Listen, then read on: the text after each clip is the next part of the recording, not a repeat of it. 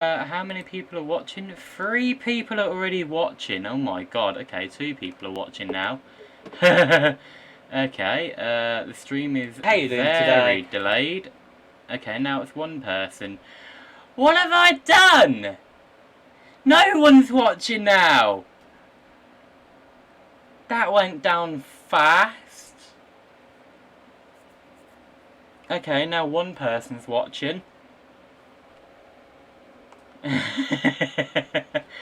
Okay, so yeah, I know I titled it playing some games and messing around and having fun, but I actually kind of don't know what I want to do. I've not long tried to put Minecraft back on here by using Steam Unlocked, which is where I got the Windows 10 version of Minecraft and Turbo Dismount.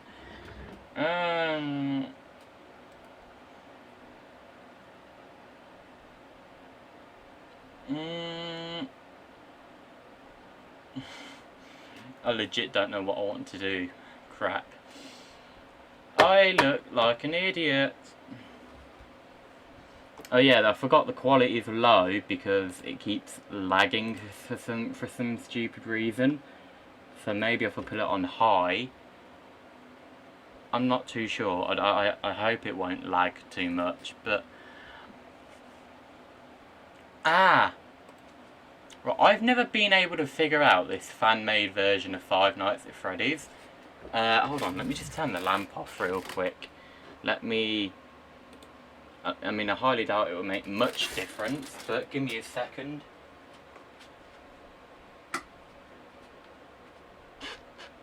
Okay.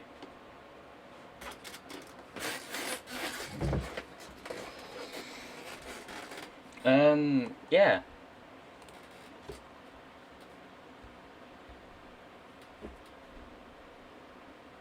Okay, that fake mouse, the computer, this Windows 10 mouse is gone. Give it a second. Hey! Actually, I'll disconnect it. Oh, it's been a while since I've done this.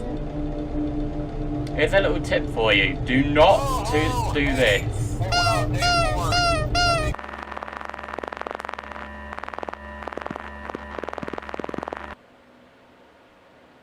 If you heard what I said, there's a little tip for you. Don't do that, because yeah, that happens, and yeah, it shuts the game down clearly. So let's open it again, and it'll go ring around the rosy, you know, again. And yeah, basically. Ring around the rosy. Oh, hey, wow, day 4. I think you can do it. Where's day 4 then? I may not be around to send you a message tomorrow. It's been a bad night. Gary! Woo! Haha! I'm kind of glad that I recorded my messages for you. So when I did, hey, do me a favor. Maybe sometime you can check inside those suits in the back room. I'm trying to hold out until someone checks. Maybe it won't be so bad. I was wondering what the hell was in the heads back there. No. Oh no. Oh, ho, ho, ho, ho. I kind of thought that happened. Let's just go straight to night 1. I can't get past night 1 because of some oxygen problem, I think it was. I don't fully remember, but yeah. Which is extremely, and I do mean it, extremely annoying. No, thank you. Is the toxic level actually going to work?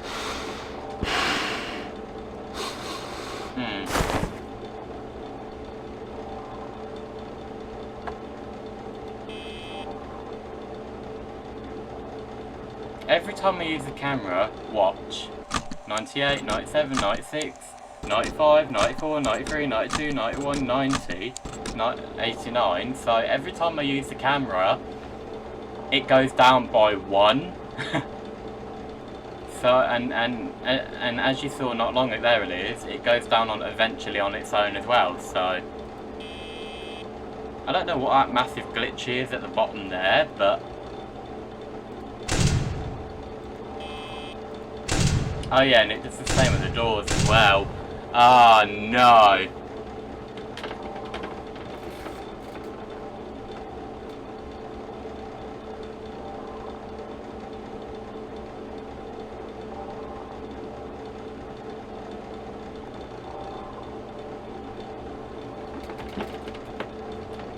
Right.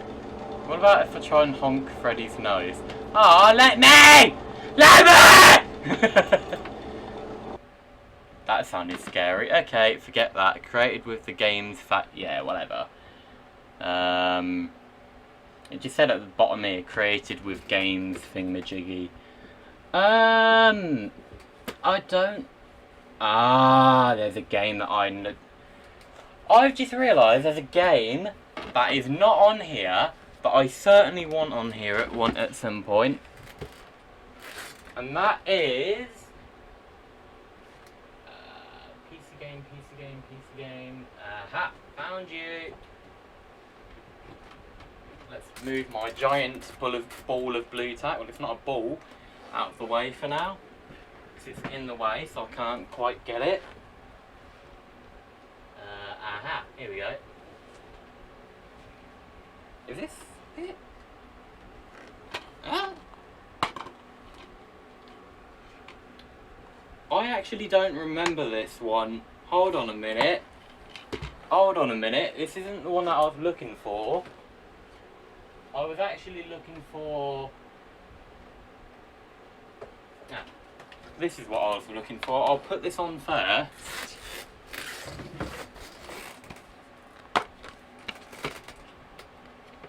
Oh yeah. I've actually got the fake disc for it. I've got the real disc and the fake disc. I actually managed to burn everything off of this disc and put it onto here. So what one should I use? Because they both do the job. I've tested them both out. Just to show that it will work, I'll put the fake disc in. Open! There we go, finally. That took way too long. God, if I do ever sell this bloody computer, I'm telling you, I'd have to let the customer know and say you have to press the button on the side multiple times to get it open. I don't know if there's sound whilst trying to... Oh my god, what's that? What is that? What the hell is that? Ew, it spit! Ew! Disgusting! That Scottish woman. Which one of you should pooed in the toilet? I mean, I know it doesn't say that, but you know what? I don't care.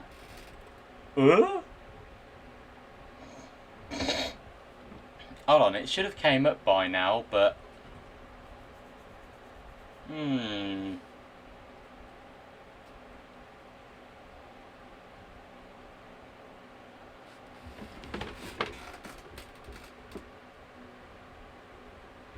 Hold on a minute.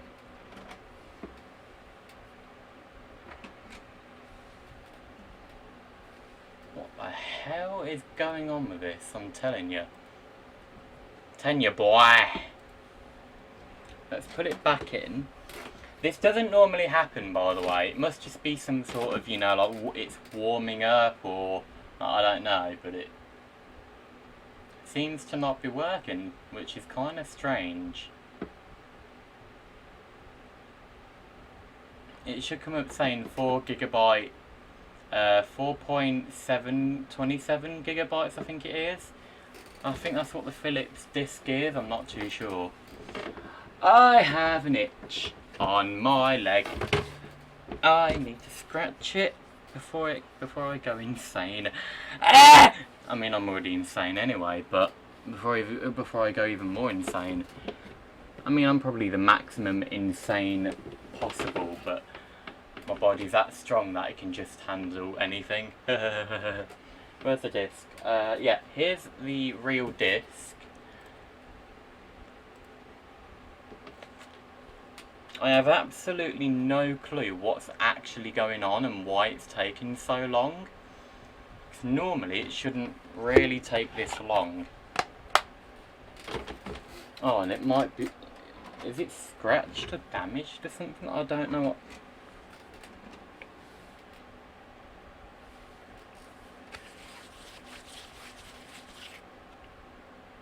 Oh, I've just put more dust on it. What the hell?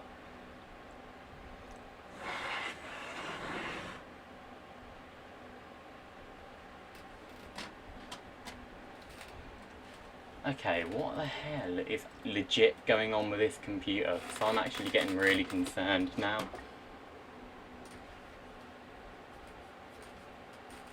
And it's like just this computer for some reason. Like, I don't know what's going on and why it's taking so long to load it.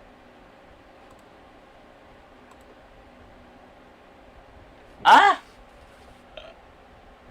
What? Why is it doing that?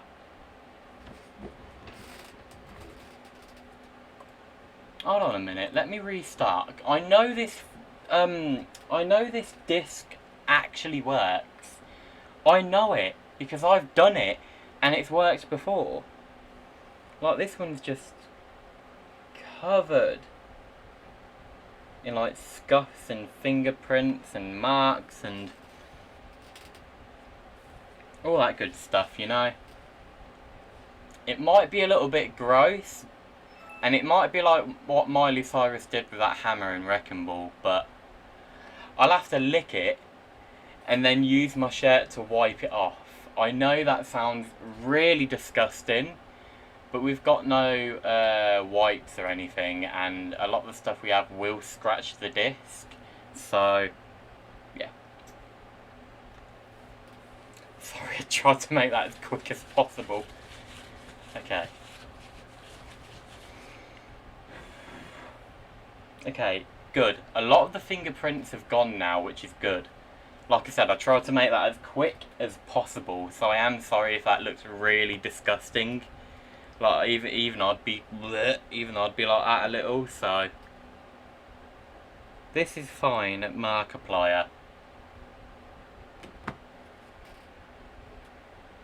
Ooh. Oh no, my nose just booped it. Boop!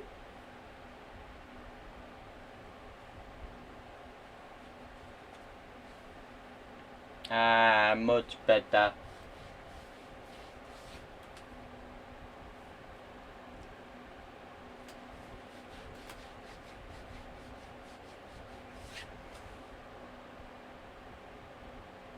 Very good, much better. I sound like Buddha. I don't even know what I'm doing, I'm sorry. I'm sorry for everything I've ever done, I'm telling you, on this bloody channel. I've really embarrassed myself throughout the years on this damn channel.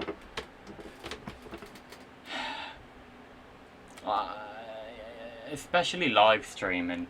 So, you know what? I don't care. As long as I love it and as long as I'm enjoying myself, I'm going to continue to embarrass myself on this entire flipping channel. Basically like how all the other YouTubers are doing it. Like Jacksepticeye, Markiplier, screaming, shouting, sleep is for the weak! That's a Jacksepticeye one. Yeah. Without them, I probably wouldn't even be doing this YouTube stuff by now. So, you know what? Let's open this again. And, yeah. Like, you saw how quick it loaded just then. So, I mean, that's the internet thing. Hey, there we go. 289 megabytes. Excuse me, I have the official one here. But this isn't the official one, obviously. Wait. What? It's actually acting like the official one now. Oh, here we go. Oh, 4.37 gigabyte. Okay, I see now. Yeah, you can see there's a ton more space, and that's not the right format for the CD, but still, it works. Unlike the official one, which will just pop up as a little square thing, You actually have to click on it and then install it like that. You have to like manually open it, which you know, 2004. Yeah, normally this would come up. Look, I'll show you. If I take the fake disc out and then put in the official one. Look, here's the fake one. You can tell where the little line is. You can tell that's like 280. What was it? 286 megabytes or whatever.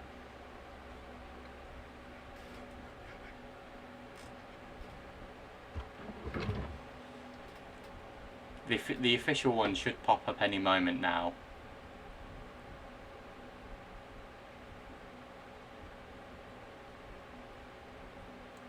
Maybe down here.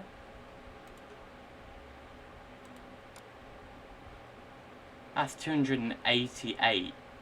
Wow. Why is it not popping up? Normally it would just pop up, wouldn't it? That's strange. Why is it not popping up? Normally it would just pop up here, wouldn't it? Surely. Unless I'm getting confused with the SpongeBob SquarePants one I did a few years some time ago. Let's try again. I still have the fake one here.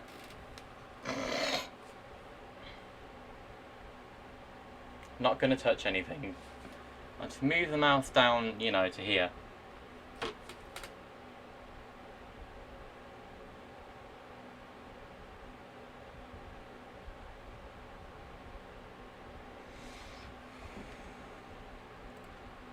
That is strange, and why it's not popping up. That should have popped up. You know what, I've got the official one in, let's just, you know, do it normally. Autoplay, yeah, all that good stuff. Open run, yeah. Yeah, auto run, so it should have, you know, came up. Install now. Yeah, launching installer. You know what, actually, no. I am going to do it with the fake one, just to prove that it is easy just to copy and paste everything onto here. So, yeah.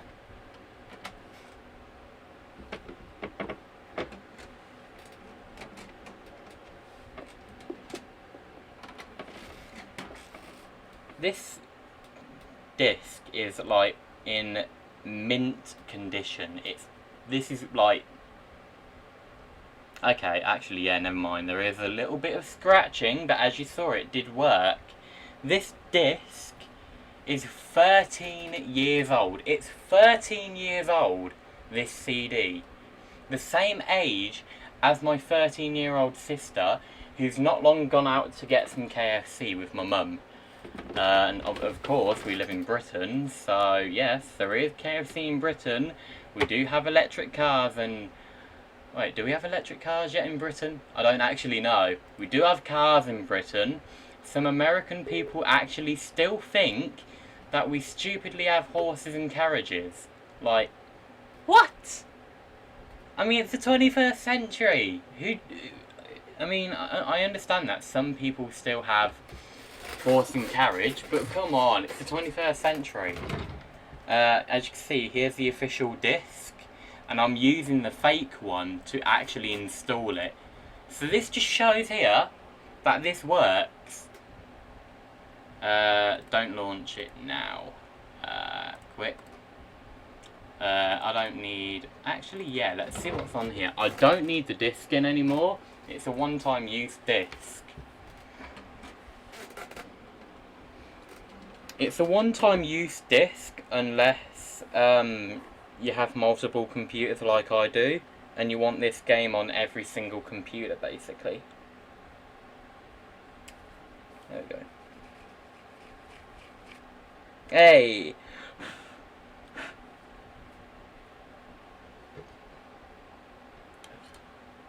So yeah, I'm going to put the official disc above, and then the fake disc underneath. I just fingered that. Right then. Ah, please say this website is still active. I will be happy if this website is actually active still. Like, I'd be very surprised since this has been up since 2004. So let's copy and paste it on. Can you hear that? That's my foot clicking. Woo! Come on, be up. Official EA site. Hey! Stood up!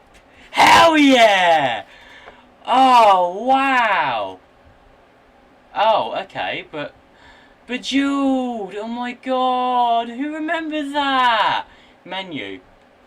Games. Let's see what games they actually have. I will burn some of them onto a disc if I have to. Bejeweled, okay. Plants vs Zombies, which I'm not really a fan of. Bejeweled. God, Bejeweled, like for real. I'm surprised that's still a thing, really. They're mainly just doing Plants vs Zombies now, which I've not been a fan of since the beginning of it, really. No way! 2012? Bejeweled Blitz? Okay, what's the Bejeweled above here then?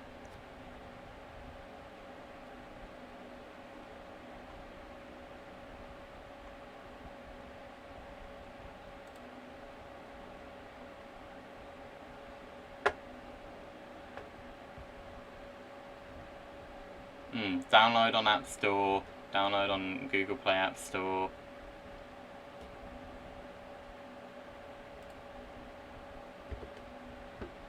Officio shite.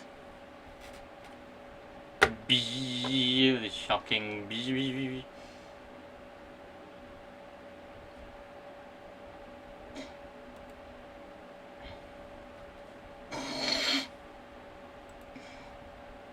Oh, Jesus Christ. Okay, hold on a minute. So, what if I go to the Bejeweled Stars? Is that for computers and Bejeweled Blitz is for the iPhone and Android devices, I guess? I don't actually know.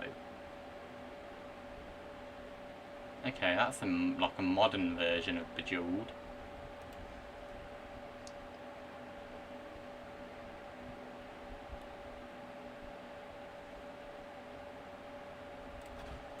Okay, let's go on here then. Play now. Ah, can I not actually download it? I know we used to have it on disc at one point or something like that, on a CD.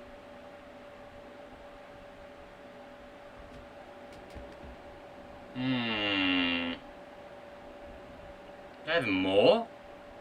Oh my god. So why would I want to sign up just to play a game? Oh, that's boring. Let's just delete it. But yeah, I've put both the discs away, and you don't even need the discs now. You could just load it up and have fun. So yeah, unlock Spun. Hey.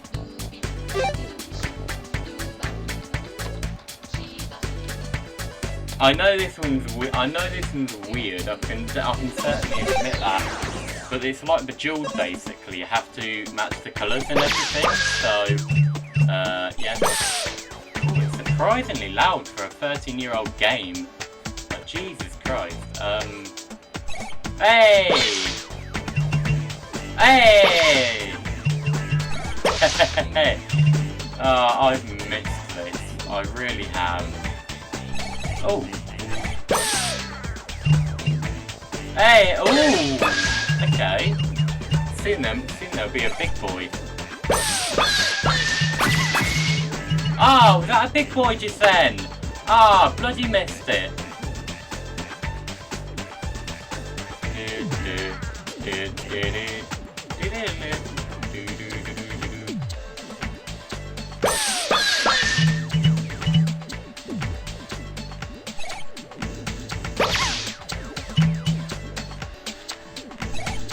Hey, there was 4.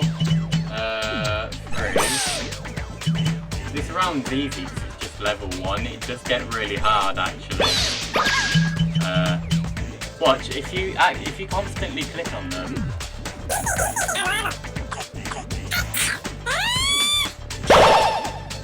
Ah, that popping was loud. Look, if you leave the cursor on there, if you leave the mouse on there, look, I'm not going to touch it. Watch. It would get angry and then it would chuck it to someone else. Look at that. Look, how cool is that? That's so cool for 2004. Like a year later, after the remake of You Spin Me Like a Record was made. Wow. That's cool. Like, that is really sick. I still find that really cool for a game that was made in 2004.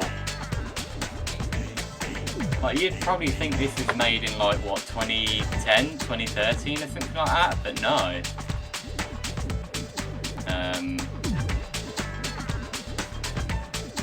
Oh, there's too much in there. I don't see any more. Can anyone else see any? I legit can't see any more. Oh. Oh. Okay. Once that fill up, all these eyes that are going in, they'll go bing, and they'll just pop out. You'll see it in a minute. 4. Yeah, what? You see, all of them just went out then.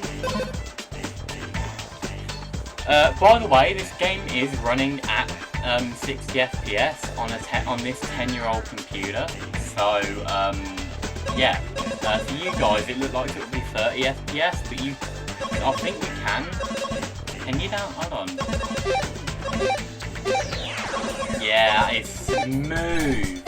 That is smooth for a 10-year-old. No. For a 10-year-old computer and for a 13-year-old game. The game is 13 years old, this computer is officially 10 years old, and it's running at 60 FPS.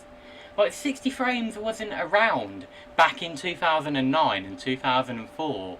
It was pretty much either like 25 frames, 30 frames, maybe lower. But yeah, that is cool. That is so cool. I want to see if you can download it. So let me just copy and paste the name, because I don't actually know if you can actually download it still. And Chazard Deluxe on Steam. Shut up! On Steam. What? What? How much is it? $4.25? Are you for real?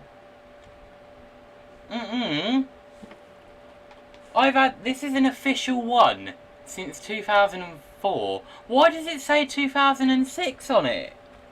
Let me look at the actual disc. Hold on a minute. Right.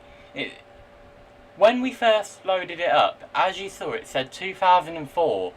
On here, it says 2005. On here, this disc says 2005, but it says released August 30th, 2006. I don't know which one to believe. I feel like I should believe the 2005 one. So this is either the same age as my sister, or a year older than her, which is insane to think about. Absolutely insane to think about, like, I have to admit. That spins so easily, like... Ah! Don't break the microphone and the disc! I'm putting this in here ASAP, yeah.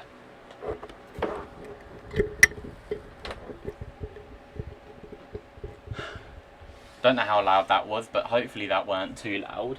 Right, let's look at this strange one then. Oh, it has Pac-Man! Oh, it's got Pac-Man! And this disc thing keeps coming out. It's scratched a little at the top. Oh, that is not in good shape. That is certainly not in part number ESS 267. Windows CD-ROM.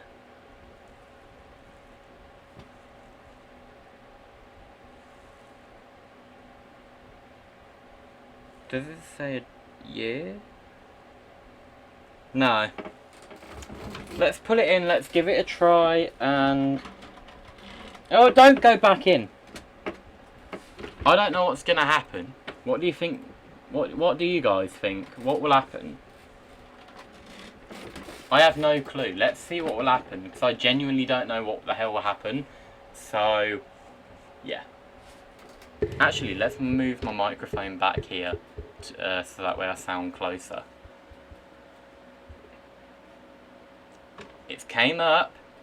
Yeah, that's the correct format. CDFS. Right.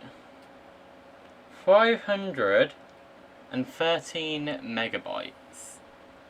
If this disc doesn't work, I am going to try and find a downloaded version online and burn it onto a disc, onto a fresh, brand new disc. I don't think this is going to work. I really don't think this will work at all, because of how scratched and damaged it really is.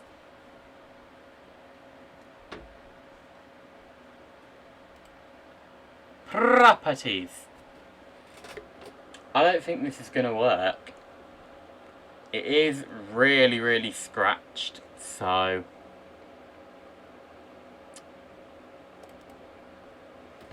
Oh, that's so disappointing. That is really disappointing, actually.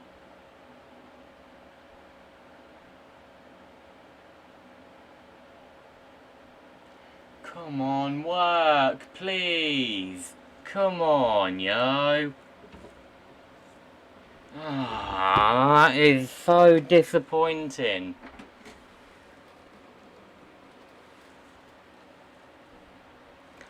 There are a good few scratch marks, but I'm going to try and, yeah.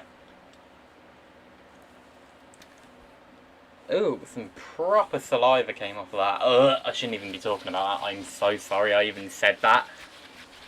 It's still trying to do it, even though the disc isn't in there anymore. What the hell? Whoa! That has a proper stench to it now. I actually kind of feel lightheaded. I'm sorry.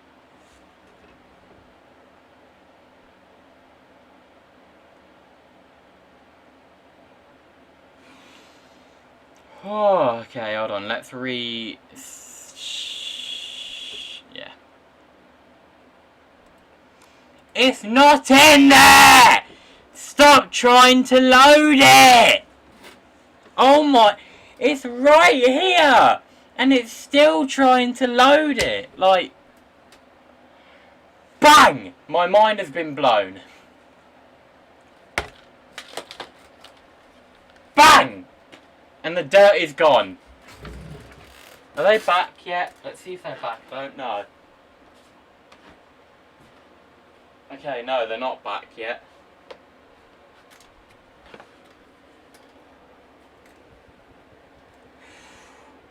I've made this very, very wet. Like, I have all the windows open, two fans. Well, technically 3 if you include this little USB battery powered one. But 2 fans, and it's still really hot in here. Hold on a minute, let me open this, like, fully.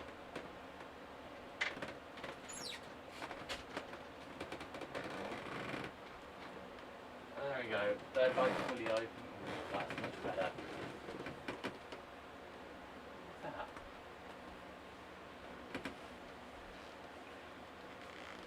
Let me try and just get these a bit higher. They were meant to be like tassel things coming down so I could tie it up, but they were that small But they actually got caught and stuck inside here. There's one around here. Is it around here? Can't tell. Yeah, it's definitely around here. And then where's the other one? I can't feel the other one. I actually can't feel the other one. Oh, is that it? Oh god, that's gone really far back. Oh, it's made a huge difference opening that all the way. Clearly you won't understand what I mean, but one of my windows, it actually has a little latch on it, so when you open it, it will open about that much with the latch, but when you unhook the latch, you can open it all the way. So it's like one of them escape windows if a fire ever happens or anything, so yeah. Oh, that's made a huge difference, I love it! Yes, mate! Hell yeah! Seriously, that actually feels really good. I'm gonna turn this around actually, because it's soaked right now, so I shouldn't even be saying it, but yeah, I'm gonna turn it.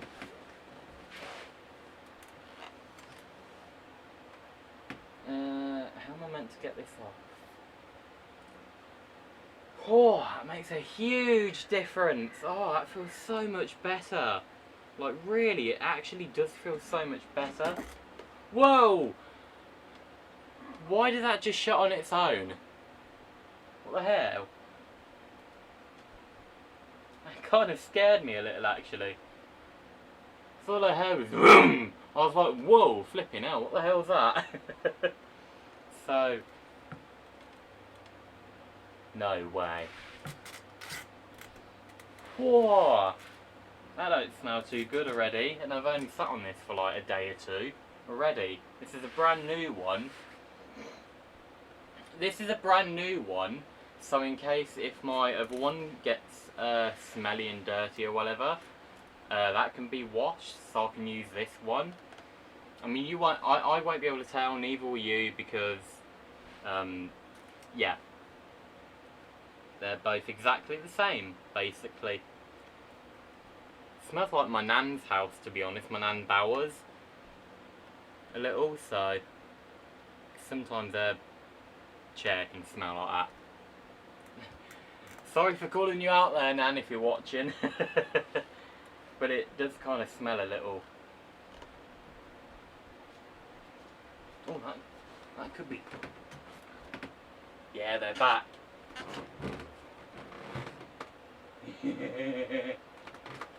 They've seen me. They can see me.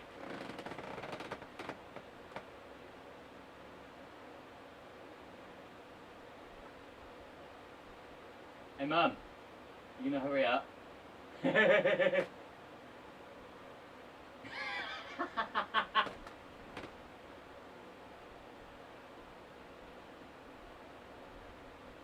You're going slow on purpose, aren't you? What? Oh. Yeah, I can imagine she's putting it on purpose.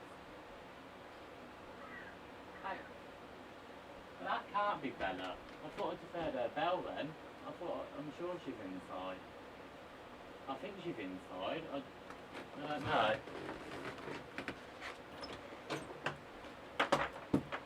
Yeah, she is. Look, she's here. Just fucking stairs.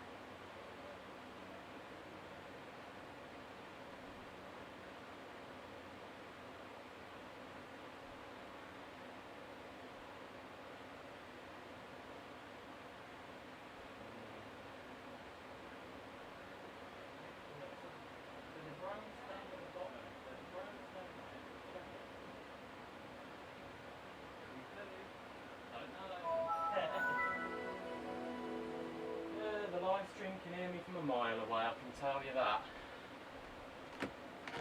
Oh, lovely and cold. I said we got KFC and I officially meant it. Okay, let's tie this up now. You see, I'm just chill, just natural, as some people like to say. I'm just natural. Huh? Why is the internet taking ages to connect? What the hell? I mean, this computer is absolutely amazing for how old it is, but come on, hurry up, will ya?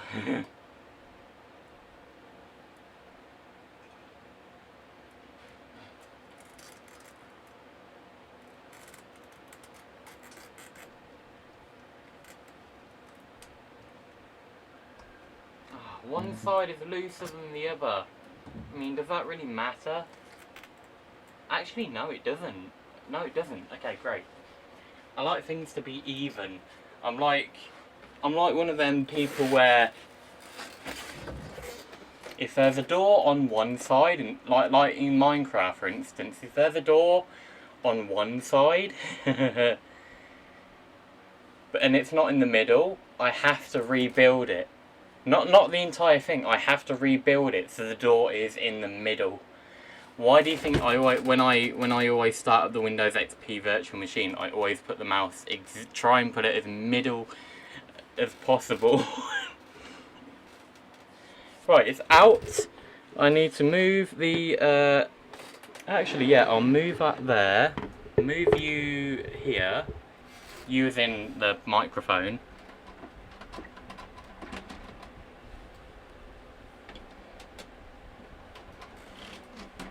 Put it back in. Where's the drink? I need a drink. Ah.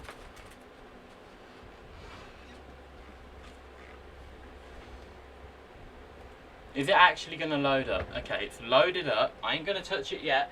I'm going to fill this up and I'll be right back.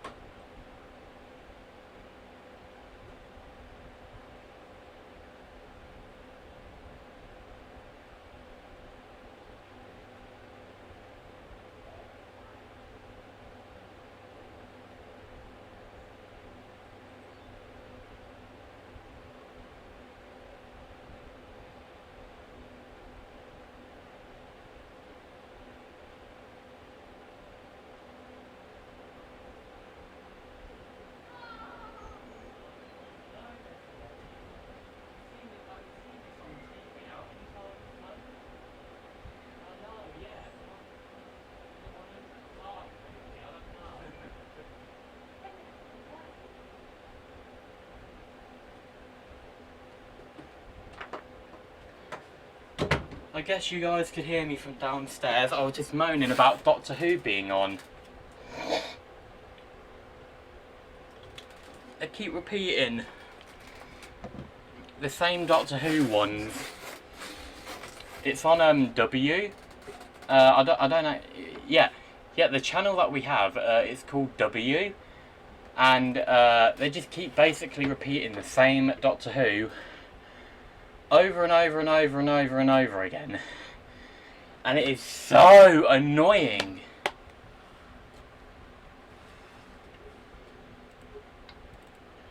No, no.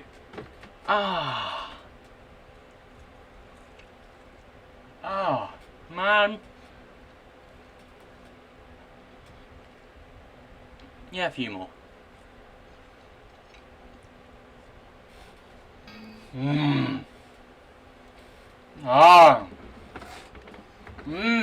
so good. I mean,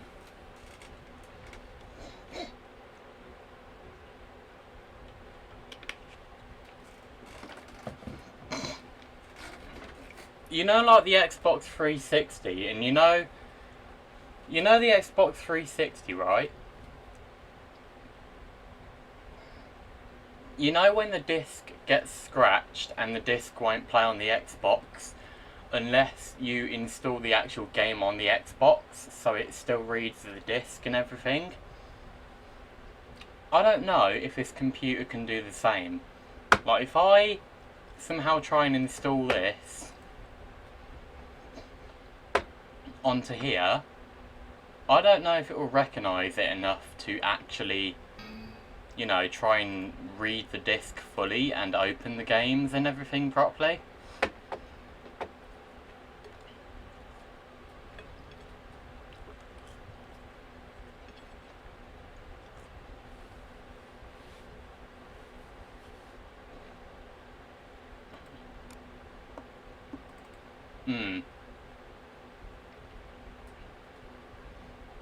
If I couldn't,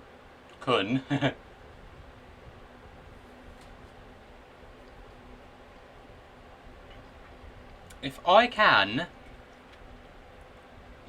copy all these onto a blank disc,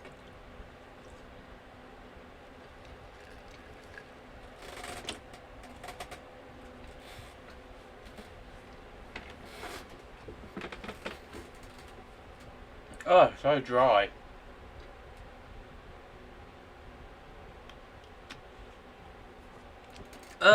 The water's actually getting stuck in my beard. That just shows that my beard is getting way too long. And it needs cutting.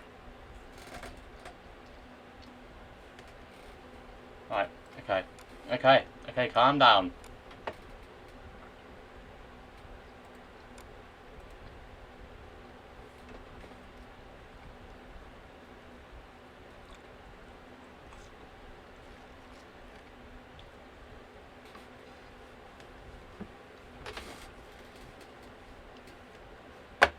Why couldn't KFC keep the skinnier chickens?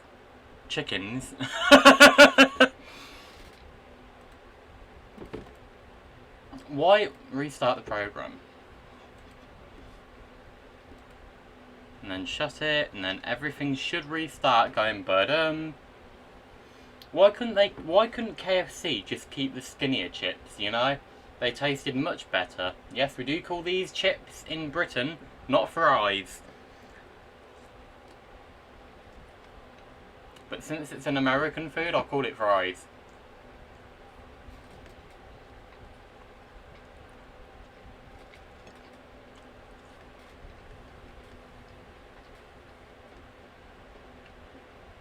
I'm actually circling around where the scratch mark is on my over Windows 10, and it's around about there.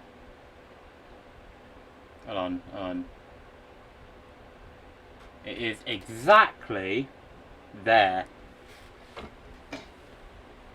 That is where the scratch mark is on my Windows 10 computer.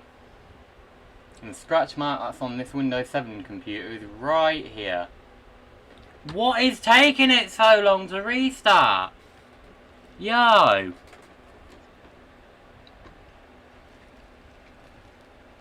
Yo, look at all that salt.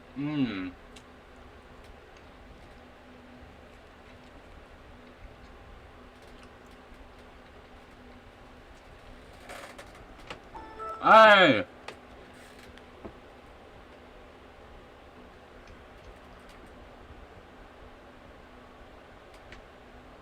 No way. I was gonna say, no way, that's another bloody scratch mark.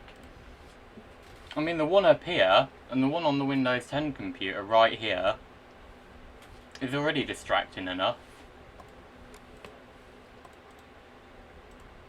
Let's open this, try and copy all these.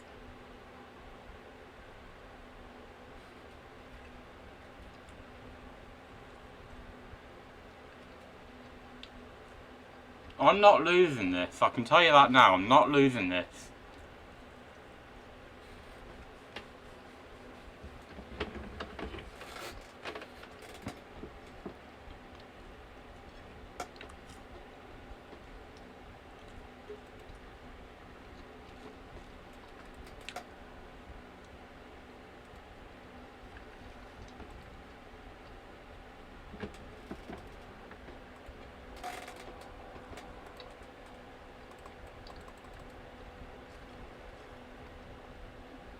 Oh, these ones do actually taste like real potatoes.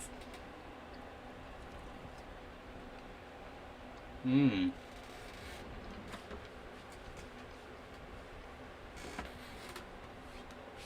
Who needs a fork and a spoon and a knife when you've got all that with your hands? You can rip it, you can bite it, you can scoop it up and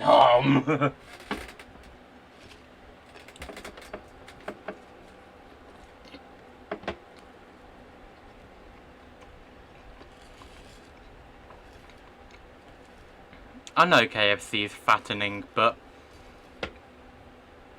because of what I believe to be my autism,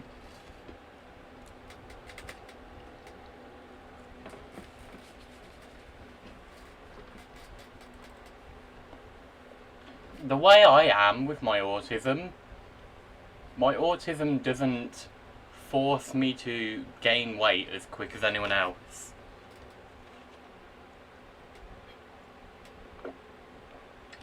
If I didn't have my autism, my mum's told me before, she believed that I would have been twice the size of what I already am. So my cheeks would have been about out to here. I wouldn't be able to fully pull out my desk thing, the drawer on my desk, because my stomach would get in the way. And just, yeah.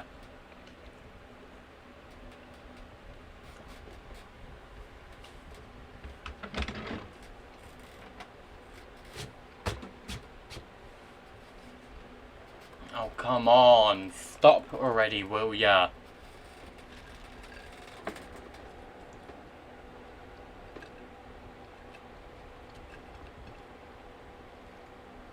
There's nothing better than fresh, warm chips.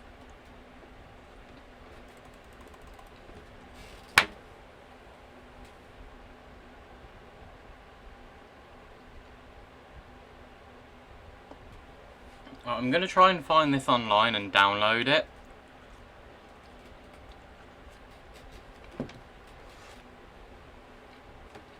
What I'm going to do is I'm going to take a picture of all this DLC stuff here. Just so when I do download it, I can make sure it's the right one. There we go.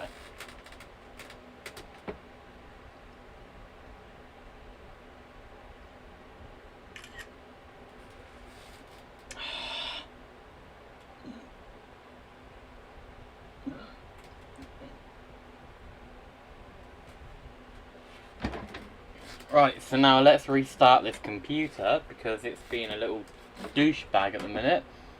So I'll have to hold down the button, and then off,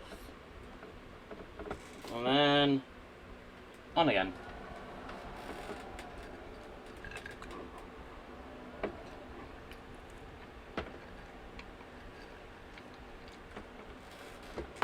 And boom. And boom. There we go.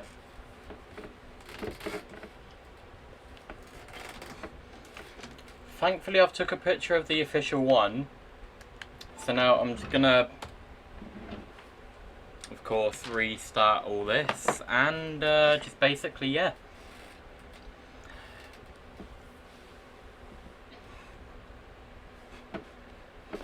These are little chicken bites here. If any of you have had KFC, don't you agree that these taste a little spicy?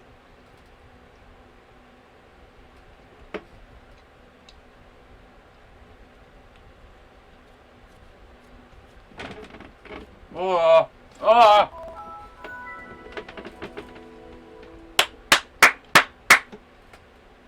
There's a spiciness. Still got that spiciness, without a doubt.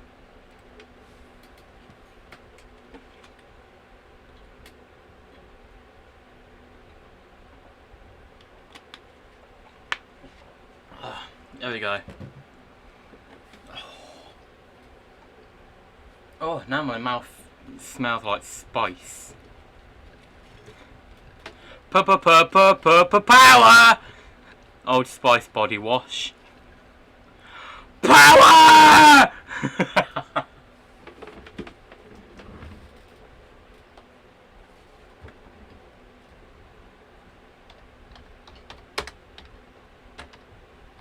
Over 200, come on. Over 200.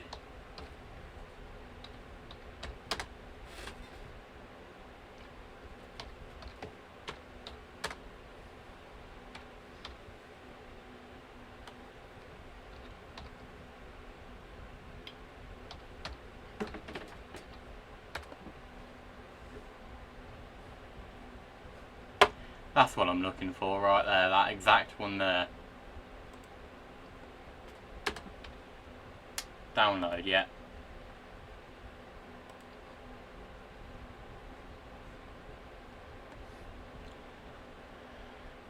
I want to download the ISO for it and everything.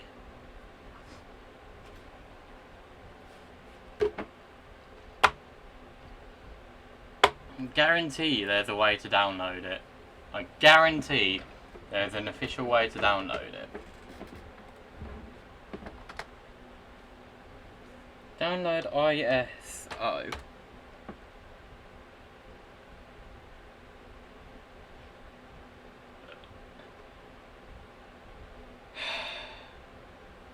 So it says PlayStation, but it might come up.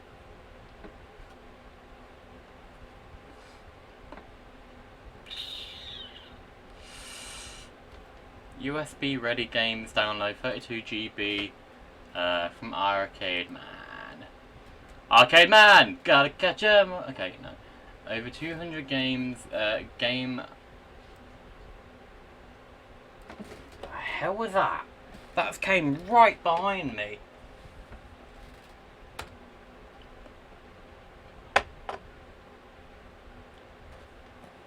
Let's look at the actual okay, where's the disc? Where did I put the... There it is, I chucked it over there.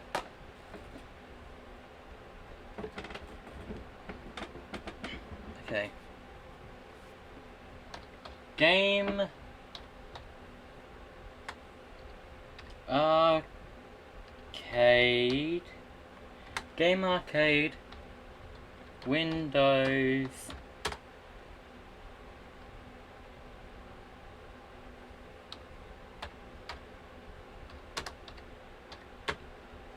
Windows CD-ROM download, yeah.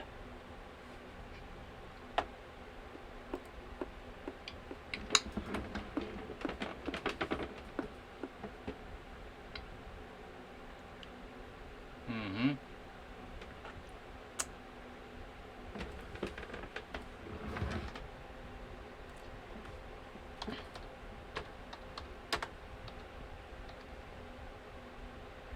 Oh. Come on, is that it? Yes, go, go, go, go, go, go, go. Come on. You better show it, boy! Come on. I've used this website for the, how do you say it? Kellogg's Crunchy Nut Thingamajiggy? Games Arcade.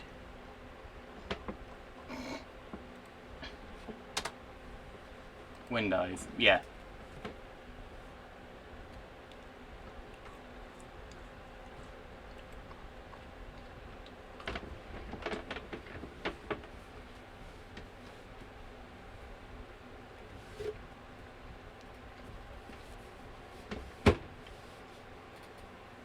Ah, come on.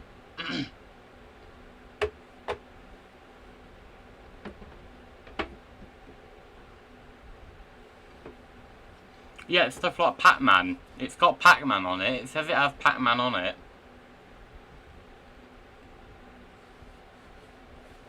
But I want to download the full ISO, the full game and everything for it. Windows 3.1? Jesus Christ, oh man.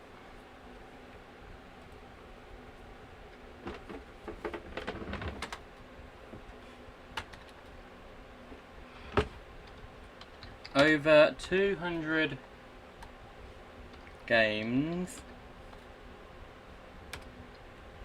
Over 200 games. Let's try that. I highly doubt it'll work.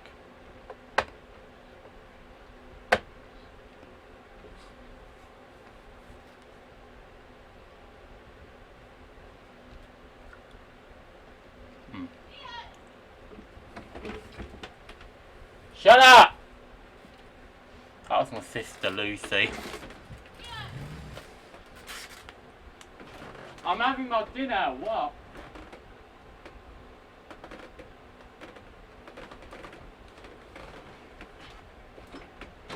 Hey Mum! Lucy's outside with Blair.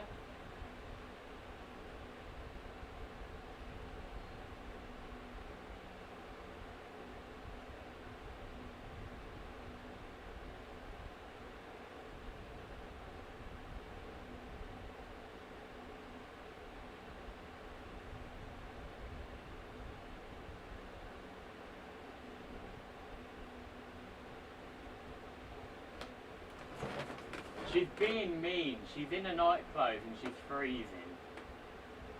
Yeah. You gonna see her then or what?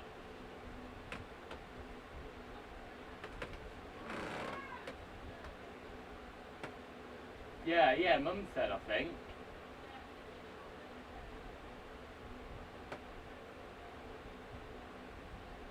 Yeah.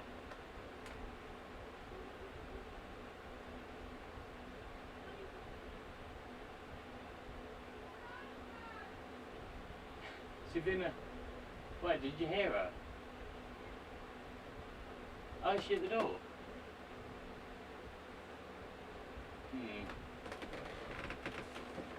Oh, God.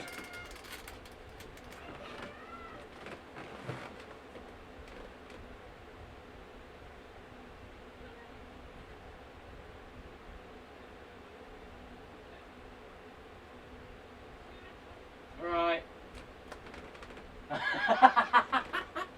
Oh my God. She's eager.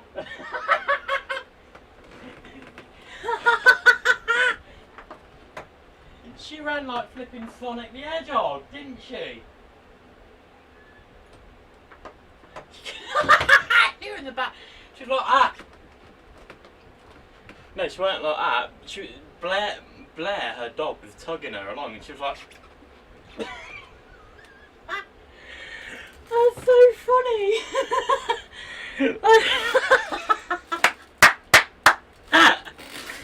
Oh my God, I think she only called because I've got the window wide open.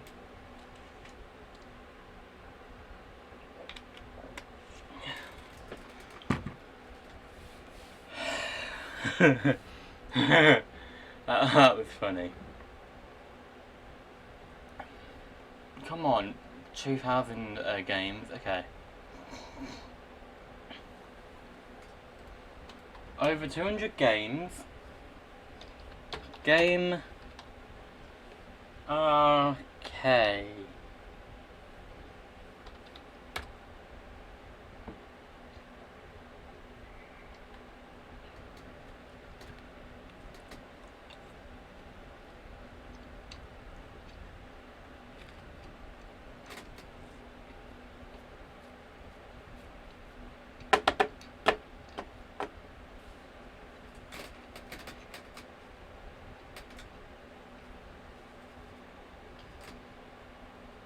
Where is it?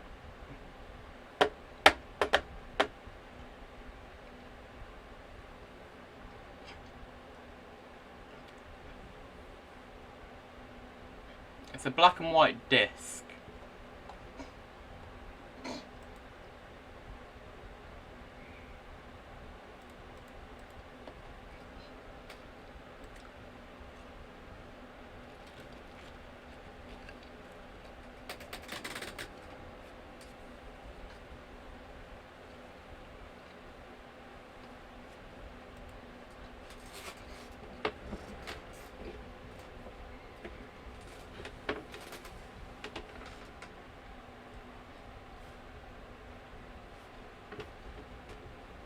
How about, okay, hold on, how about... There you bugger. Hey, you... Bleh! It's by force. So let's put... Game Arcade... Star Force? Is it? Star Force... MU... Is it? MU... LT...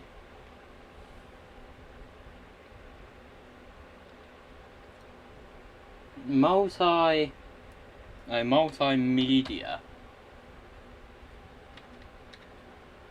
So EDIA. Download, yes. Come on, yo.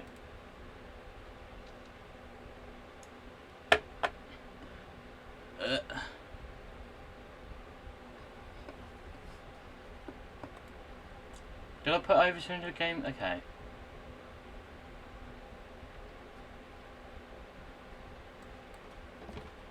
Over...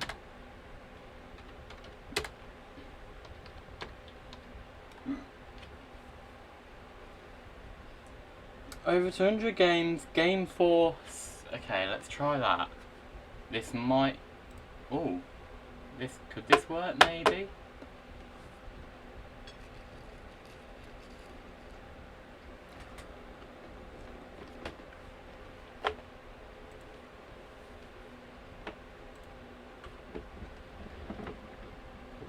Really?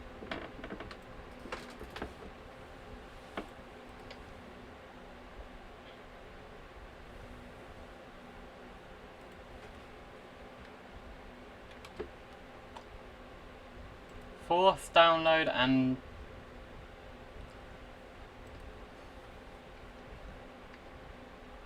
GeForce? No.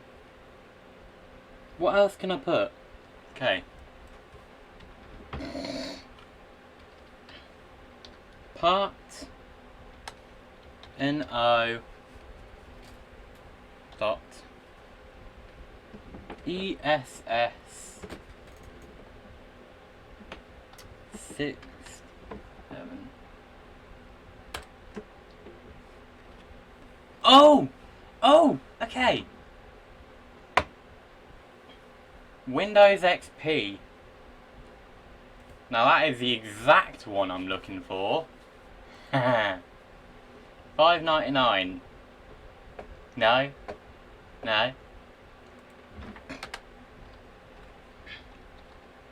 Download? Come on. You have to let me download it.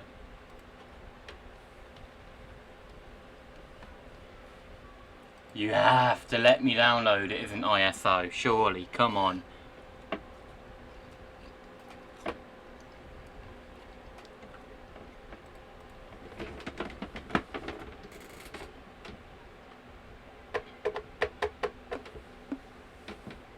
Oh, let's go back to that. What was it called? I think it was on here. No. Was that my sister again? Jesus Christ, she's loud.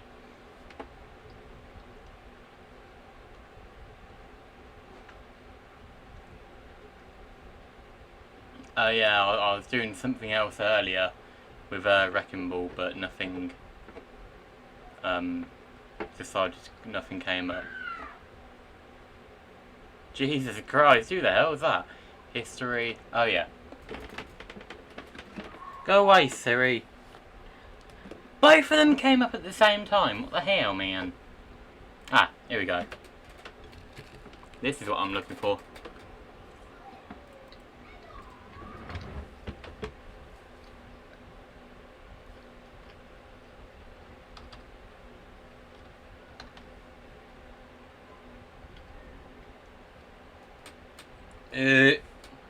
If I put that,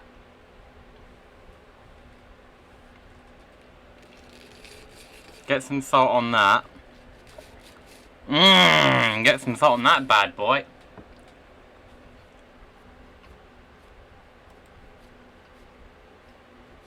Ah!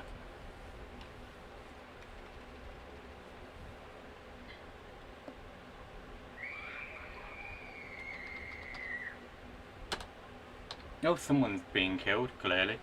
Part number...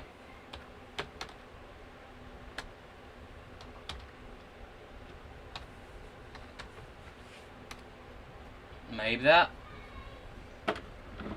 Show up with something. Anything, come on!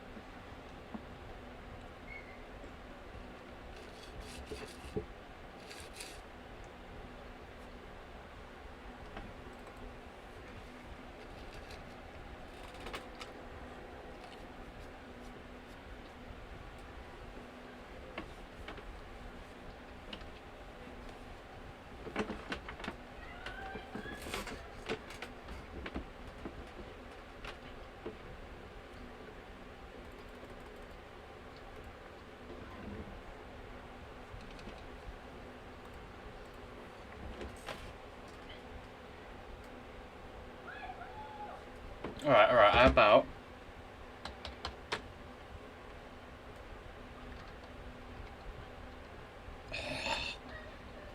forcemm.co.uk.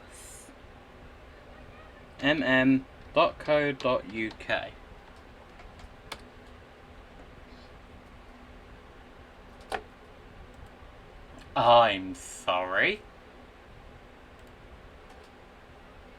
www.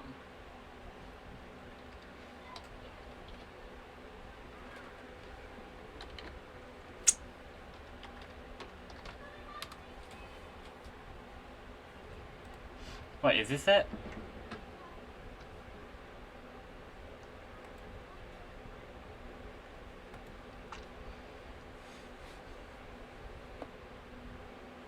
This is a virus waiting to happen here. I can clearly see that. Why does it have addresses, by the way? Unless that's where they're located. forcemm.co.uk, yeah. That is definitely correct. Correct.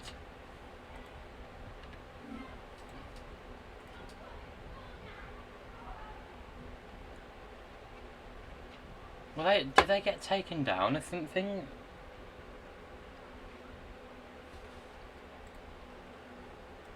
Let's try it. Ah, no, it's .co.uk. It actually is .co.uk, I can tell you that for a fact. Wait, or unless they changed it. Unless it's .com now instead of .co.uk. I don't know.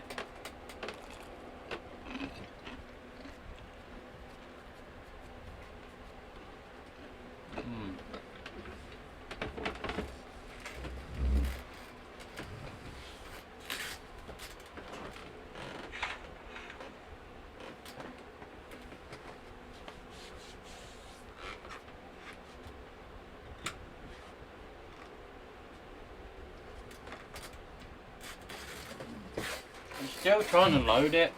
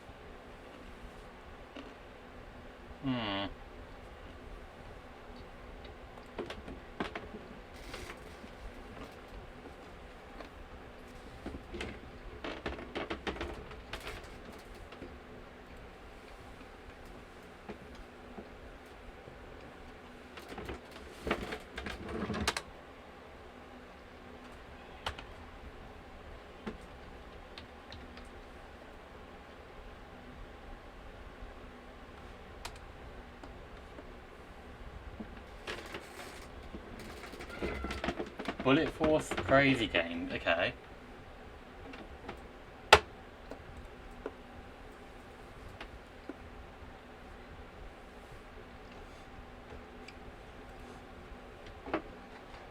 I must have a rare disc then, because probably a few of these might have not gotten sold. And over time it must have just gotten really scratched and damaged and everything like that. Open, there we go.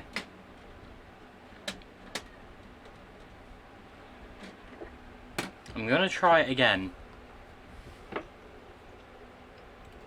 I'm gonna try this again. Hopefully it will work.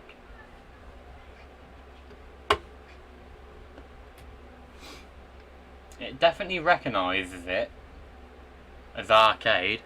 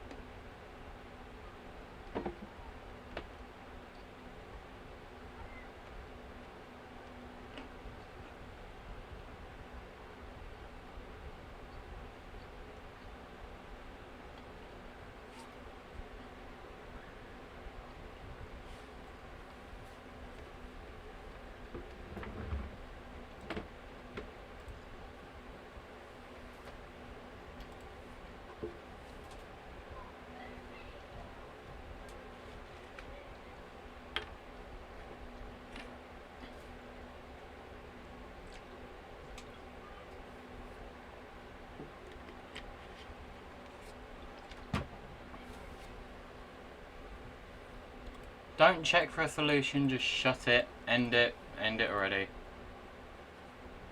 Okay then, thank you, I guess. Come on! Not again.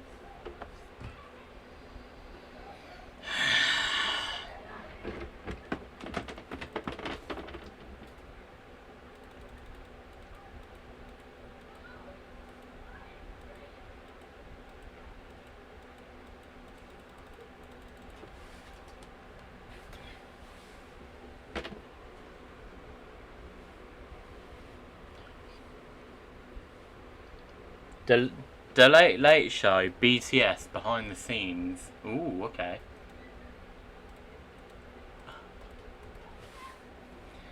Are you really not? Do I have to restart this computer again?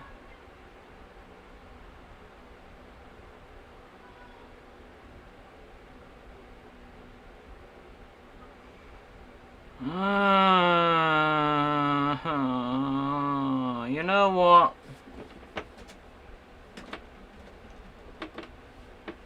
I'm not trying it on this computer because this computer's doing the live stream. So I'm gonna do the one I'm gonna bloody do the one behind me and try to see if this will work on that instead. I'm not giving up. I'm not giving up. So I can't find it, as you saw.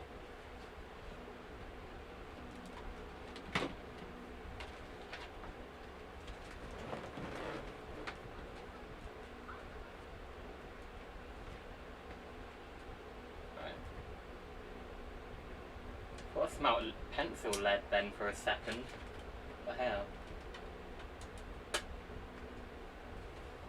Come on, you can do this.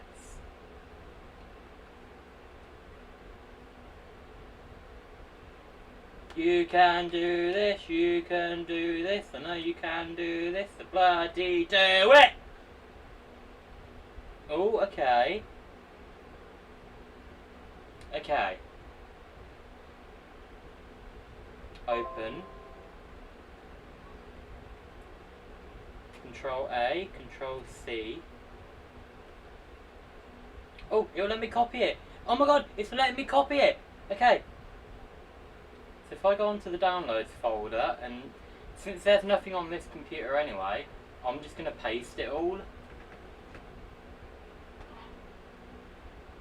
You can't see it, but it's working.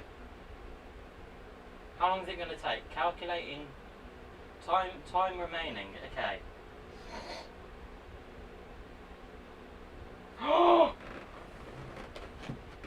I'm not touching that. I'm not touching that because that's very delicate and it easily disconnects. I am not touching that now. Time remaining. How long? 12 minutes. Hell yeah, boy! Get it, Windows 10! Get it! Yes, mate!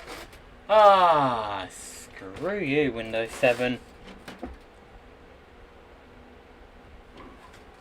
Right, I'm logging it off. I'm not going to touch the button now.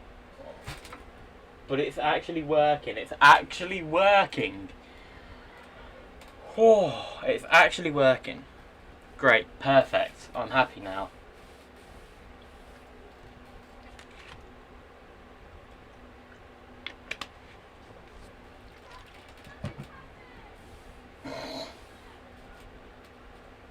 Ow! You know what, I'm just going to hold it for longer and just turn it off. And off. On again. It will say logging off for you guys, but it's a black screen for me, so give it a minute. I've nearly had my entire dinner, and you guys have watched me eat almost my entire dinner.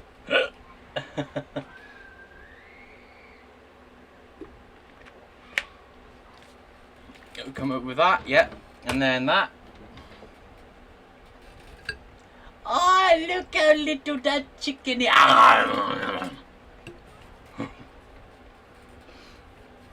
Ow. Ah.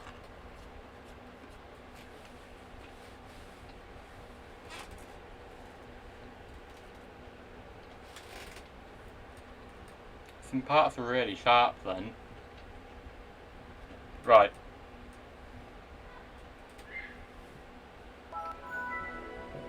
I'm going to check on the time, see if it's any different now.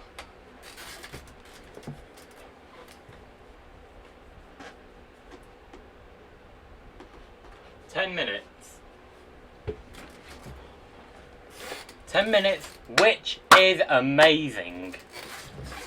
10 minutes, great, perfect.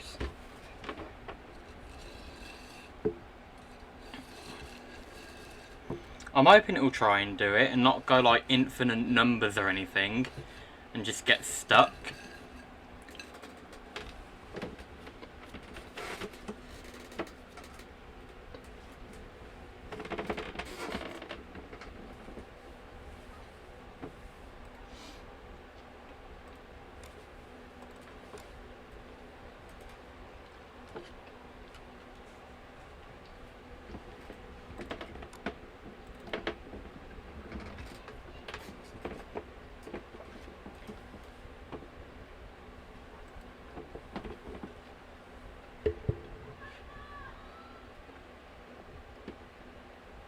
Come on, Turbo Dismount, hurry up!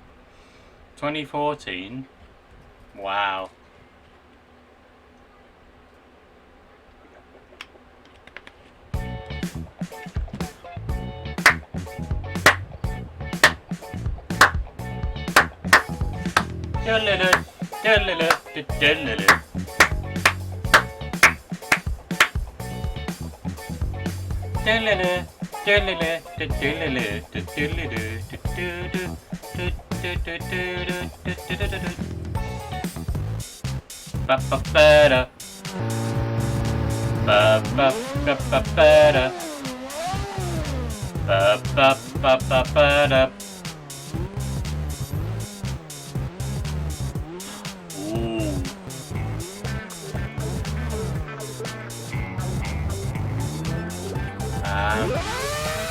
Yeah!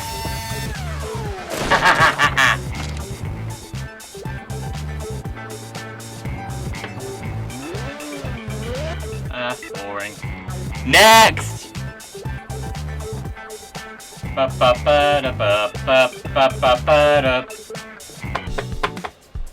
Oh, I love this one.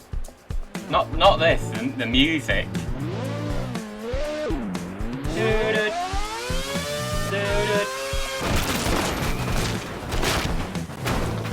Wow.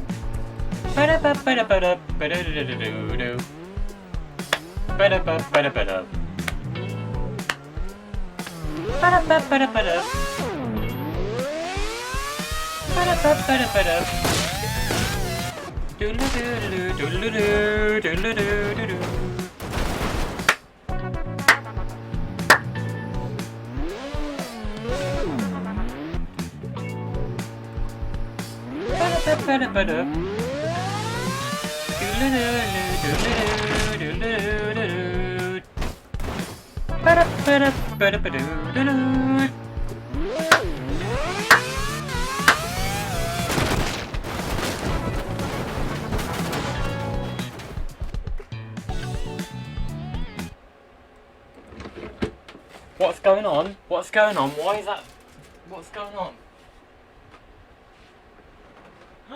No!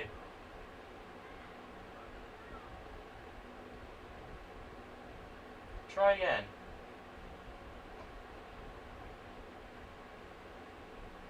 Come on, keep trying. Please keep trying.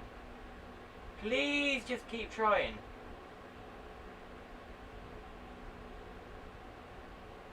Oh no, no, no, no, no, no, no, no, no, no. No, no, no, no, no, no, no, no, no, no, no.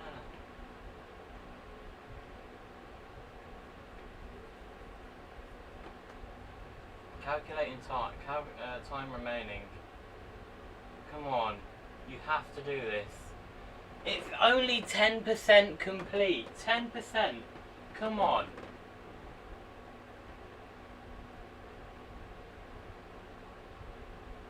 Come on. You have to do this. I'm not giving up.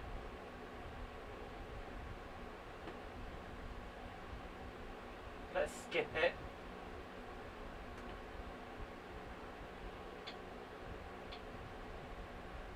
Oh, if the setup completes, then it might not matter as much.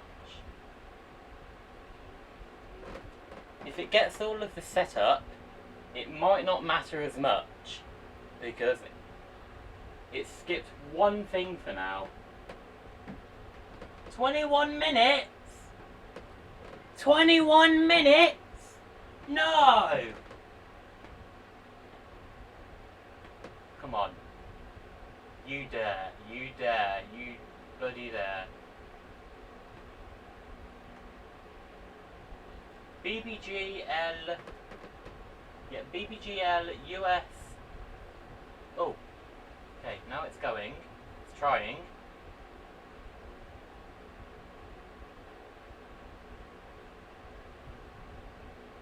$680 kilobytes, 0. Come on. It's struggling, it is really struggling. How much percent? 14%, 14, okay. I had to skip over one thing for now. One thing for now, so hopefully that doesn't matter too much. I'm praying to God it doesn't, but I'm nervous. I'm genuinely getting a little worried that I might not be able to, you know, get it up and running. I want to know what's on it. I'm very, when it comes to stuff like this, I'm very nosy. But you know what? I wish I had the camera behind so I could just see what's going on at the minute, you know? And I'm not touching it, I'm not moving it because it can easily disconnect. I'm surprised it hasn't yet.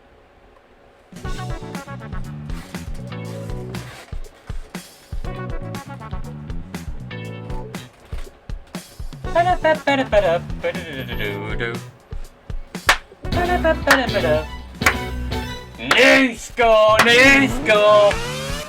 Haha.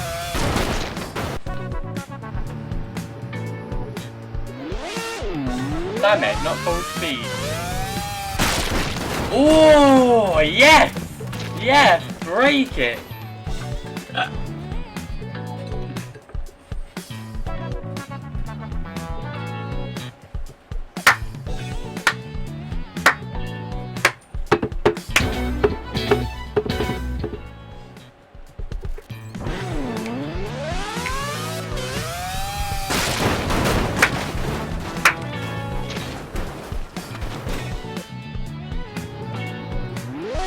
Ah! Oh!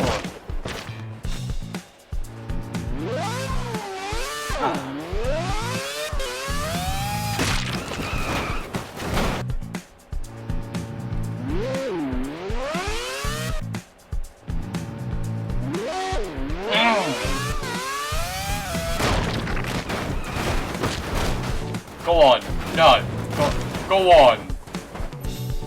Ah.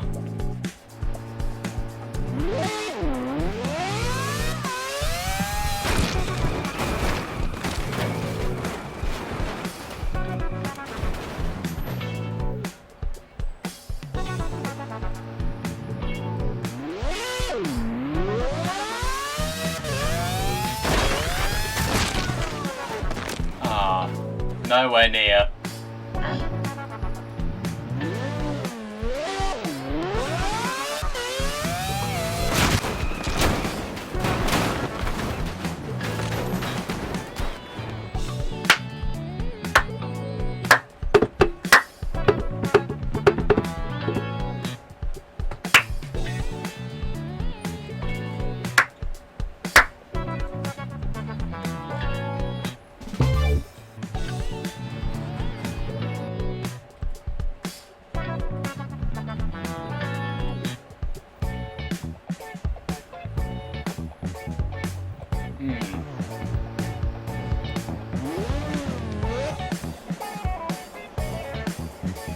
I have a little cheatsy at my sleevey weevy.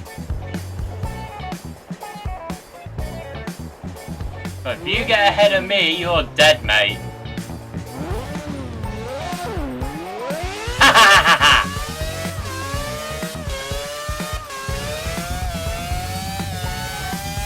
Yeet! Oh, yeah! That is cool. Ow, Jesus Christ. Loud noises. Ba ba ba ba ba da ba ba da da da.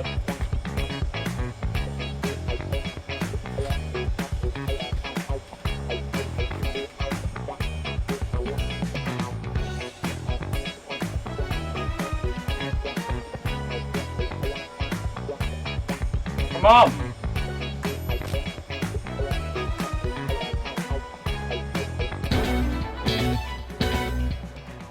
Oh, I'll do you one.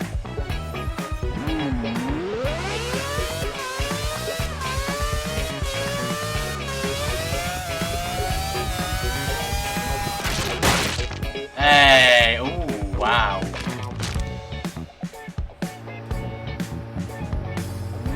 I want to try it without them first.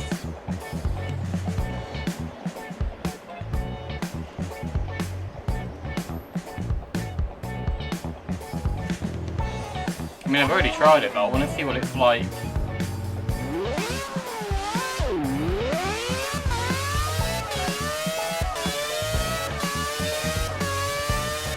No chance!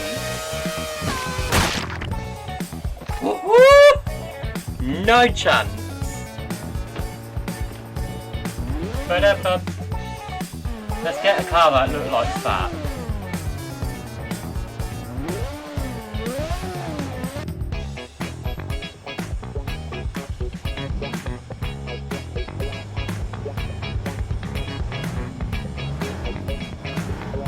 I want it to be a fair match.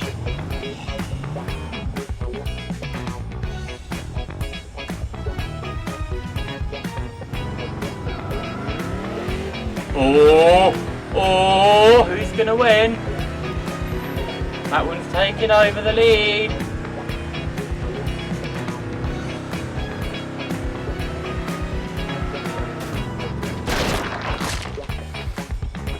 I have a little cheatsy at my sleeve with me now, eh? I certainly do. Dooey wooey. Louie pooey.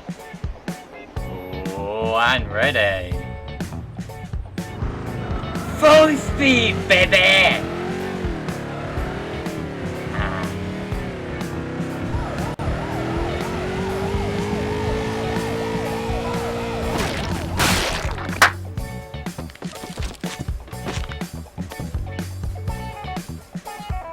Ba-da-ba-da.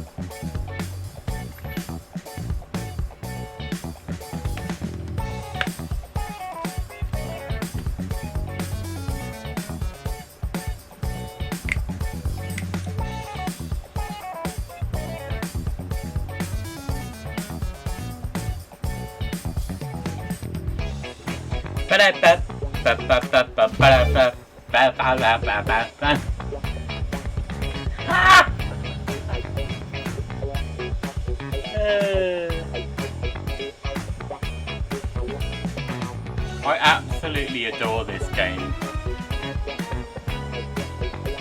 Skid marks.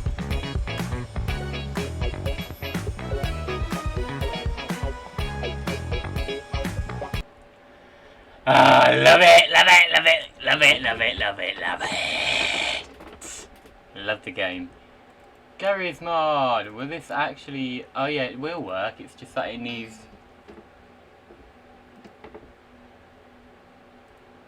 Oh, wrong one. I was going to say then. I was going to say, why is it not working? Oh, that got me a little there, didn't it?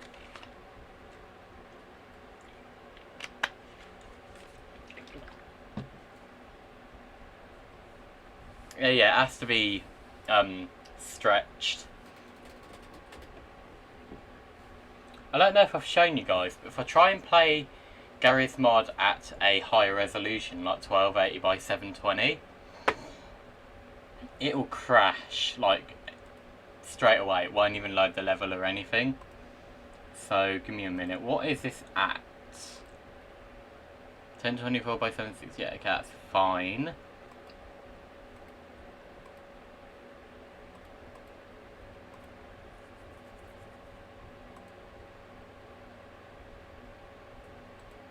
But what? Ah, so it's like in between. Ah, it's like an in between thing, majiggy then. Okay. Nope. Nope. Let's go on.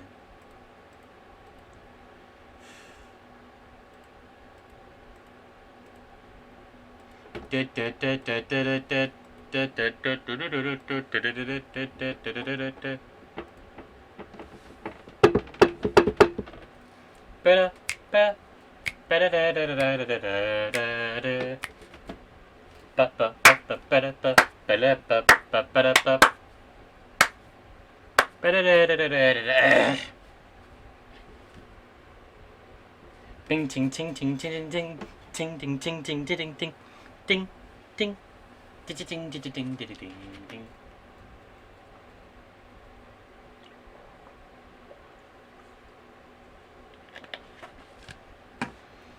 The only reason why I like Turbo Dismount a lot is because it's a ragdoll. It's not, you know, an actual person, unlike Happy Wheels, where there's blood and, you know, guts and all that.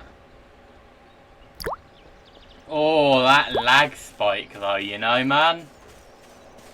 128 people, this is what it'd be like.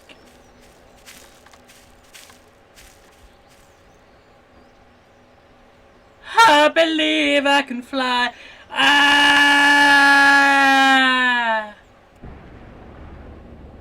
Oh. Ow, my eye hurt for some reason. I believe I can fly. Ah! Ooh.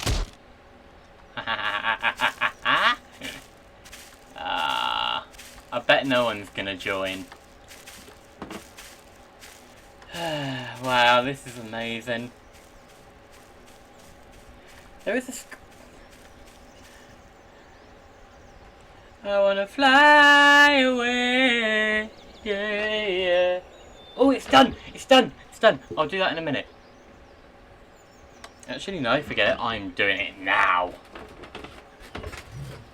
I'm gonna see if it will load without a disc first, and if it can, amazing. If it can't, I'm gonna burn it onto one.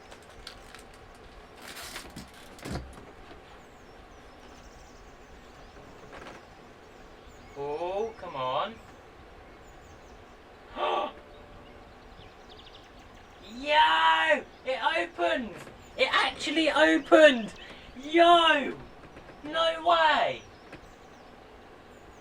Alien Blood Bar. Run. Invalid file name. No! Right then. Okay, I've got it working. I need to get a blank disc now. Go down gently. There we go, thank you. What's this disc again? This is, oh yeah, it's a Windows XP disc, I believe this one is.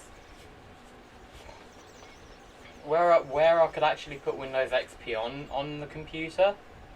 And that'll be for that computer down there, which you guys can't see. And I can't see it at the minute, but I know it's down there because I put it down there. So, let's get a Philips DVD read-write blank disc. Oh, brand spanking new, boys, never been used before. I sound like a pirate, don't I? Just brand spanking new, boys, never been used or seen before in my life, in our lives. Yeah, like the bloody cringy Captain Jack Sparrow kind of pirate. Ah! Did it like scratch or anything, like for real though? I mean, if it did, then that's fine, because I could always burn it again, but ha! Right. Let's burn all of these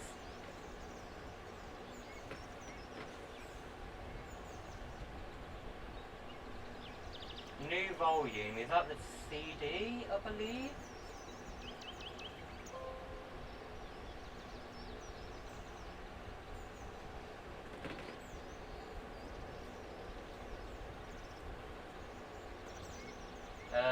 Yeah, I want it to be permanent. Yes, thank you. Hurry up, that'd be great. Are you gonna load or what? Yeah. Huh? No, I don't think so, boy. Control A. And drag and drop all of them onto there.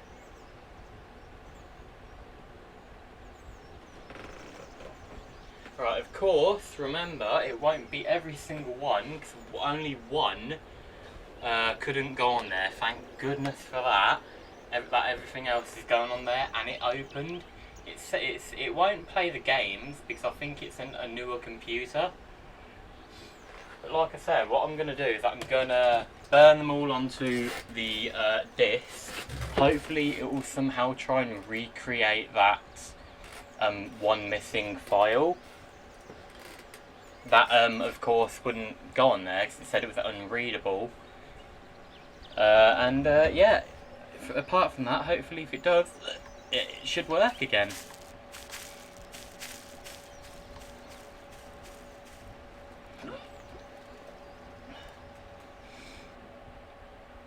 Oh no. No! You dickhead! Come on, man. Jesus Christ, man. Jesus Christ, man.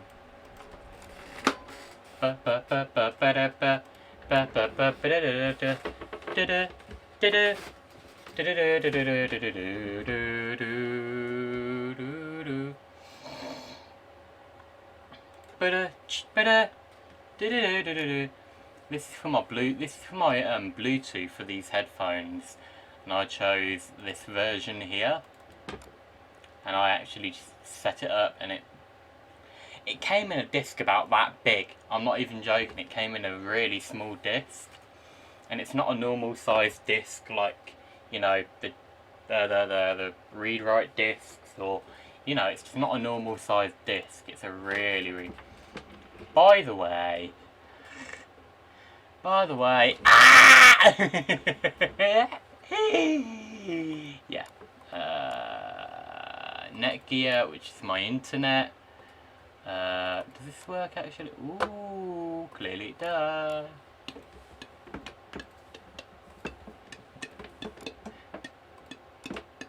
Everybody! Windows 10. I can get rid of this one because it works on my laptop here. I've not tried it on this laptop, this Windows 10 laptop here, because yeah, that's just for testing everything basically. So if this one breaks here, it doesn't really matter too much to me, because It's a 28GB laptop, and it's showing Headlong and Bohemian Rhapsody on the folder thing. Yeah, it's only showing 2. That Bohemian Rhapsody. How many of you guys did I make yawn just then? Dead or Alive, you spin me around like a record in 60 FPS, 2003 version, which is either 2 or 3 years after the after this was made. No, or was it after this? I think it was after this. They're cute, they're cuddly, they're cute, they're cuddly, they're explosive! That's going to be turned into a meme. Just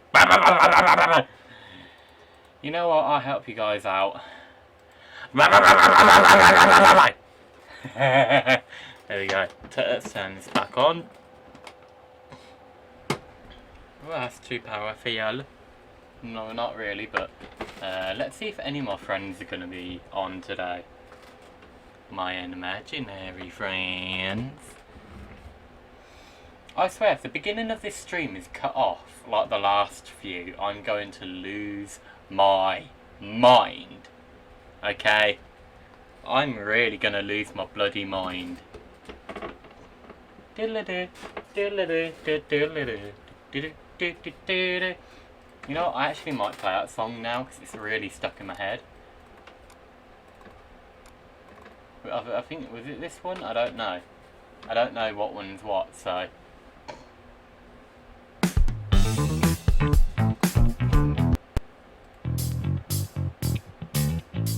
Is it this one?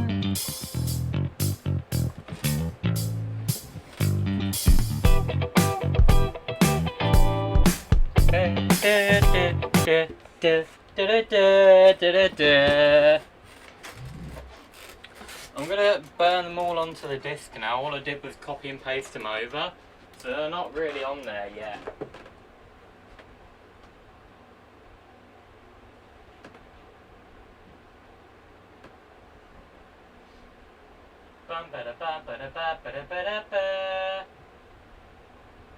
Oh, burn to disc.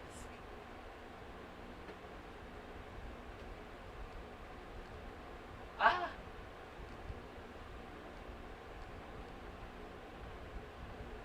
Make sure the disc using a format that Windows recognise. Excuse me? Excusez-moi? Eh? Shout out yeah. For real, man, come on. It is using a format it recognises. What the hell? It definitely recognises this bloody format, thank you. Burn to disc. Yes, that would be perfect. Call it 200 arcade games. I don't think I'll be able to fit it on there, but 200 ARCADE.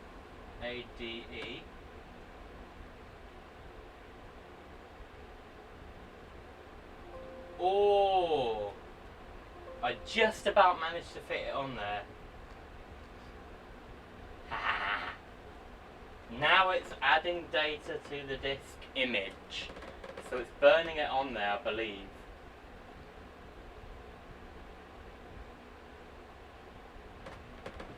Don't know how long it would take, but not too long, hopefully. Hopefully. Woohoo.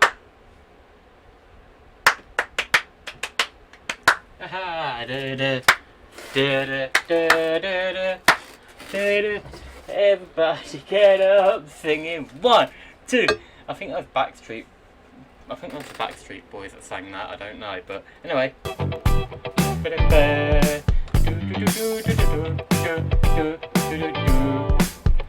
Bumper Hunters.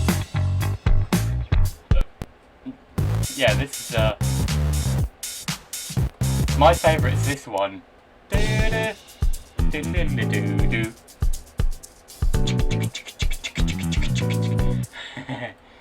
I'm an idiot. Okay, yeah. I'm gonna call them just to see if they're on. Yeah, my sister gets diagnosed tomorrow. To see if she actually does have autism. I hope she does, because I'm sick. I'm getting sick of her being tortured in that damn school. The bloody William Parker one. Come on, I tried to call you earlier. Literally.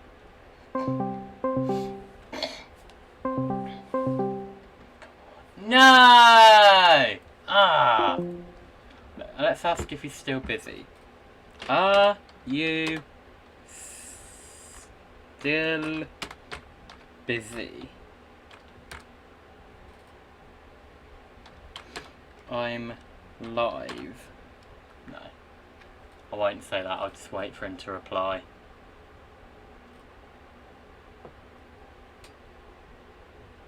Oh, there's a hole? No. Oh, Jesus. Can I call? I don't know if I can, so that's why I'm asking.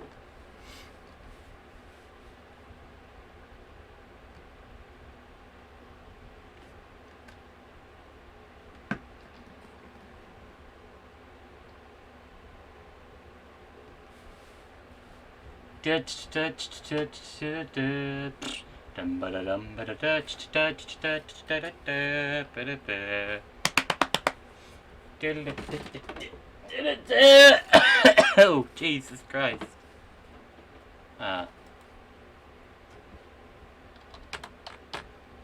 You see, he's OKK? No! Edit. Okay, there we go. Hey, I didn't know you could edit the messages on here, actually. So if I do make a mistake, I could just edit it. Great, perfect. Like, MeWe? Is it MeWe? I don't know. Yeah, like MeWe, yeah. What games should I do? What games should I play? Should I play some online games? I don't know. Minecraft maps. TotalJokeFist.com. Happy Wheels. Let's play some Happy Wheels. Let's play some Happy Wheels. You see, like I said in the description.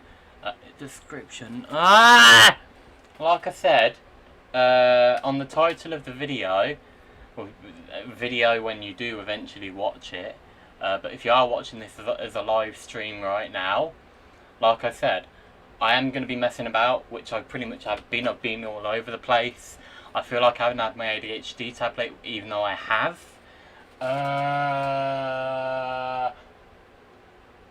Yeah, and I was going to play some games, like I said, in the thingamajiggy. Yes, allow and reload.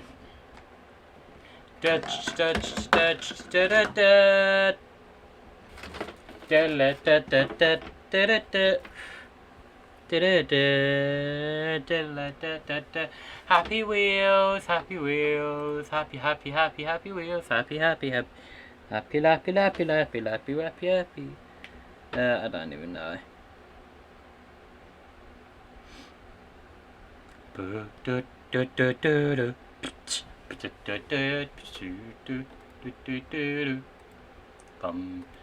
If you don't remember before, I have to put it at the lowest possible because this is a laggy game.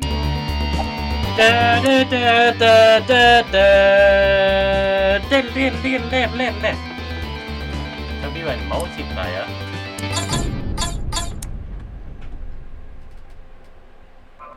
Ooh, okay. Someone's already broke a leg or an arm. A leg. Saw a shoe then. Whoa! Oh, survive.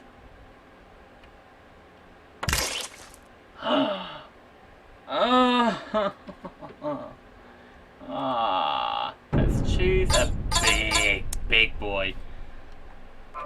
There's no Halloween characters, and it's already close to Christmas anyway. So that's why I chose Santa. Ooh, Grab it. Let go. Oh! My leg! No! Yeah!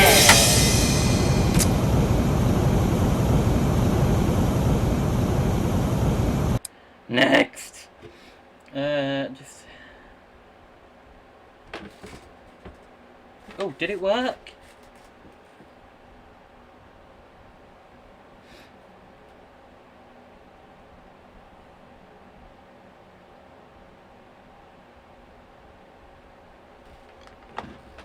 Hold on a minute, hold on a minute. Did it work or did it not? What?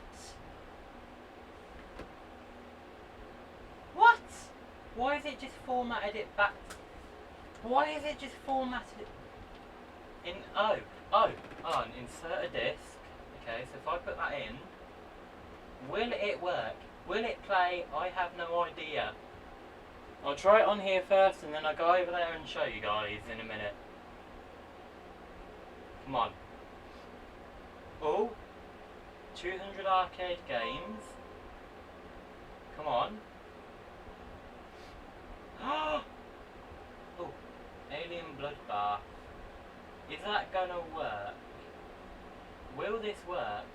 Run. Oh, I just scratched it. No, no. But it's working. It's working! Yes, mate. How do I move?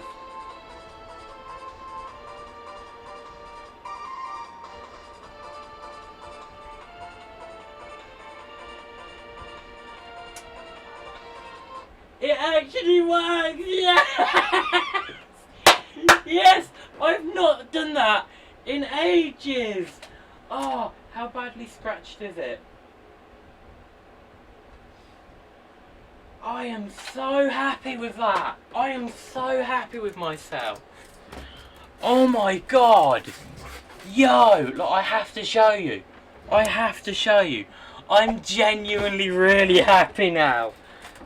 Oh my god, and it only takes up that much space. Can you see like the darker spot? That's how much space it took up.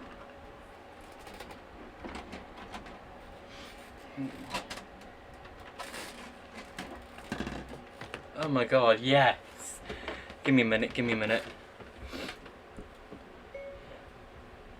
But you said you would be on even if you're trying, even if you're...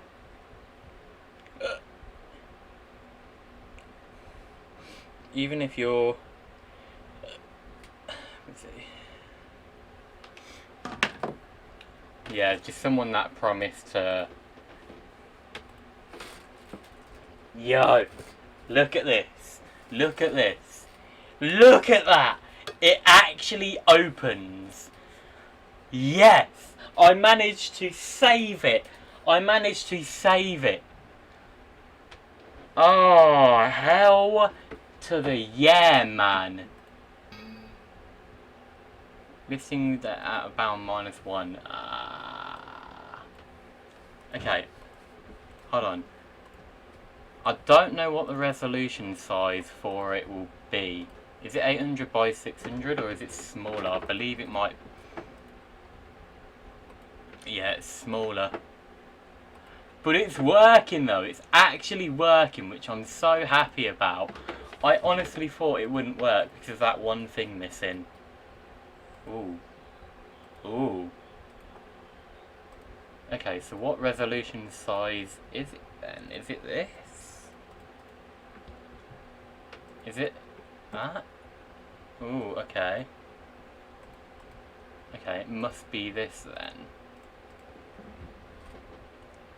Ooh, ooh. Okay. But it's working. I can't believe it's literally... Bubble puzzle. Ooh, what's this? Choose the oh, okay, okay. Choose the installer option. Can I actually install it on here?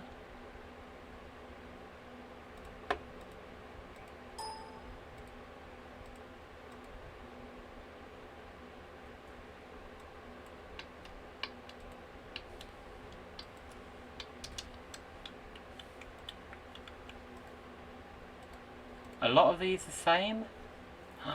Ah.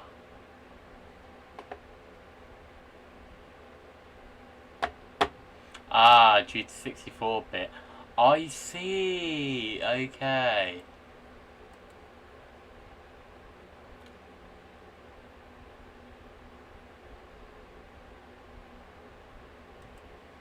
I'm gonna give it a try and load it up on Windows XP. If it will allow me. I don't know if it will.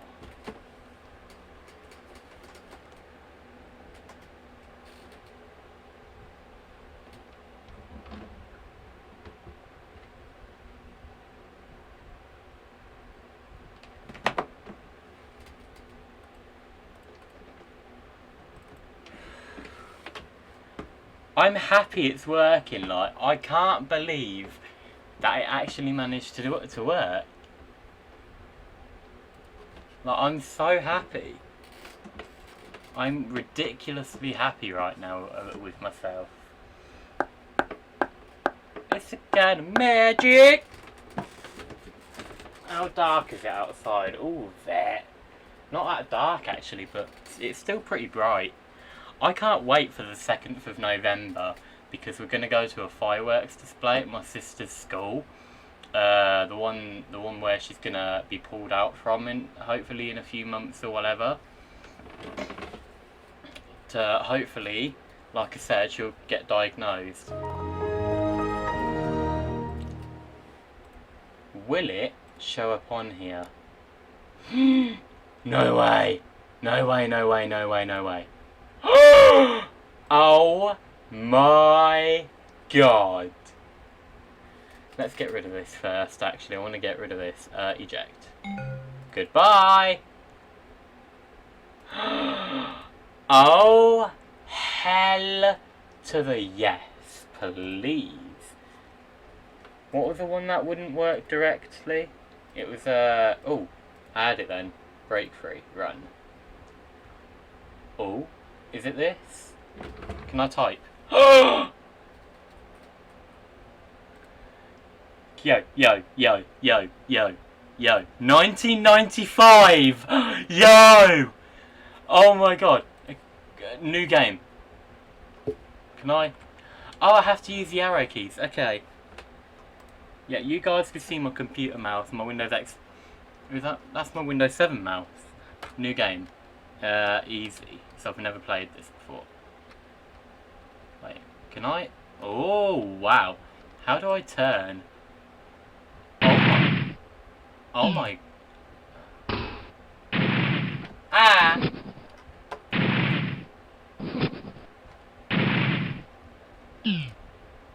Press space to launch ball.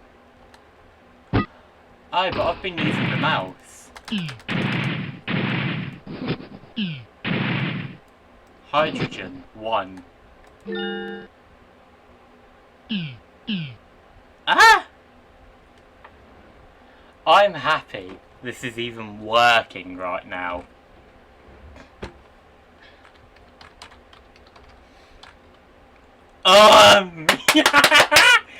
My name is actually in an old game. Yes, boy. Wait, who came first? Nobody else has played this apart from me. Yo. Quit. Oh, that is beautiful. Absolutely beautiful. An absolute beauty. Yeah. Bubble puzzle. Okay, will it come up on here? Oh, wow. Wow. Yes. I don't care where it installs it. This Windows XP is 2 terabytes. So you know what? Ah? No, no, no, no. Ah, setup is complete. Okay, that's good. Run.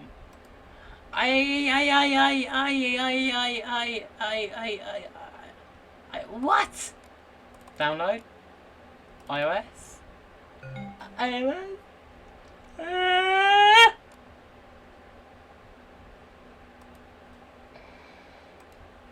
Actually yawned a little then, sorry. Made myself yawn then. Come on. Come on. Where is it installed? C program bubble. Ah, okay. Exit.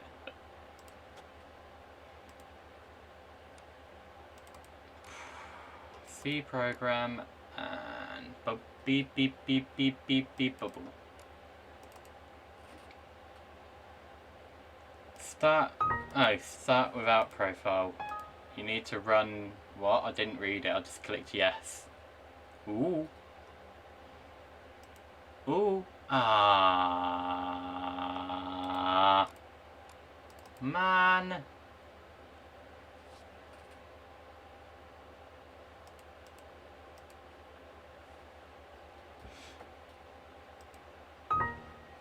Enter a profile name. Okay. Absolutely stinks outside tonight. Smells like either BO or something else. Hold on.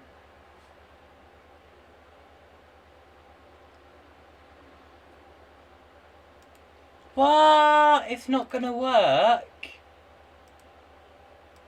What? Ah. You can see I'm getting really upset because I want all of them to work.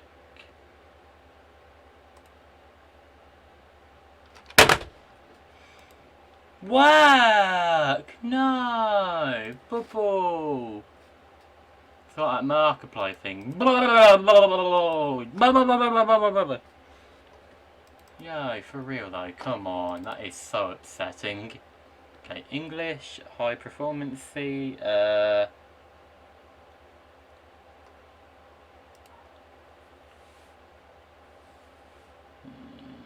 DirectX. So I'll be able to get, I think I might be able to get DirectX on here, I'm not sure.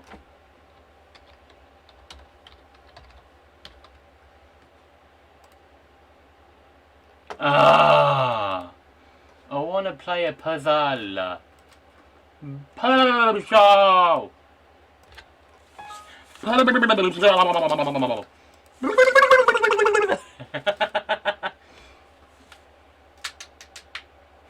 That really stinks out there. Oh, I don't like that. Brian v Alien. Oh, I can imagine this is Brian May from Queen. Damn it. Wow. Break free. Road Butch.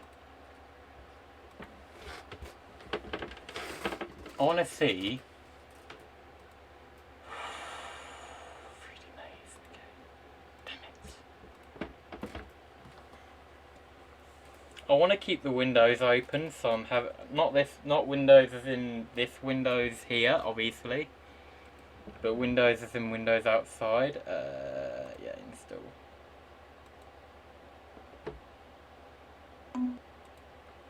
It's a good thing you guys can't bloody smell it. Whoa! I installed it! What the hell, man? Alright, it might be the same here. Program. Oh yeah, program files, and then it might come up with.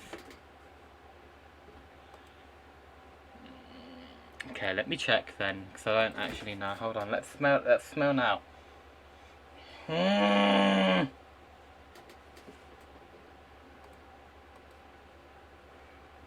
Ah yeah, C program file 3D maze, so I was close. Da, da, da, da, da, da, da. And I'm trying to warm up my nose. Yes, program installation removed. Yeah, that's fine.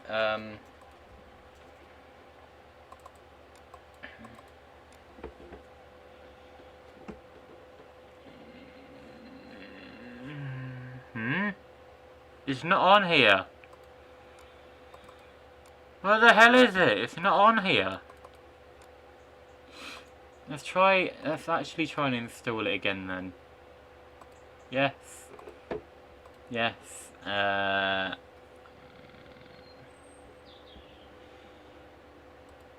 Change.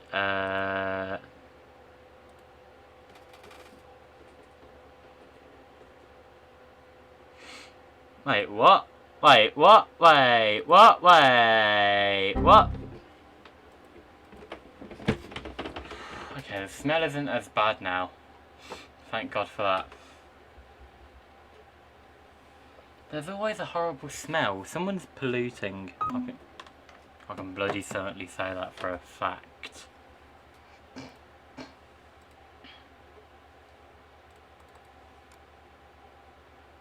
Yeah, I've got TeamViewer on here. Do I actually still have it installed? No. Because I removed it.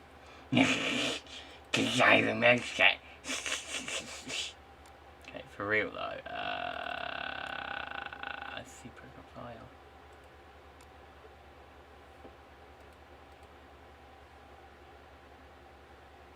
My document, no.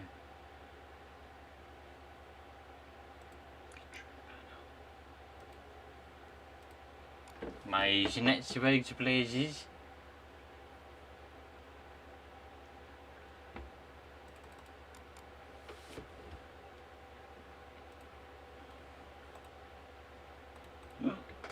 Oh!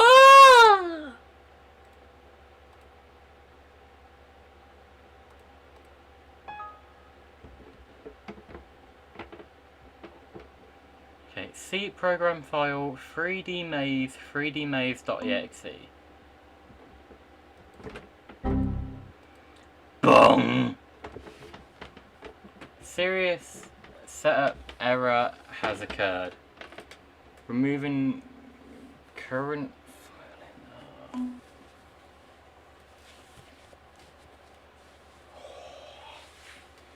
Oh, that feels better. Oh, that actually legit does feel much warmer. Okay. Do you want to delete the... Don't know. Yeah, okay then. I'm not gonna give up. I'm still gonna keep trying. Okay, change, yes. And you liar! Boom. No.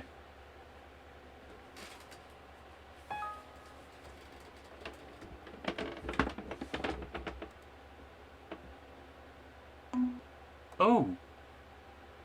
So where is it put then? Oh no, there goes, I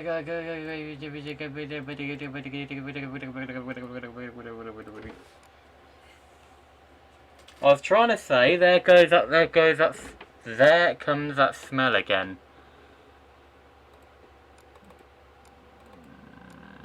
Aha! Ooh, ooh!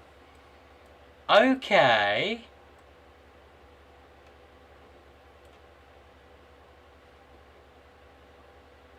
Oh my God, are you for real?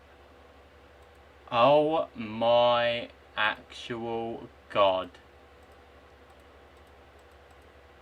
Wait, is it changing or is that just me?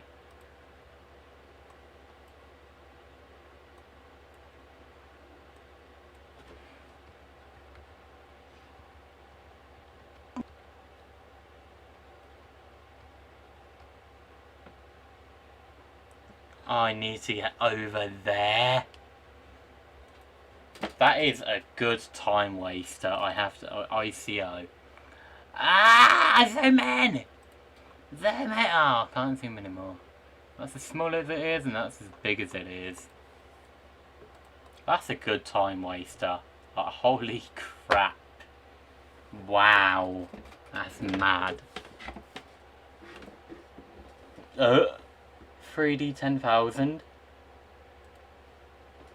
Why do a lot of these have to be... Oh my god, I know what this is like. It's like the, there's that smell. PNG realistic 3D frog thingamajiggies. Oh wow, that's cool.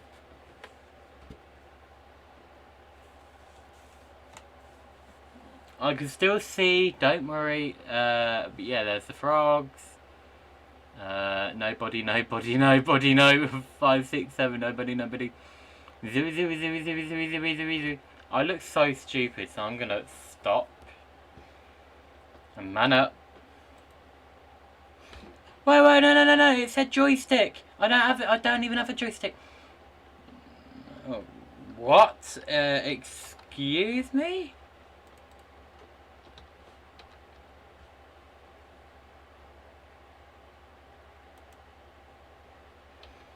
I don't have a joystick though!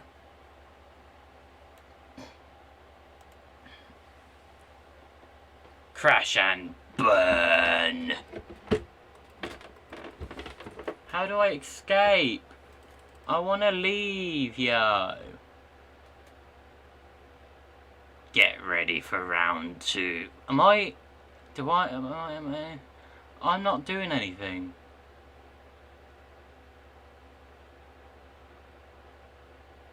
Do I have to kill them, or like, I don't...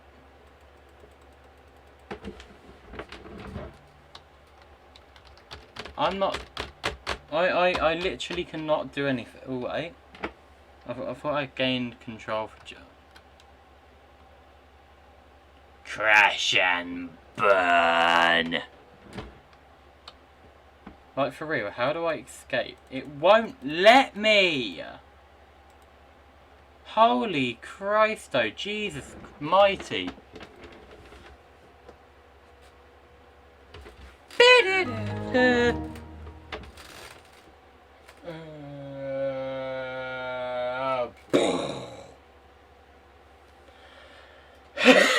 Oh my god.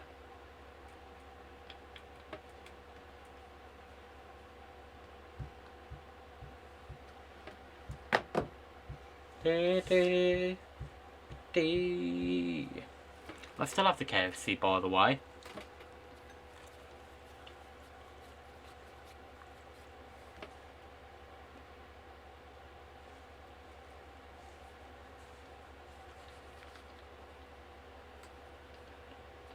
It's really bad.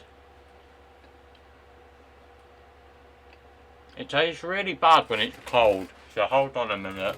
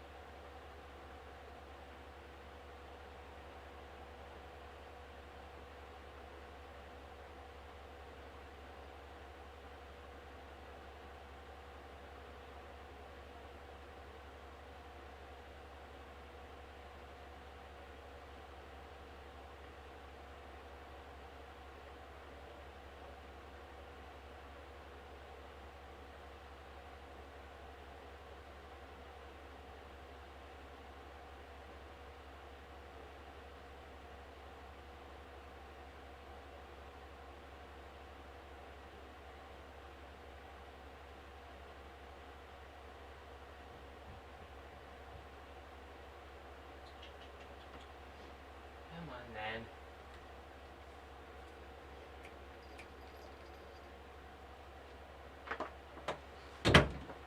Hold on a minute.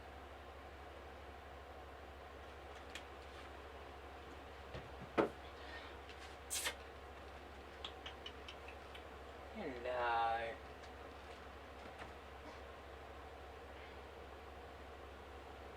Aw.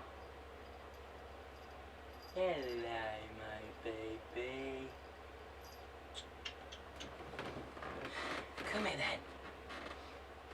Look at that. She's like a dog. She listens to you.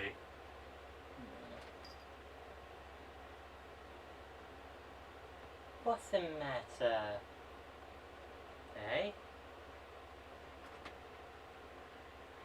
I bet this is the weirdest live stream you've ever watched. And if you're just joining, I'm playing games. I am playing games and stuff, but I've took a break. Oh, hello. What's the matter? What's the matter? Come here then. Come here then. Come here then. Oh, my baby. What's the matter?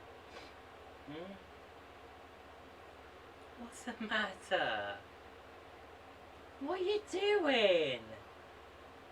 Right, hold on. Ow, ow, ow. Come here then. Come here then. Come here then. There we go.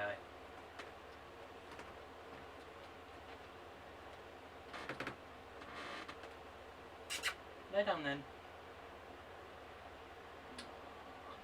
Okay. Okay, baby. Alright.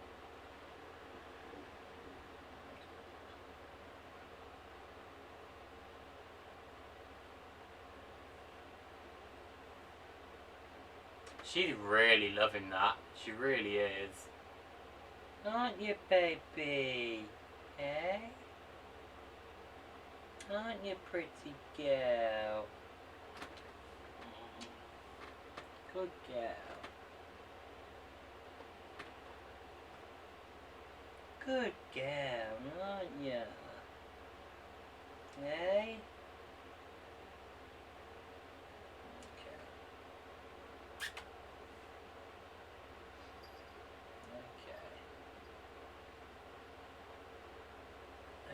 Okay, I'll stop. I'll just do it there.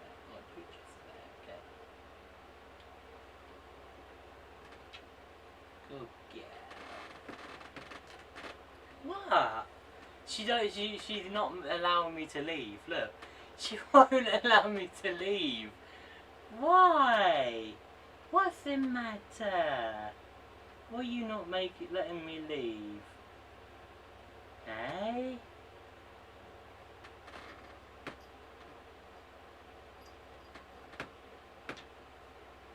What's the matter, baby? Come here. Rah! That's it. Rah, rah, rah, rah, rah, rah.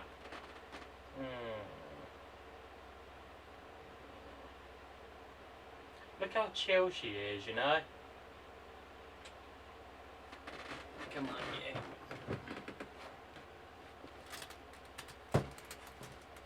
you.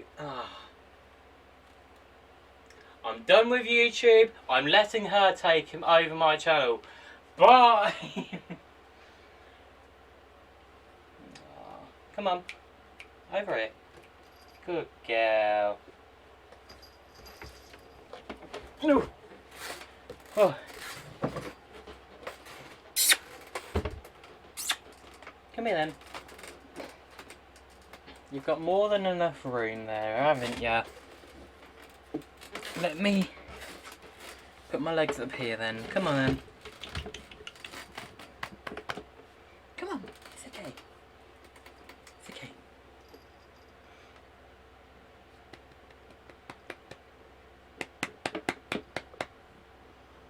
God, this is like a right flashback. She's on my desk! What are you sniffing? What are you looking at? Oh, come here. I'll help you. There we go. Good girl. She was actually like standing on my desk. Oh, come here, baby. I love you. Oh, you're gonna fall off. Careful. Careful. Ah. Hey, stop. No. No. Okay. Okay, there we go. Okay.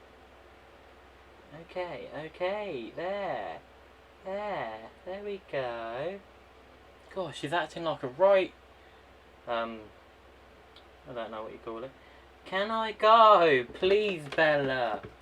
Good girl. There we go. There we go. Much better, isn't it? Look. There we go. Much better, isn't it? Hey? Much, much better. Good girl. If you want to leave, you can always go at the door and let me know. Right.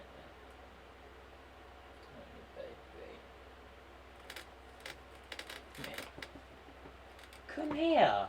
It's much colder. You'll love it. I know you like the cold sometimes.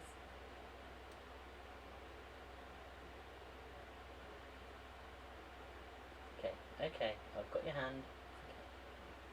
Okay. Okay.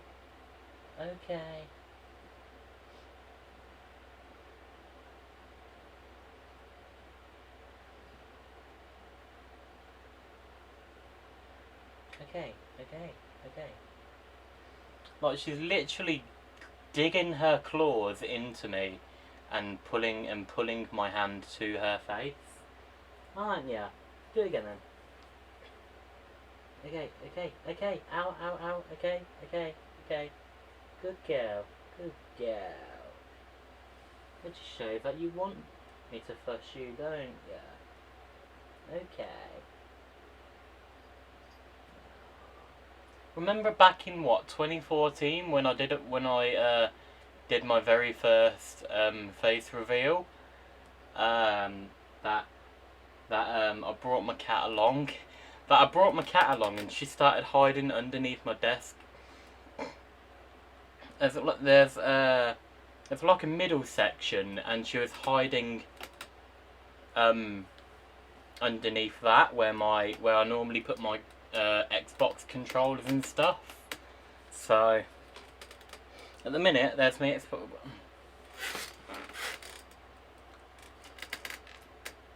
Bit of chicken. I have to use an elastic band because we haven't got any that flossing stuff.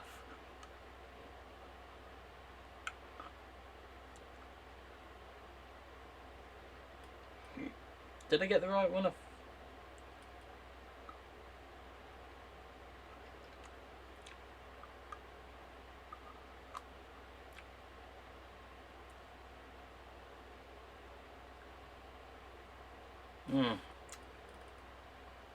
My lip ripped open a little then.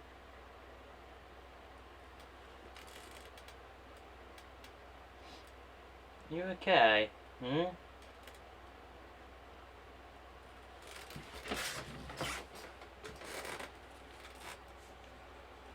God, thanks to her. Just making sure I don't think there was any cat hair on here. And thanks to her, I've completely forgot what game I was playing. I know, of course, it's this.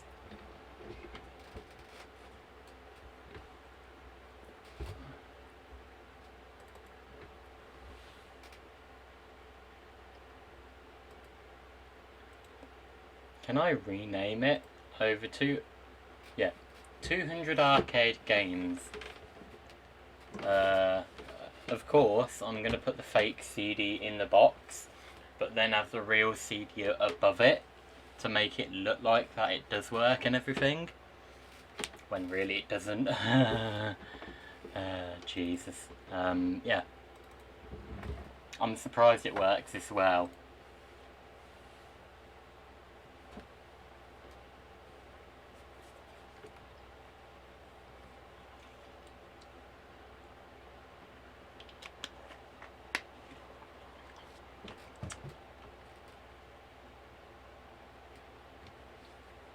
No. I couldn't escape from this one. I didn't know how to. 95 or 98. Air Command. Alien. This is the one that I tried. Why is there always an ABB? That's what I'm wondering. It said there was Pac-Man on here, so where is Pac-Man? Oh my god! I forgot what this one's called. It showed this in the thumbnail. It showed this on the box as well. Yeah. But on the box it has like a blue sky and everything with clouds, and with a little bit of clouds. Is that like Pac-Man? I hope so. Ooh, a lot of these look so cool. Oh my god! A lot of people love this one. I actually had this on an old MP3 player. Like, honest to god, I did.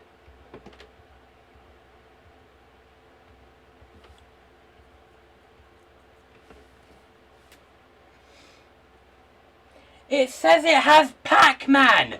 So where is Pac-Man? I got ripped off! Oh my god, what's this called? This is Atari Breakout. Oh my god, Atari Break, yeah, mate. Mate. Oh my god, Jenga. Not Jenga.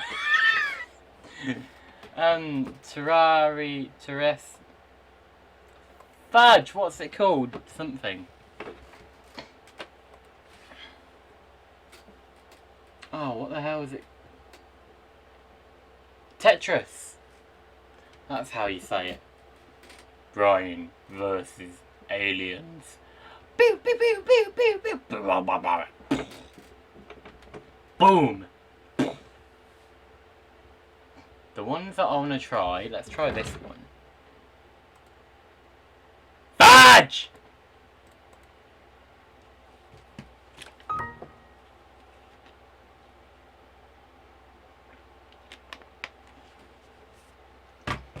No, I speak English.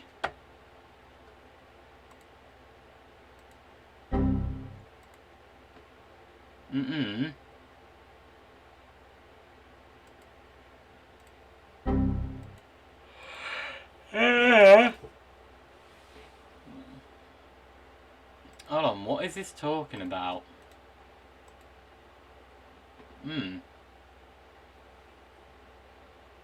That's how much I've used up, and it's... What is it on about? Disc nearly full. Like, what the hell is it on about? Bidding! Boom!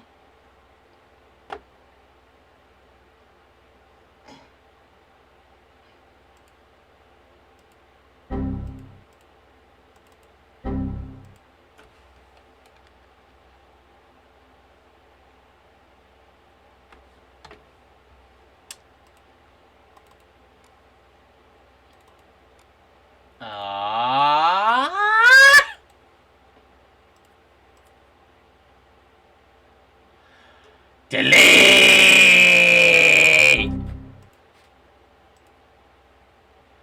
Let's go. C program files.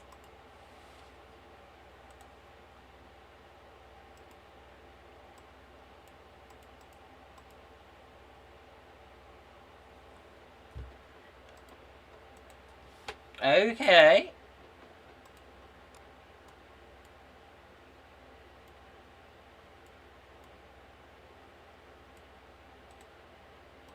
Haha. C program files. Then.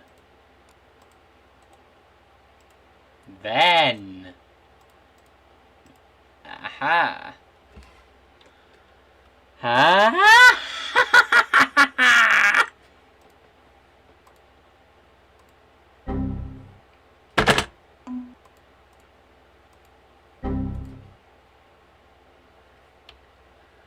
Hello.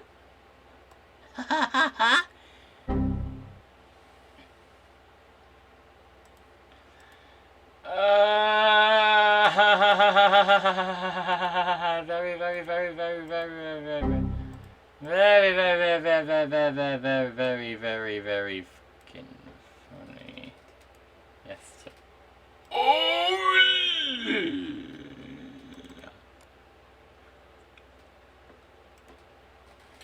Now let's try again. Yes. Get rid of all of you. Yes, yes, and yes. Come on! Choosing on your hard drive. My hard drive has plenty of space, I think, yo. Nope.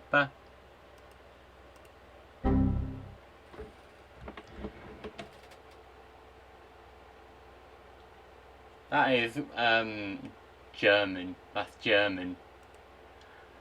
I don't even know what it's saying, I'm just making a random word. Come on. Come on! For real! A to B, just Y, and even more Ys. Available language English and German. Select English. 800 kilobytes required.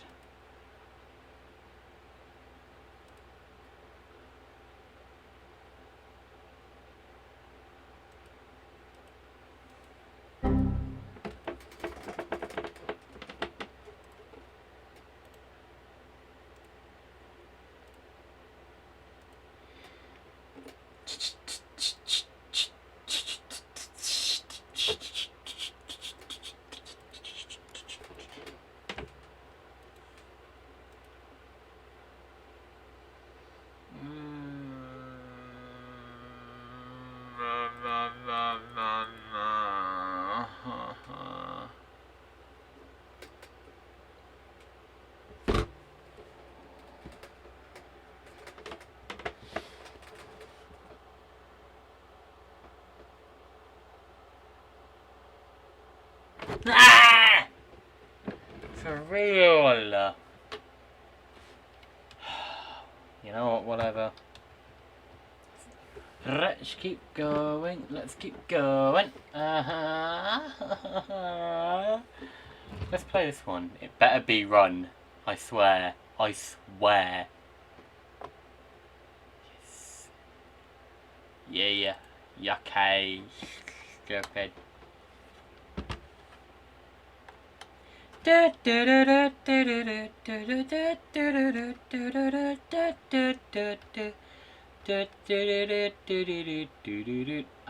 no.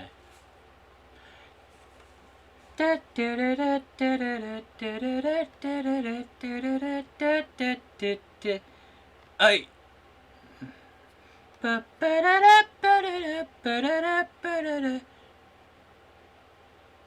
Ah? Oh, they're enemies! I have to avoid them.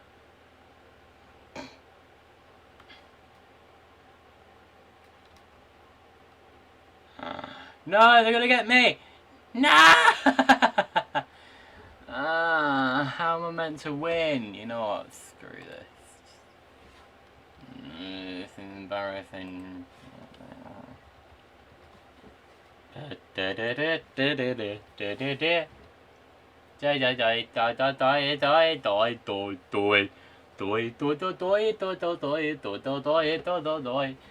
This one must be installed on our drive. But yeah, thought so.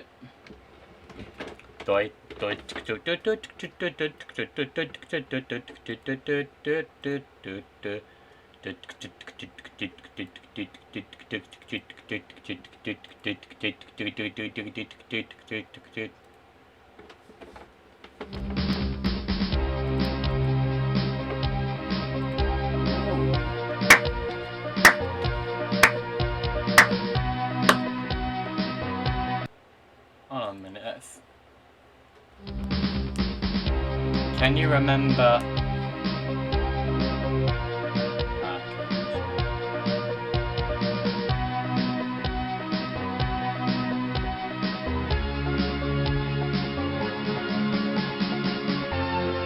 Not any longer. Oh wow! Is this like a Star Wars sort of thing?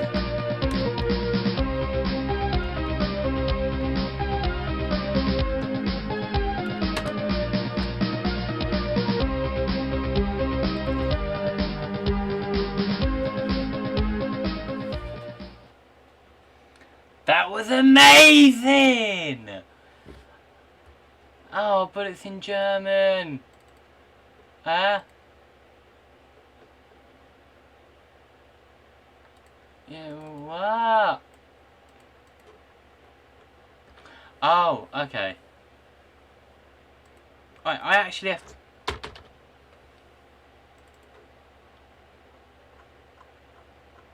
Please let yourself register. Email fax. I don't... What? Fireworks!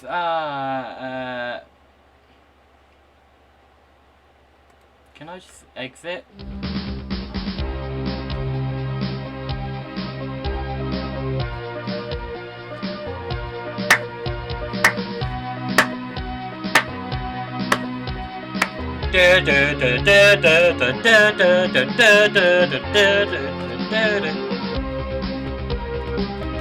This is cool, actually.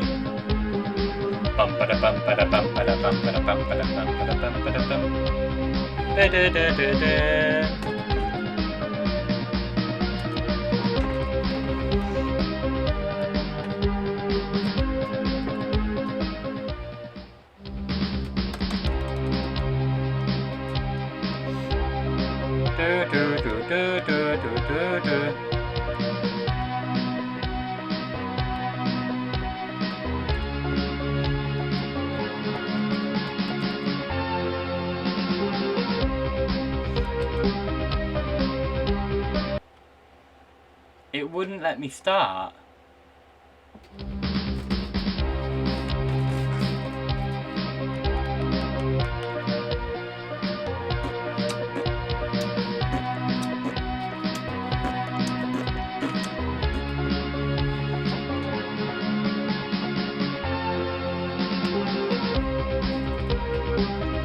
I like this beginning intro a lot.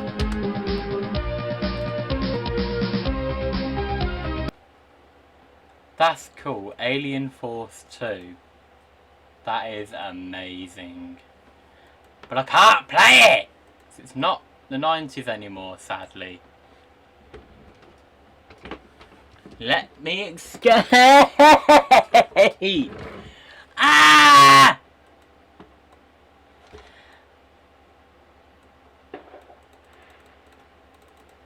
Are you for real? Are you actually for real right now? What? Let me escape. I'm losing my mind.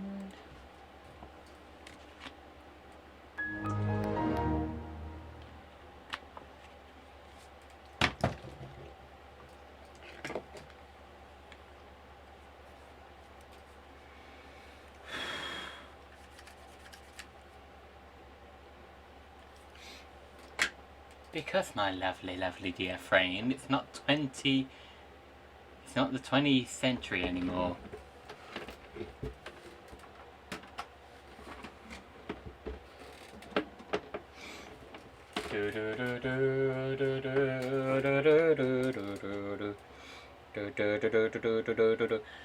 Should I just get like a very, very small bit of blue tack and just stick it on top to make it look like it runs properly?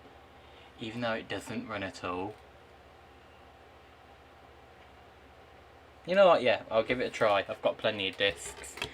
If the blue tack gets stuck and it takes off some of the CD, then that's fine, because I could just re-burn it all back on. I mean, like, it might take a little while, but nah, it works. I love that intro. Da-da-da-da-da-da. Actually, I should get a bit more and stick it on 4 sides instead of just 2.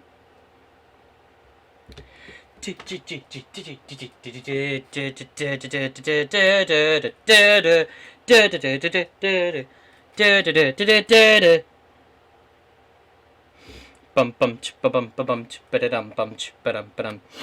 Ba da da da da da da. I think I sound really loud at the minute. I probably am, to be honest with you, and I just haven't realised it yet.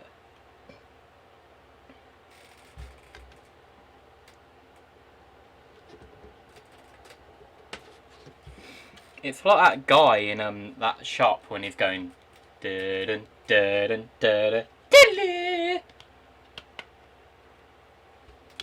I definitely need more blue tack, without a doubt. I am not giving up. I am not giving up!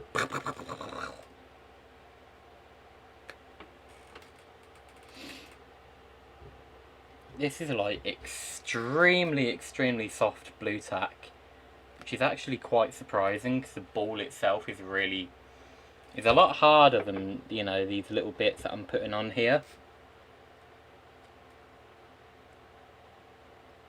To be fair though, they are very small bits, so you can't blame it. You can only blame the person that did it.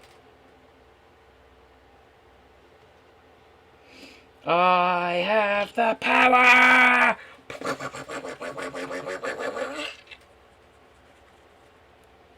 Ah!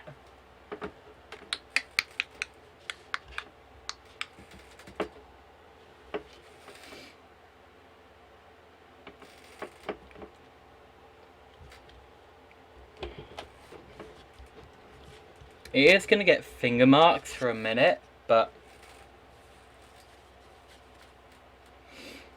let's just rip them all away.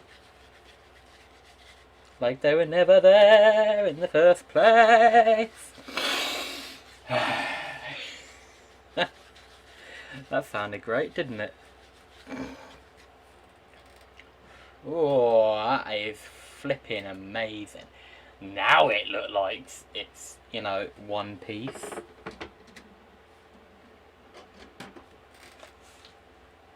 Will it work on...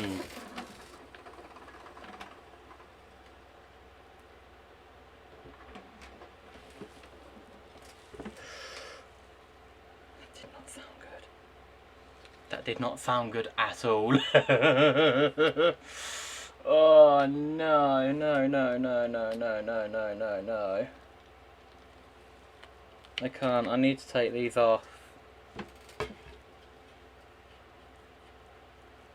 I need to take them all off, I'm sorry. I wasted a lot of time there. That did not sound good, and I really don't want to break my computer or this disc at all, man. They're all coming off, thank God for that.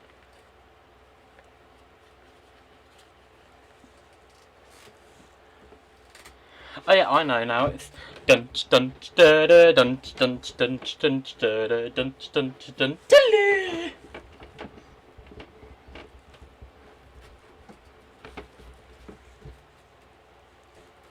Much better. Let's check to see if I've broke it. Hopefully not.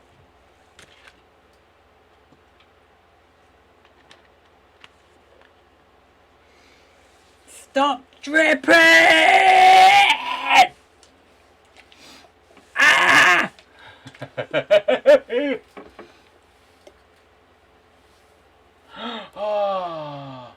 Oh, thank God for that.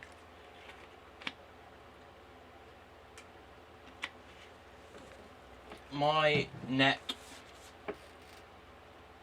is actually really killing me now.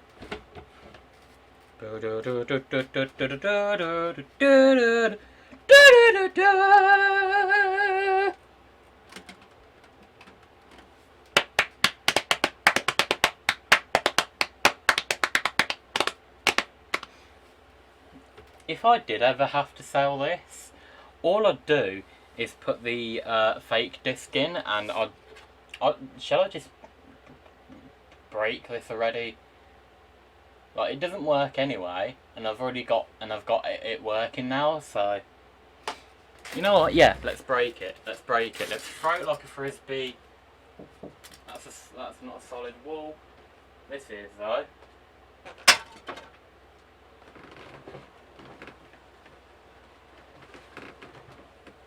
A chunk came off, but now I need to find it.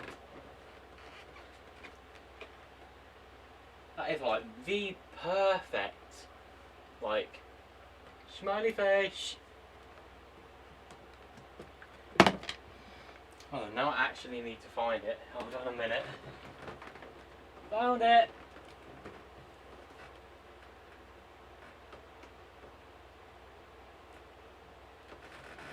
Is that just one half? Oh, there's another bit here on my bed. Any more bits? That broke into like a bajillion pieces. Oh my god.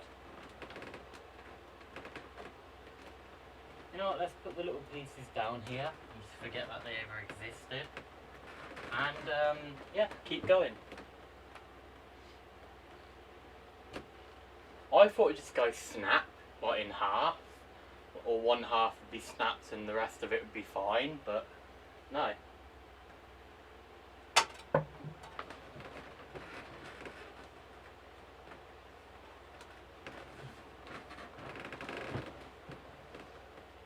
Should I just sit on it? Yeah. Yeah, let's sit on it over here. This bit goes really far down here, so let's just go.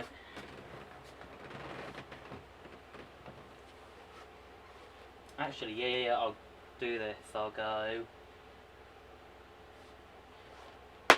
Oh! That's like a bajillion pieces. No. I have to. Oh, crap. Oh. Okay. Don't you touch Bella, by the way. Don't you touch. Very sharp, very dangerous. Especially for a beautiful little cat like you. Good girl. Look at that! Look, a bajillion pieces! Oh my god! I mean, like I said, it didn't work, so.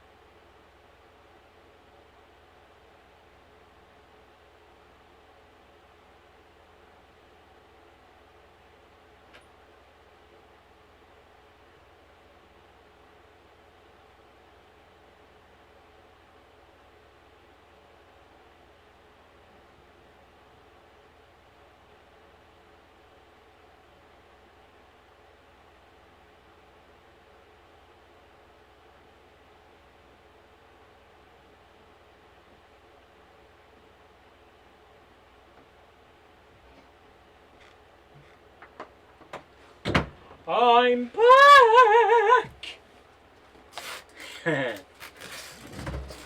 Right then. Is that another piece? That's a bit of hair.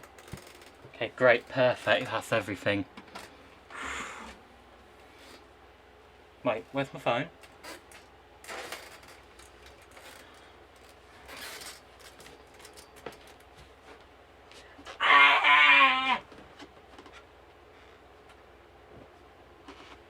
sort that out. Ah! For real, man. Yeah, this works.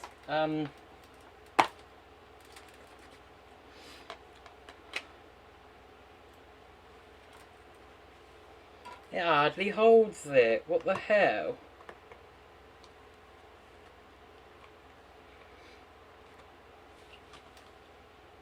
Like, that's totally fair, you know? How the hell does that even hold it?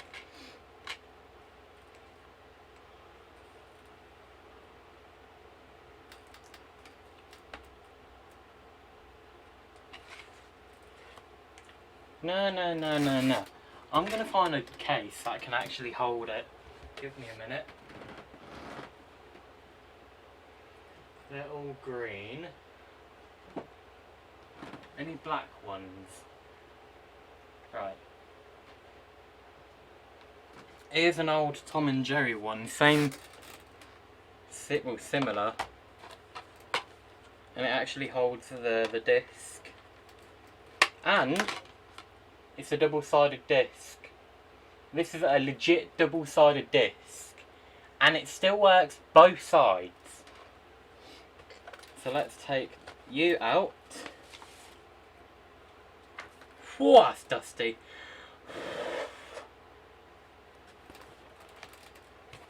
I am not. Whoa, that is real dusty, yo. I am not. Boy, it smells like a dentist office now. Jesus Christ.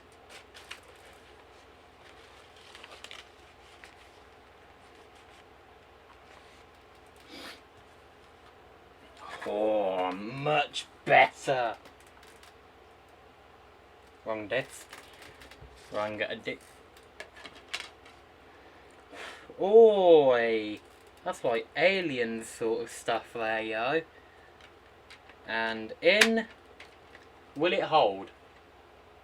Yes.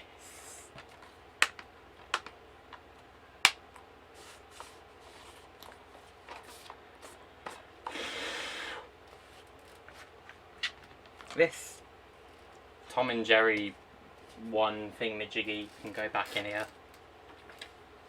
Because you know what, I don't care too much about it. I mean, the disc is already pretty much scratched. And if I have to, I will burn I'll burn both movies on 2 different CDs.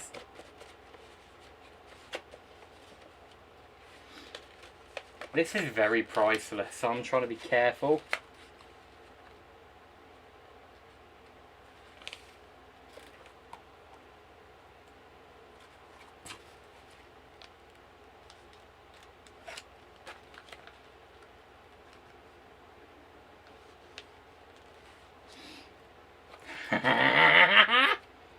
Yeah! Will it hold this one? No. But you know what? That doesn't matter to me. To me, do do do do do. Mama just killed a man. Put a gun against his head. Pulled the trigger. Now he's dead. Mama, life had just begun, but now I've gone and thrown it all away. Okay, for real though. Shut you. Perfect. Perfect. Okay. Ooh, did I just know? Okay. What else can I do now? What can I do now? How long have I actually been streaming for, and how long have I wasted your guys' time? 3 hours? Ooh, and still one person watching. 3 hours, 3 minutes. Hold on. 3 hours, 4 minutes, and 3 hours, 3 minutes. Okay. Still pretty similar, Okay, that's fine. There's 2 mouses. How did you get 2 mouses on your screen, Ian? This is just my Windows 10 mouse, and this is my Windows 7 mouse. That's how. Yeah, for real though. Let's turn that on again and.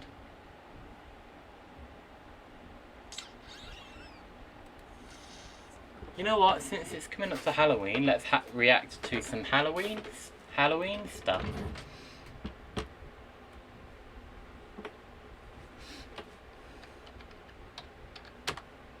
Scary things that have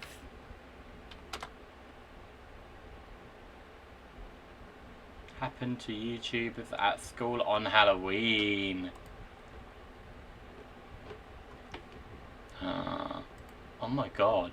No. No.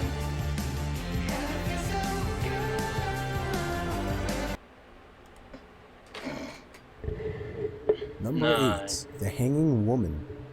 It was Halloween of 2005 in I Frederick, think I remember Delaware, this. I think I remember this. There was some woman who either committed suicide or someone killed her, and people walking by thinking it was a Halloween decoration when it actually wasn't. It was a real life person, but people walking by having no clue, thinking, oh, that's a really realistic Halloween decoration there, you know. So, and decorations were abundant. The town was ready for the holiday, with cobwebs, jack-o'-lanterns, rubber monsters, and the such. So one more hanging body prop wouldn't stick out too much, right? Well, that's apparently the case. As it turns out, yeah. A 42-year-old woman committed suicide by hanging herself from a tree on a rather busy residential road. The body hung 15 feet high without alarm for hours, with trick-or-treaters routinely passing by it, assuming it to be just a decoration propped up on... Yeah, like this. Basically like this. Yeah, so the woman killed herself, and people walking by thinking it was just, you know, a decoration, when it was actually a real human body. On the tree by the owners of the house. It went completely unnoticed that this was a real hanging dead body, all the way until later the next morning, when neighbors caught onto it, at first thinking it was a Halloween prank, but upon getting a much closer look, they could see and smell the body for what it really was. The unnamed woman lived about a quarter mile away from where her body was discovered. Number 7. On Halloween of 2007, 18-year-old Lisa, a high school senior, was invited to a Halloween house party at her friend Mick's house. There were an estimated 100 students at the party. Mick and a few other students picked up on the fact that there was an unknown, shady-looking character who looked much older than any high school student. None of the students at the party could identify him, but Mick never bothered to ask him who he was or to leave, as when interviewed, Mick said, "I go to parties all the time, and there are always random people showing up. I have even shown up uninvited to parties in the past, so I didn't see how anything bad could happen because of it. I just wanted to know who he was." It wasn't discovered until later that night that Lisa was missing, when Mrs. Corrado called Mick's house asking if Lisa was still there. Mrs. Corrado called the police in a panic, while Mick and a few of his friends started sweeping the streets in hopes of finding her after calling her cell phone turned out pointless. What they found was completely unexpected. The shady-looking guy from the party was seen dragging Lisa's body through the grass to the woods. When he caught a glimpse of the boys, he fled into the woods, and they were unable to catch him. Lisa was drugged at some point during the party by this man, who still remains unidentified. Number 6. Carl Jackson and his girlfriend were driving through the Bronx on Halloween night when they were party by this man, who still remains unidentified. Why do people do that? That is so not funny. Why do people kill other people? Why? Just why? It's not funny. It's so stupid. I hope that guy got caught, and I hope this is in America, because I hope he got sentenced to death. I really do. Then he knows how it will feel being dead. Then he'll know how it feels being killed by someone else.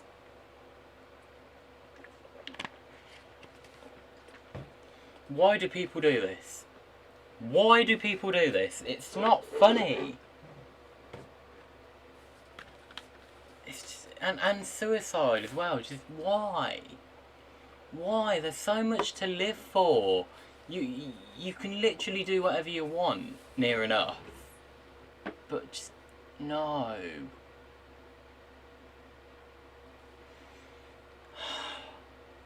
There's so much to live for. There's no need to kill yourself and to kill someone and then get sent to jail for the rest of your life. Your entire life in one building. Imagine that. Other than a house. But I mean, like, where you're hardly fed, you're fed a load of crap. Other prisoners beating you up, trying to maybe trying to kill you. Just like, no. No, they're sick in the head. Absolute sickos out there, I'm telling you. And I bet something will happen this Halloween as well. I bloody hope not.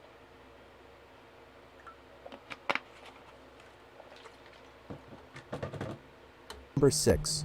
Carl Jackson and his girlfriend were driving through the Bronx on Halloween night when they were aggressively egged by a group of teenagers. Carl got out of his girlfriend's car to reprimand the teenagers, expecting them to run off. Instead, 17-year-old Curtis Sterling pulled out a gun and shot Carl in the chest. Carl was killed instantly. Because Sterling was a minor, he is serving only a 20-year prison sentence. His argument was self-defense, that he was only egging his car for fun, but when Carl stepped out, Curtis assumed him as a threat and opened fire. Number 5. On Halloween night, 55-year-old Chicago resident Liddell Peoples got into a deadly altercation with his girlfriend, 49-year-old Maria Adams. Adams allegedly took a bag of Peoples' Halloween candy, sending him into a violent rage. Peoples took out a knife and repeatedly stabbed Adams, killing her. Upon arrest, Peoples attempted to defend himself by explaining that his candy was taken. As you can imagine, the legal system was not all that sympathetic. He was arrested on a $2 million bond.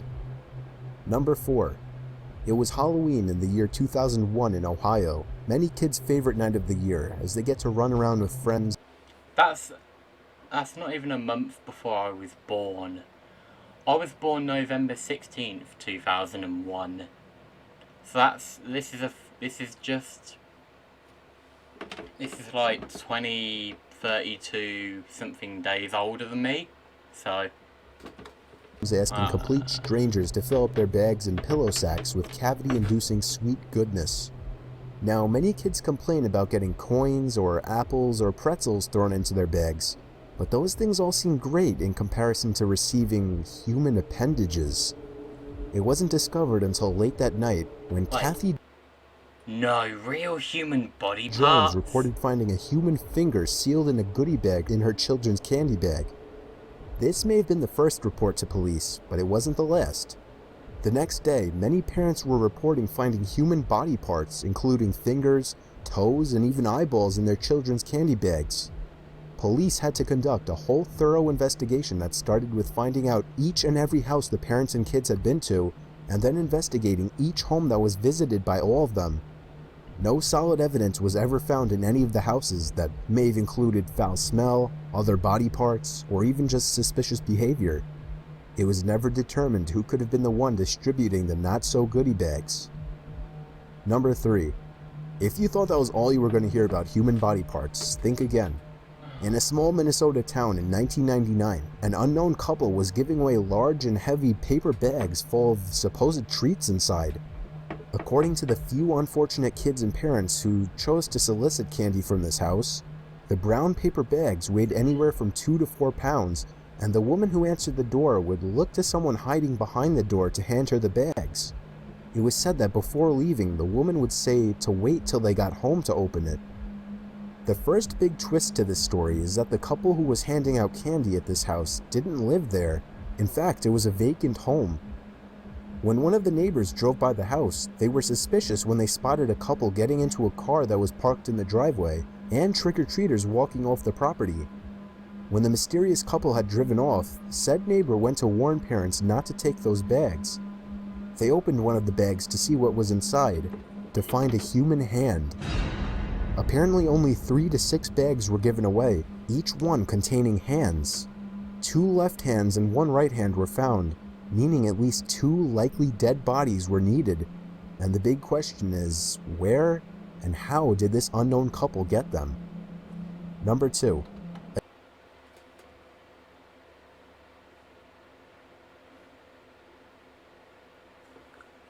I think I might cry.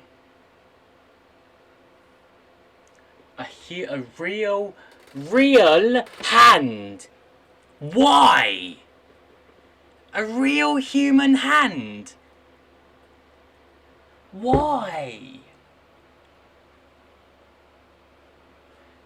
People are so disgusting.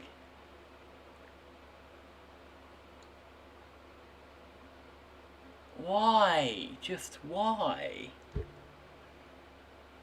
Dead bodies, human hands, just... Some humans are just filthy people that shouldn't even be born.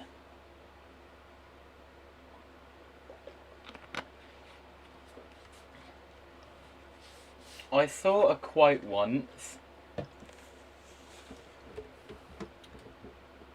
on, I don't know what it was on, I think it might have been on Instagram or whatever, saying that all humans are viruses. Apparently we are viruses. And with some of them that kill other humans, I don't blame them. I think we're all viruses to this world. It's just ridiculous, absolutely ridiculous. And as you know, viruses evolve and get stronger and bigger and better, and that's what humans are doing. So that's basically what we are. We're a virus. Just that some are good, like me, and then there's some bad viruses, human viruses, you know, that kill other humans. I know it doesn't make sense because there's actual viruses that do kill people, like AIDS and HIV and all that rubbish. But I'm not on about them kind of viruses. I'm not on about viruses inside the human. I'm on about us as a human. I could be a virus. I could be a nasty one. I could just turn from good to bad and just kill someone like that. But I don't know. I really don't know. It's just horrible what people do. Yeah. A disabled war veteran was parked outside of a Florida fast food restaurant in his wheelchair on Halloween night. When a Marine dressed in a tutu saw him, he assumed it was a gag. He was offended and enraged, apparently thinking the man was dressed in a costume mocking war veterans, and he ended up brutally attacking the half-paralyzed veteran, beating him to the ground and knocking him unconscious. It wasn't until the police came to arrest him that he learned of his mistake. Number 1. Wait. In 1986, Hold on, so someone attacked a disabled person, thinking that it was a joke? You absolute idiot. You absolute idiot. You're so stupid. And how old was he? 86? was offended when a Marine veteran was parked outside of his own couple get them. Number 2. A disabled war veteran was parked outside of a Florida fast food restaurant in his wheelchair on Halloween night. When a Marine dressed in a tutu saw him, he assumed it was a gag. He was offended and enraged, apparently thinking the man was dressed in a costume mocking war veterans, and he ended up brutally attacking the half-paralyzed veteran, beating him to the ground and knocking him unconscious. It wasn't until the police came to arrest him that he learned of his mistake. Number 1.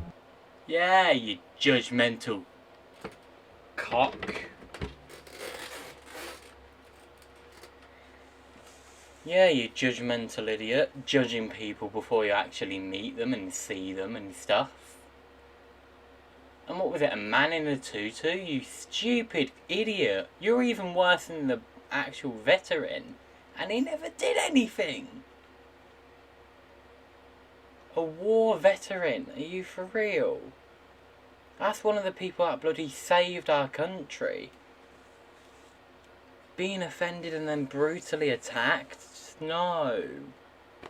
Why are people so nasty? In 1986, a 9-year-old boy whose name has never been disclosed by his parents for privacy reasons went missing on Halloween night after being given permission to go trick-or-treating alone by his parents. After a long and hard search, the devastated parents reunited with their child as they caught him walking up the stoop at 3 in the morning. He was surprisingly happy and was so excited to tell of the stories he had to share. He said a man had stopped his car and told him to get in for a lot of candy, and the man took him back to his house. This man allegedly took the boy down into the basement, and the two played many games, one of which the boy called Touch Me Where. The boy also said the man asked him to give him everything he was wearing, including undergarments, and in exchange gave him fresh new clothes. After hours worth of horrific explanations as to what went on in that man's house, the boy received a ride back to the other side of his block and was told to walk home from there. The parents and police tried to get the boy to lead them to the house, but all he kept saying was, "I don't remember." As far as anybody knows, this mystery creep is still out there.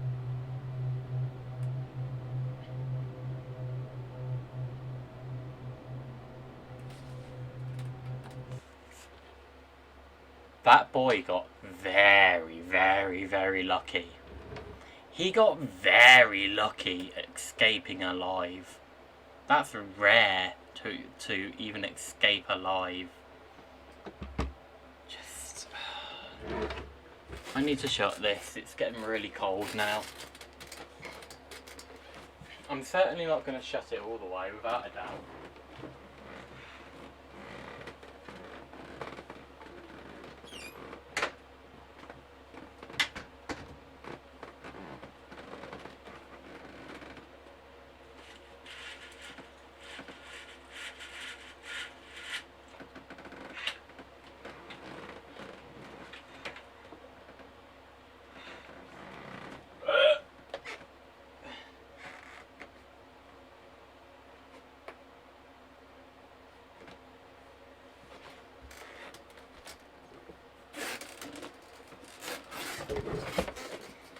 Some people, I tell you, like my dad for instance, leaving us.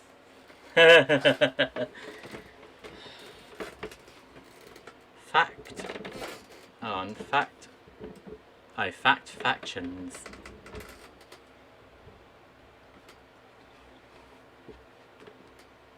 Caught on camera, you idiot, you idiot, you idiot. Yeah, dumb, definitely. 17 minutes, okay. 13 horrific things, okay. The murder of Martha Moxley. 15-year-old Martha Moxley attended the last party of her life on October 30th, 1975. It was at the home of Michael Skakel, also 15, and his older brother Thomas.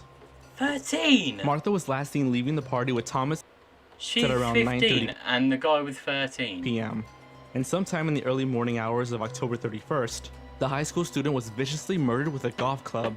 Her assailant beat her with it until it broke, then used the jagged, broken end to stab her with it multiple times in the neck. While Thomas Skakel fell under suspicion, nobody was charged with the crime at the time. It was Michael, however, who eventually began bragging to other students that he was going to get away with murder because of his family connections. You see, the Skakel brothers were the nephews of Ethel Skakel Kennedy, the widow of Robert F. Kennedy, and so had good reason to believe that they could avoid prosecution. And for a long time, he did. But due to renewed public interest because of William Kennedy Smith's 1991 trial on rape charges, the cold case was reopened in the early 90s. Michael was eventually tried and convicted of murder in 1998 and sentenced to 20 years to life in prison. The Indiana State Fairgrounds Coliseum explosion. On Halloween night, 1963, the Coliseum at Indiana State Fairgrounds was playing host to a Holiday on Ice performance in front of 4,000 spectators. Police and security presence has been beefed up for the night, anticipating a requisite amount of pranks and vandalism considering the holiday. But Nobody could have anticipated that this Halloween would go down in history as the date of one of the most deadliest disasters in the state's history. During the show's finale, a propane valve which supplied the popcorn warmer failed, causing a chain reaction that ignited a massive blast. 400 spectators, fully 1/10 of those present, were injured in the explosion, and 74 lost their lives.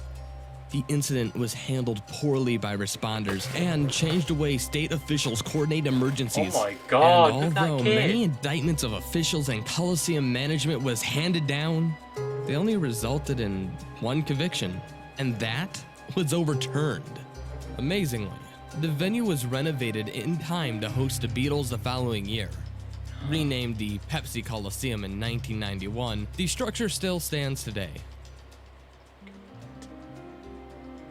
Never The go to Nun's that murder. place then. The Nun? St. Francis Convent in Amarillo, Texas was the site of one of the most heinous crimes to take place on Halloween night in 1981. 17-year-old Johnny Frank Garrett, who lived across the street from the Convent, decided to break in that night and was in the room of one of the nuns when she awoke to find him there. 76-year-old sister Tanya Binns never stood a chance. Garrett sexually assaulted her before stabbing her multiple times, killing her. In addition to living across the street, Garrett left fingerprints at the crime scene and was convicted in short order. Despite the fact that he was a minor at the time of the crime and was described by some as being severely mentally handicapped, he was sentenced to death, a sentence which was carried out by lethal injection in 1991. Good. He deserved it. His execution would have happened a month earlier if not for a last-minute reprieve by then-Governor Ann Richards. Despite her recommendation that his sentence be commuted to life in prison, the Texas Board of Pardons and Paroles rejected this and voted 17-0 for execution. When asked for a final statement before his death, Johnny Frank Garrett obliged, stating, "I'd like to thank my family for loving me and taking care of me, and the rest of the world can kiss my ass." The trick-or-treater. Richard Bagenwald had a very troubled history from the time he was a child. He attempted to burn down his family's home at 5. He tried to set fire 5? to himself at 11. As a teenager, he was convicted of car theft, and only weeks after serving a year in jail, he shot and killed the owner of a store during a robbery in 1958. Though he could have been executed, he was sentenced to life in prison, and in 1974, after serving only 16 years, he was paroled. Late on Halloween night in 1981, 17-year-old Maria Cialella was unfortunate enough to encounter Mr. Bagenwald as she walked home alone from a night of trick-or-treating. She was last spotted by a police deputy en route to another location, who had meant to give her a ride on his way back, but by the time he returned, she was gone. She had been shot, dismembered, and buried along with Richard's other victims in the backyard. Shockingly, Richard married his wife Diane in 1980, and she was aware of his activities. After showing her the body of his first victim later that year, he told her he had done it, quote unquote, just for the hell of it. You idiot. The Hit and Run. The hit and run. Visitors to a haunted house in East Granby, Connecticut in 1997 were disturbed by a grisly display out front. A bloodied, broken woman lying in the middle of the street.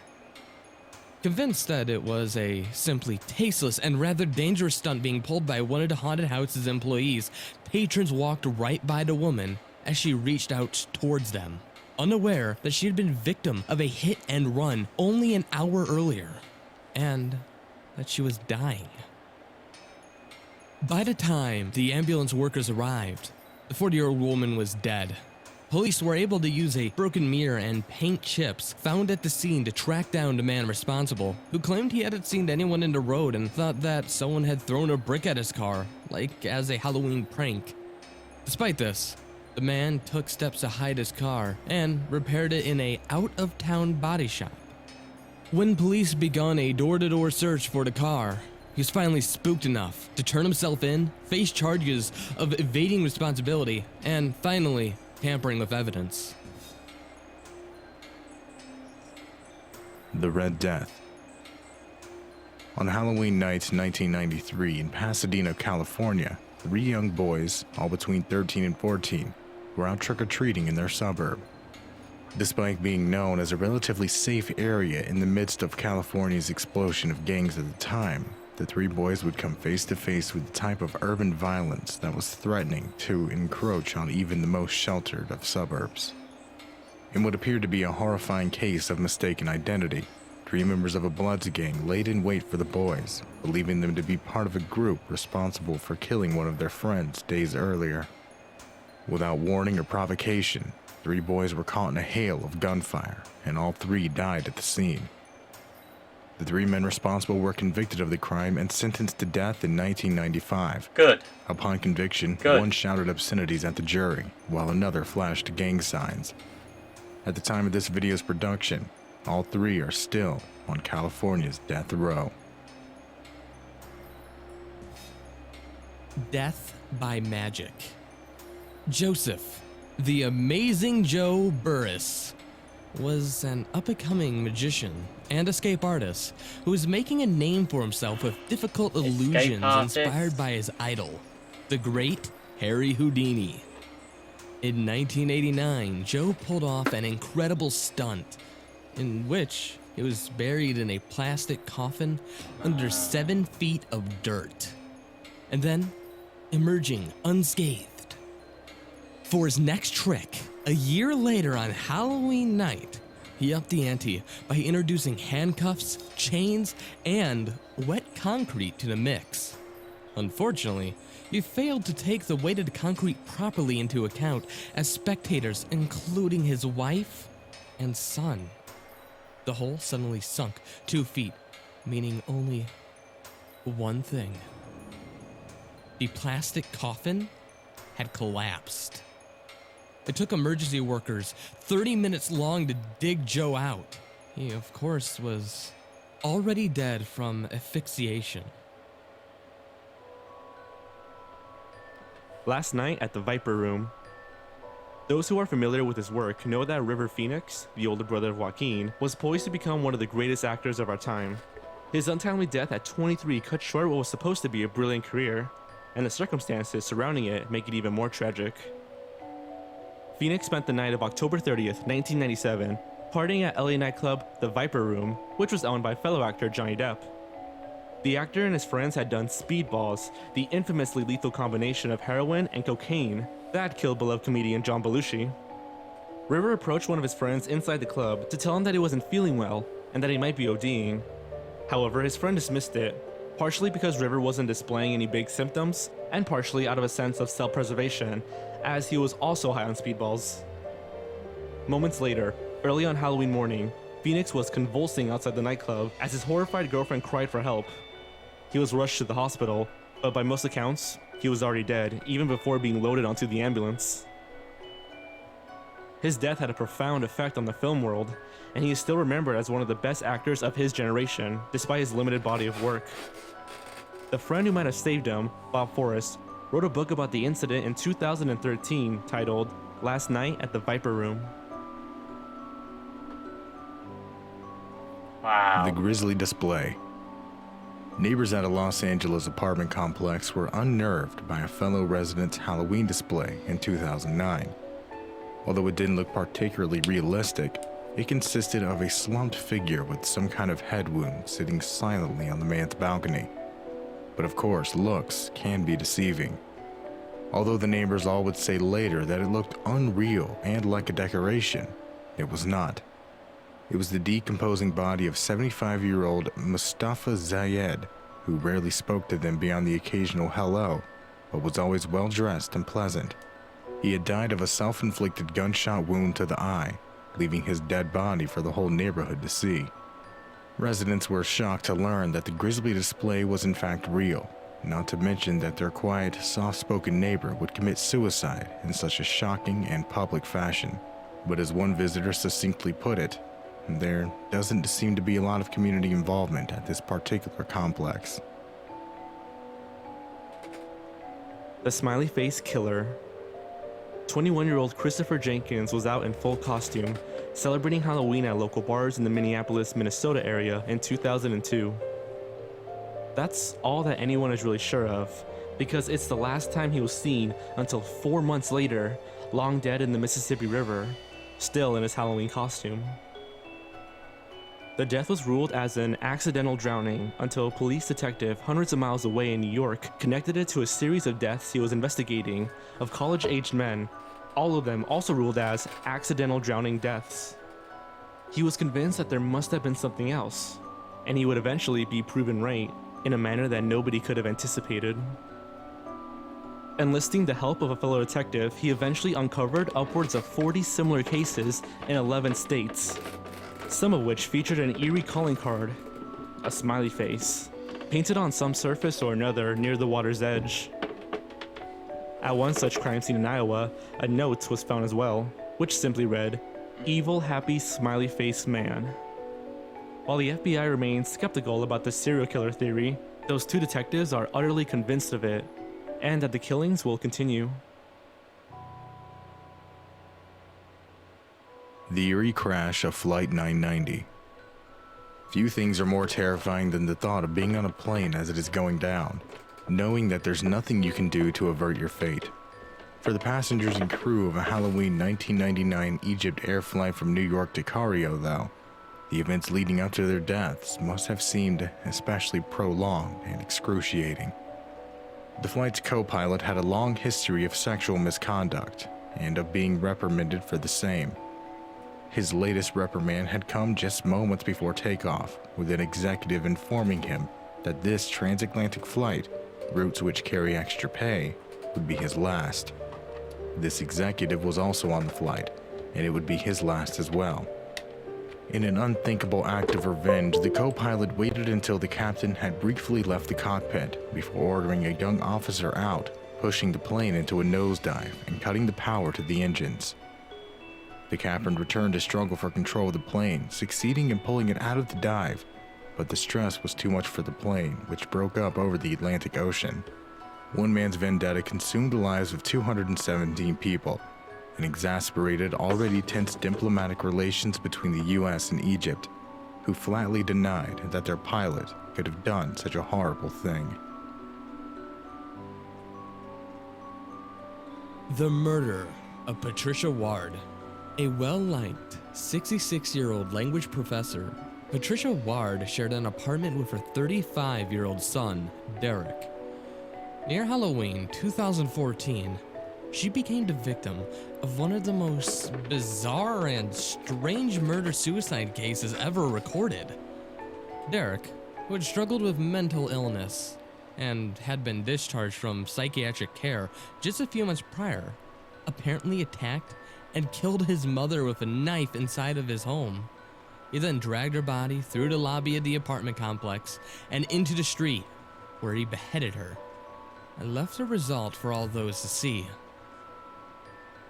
Once Oh again, my God. many passerby assumed that this was just some sort of bizarre prank and would later state that the scene did not look real to them, as if one could reasonably expect to know what such a scene would even look like. But 25 minutes later, only a few hundred yards from where the body was found, Derek Ward stepped in front of a train and ended his own life as well. The man who killed Halloween. Texas man Ronald Clark O'Brien was hugely in debt to the tune of over $100,000. In an attempt to alleviate it, he would perpetrate an act that is not only unimaginable in its callousness and cruelty, but which would also do long-lasting, perhaps permanent damage to the image of Halloween as a holiday. In order to collect on the life insurance policies of his children, O'Brien laced pixie sticks with potassium cyanide, which was not known to the public yet as notoriously lethal. Though he gave it to both of his children and some of their friends, only his son, 8-year-old Timothy, ate the candy. This of course prompted a near panic in the community, but O'Brien quickly came under suspicion. Although he maintained his innocence, he was tried and convicted in 1975 and sentenced to death, a sentence which was carried out in 1984. He was the notorious Candyman, the source of every urban legend about terrible things hidden in Halloween candy, the monster that every trick-or-treater fears to this day. He's also known by another title, the man who killed Halloween.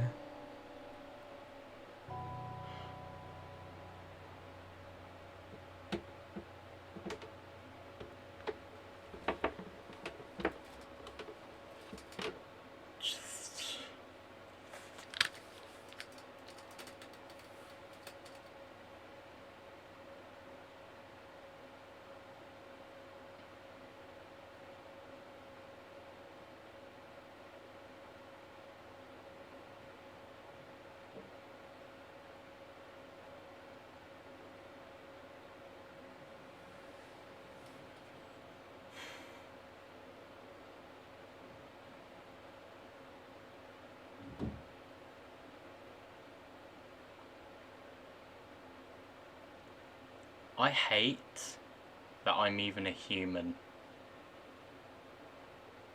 I wish I wasn't a human now.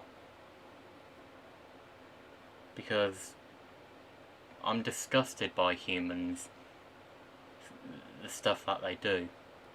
Leaving their family members, killing themselves, killing each other, killing other humans.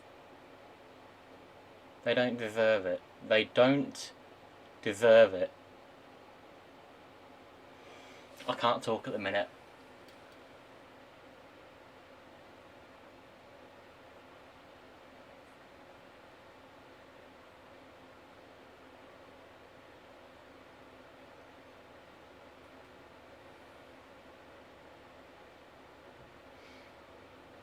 I have mental disabilities. I have mental problems. I have ADHD, autism, Tourette's, learning difficulties, trouble having poos, so I have to have sachets for it. Apparently, according to my mum, I don't know, but apparently I've got mood swings as well. I don't know if I heard it correctly or not, but I don't think I have mood swings. I know how I feel, and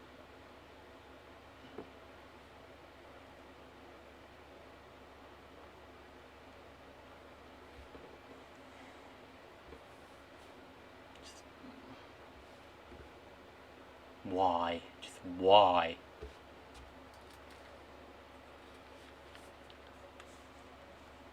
Okay, I'm gonna have the toilet and then I'll actually hold on a minute. I wanna watch this one. 13 Lost Horror Films. Oh, an advert. Hurry up, I'm desperate for the toilet. Come on. Order up to 10 p.m. Come on. for free delivery next.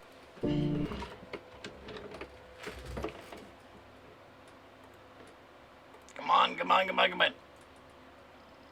What the hell is that?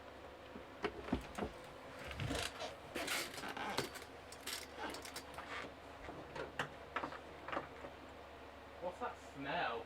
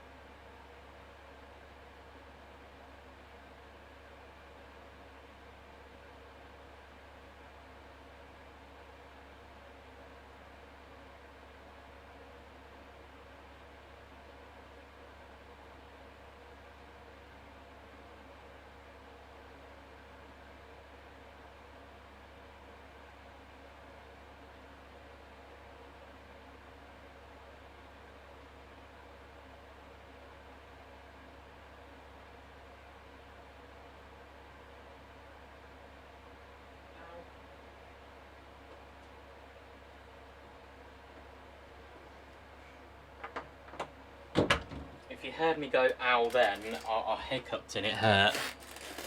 Nothing spooky! Woo! Ooh.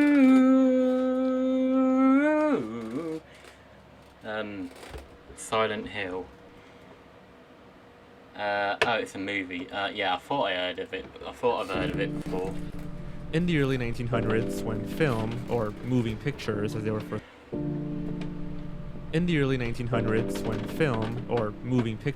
were first called, were just discovered, they were a huge moneymaker, and they just kept pumping them out. It was never considered that maybe we should archive them for historical purposes. And, as my film professor pointed out, about 90% of all silent films are completely lost. We could make video after video after video, but since it is the Halloween season, we're going to stick to horror films. Even within the horror genre, there are a lot a lot of missing films. So this list will focus on the ones that I think are really interesting. But without further ado, this is the top 13 lost horror films.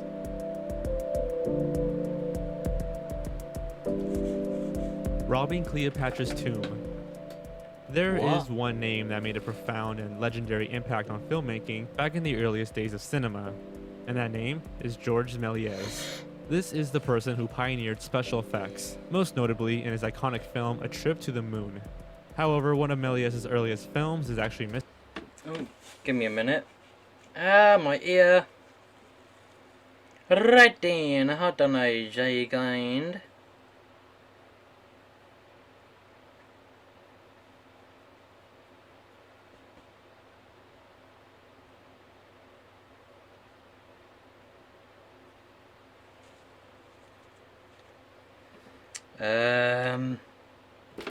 Ooh, I got 2 messages.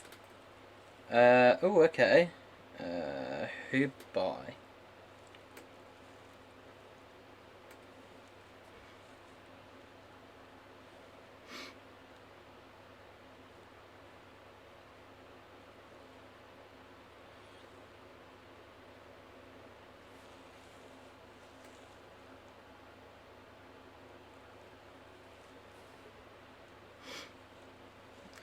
Yes.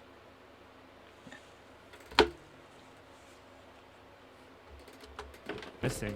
That film is Robbing Cleopatra's Tomb, or simply Cleopatra's Tomb, which is also one of the first horror films ever made.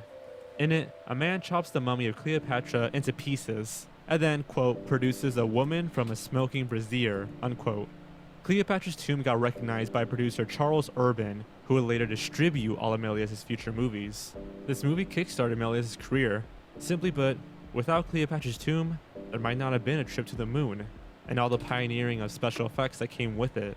Yet, here we are today, still searching for the movie. Oddly enough, this film was believed to have been found in 2005, although it just turned out to be a different movie made in France that also featured an Egyptian-looking tomb. Oh yeah, wow. A Son of Satan. A Son of Satan is a 1924 race film, meaning that it was produced primarily by an all-black cast for an all-black audience, as Hollywood typically excluded black filmmakers from the business.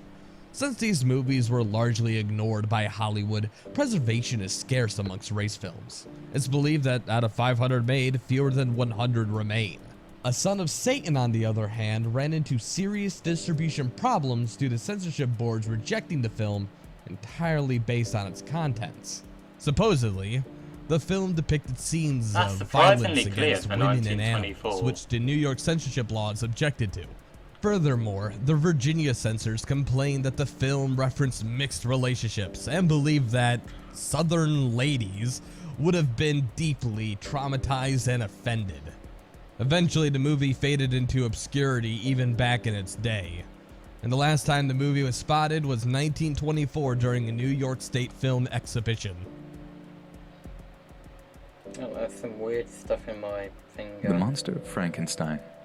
This 1920 silent horror film predates the popular Frankenstein movie that would be made by Universal in the 1930s. The Monster of Frankenstein was one of the only horror movies made in Italy before 1950. This is due to the strict film code they had at the time, which limited what filmmakers could show. Because of this, the film's running time after it was edited for being too graphic is unknown. There are some reports that describe the movie as heavily cut down from the original release, with one heavily censored version supposedly being 39 minutes long. As of now, the only remnants of The Monster of Frankenstein are a few production stills and promotional material. Bloody hell, wow. Lock Up Your Daughters. This Bela Lugosi film is about a vampiric doctor who experiments on young girls in an attempt to bring back his late wife. Stock footage from other Bela Lugosi flicks were used in this. Hey look, that's me. Was it? I mean, it The likes problem me, comes but- from the fact that we have contradicting reviews from the time period. Some claim that this is a full-fledged movie featuring a lot of stock footage from films like Bowery Boys. Others claim that it's a compilation of clips from other films of Lugosi as a host. and that if you could identify every clip, then you would win a cash prize. This movie was produced by E.J. Fancy and directed by Phil Rosen, a hard-working, well-known British film director. There's nearly no record of this film existing, and it's believed to have a private showing at some point, but was never released outside of England, making it more difficult to trace. Other than that, virtually no other evidence exists.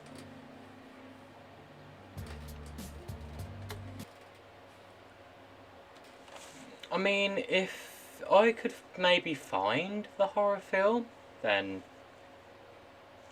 hello, I live in England. Maybe it can be found because it wasn't released outside of England. Maybe it can. Maybe a slight blurry-ish version could be found. The full film might be able to be found somewhere on YouTube in a good few years or whatever. You never know. I mean, as long as it's, you know, not proper graphical and, you know, some based off a true story and all that rubbish. Like It, for instance, if you didn't know. The Terror. There are many notable things about The Terror. For starters, it may have been one of the first slasher films before the genre really kicked off in the late 70s. It's also only the second full-sound movie made by Warner Brothers. The plot is actually very simple. Warner Brothers? A cast of kooky and strange characters, which includes a spiritualist and two men who just got out of prison, go to an inn where the Terror, a mysterious killer, resides. All of them have an issue with the Terror, and after a night of murder and horror, the killer's identity is unveiled. The movie did pretty bad, with its most notable praise being, it's not as bad as The Lion and the Mouse, Warner Brothers' first sound film, and the most scathing review being, The Terror is so bad, it's almost suicidal. The man who wrote the stage play and script for this movie seemed to agree with the reviews at the time, as he said one of the most retroactively backwards comments ever. Whoa, hold on a minute. I'm not shocked about this. I'm shocked about this. 1875 to 1932. That is a beautiful, clear black and white picture. That is such a clear black and white picture. Like, I've never seen that before. A beautiful, clear black and white picture from like what, the 10s, the 20s, the 30s maybe? I have never thought talkies would be such a serious rival to the stage, which led to the film being edited into two versions. One version converted it into a silent horror movie with title cards and the whole works, while the other is the talking version most people saw. Regardless, both are considered lost today. The Cat Creeps. The Cat Creeps from 1930 was one of the first sound movies made by Universal, which also makes it one of the first sound films in general. What's interesting is that there are not just one, but two versions of this movie that are currently lost, both working from the same script, just in different languages. Back in the early days of sound film, it was just easier to shoot two versions of the same movie for different languages, as opposed to dubbing it like we do today. The Spanish version of The Cat Creeps was called La Voluntad del Muerto, or The Will of the Dead Man. Surprisingly, quite a bit of the film's plot is known, because it's a remake of an older 1927 silent film titled The Cat and the Canary. To cut a long story short, it's an old dark house movie with all the usual tropes that follow with it. You know, the dark house on the hill surrounded with fog, and some sort of mystery that kills the guests off slowly but surely. What makes this film notable is that it's one of the first horror movies to kick off the Universal monster movie craze in the 1930s, and was even popular enough to get a remake in 1939. The 1939 film is not lost, but it completely abandons the plot of both The Cat and the Canary and The Cat Creeps. London After Midnight. London After Midnight has been described by many horror enthusiasts as the holy grail of lost horror films, and rightfully so. Lon Chaney, also known as the Man of a Thousand Faces, plays Edward C. Burke, the man you see on the famous movie poster and production stills. Believe it or not, but the poster Just the poster sold for more than $400,000 at an auction, as it is one of the last remaining physical pieces of evidence that this movie even happened. Many newspapers at the time reported that the plot was a bit hard to follow and almost nonsensical.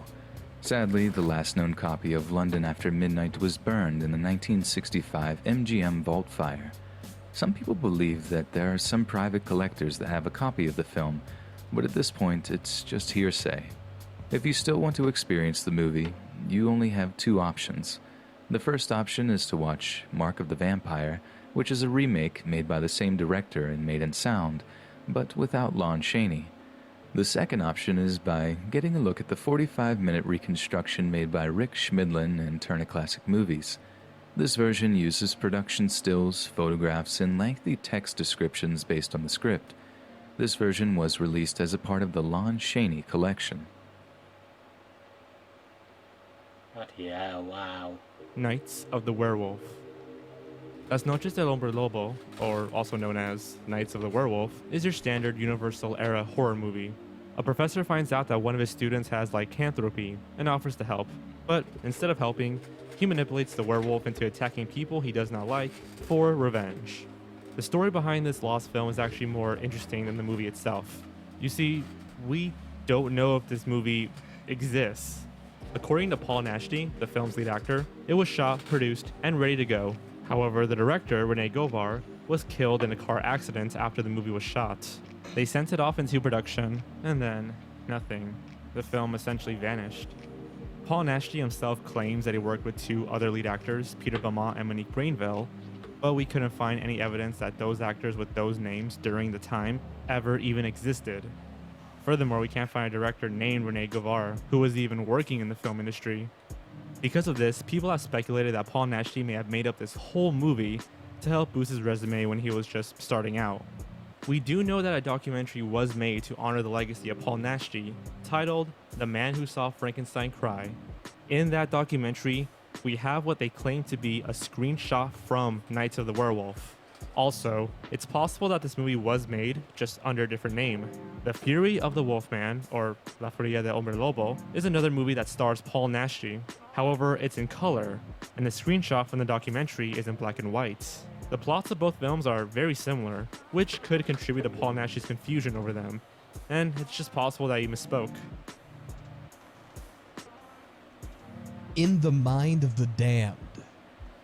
Unlike most films on this list that were made decades ago, the strange thing about Hold on, give me a second. I want to sort out this camera. So I thought, yeah, way too high up. I know I lowered it earlier, but...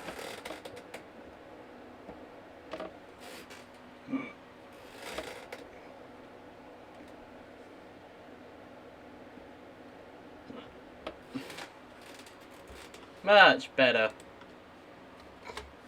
The Mind of the Damned was that it was released in 2013 by the Dunlisk Film Group. That group is actually known for making strange, avant-garde, Z-grade horror movies like Melonheads. In the Mind of the Damned, however, was different from their typical production, as it was supposed to be less campy and more story-focused, following the mental health of the main character after an acid trip.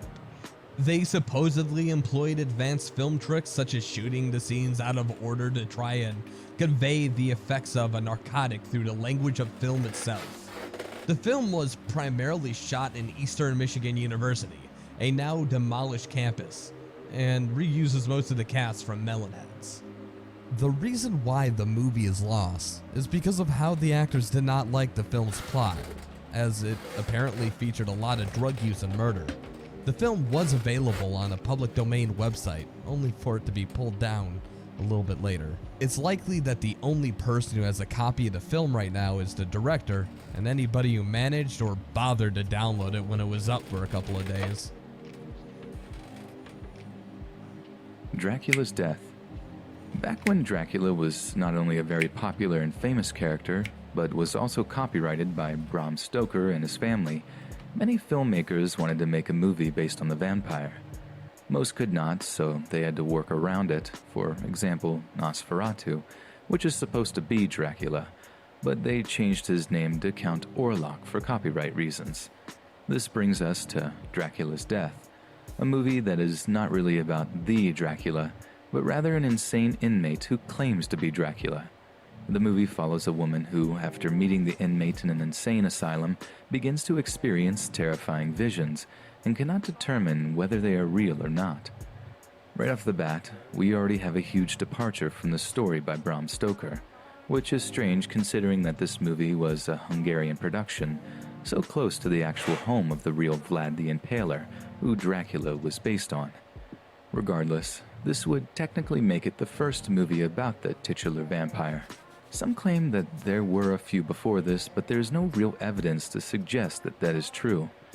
Furthermore, there is actually a lot of mystery surrounding this movie, such as how much it made and where it was released. It is unknown if the film was launched outside of Europe. We only know that it screened in Budapest and areas around Europe. The only surviving pieces from the film are its theatrical poster and a few production stills. The Cuckoo Clocks of Hell. This 1974 gore-splattered flick is completely lost due to its obscurity and violence. Much like with Cannibal Holocaust, rumors circulated that this movie depicted actual murders, similar to a snuff film. Furthermore, the credits featured pseudonyms in place of the real names of the cast members, making the film look even more suspicious and difficult to track. The film was originally 3 hours long and initially screened as The Cuckoo Clocks of Hell. However, apparently, this movie was so violent that mass hysteria ensued. The theater goers rioted and started committing mass violence against one another. After being pulled from theaters, the filmmakers shortened the film to 77 minutes and re-released it as Last House on Dead End Street. As of now, the 77-minute version is seemingly available online for purchase, albeit scarce to come by. Only very few DVD copies even exist, and that's only for the re-edit Last House on Dead End Street. As for the original 3-hour cut, The Cuckoo Clocks of Hell, no known copies exist, although it's rumored that there might be a preserved theater reel in the New York Film Archive. The Golem Trilogy. The Golem is a rarely seen monster from Jewish folklore, originating from the book of the same name. A total of 3 films are made. The Golem 1915, The Golem and the Dancing Girl made in 1917, and The Golem and How He Came into the World 1920. For the 1915 version, we only have a small scene of people running away from the Golem while he stumbles around with a dagger in his chest. The 1917 version is completely lost as far as we know, although some people claim that a print exists in the Eastern European Film Archive. However, we do not have access to it, and it has never been publicly re-released. The 1920 version, which we do have, is a prequel to the 1915 version, which just confuses everyone into thinking that that's the first Golem movie. The Golem 1915 has a pretty basic plot. A man finds a Golem clay statue that was resurrected many years ago by a magical rabbi. He then resurrects him as a servant, only for the Golem to become sentient and fall in love with a girl, get rejected, and start killing people. The 1920 version follows the magical rabbi as he makes the Golem to protect the Jews from religious persecution. As for the 1917 version, all we know is that it might be a parody. Other than that, no other information exists. This man. In January 2006, a patient of a well-known psychiatrist drew this picture of a man that has been supposedly visiting her dreams repeatedly. She claims she's never met this man in her life. What? Soon, more and more people from all around the world, at least 2,000, claim to recognize this man as someone who also visits their dreams too. Several theories have been made to explain who this man is, such as him being the manifestation of our subconscious, or even God itself. However, you can rest easy, knowing that in 2010, this story was confirmed as a hoax, in order to promote an upcoming film based on this man. Supposedly, the film was going to be directed by Brian Bertino or even Sam Raimi, and was about an, quote, ordinary guy who discovers that people he has never met are seeing him in their dreams. Now he must find out why he is the source of nightmares for strangers all around the world, unquote. That's right, this film was going to star this man.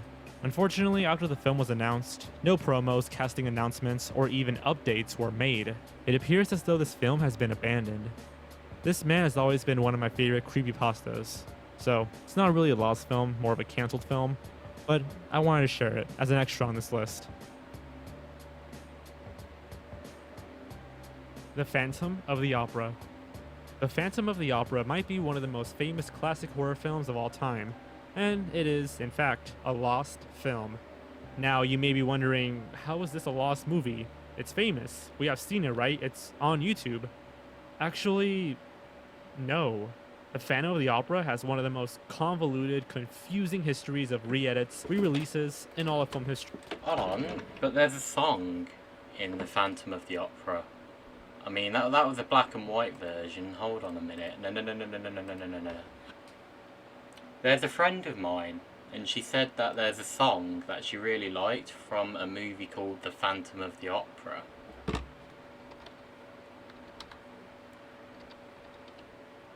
Yeah, look, The Phantom of the Opera. Yeah, this, here. I mean, I guess this is just a remake, but I'm guessing this is just a remake then. I don't know.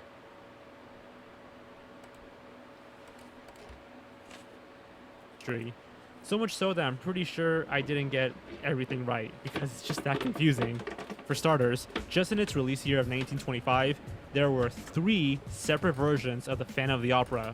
The first version was shown to a select crowd that apparently hated the film, causing the filmmakers to re-edit it into the second version. This one had some new scenes added in, but was still received negatively. So they re-edited it again into the third version, which was released and was a big hit.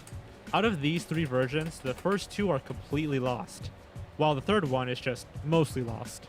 A few years later, when movie studios were transitioning to sound, the film was re-edited again and was even reshot with new scenes to include dialogue. What's strange is that Lon Chaney, the man who played the Phantom, could not return to record his dialogue, as he was under contract with a different studio.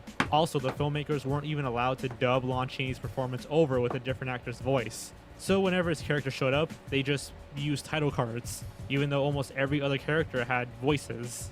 Now here's where it gets really convoluted. The most famous reconstruction of the movie was made in the 1950s, which is called the Eastman print, because it was printed by the Eastman House.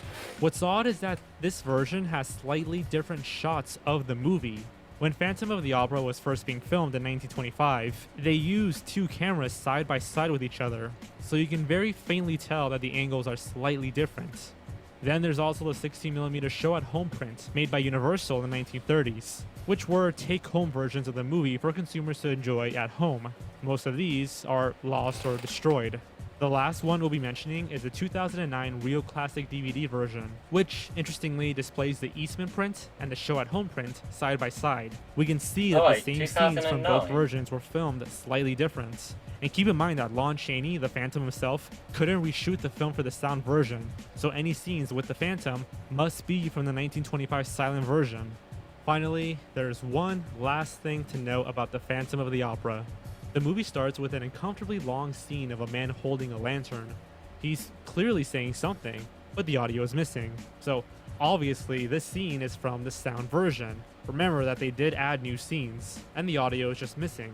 However, the 1925 silent version of this movie has the Lantern Man scene too. It even has a close-up that hasn't been seen anywhere else. Why would they record a long, silent scene of a man talking for a silent film is beyond us. Now, it's worth noting that the 1925 version is just a reconstruction of the movie from various different sources. So it's possible that the Lantern Man scene truly came from the sound version and it just got mixed up with the silent reconstruction. But I don't know, the quality really seems to match the silent version, and it's strange that a reconstruction this faithful would have this silly of an error. It is the first scene after all. The Phantom of the Opera has since fallen under public domain, meaning anyone can download it and mess with it as they please. Some madmen have even attempted to color the film. Overall, The Phantom of the Opera, the one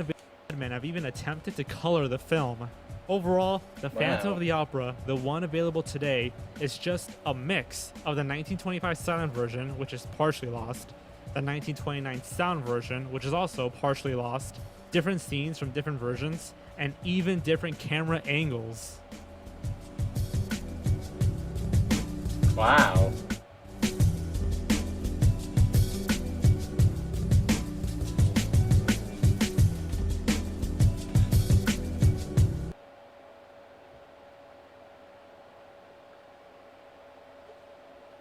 Wow. 7 most insane fourth wall breaks.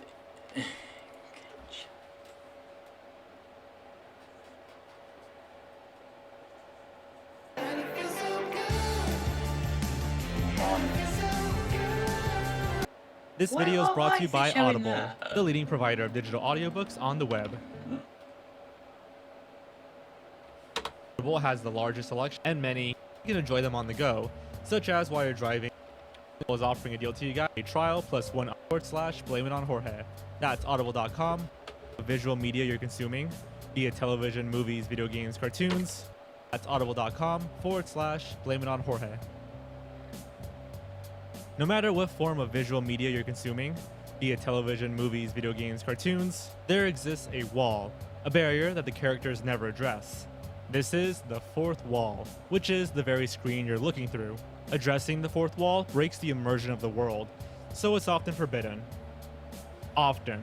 There have been times where characters become a little too self-aware for their own good. Oh. So today, we're going to be breaking the fourth wall and taking a look at the 7 most Nice. insane fourth wall breaks in kid shows. Henry and June literally try to break the fourth wall. Kicking things off is perhaps one of the most bizarre Nicktoons to ever grace our screens, or rather our fourth walls. Kablam was a variety show that had a plethora of different and amazing art styles for each of its different segments, with the main segments being hosted by Henry and June, 2 comic book style characters. Being the hosts of the show, Henry and June are, by default, aware of their status of being on a TV show, and regularly speak to the viewer. However, that is nothing compared to this episode. In the season 4 episode, The Best of Both Worlds, Henry and June discover photographs of the real world and decide to go there. Welcome back to the Henry and June Get Real Expedition. Where I figured out a brilliant plan to get us to the real world. Observe. Eventually, they buy tickets at Get Out of Town Travel Agency, but run into some problems. In fact, every segment is about them trying to break into the real world, but something messes up every time. Almost as if the universe is trying to stop them from doing so. Eventually, the two of them give up, until they come across a door that says Real World. They stumble into our world and turn into real children.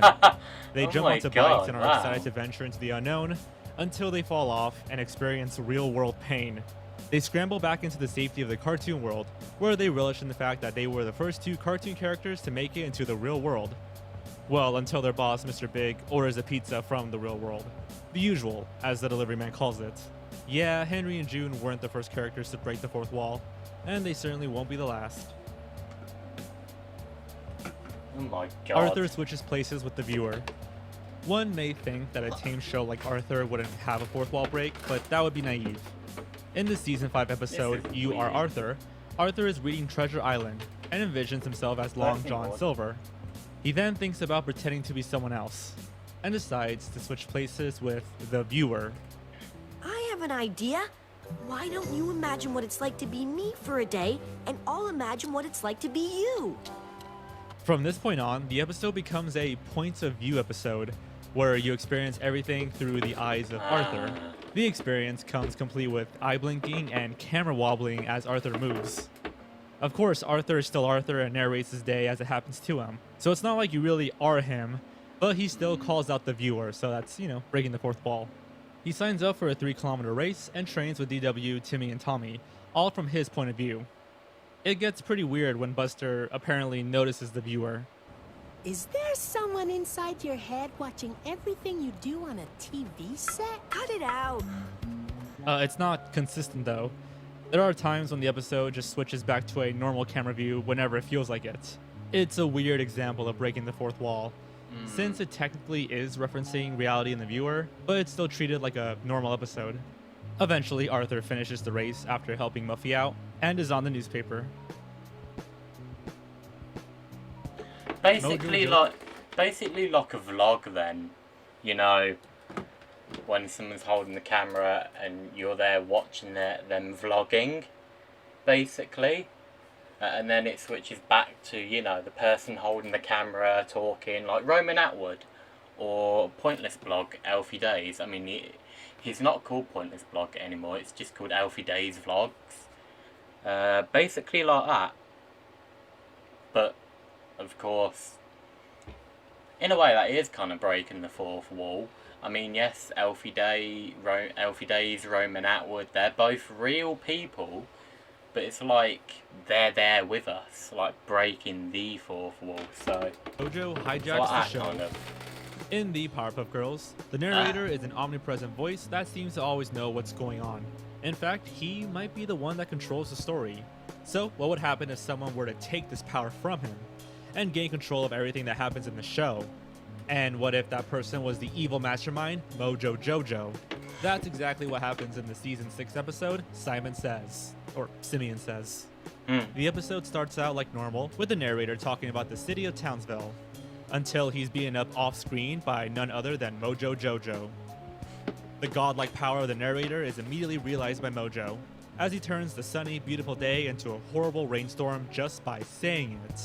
The Powerpuff Girls decide to go to the city to investigate the sudden change in weather, not knowing that Mojo Jojo was actually the one who decided that they would be going to the city. At least it's not raining. That's not a bad idea. Mojo forces the girls to become criminals, making them steal diamonds and fight each other. And without further ado, they destroy each other. As the girls fight amongst themselves, one of their stray laser beams hits Mojo Jojo's volcano lair, where the control panel he's using to control the story is. Free from his control, the girls go out and do what they do best, beat the shit out of Mojo. With the day saved, the girls think the episode is over, before they hear muffled noises coming from one of Mojo's closets. Inside the closet, they find the narrator. Ow! Oh, girls, thank goodness it's you! I can finally end this nightmare. So, once again, the day is saved, thanks to the Powerpuff Girls. I knew something was missing. Yep. Good night, folks. What a beautiful animation. So smooth. Well, interesting to see what is inside. Okay, Dawn. Technically, it weren't saved because they robbed. So, they should have put the money back and everything, so who cares, it's a cartoon. The Batmite decides to cancel his show. What? Batman the Brave and the Bold was pretty bizarre. It took a lot of the comedic tones of the 60s show and amped them up to 11. It was an unashamed comic book cartoon, and the finale is one of the craziest showcases of that, going beyond and breaking the fourth wall in perhaps one of the most craziest examples in cartoon history. For some added context, let's talk about Batmite. This weird imp thing is obsessed with Batman, and comes from the fifth dimension. He wields technology that is completely incomprehensible to us third dimension idiots. Oh my god, come on! Fifth dimension.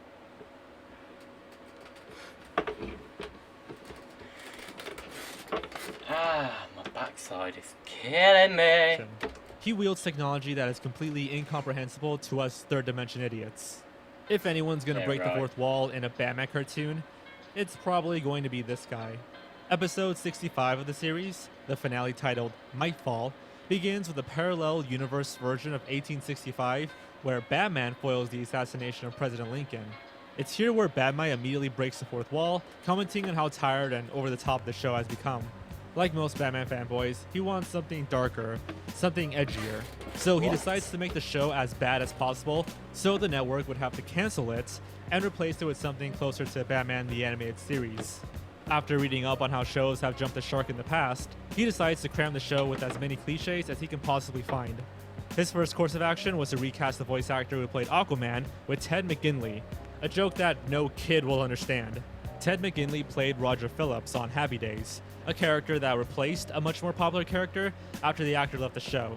He then added in a new love interest, an annoying Scrappy-Doo nephew sidekick, toy brands that interfered with the direction of the show, and perhaps the most heinous addition, guns. Batmite really, really wants the show dead. and he succeeds. The show gets canceled, and he fades away from existence. The series ends as Batman and the many superheroes and guest stars who have appeared on the series have a party to celebrate the series. And as one final goodbye, the crew members take apart the Batcave set in the background. Oh my god. The Ed Boys break reality. Here's a show with no rules. Ed, Edd, and Eddy thrives on pure cartoon physics. It's the life force of the show. It literally cannot exist without it. However, fourth wall breaks were far and few in between the sheer insanity of the show. Maybe a little nod to the audience or an animation reference here or there. But in the season 2 episode 1 + 1 = Ed, shit completely hits the fan. The episode begins pretty normally, with Eddy being woken up by Ed, asking him all sorts of questions like if the light in the fridge stays on even when it's closed. After keeping him up all night, a fed up Eddy takes Ed over to Double D's. There we see Double D taking apart a radio, leading Eddy to hatch a get-rich-quick scheme where they take things apart. They begin doing so, eventually leading them to Rolf's house, where they take apart his chicken pen. While Rolf talks with them, Ed manages to somehow turn a tree completely flat.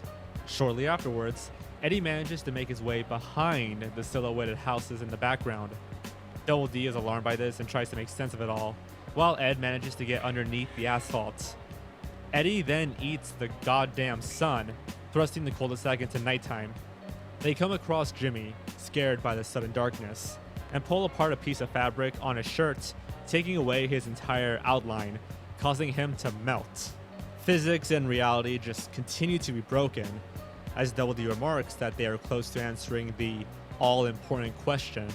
The boys find themselves in a new realm where nothing is bound by earthly limitations. An incredibly trippy scene follows, including moments where the Eds come out of Kevin's eye, Naz appears with the body of a purple reptile, and of course a 3-headed wolf coming from behind a wall of static. Reality is broken, and the Eds are now at the center of the universe. They inflate a cloud and just look upon the chaos they brought. A pencil pops the cloud, and they fall back into reality, with not a single outline out of place. The episode begins. Oh god, this is lagging. And reality is set back into place. Cloud, and they fall back into reality, with not a single outline out of place. The episode ends with the status quo reinstated, and reality is set back into place. Whatever reality Ed and Eddy takes place in. The Teen Titans meet their voice actors and animators. It might be a little unfair to put Teen Titans Go on this list, since it's a show that does not care about its fourth wall. There's many episodes where they break it, such as the aptly titled episode The Fourth Wall, where the Titans find out that they're on a TV show and discover the existence of the original Teen Titans series. Yeah, they watch an alternate universe version of... yeah. Yeah, because I forgot that this version here is just a remake, and there was I completely forgot there was an original series back, 2006?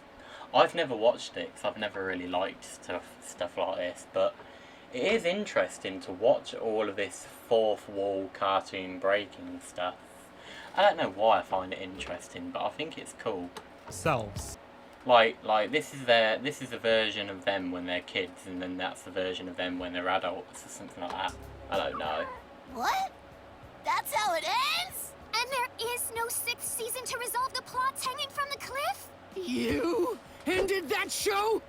You monster. If that's not enough fourth wall breaking for you, then perhaps the self-indulgent 200th episode spectacular will scratch that itch. Despite its name, it's actually the 201st episode, but whatever. This 2-part episode starts with the Titans sitting around doing nothing, when suddenly, their world starts disappearing. Using their knowledge of the fourth wall, they're able to break through it to figure out what's going on. They end up in Warner Brothers studio and meet the entire crew of Teen Titans Go. Seriously, the entire crew. The directors, showrunners, storyboard artists, character designers, producers, even their own voice actors. Hi, I'm Tara. You do my voice? You don't sound like me. I'm versatile. I used to do this voice a lot. Yeah, I wish you'd seen it. And pretty Pegasus. Whoa. It gets pretty meta when the crew explains that they're enjoying the break, since production on Teen Titans Go is pretty stressful. They soon accept the fact that they aren't real, and begin to fade away, until part 2, where they search for Michael and Aaron. Together, they write a script for an episode and manage to bring the show back. So I guess the Teen Titans can now be credited with writing their own show. Basically, yeah. The cast of Chowder start a car wash to fund their own animation. Personally, I think the stuff that Teen Titans Go did was crazier, but if there's one show known for breaking the fourth wall, it's Chowder. I used to Before watch we get this. into it, there are a few I used honorable to watch mentions, this when I was younger, such as actually. the legendary bit where they acknowledge the Cartoon Network logo. Not from there. Get closer. Closer. Okay. There. What about that one? Yeah, that one doesn't come off.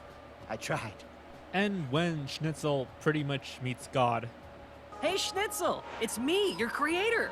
Listen, dude, I'm telling you, you gotta go back to Mung's. But there's one fourth wall breaking moment that I think takes the cake. It's the one where the show loses its budget and the voice actors have to start a car wash to fund their own animation. In the episode Shopping Spree, Truffles become sick, meaning that Mung, Chowder, and Schnitzel must take care of the kitchen, as well as the money box. When the Thing Bing Ling Ding machine is broken, they must go to the mall to buy replacements. However, they are tempted by the sinful urges of the mall, and cave in, wait, I think I buying might all have sorts seen of this useless one, shit they don't actually. need, turning them into beautiful, poor idiots. With no Basically, more yeah. money, Mung realizes that not only can they not afford to buy food for the kitchen, but they also Have can't I seen afford this one the before? animation. What are we gonna do? Rattle, rattle. No, we are not going home. We've got to save the show. But where are we gonna get the money to pay for it? Wait, they There's use an a actual We've kid? got to save the show. But where are we gonna get the money to pay for it? Oh my god, they used an actual kid.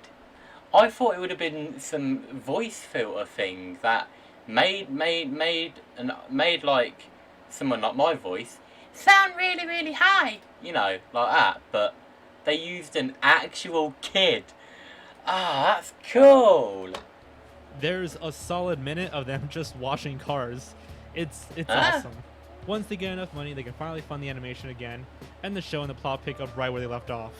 Oh my god. It's weird that Tara Strong was even part of this, considering that her character, Truffles, is supposed to be sick and isn't supposed to know that Mung Dahl used up all the money. But yeah. whatever. Seeing That's everyone true. together was great. And as many have said before, this was the only Hold time on. that live action was ever funny on Cartoon Network. Chowder didn't have a... This was the only... Whatever. Seeing everyone together was great. And as many have said... Where is she from? I think I recognise her from somewhere. I never, like... I don't know if it was a TV show, a series or whatever, but I recognise her from somewhere. I don't know where, but I definitely recognise her. Maybe him as well, actually. Said before, this was the only time that live action was ever funny on Cartoon Network. They need to do Chowder that didn't more have often, a fourth actually. wall. It didn't need one. A show like this Mm. deserves only the finest 3 walls. It deserves a 3D animation thing, more like.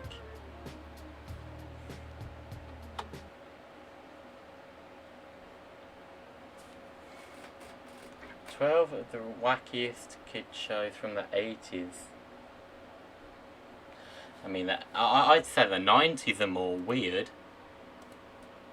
Anyway, let's go back to this horror stuff then.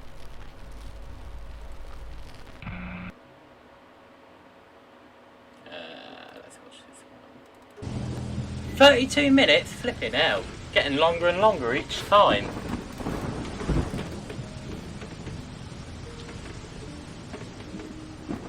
I was 22 years old, attending a Halloween party at my former best friend. Yeah, no.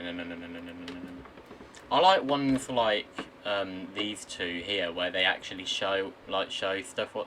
Yeah. Actually, speaking of it, well, I weren't. Speaking of it earlier on, IT as in it, the movie, that is actually based off a true story, and it's all thanks to this killer. And it's all thanks to this killer clown guy here. Obviously, a lot of people know who the hell he is, and he actually killed quite a few people. And it is actually based off of that. So it is really based off a true story. Scary Nightmare Storms as Fortnite. What? Fortnite? Really? Vsauce?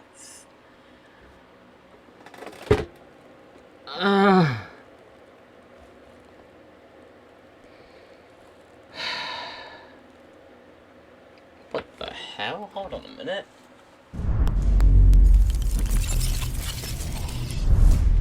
Seven real Halloween superheroes, is yeah. a time where we dress up as ghosts and goblins and tell mythical horror tales. But not every horror story from Halloween is made up. Here are 13 true-life Halloween stories. Number 13. Martha Moxley. Greenwich, Connecticut isn't a place you'd expect to find a body. It's one of the wealthiest burgs in the States, the place where Bush Sr. played as a boy, and where a solid dozen US senators are raising their own kids. But in 1975, amid the sprawling estates, multi-million-dollar mansions, and manicured lawns, the blood-soaked body of a 15-year-old Martha Moxley was found on a cold Halloween morning. The discovery shocked the town. Martha had been beaten with a golf club so hard that the club had shattered, and then she'd been stabbed in the neck with one of the jagged pieces. Then, her killer had dragged her 24 meters or 80 feet and dropped her off in her own backyard. Number 12. Lisa Ann French. Gerald Turner on Halloween.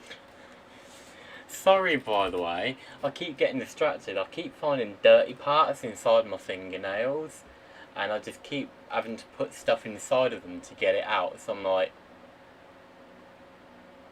that. But I am listening to what's going on, and it's ridiculous. And the first one we've not long just seen earlier, so probably like an hour ago, I think. Halloween 1973, and his girlfriend Arlene had made plans to go to Arlene. How'd you say 1973, or am I just deaf? Backyard. Number 12. Lisa Ann French. Gerald Turner on Halloween 1973, and his girlfriend Arlene had made plans to go to Arlene's mother's for dinner. However, Turner urged her to go ahead without him. Meanwhile, a little girl from down the street, Lisa Ann French, left her house dressed like a miniature hobo, ragged jeans, a parka, and a battered felt hat. She made her way to Gerald Turner's house. The door was open. Turner got Lisa upstairs to his bedroom, where he forced himself on her and then strangled her to death. Then I see the delight in your eyes turn to fear as I shut the door behind you. Gerald Turner later wrote in a letter he penned in prison to Lisa. Number 11. Skunk. A 9-year-old dressed in a Halloween costume was accidentally shot by a relative who thought she was a skunk. The girl was standing outside her Pennsylvania home during a party when the incident happened. Police said the girl was wearing a black costume and a black hat with a white tassel. A male relative apparently mistook her for a skunk and fired a shotgun, hitting her in the shoulder, arm, back, and neck. She was rushed to hospital following the incident at Halloween last year. Probably, you should make sure your neighbor doesn't own a gun before you plan to freak them out in a Halloween costume. There are no reports on whether the girl survived or not. Number 10. My god! Oh my god! Oh, I hope she survived. Oh, poor girl, I hope she survived. Peter Fabiano. When you hear that knock on your door on Halloween night, you're not expecting anything but a little tyke in a colorful costume begging for candy. But for Los Angeles resident Peter Fabiano, trick or treat was the last thing he heard. On Halloween night, Fabiano opened the door to reveal a grown-up in full disguise who shot him in the chest. The murderer was actually a woman named Goldine Pizer. Pizer was friends with a woman named Joan Rabel, who had a lesbian crush on Fabiano's wife, Betty. Pizer and Rabel hatched a plan to get the man of the house out of the way, but cops managed to track them down and got them jailed for second-degree murder. Number 9. Burglars. 16-year-old foreign exchange student Yoshihiro Hattori was shot and killed when he attempted to visit a Halloween party in 1992. Yoshihiro was with his fellow exchange student Webb Haymaker when they attempted to get into the house party in Baton Rouge, Louisiana. Arriving at the house party, they decided to go around the back after receiving no response at the front. But Webb was horrified to discover that Yoshihiro was shot dead by the home's owner, Rodney Perez, who thought the students were burglars. It's not such a clever idea to sneak around someone's backyard at night, knowing they will have the right to shoot and kill you at the slightest suspicion.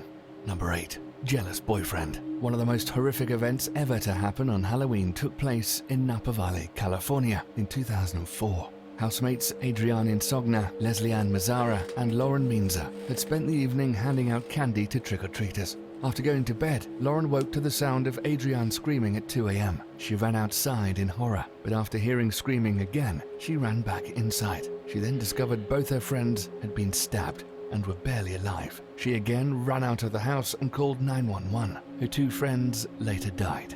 The killer was Adrian's best friend's fiancé, Eric Koppel, who committed the murders because he was jealous of the friendship between Adrian and his girlfriend. Number 7. Rebecca Gay.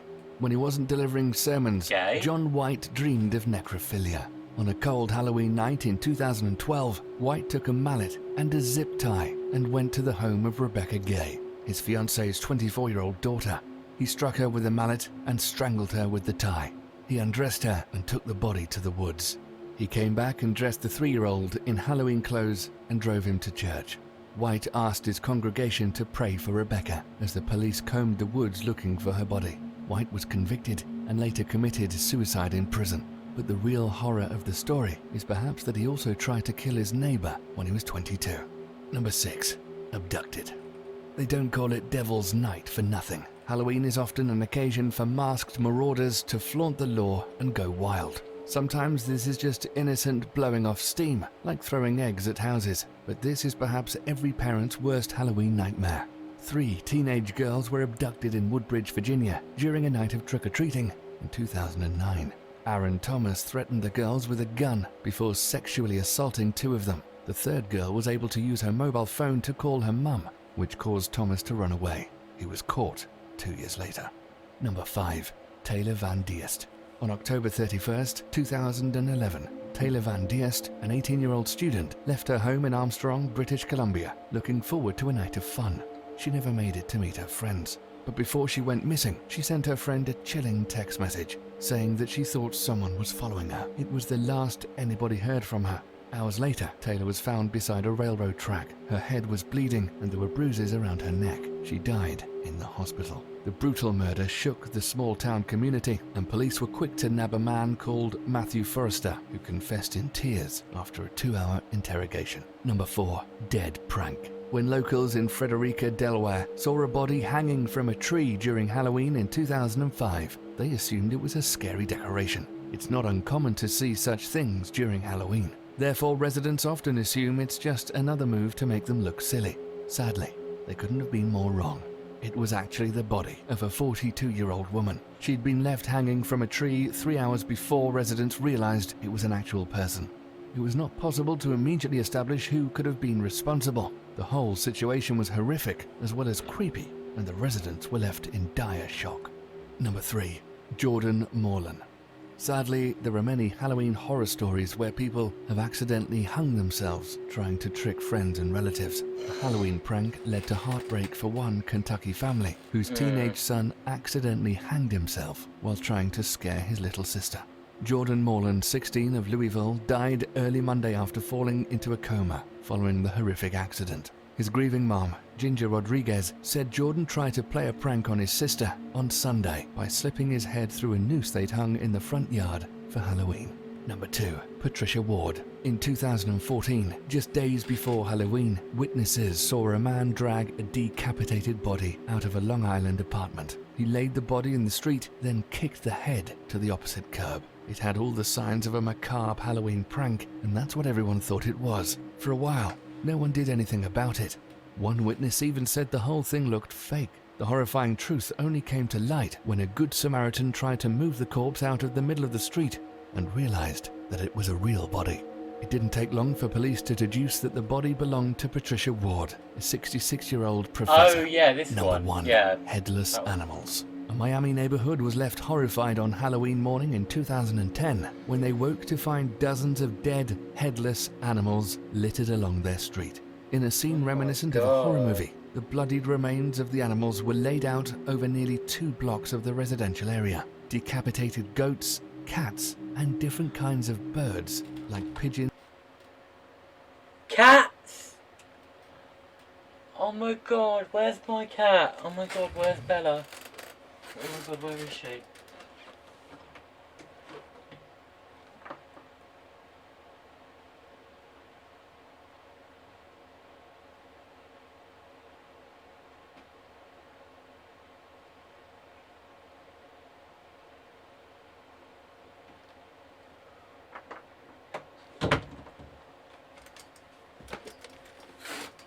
A cat! A cat! A dog. Oh, I hope dog. No.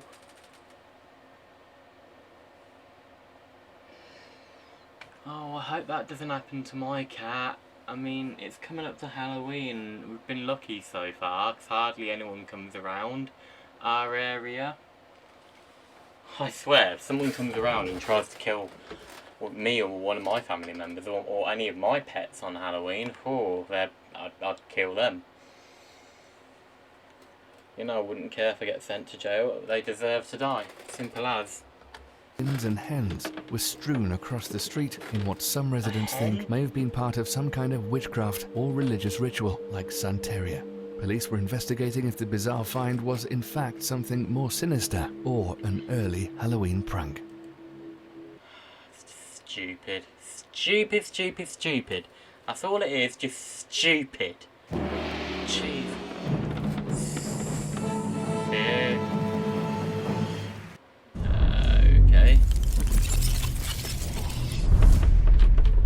From a woman who vanished attempting to circumnavigate the globe to a man who disappeared without a trace during a rescue mission, we take a look through 10 famous people who mysteriously... Hold on a minute.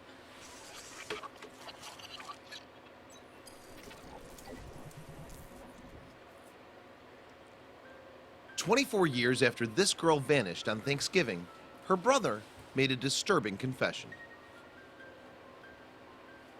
In a police interview room in Florida, a young man labors over a confession. His sister disappeared more than 24 years ago, and officers are trying to close the case. Does David Lambert know more about the mystery than he's been letting on? As investigators edge closer to the truth, a disturbing secret is apparently revealed. The story begins on November 27, 1985, when David and his sister Martha Jean are living with their parents, Howard and Margaret, in St. Augustine, a city on the northeast coast of Florida. Like many of their neighbors, the Lamberts live in a trailer in a semi-rural area That's a a nice few looking miles away house. from I the hope area's that's popular not beaches. the real house. At the time, David was 14 and Martha Jean was 12. A 7th grader at the city's Ketterlinus Junior High School, she was of small stature, weighing only 70 pounds. However, according to David, she had a combative nature that made her a force to be reckoned with, despite her slender frame. That day, the Lamberts were getting ready to celebrate Thanksgiving. Unfortunately, they burned the turkey, and Howard reacted with anger. Eager to escape their father's shouting, David and Martha Jean left the trailer. And as they wandered around the neighborhood, David gave his little sister some money to spend in a local store. Eventually, David and Martha Jean arrived at the defunct Florida Memorial College. By then, the building had already been abandoned for several years, and even though it was scattered with rubble and shards of glass, it was a popular place for the local youngsters to play. In fact, in a 2010 interview with the St. Augustine Record, one detective described it as like a poor kid's Disney World. Sadly, David and Martha Jean's adventure was about to take a tragic turn. According to David, his sister had decided to leave the abandoned college and go somewhere else to play. After that, she simply vanished. And even though police launched an investigation, no trace of the girl could be found. Over the years, several attempts were made to get to the bottom of Martha Jean's disappearance. And right from the start, detectives had suspected that David may have known more than he was letting on. But without any clear evidence to prove a crime had been committed, they were unable to take action against him. Meanwhile, life in St. Augustine moved on. Devastated by their daughter's disappearance, Margaret and Howard went their separate ways. Then, in 2000, David found himself in trouble with the police after allegedly attempting to write a bad check. And when they picked him up, he reportedly made a bizarre confession. In a 2010 interview with news website Jacksonville.com, St. Johns County Detective Sean Tice revealed that David had claimed to know what happened to Martha Jean. "I need to get this off my chest," Lambert is reported to have said. "I'm responsible for my sister's death." Apparently, he went on to confess that he had buried Martha in a local coquina mine. But when police arrived at the mine to investigate, they could find no trace of Martha Jean's corpse. And in the absence of this vital evidence, no charges were brought against David.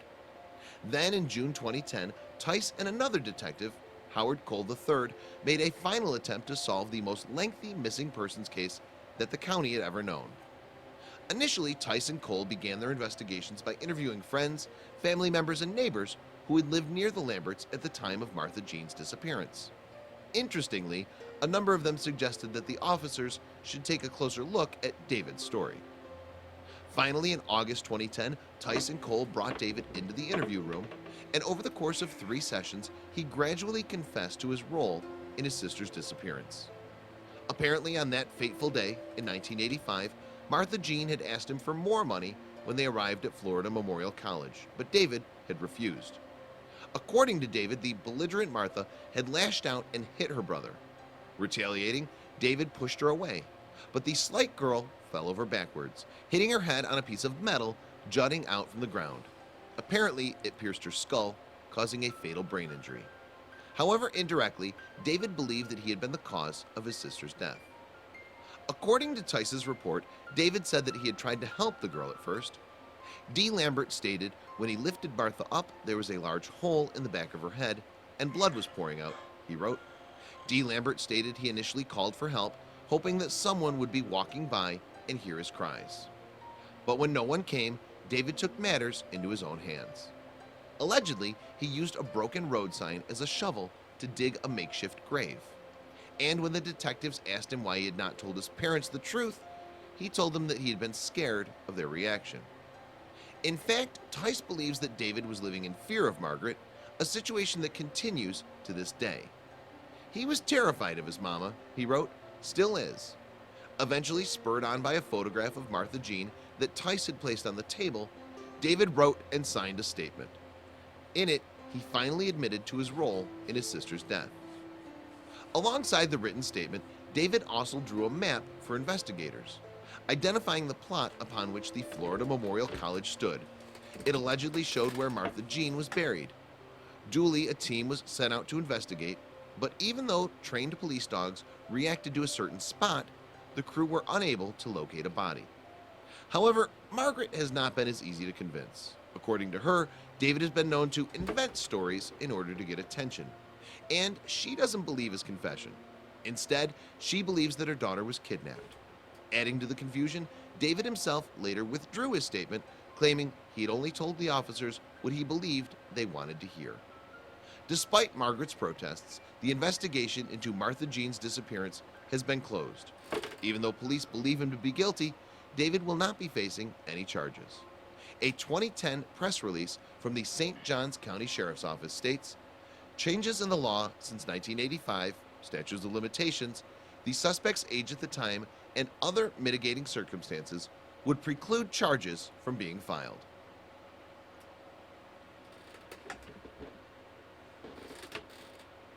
That's sick, making up stories about your sister dying.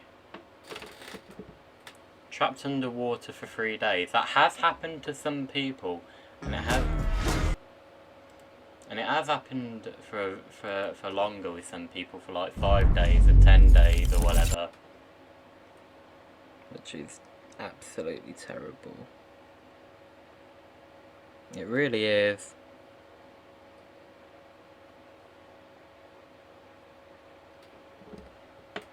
Stuff like this shouldn't be shown on YouTube. I mean, of course, for me, it's educational to be. The reason why I'm saying it's educational is because it lets, you know, people know that you need to be aware of certain people, and you need to be aware of you know, your surroundings. Like, as the guy said, oh no, wait, it was a made up story, weren't it? Well, possibly. But, yeah.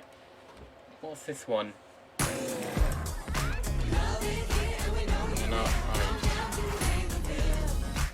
Whatever. Number 15. Simon this Says, guy. You know how on how. What's his name? What's his name on it?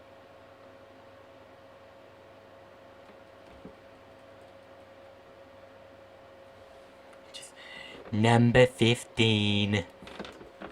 You know, like, Halloween, your senses are heightened, you start hearing things, seeing things that don't really exist, paranoia sets in, and you don't know whether or not you can trust your own senses. Well, Amanda Knows All knows the feeling, as she began questioning her own senses during one Halloween long ago. When she was 7, her babysitter took her trick-or-treating. Amanda was a witch this Halloween. They'd finished all the houses in her neighborhood and headed over to the next. This is when, out of the corner of her eye, Amanda saw someone dressed in a big black hooded cloak. Whenever Amanda would turn around, he'd be there, lurking in the distance, looking towards them, watching them. Although Amanda was creeped out by the stalker, she assumed the cloaked being was just your average parent, corralling a group of trick-or-treaters, but she would soon be proven wrong. Once they'd hit up the final house in the area, they returned home through a small park that led back to Amanda's neighborhood. It was dark as the devil's soul, silent, there was no one. Amanda's babysitter suggested that they play Simon Says. Apparently, she started getting nervous about the hooded being as well, who was still following them. Simon Says, walk faster, the babysitter urged Amanda, and soon, Simon Says, start running. Amanda and her babysitter ran until Amanda's hat flew off. She came to a halt to pick up her hat, and behind them, she saw the hooded man chasing them. To this day, I still get chills when I picture him, Amanda writes. First, I have never seen anyone run that fast. It was like his feet weren't even touching the ground, but worse, under the hood he had no face, just a black shadow or hole where his face should have been. Amanda's babysitter took action, picking her up and racing out of the park. She called the police, but they never caught the culprit, if they could even catch a demon. Although Amanda assumes it was likely just a masked man trying to scare people, she'll always remember the void under his hood, no face, just darkness. Number 14.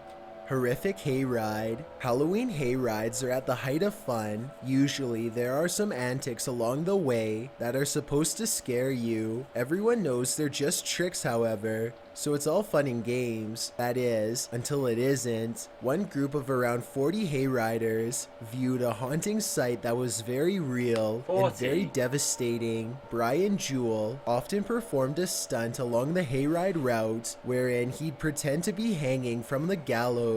Though he'd appear to be suspended, his feet would be on solid ground. But this night, the stunt went haywire when the hayriders arrived to find Jewell had accidentally hanged himself for real. He's supposed to have the noose around his neck, but it's not a noose that tightens, said the prosecutor. James Holzapfel. Jewell would step down about 1 foot to the ground, making it appear he had been hanged. Usually, Jewell gave a speech while the wagon drove by. When he was silent, the tractor driver grew worried, and he had reason to worry. Holzapfel said that the stunt had always worked, and the gallows was checked to see if there had been any foul play. None was ever found. Number 13. The Hallucination. Redditor Killer Orange Cat tells a Halloween night story that will keep you up at night. One Halloween, when he was 16 years old, he was home alone in his parents' house. He felt a migraine coming on, so decided to put a bowl of candy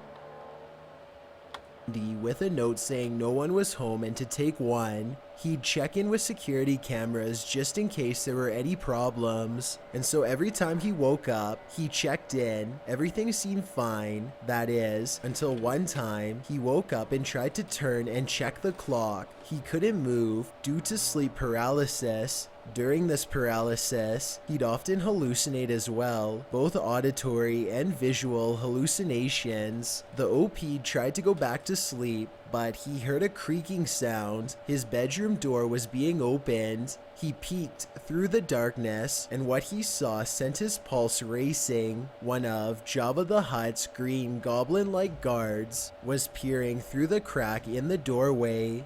The OP stared at him, and he looked back. Then he opened the door and came inside. The OP closed his eyes, wishing his hallucination away, but he heard the creature creeping around the room. Once the door closed again,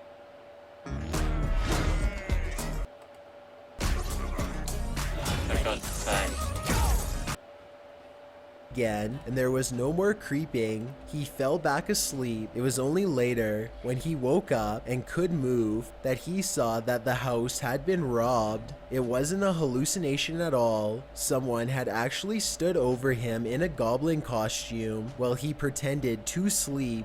Number 12.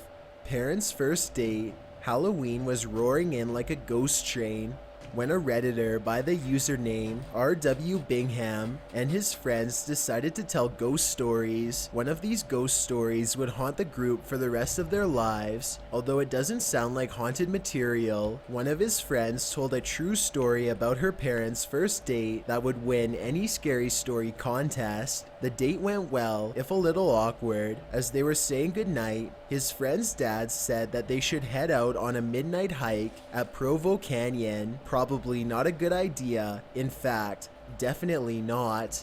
The guy knew the area because he was a rock climber, so his friend's mother agreed. They drove to the mouth of the canyon and headed out on their midnight hike. A new moon and thousands of stars shined overhead. Very romantic, some might say. That is, until a bad feeling started to set in. The path in front of them was about to pass below overhanging trees. It would put them in complete darkness. The guy's gut kept telling him to turn back, but he marched on. The woman also felt the same feeling of dread as they passed on. The feeling of dread was explained by something soft bumping against the man's foot. The soft object was laid out in the path, but they couldn't see what it was. It was too dark. They didn't want to know what it was either. Instead, they bolted from the forest and didn't look back. R.W. Bingham writes, years later, after being married for some time, they were watching an interview with Ted Bundy. In response to a question asking him to describe the time that he felt the closest to being caught, he explained about the night that he lured a girl into Provo Canyon and had just taken her life. When he heard some people coming up the trail, Bundy said he'd hidden in the trees just before they arrived, and he watched as a random guy walked straight into the girl. This would definitely rank number 1 on a list of the top 15 creepiest first dates ever. Number 11. The Q Riots. Riots are spontaneous, unpredictable, and they can grow out of hand in the blink of an eye. So imagine how wild a riot might get on one of the most unpredictable nights of the year, Halloween night. That's what happened in 1945 in Q Beach, Toronto. Area high schoolers decided to riot there, lighting bonfires along a main road and filling them with fences and gasoline. When the police showed up, the kids didn't back down. Instead, they started chucking rocks at the police. They even blocked fire trucks from the road. It seems they wanted their bonfires to light up the night. Police managed to get a hold of 13 rioters, but when they arrested them and locked them up at the central booking station, 7,000 rioters came to their defense. Only water cannons and tear gas could disperse them, and many ended up with a record that night. No one knows why these young men and women became so aggressive on Halloween. Perhaps something evil possessed them. Number 10. The Moaning Man, Redditor. John Locke 4815 tells a tale of a particularly scary Halloween. When he was in the 6th grade, he and his friends, Brandon and Nick, went trick-or-treating as zombies. Although they had a good night, a single horrifying memory haunts him to this day. At around 10 o'clock, the Halloween parties were hitting off, and kids were heading home to pass out from all the candy. John and his friends were caught out amongst the hullabaloo of children racing home, and older kids and adults winding their way to happening parties. They ducked onto a darker road less traveled to be away from the crowd. Most of the houses were dark. A rare light still shone, but mostly the street lamps lit the way. No people, just the boys. That's when they saw him. A young man with a mask on stood on the curb of an intersection, holding a pillowcase. The boys raced away. When the young man began to moan, he watched them all the way down the sidewalk, but the boys made it to Nick's aunt's house unscathed. or so they thought. They were sitting inside when John spied something out of the front room window. In his own words, "In the dark, I could make out a white mask like the guy at the bus stop. He was just standing inside." For God's sake, seriously, this advert is getting annoying. Somebody's yard, looking to the window. John told his buddies, but they didn't believe him. When they headed out, the guy wasn't there anymore. But sure enough, when they arrived at another intersection, there stood the young man, watching them, moaning. Again, they kept on walking. At another intersection, they stopped to rest and eat some candy. As John was stargazing, there was a rustling in some nearby bushes. The boys sprang to their feet as the moaning man sprung from the bushes, brandishing a screwdriver. Needless to say, they raced out of there and never looked back. Number 9, The Unseen Patient. Redditor Zerbo has a haunted healthcare story that will chill you to the bone. The ambulance company that I used to work for had a haunted ambulance, Rig 12. A lot of EMTs had stories about it, but I never put much stock into paranormal stuff, that is, until I had my own experience, he wrote. As Zerbo tells it, he and his partner were pulling the late night shift in a rural community. At 3 a.m., it was dark and silent out, and they were both sleeping in the cab of the ambulance. Mumbling woke Zerbo up. He thought his partner was trying to wake him. "I'm trying to sleep," he said, closing his eyes. But then a male voice said, "Oh my God, am I dying?" Heavy breathing followed, and it distinctly sounded like this was coming from the patient compartment. Both Zerbo and his partner jumped up and turned to look. A few seconds of silence, and then a click and a hiss of an oxygen bottle regulator. It sounded as though it was leaking. Zerbo turned the lights on, and they raced from the ambulance, thinking perhaps a homeless person had entered through the rear doors while they were sleeping. But when they opened the rear doors, nothing. No one. When they checked the oxygen tanks, they were closed. Not much more sleeping happened that night. Number 8. Michael Myers. Redditor OP Incognitus claims that he kept this true story under wraps until revealing it on Reddit. As one of the oldest trick-or-treaters in his neighborhood, he had spent the evening out with his friends collecting candy. At the end of the night, he split from his friends to head home. The walk home was a long one, and there were few trick-or-treaters out at that hour. The OP was walking fast down roads he didn't often go. When hooting and howling filled the air, he turned onto a hill when he spotted a group approaching. They were all wearing rubber masks, and one of them shouted, "What do you have there? Get over here." The entire group zeroed in on him as he was loaded up with 3 bags of candy. He recognized their voices and knew they were a lot older than he was. They told him they'd break his head if he didn't stop, but he didn't listen. An adrenaline rush sent him racing down the hill. Of course, the group wasn't going to let him off that easily. They followed after, but soon most of them had given up the chase. Most, apart from 3 members. One of them was dressed as Michael Myers. He persisted, as the other 2 also fell behind. Myers began to make some ground on him, so he made a beeline towards the only house on the block, with its lights still on. He made it to the deck and turned to see Myers standing a respectable distance down the driveway.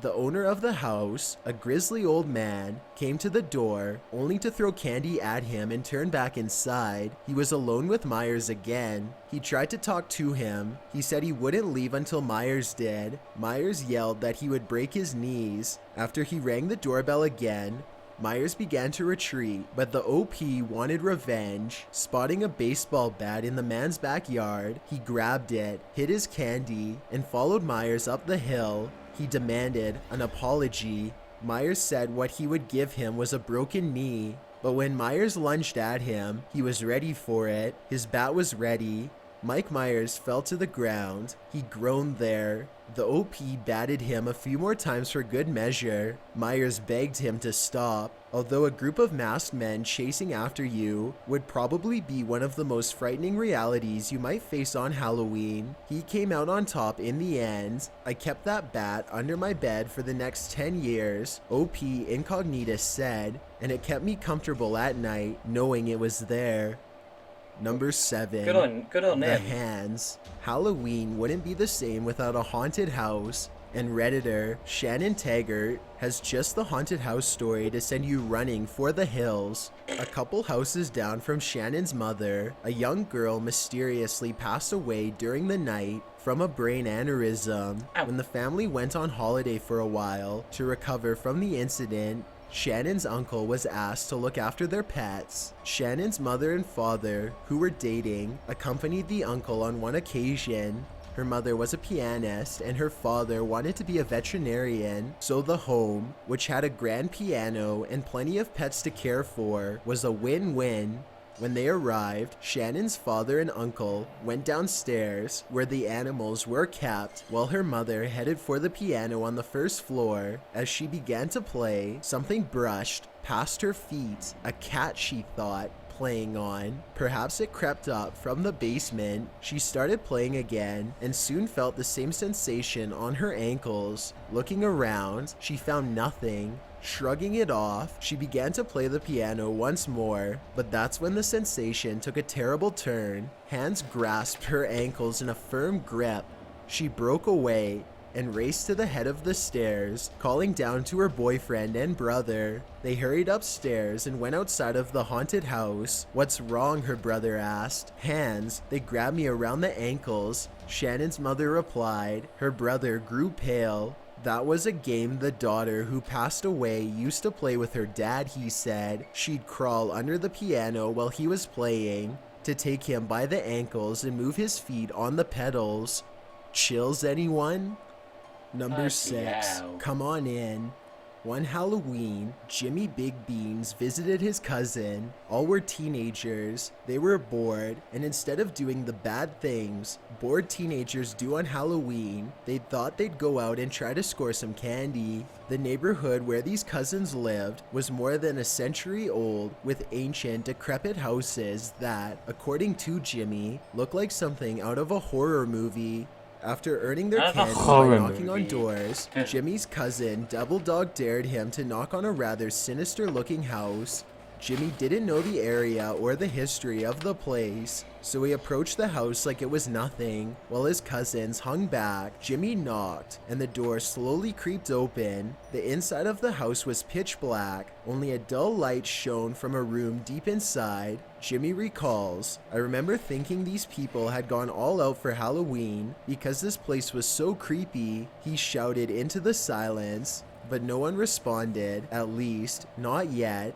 As he turned to leave, a woman's voice whispered, "Come on in." Stuck in place, Jimmy couldn't move if his life depended on it. "Come on in.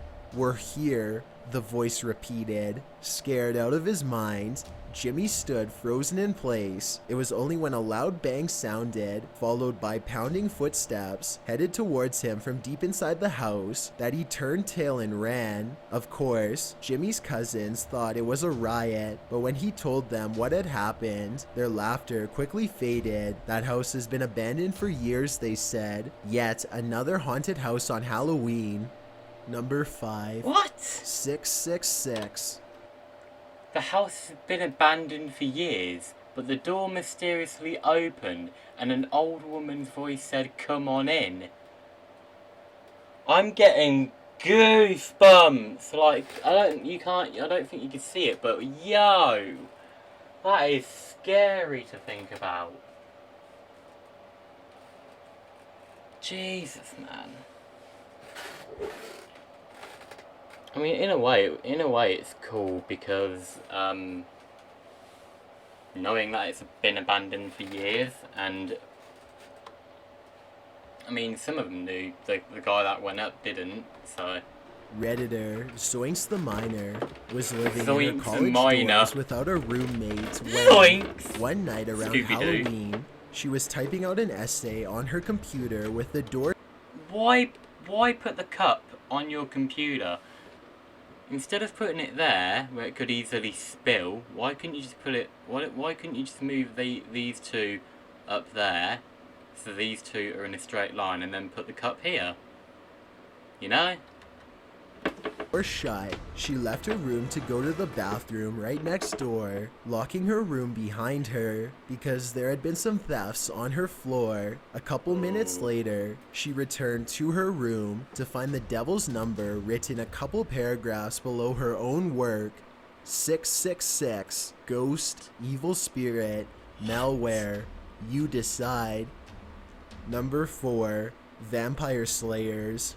In 2004, Matthew Schofield went to Romania to investigate a vampire slaying. He found that a man by the name of Toma Petre had been unburied, his heart had been torn out, and his body had been burned to ashes, after which his relatives mixed the ashes together with water and drank it. The vampire's heart was also eaten. Upon police investigation, the vampire's sister asked what the problem was. Vampire slaying is illegal in Romania, but that doesn't stop people from doing it. In fact, there's a pattern of vampire slaying in this village, with a number of bodies being dug up with similar results. In fact, it's a tradition that spans generations. In many villages across southern Romania, most believe their family histories include vampires, as well as victims of vampires, and they were taught as children how to slay vampires. Number 3. That is Laughing ridiculous. and moaning.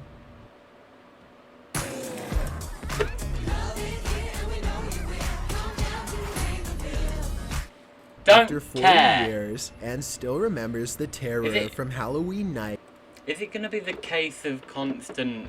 Is it going to be the case of the same advert constantly showing over and over and over and over again, like that other game? Terror full of laughter and moaning. It was 1973, and Anne was 16 years old. She had just moved into a new house that day, which her dad had built, being that it was Halloween. She went to a party that night and ended up inviting a friend named Jay back to her place. At around 2:30 a.m., they heard a voice the tone of which they'd never heard before. It was a moan of anguish that turned suddenly into maniacal laughter. They searched the house, but their search turned up nothing. But once they returned to the couch, they heard the moaning again. It entered their very souls, and they felt sadness wash over them. They searched the house and the grounds again, but nothing. And then again, the voice, the moan, the laughter. Anne and Jay felt their skin crawl. They felt complete and utter despair. Pure evil ensnared them that night. But what exactly that evil was, they would never know. Number 2, Sid Vicious. The Chelsea Hotel is known for its haunted... That sounds familiar. Sid Vicious. Isn't that from like Diary of a Wimpy Kid? Hold on. I actually have to find out. Sid Vicious. You little dick. You gonna say anything, Google? Sid Vicious. According to Wikipedia, Sid Vicious was an English bassist and vocalist. Yeah. I thought it sounded familiar because there was an incident with him and Freddie Mercury and Queen. Nearly die. Wait. Died in 1979.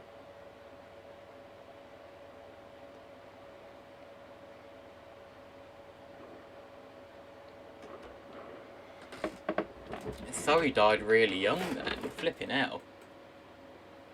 Band of the Sex Pistols, flipping hell. Wait, what?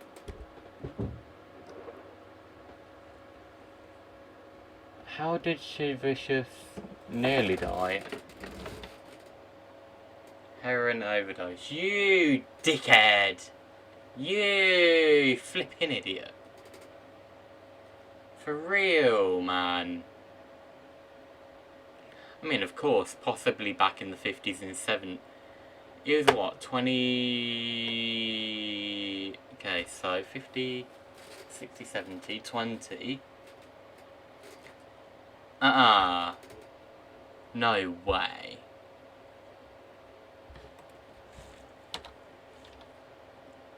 22? No. 21? He was a young bloke. Yeah, you idiot. There was an incident with him and Freddie Mercury, which is crazy to think about. There have been interviews with actual Brian May and Roger Taylor speaking about it.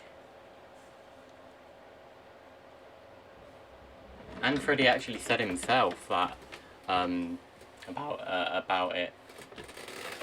Activities, but none more so than this story told by a guest, Brandy Neal, who visited the place on Halloween. One of the creepiest things to happen at this hotel was when, in 1978, bass player Sid Vicious allegedly took his girlfriend, Nancy Spungen's life with a knife in room 100. Sid himself passed away before police could charge him. Brandy's cousin didn't know about this history or about Sid Vicious at all, but when she showered at the hotel in their 5th floor room, she encountered Sid Vicious's spirit. While Brandy was out, scrounging for some snacks, her cousin took a shower. In her own words, she felt immediately uneasy and later told me that she sensed a strong presence standing behind her while she was washing her hair. She says she heard a man whisper in her ear, "Get out." Then she quickly saw the man before he vanished. The shower is the last place I'd want to encounter a ghost. Talk about being vulnerable. Brandy arrived back to the room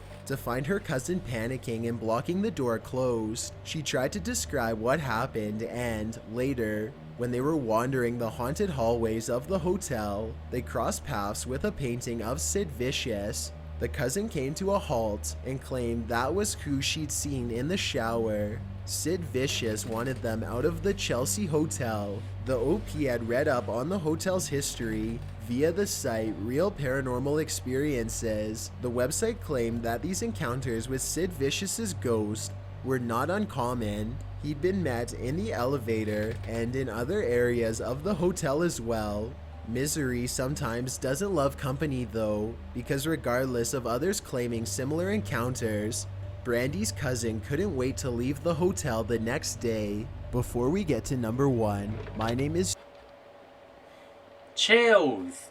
Before he even said it, it's Chills. Chills, and I hope you're enjoying the video so far. If you've ever been curious, That's what I was trying to think of. Right.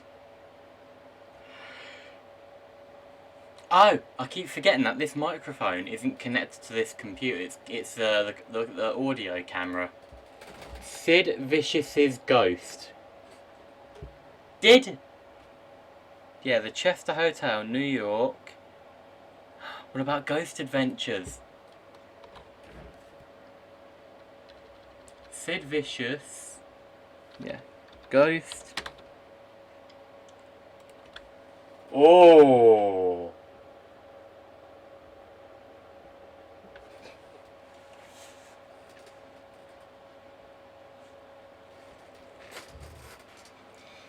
Oi, if I ever went to this hotel, I'd be like, bring it the f on, Sid Vicious. That's what I'd do. Because I ain't afraid. Like honest to God, even if I was asleep, the room was dark, I'd be like, bring it the f on. That's what I'd do. And I'd even shout it out if I had to.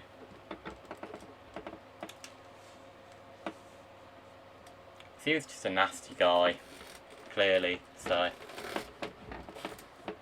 curious as to what I look like in real life, then follow me on Instagram at DylanIsChillinYT with underscores instead of spaces.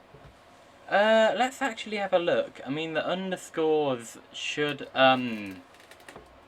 these little underscore things here should automatically fill in on their own. D-Y-L-A-N. Dylan is... Yeah, Dylan is Chillin YT. My family and I went on holiday to one of the Canary Islands, And during this No. holiday, we visited a rather large water. Oh wow! What's this? A late present from Santa Claus.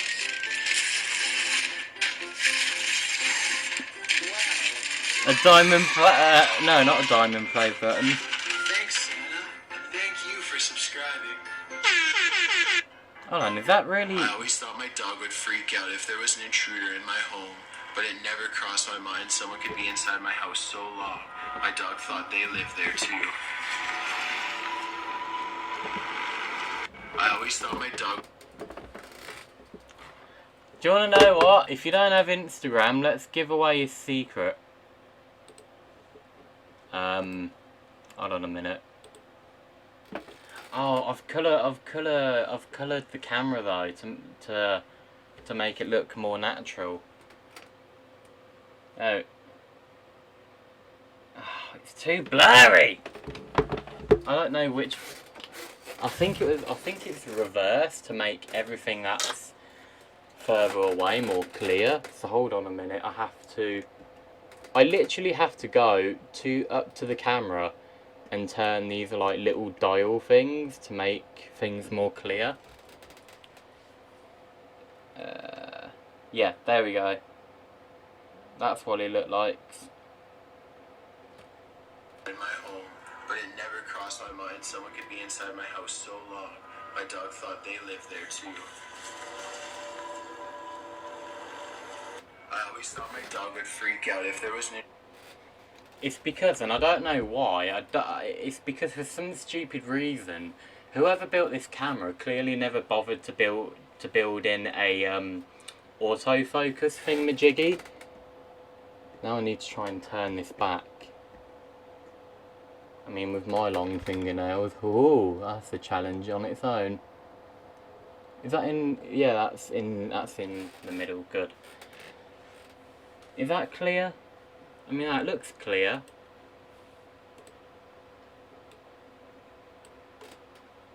So yeah, that's what he looked like in real life. And his voice sounds different on Instagram, so I guess this weird sounding voice that he does, I feel like he puts it on purpose just to give it like that annoying, ooh, just stop talking like that, you know? That's, oh, I've been streaming for like 4 or 5 hours now. Jesus Christ. I need to end this soon. Actually, no, let's go for as long as possible. I also have a Twitter at YT_chills kind of where I voice that post he's video doing. updates. I'd really appreciate it if you followed me, and feel free to send me a DM if you have any questions or suggestions. Also, I recently created a subreddit where you can submit videos and stories for future lists. It's r/chills. You know what? I think I might submit a Reddit or something. Not a Reddit. I mean a DM. What would I say though? Like, what could I say?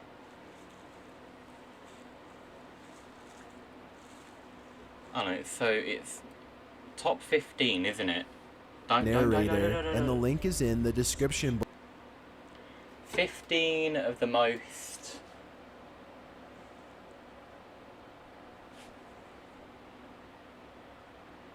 I don't know what he's done. Scary Halloween stories, creepy post on Facebook. What's been my favourite one since I've watched this channel? I don't know. So I've been watching it for a lot longer than what you think. Let's watch this below. first. It's a proven fact that generosity makes you a happier person. Ow. So if you're generous enough to hit that subscribe button and the bell beside it, then thank you. This way you'll be notified of the new videos we upload every Tuesday and Saturday. If English isn't the only language you speak and you're interested in getting a shout out, click more, then add translations. By translating the video, not only will more people be able to watch it, but a link to your channel will be added in the description. Number 1. The Headless Pianist, Haunted House. Sadly, I don't talk different languages, so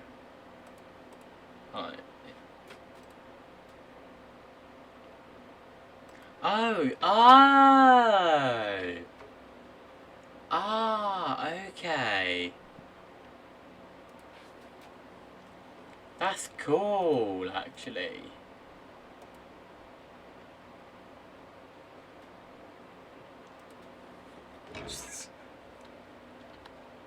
American. Oh, sign language. American. Yeah, no, I don't speak other languages. Of course I speak American because, hello, they're English as well, pretty much. But apart from that, or as they say, American. Is it America? Is it American? I don't know, but I'm gonna stop. Fall 1978, blogger Anne Sawin decided to explore the old, dilapidated haunted house. Hold on, there's a face right there. Eyes, nose, and an open mouth going like that, but the eyes are blacked out. Black thing, and then like a white lab coat. That's what it looked like. Oh, yeah. Oh, there's purposely, yeah, handprint. It's all fake, yeah. Is that a dog? It looks like a dog. And the end of the face there, yeah, that's a cool with looking only a house. chain link fence to separate it from her own. The house was so fallen apart that it looked as though no one lived there. Newspaper would often sit outside, unread, until the ancient owner, an old woman, would hobble down to gather them, and a light would always be flickering through the window at night. Believe it or not, Anne was more interested in the garage than the home. It was tucked away, neatly camouflaged from view in the overgrown... Oh, for God's sake.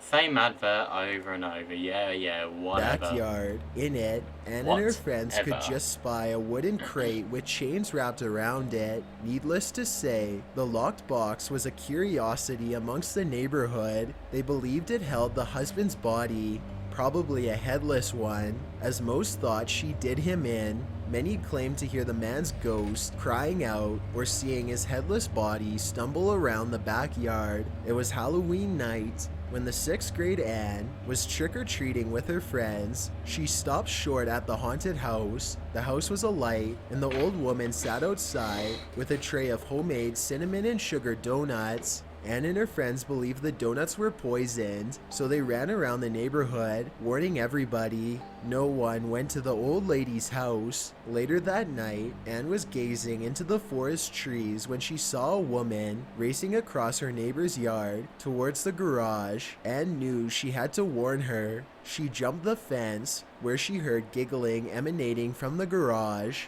She went in through a broken window in the back and found a beautiful young woman. The woman apologized for waking her, saying she had been playing tag with him in the woods until he left. After dancing with Anne, she stroked the wooden crate, saying the crate held a piano. She said he was a pianist and she was a dancer. That is when she shoved a donut in Anne's mouth and then another until they were suffocating her.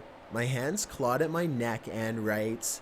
I was desperate for air. When Anne tried to leave, the woman reached out and grabbed her arm tightly, demanding that she come back to visit because the woman was lonely all by her lonesome. Anne made it back home, safe and sound. The next morning, her throat was parched with cinnamon and sugar. She saw a police car at the house next door. When she went to see what was going on, the policeman opened up the crate and there was a piano inside. Inside the piano, a headless skeleton. Thanks for checking out this video. Oh my God. Be sure to subscribe because we upload new countdowns every Tuesday and Saturday. Oh my God. So they saw a piano and thought nothing of it. But then there was this headless skeleton. Jesus, man. Ghost sighting, paranormal. Yeah, but yeah. You know what? Actually, I'll go back to this. Is it this one? Top 15 scary Halloween stories that actually happened? It was that, right? Huh? Whoa. Why is it just gone? Whatever. Just Whatever. Whatever. Whatever. Same advert. Over and over.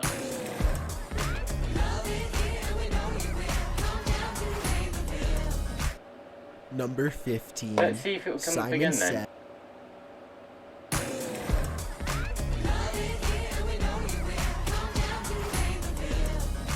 For real? Number 15. Again?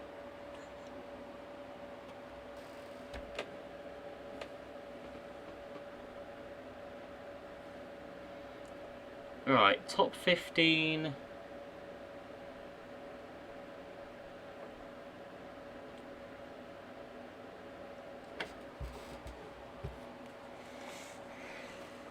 Oh, this was made a year ago. Oh, wait, what? Wait, ew.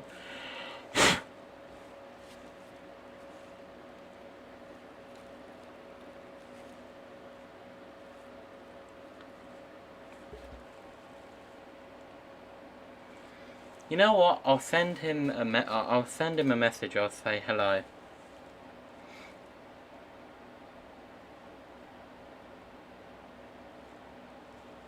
Well, I've said hello, and I'll just see if he'll reply.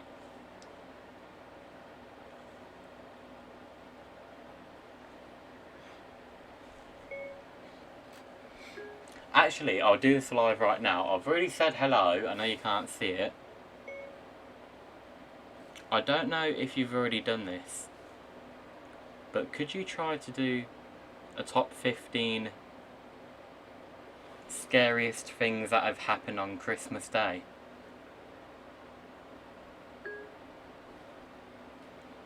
Hold on, I don't know if you've already done this, but could you do a top 15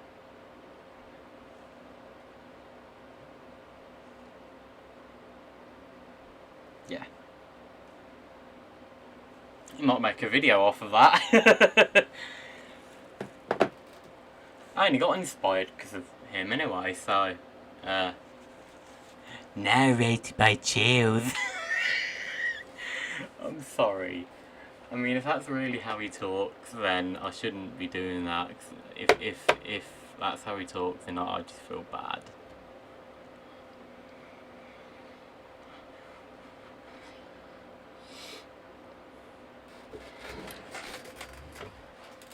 I'm trying to think of what he could actually probably do.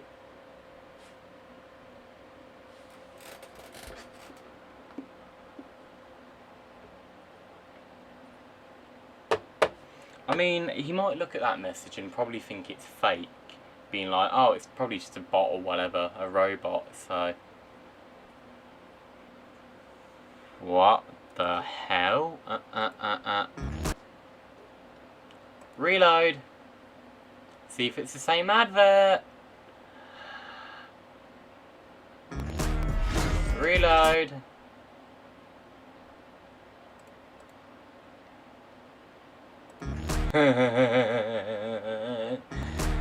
Oh, for God's sake! I don't give a damn about stupid, ugly ass game. You know what? I'll just say it. I don't ugly ass, whatever. Number 15, The Prejudice of Roald Dahl. Get ready, everyone, because we're about to reveal something about a most beloved children's author. Roald Dahl is world famous for his child-friendly and mildly unconventional stories for underage crowds. He has written famous books such as The BFG, James and the Giant Peach, and most famous of all, Charlie and the Chocolate Factory. Despite being an important children's author, Dahl... Hold on, was that him? Hold on a minute. Is it him? Is it actually him? No, I don't think so. For underage crowds, he has an important children's author. Dahl also had personal views we today would find revolting. Dahl sparked controversy in 1983 after he told a journalist he held sympathies towards the Axis powers. He stated Germany had a reason for taking the lives of 6 million Jewish people shortly before his passing in 1990. He denounced Israel and made several horrible remarks. It should also be noted several of Dahl's books portray certain cultures in an unflattering light. For example, it is often overlooked. Oh my god! No! No, no, no, no, no. Oh, who is she from? Where is she from? Annie? Annie? No. An unflattering light. No, not Annie, not Annie, not Annie. Oh, who is she from? That's annoying. For example, it is often overlooked These two here. that Oompa Loompas in the book version of Charlie and the Chocolate Factory are from Africa, which can become uncomfortable knowing how they have willingly become subservients of a rich entrepreneur, doing his will upon request. This led to the film adaptation changing the Oompa Loompas into orange-faced and green-haired short people instead, in order to steer away from this controversy. Number 14, The True Disney Tales. Disney has adapted many fairy tales for the big screen, starting with Snow White in 1937. This is a trend that has continued today, adapting others from Cinderella, Pocahontas, etc. Of course, the Disney Corporation needed to make major rewrites in order to make the stories child-friendly and with happy endings. Yeah. Much of the stories adapted were from the famous Brothers Grimm tales, which are indeed grim in detail. For example, the original Snow White has the prince taking advantage of Snow White's deep sleep by sleeping with her and even having several children with her before she even wakes. In Cinderella, the executives thought it was best to omit the fact the stepsisters removed their toes in order for their feet to fit the glass slipper. Furthermore, the story of Pocahontas is drastically rewritten. In real life, Pocahontas was forcefully brought back to Britain in order for Rolfe to present the royalty the idea of the civilized savage, thus gaining royal investment in Jamestown, Virginia. She passed away at age 21, never returning home. The list is endless, but it is fair to say Disney had good reason for changing the story in order to make family-friendly films. Number 13, The Fall of Anakin. Hold on, am I in proper camera shot or am I too low? I'm too low, damn it. I mean, does it matter if I'm too low? I mean, this chair does really hurt, so I'm trying to get as comfortable as possible, but I feel like I'm either too low or like too high, like I don't know, so.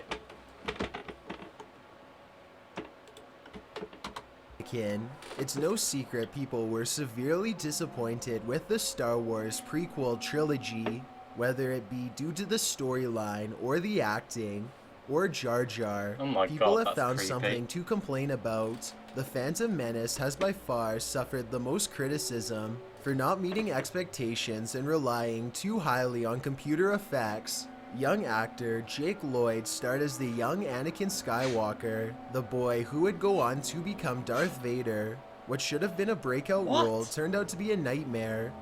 After Lloyd suffered harsh criticism and bullying due to his participation in the film, this proved to be too much, and Lloyd decided to retire from acting in 2001. Since the bullying from his classmates had become unbearable, he continued to make appearances at conventions, but told a reporter he did everything he could to prevent himself from being recognized on the street.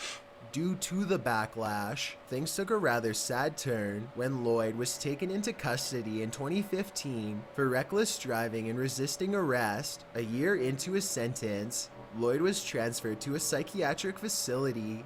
Lloyd's mother also confirmed he was very aggressive towards her during an episode when he fell off his meds. However, when speaking to media about his transfer, she has reported Lloyd's mental health has improved significantly as a result of treatment, and the two maintain a close relationship. Lloyd's ordeal shows how difficult an actor's life can be away from the cameras, as everyone suffers from their own demons. Number 12, The Struggle of the Blue Ranger. Power Rangers was one of the major franchises during the 90s. While dated today, the show still holds nostalgic value with people, and its campy 90s style still captured Oh people's my hearts. god. What the hell?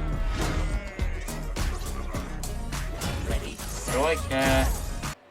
No. One particular favorite was actor David Yost, who played Billy Cranston or the Blue Ranger between 1993 and 1996. Initially, he Bloody hell, stated just he 3 left the role years. due to a pay dispute, but in 2010, he came clean to the actual reason he left the series. Yost claims he was subject to ridicule because he was gay, which was still seen as taboo back in the early to mid 90s. Yost stated he was constantly called names on set to his face, and production crew would constantly question the other cast members if they were concerned about David.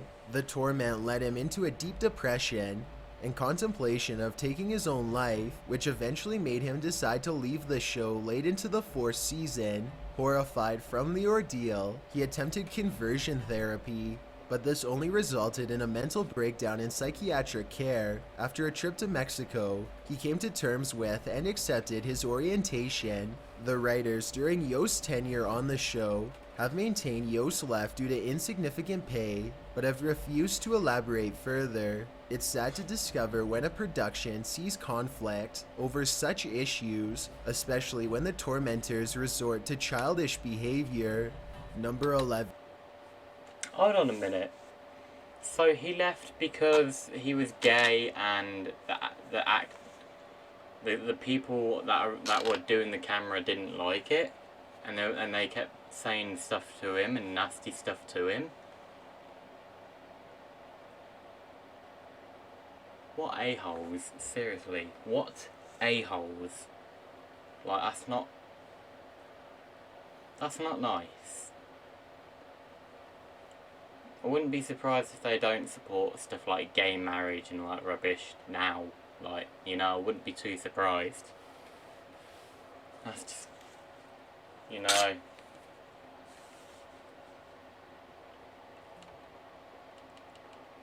I keep forgetting that these are connected to here, so. Then, Pee-wee gets busted. Pee-wee Herman is a popular character created and performed by Paul Rubens since 1977. Pee-wee was also the main looks a character little like in Mr. Bean several at that on-screen point there. portrayals, famously Pee-wee's Big Adventure in 1985 and the children's television show Pee-wee's Playhouse between 1986 Pee-wee, and oh my 1991. Things took a drastic turn when Rubens was arrested in 1991. Detectives visiting a theater spotted Rubens conducting an act considered indecent exposure. Rubens and Pee-wee became 5'11". subject of ridicule from the public, and reruns of Pee-wee's Playhouse were cancelled in wake of the scandal. However, Rubens managed to maintain a large amount of support from fellow celebrities and fans. By the time of the 1991 MTV Music Awards, Rubens appeared on stage as Pee-wee, sending the audience into a roar of applause and cheers. For the remaining decade, the scandal died down until Rubens was back in the police spotlight in 2002. Rubens pled guilty to a charge by police and was forced to Oh my God, register he looks as an well offender weird. for a short time.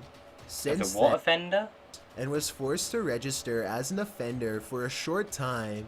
Since then, Rubens has kept a mildly low profile, conducting voice acting in cartoons and video games. Number 10. Products of their time. It's common for people to go back and watch the films and TV shows from their childhood. It doesn't matter how young the target audience, adults can have a flood of nostalgia upon watching one of their favorite children's shows. However, as we grow up and mature, we can start seeing various adult-orientated This is weird. jokes and caricatures far beyond the realm of political correctness. Cartoons from the Yeah. 40s through the 70s and even 80s have depicted stereotypes of many different groups. A great example is from the Tom and Jerry cartoons with the character Mammy Two Shoes. In every way, shape, and form, Mammy Two Shoes is made up of stereotypes. For one, she is a housemaid in a wealthy home, and secondly, she speaks in greatly exaggerated lingo. She was written out of the cartoons after 1952's push-button Kitty. MGM Studios even created a censored version of the shorts featuring her, replacing her with a different woman instead. However, the release of Tom and Jerry on Netflix maintains Mammy Two Shoes as she was, with a disclaimer at the beginning of certain episodes, warning of the stereotypes portrayed in the films, and also defending their decision to keep them, by explaining by removing them would deny such prejudices exist.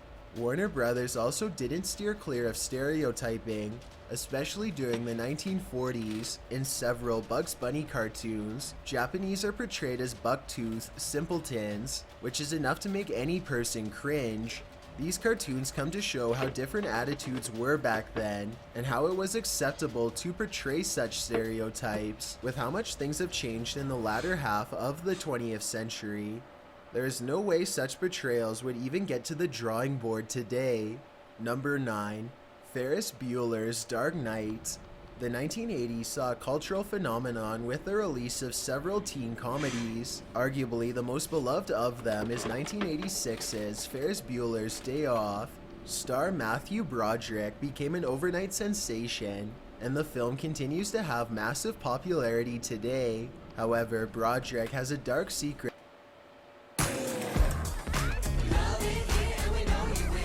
For God's sake. Not so many people know about. On August 5th, 1987, Broderick was driving through Northern Ireland with Ferris Bueller co-star and then girlfriend Jennifer Grey when he crossed into the opposing lane and then into another vehicle. Occupants Anna Gallagher and Margaret Daugherty passed instantly. Broderick maintains he has no memory of the event and doesn't know why he went into the opposite lane. Authorities in Northern Ireland brought charges and he was facing 5 years locked up. However, he made a plea deal to a lesser charge of careless driving and only had to pay a $175 fine. This immediately caused outcry in Northern Ireland, especially from family member Martin. He called Broderick's verdict a travesty of justice. Well, Broderick certainly under no circumstances meant to cause this to happen. It is hard to not understand Martin's pain over the slap on the wrist punishment. Martin later came to terms with the event and forgave Broderick, and the two even planned to meet in 2003. However, as of this video, the meeting hasn't taken place. Number 8. The Monster of the BBC. In the United Kingdom, Top of the Pops was a phenomenon for its run from 1964 to 2006. Of all Yeah, Top of the Pops actually. Speaking of Top of the Pops, I actually have a Dead or Alive Top of the Pops. Yeah, look. Top of the Pops, as you can see, the exact same one at 60 FPS.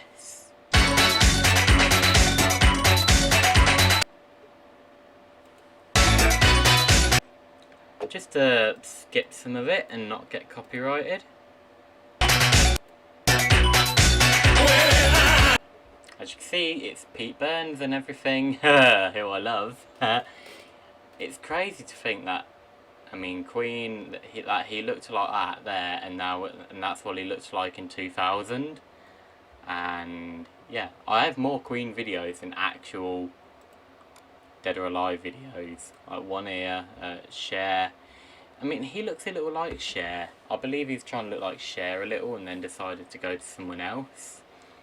And then obviously he had the lip surgery, the problems with his lip, and then of course yeah.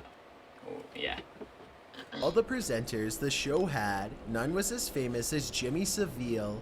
For 20 years, the eccentric man hosted alongside several people until he finally retired from the role in 1984. Jimmy was known for his sense of humor and bizarre behavior. He was also active in charity, running several marathons and collecting donations for children's hospitals across the country. When he passed away in 2011, fans from around the world flocked to give their respect to the late host. However, not long after his passing, tons of allegations flooded police and media. There were reports during his lifetime, but these were widely dismissed due to lack of evidence. Now, there were hundreds of accusations against him, and mounting evidence of a cover-up conducted by the BBC and others. The Metropolitan Police Service launched an official investigation the year following his passing and came to the frightening number of 589 allegations of his frightening actions. It was also found that he used his high status in the BBC to aid him in finding new people, with members of the BBC shutting down any accusations against him. These people even included children and teens recovering in hospitals he had funded. Jimmy had gone from eccentric Superman to the most prolific serial offenders in British history in a very short amount of time. Number 7. Flipper. At a simple glance, dolphins look like the happiest animals on Earth. Not only do they naturally have a grin, but they also appear to have fun jumping out of the water and playing with bubble rings. Sadly, dolphins in captivity are known to suffer greatly. Richard O'Barry is a former dolphin trainer turned activist who helped capture and train the 5 dolphins who portrayed Flipper in the original 1960s television series. O'Barry became fond of his dolphins, in particular one named Kathy. He knew she wasn't happy and was suffering in captivity, but he did his best to take care of her. According to O'Barry, he was comforting her one day when she took a breath and never took another one. Surprised, O'Barry eventually let her go and she sank to the bottom of the tank, never to resurface. To this day, O'Barry is certain Kathy took her own life, tired of being away from the sea. Unlike humans and other animals, dolphins are conscious air breathers, meaning every breath they make requires conscious effort. Therefore, it appears Kathy purposefully did not take another breath, knowing the consequences of doing so.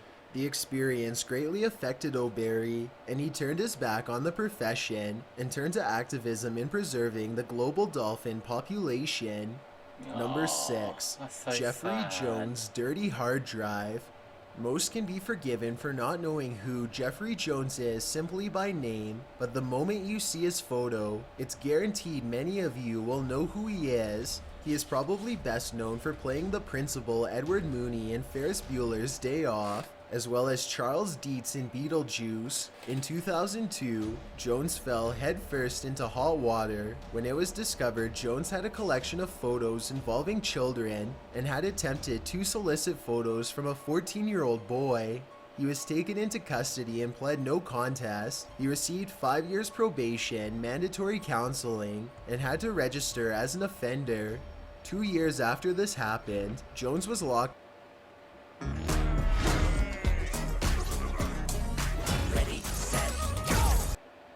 up for failing to register his offender status in Florida, and again in 2010 in California for the same reason.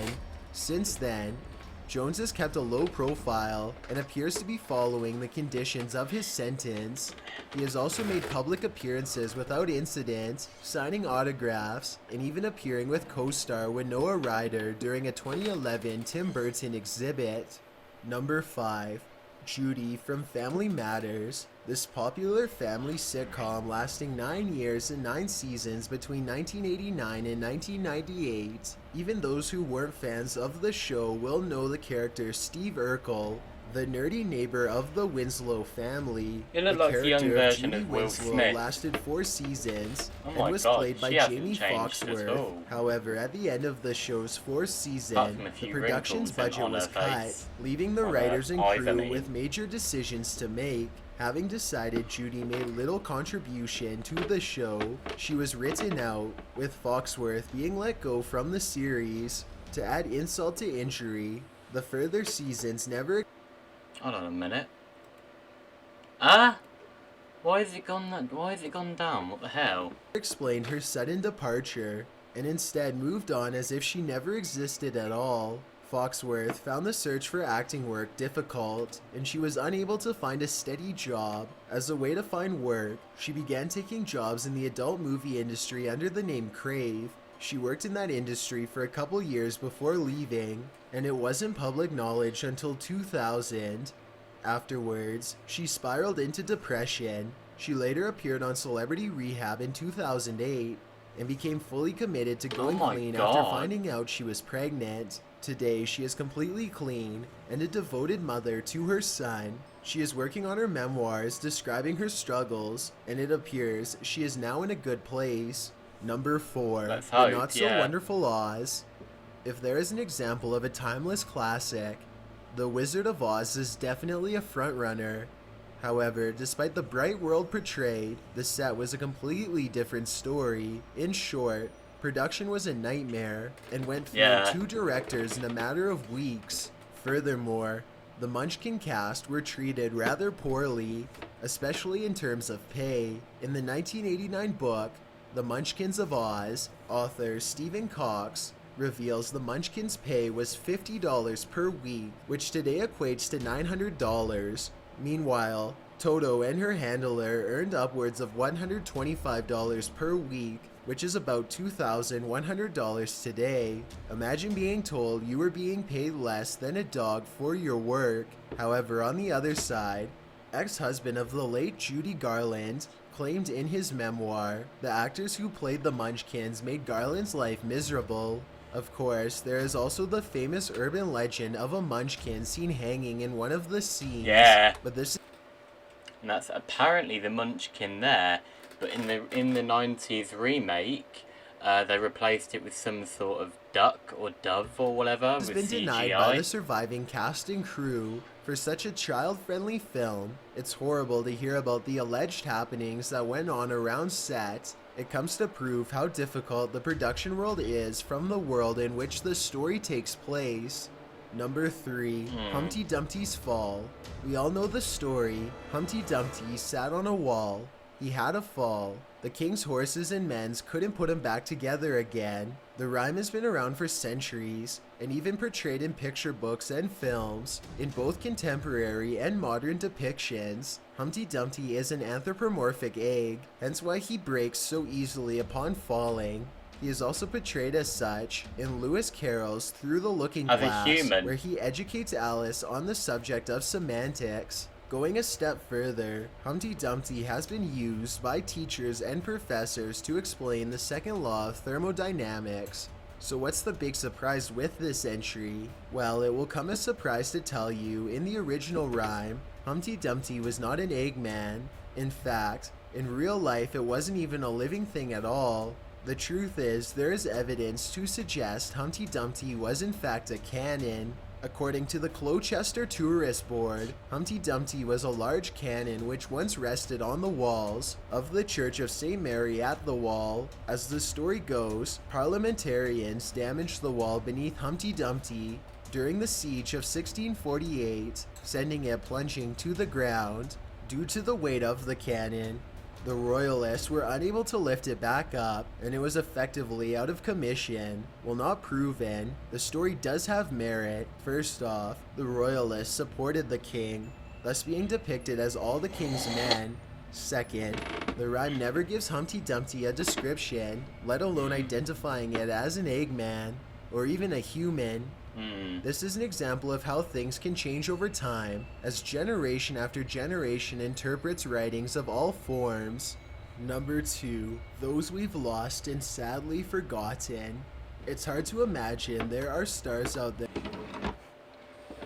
Let's search this up then. Who or what is exactly Humpty Dumpty?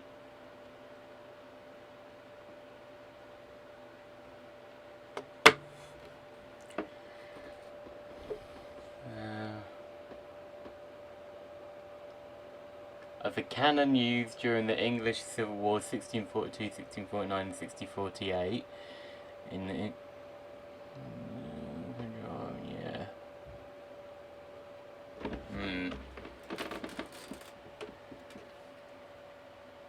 No cannon falling off the earth. I mean, if it was a cannon, then it's nowhere near as bad as what I used to hear. I used to hear Humpty Dumpty, that Humpty Dumpty was some sort of human. No, not some sort of human. Humpty Dumpty used to be a human, and he apparently he fell off a really high he fell off a really high wall, and apparently got shot so many times that his body parts started falling apart or whatever, and somehow he survived it. But he was so severely, you know, dismissed with all his body parts all over the place, and him somehow still surviving it. They couldn't put him back together, and sadly died from it or something like that. I don't know. Apparently it was something like that. That's what I heard.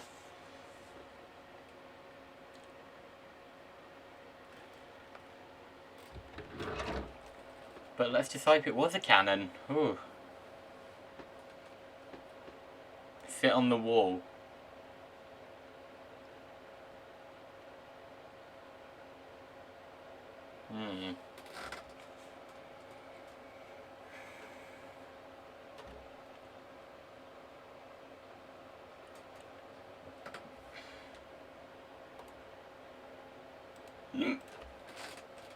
There we love, but we do not know their names, and worse, so we're unaware they passed away. The first example is of Judith Barcy, initially appearing in commercials. Barcy later appeared in television shows and films, including guest roles on Punky Brewster and Cheers. Her most famous role was the voice of Ducky in The Land Before Time, and Anne-Marie in All Dogs Go to Heaven. Sadly, her career was cut short. Barcy's father was a drinker and would become severely angry. After Barcy's mother began divorce proceedings against her husband, he reached his breaking point and took the lives of his wife and child before taking his own.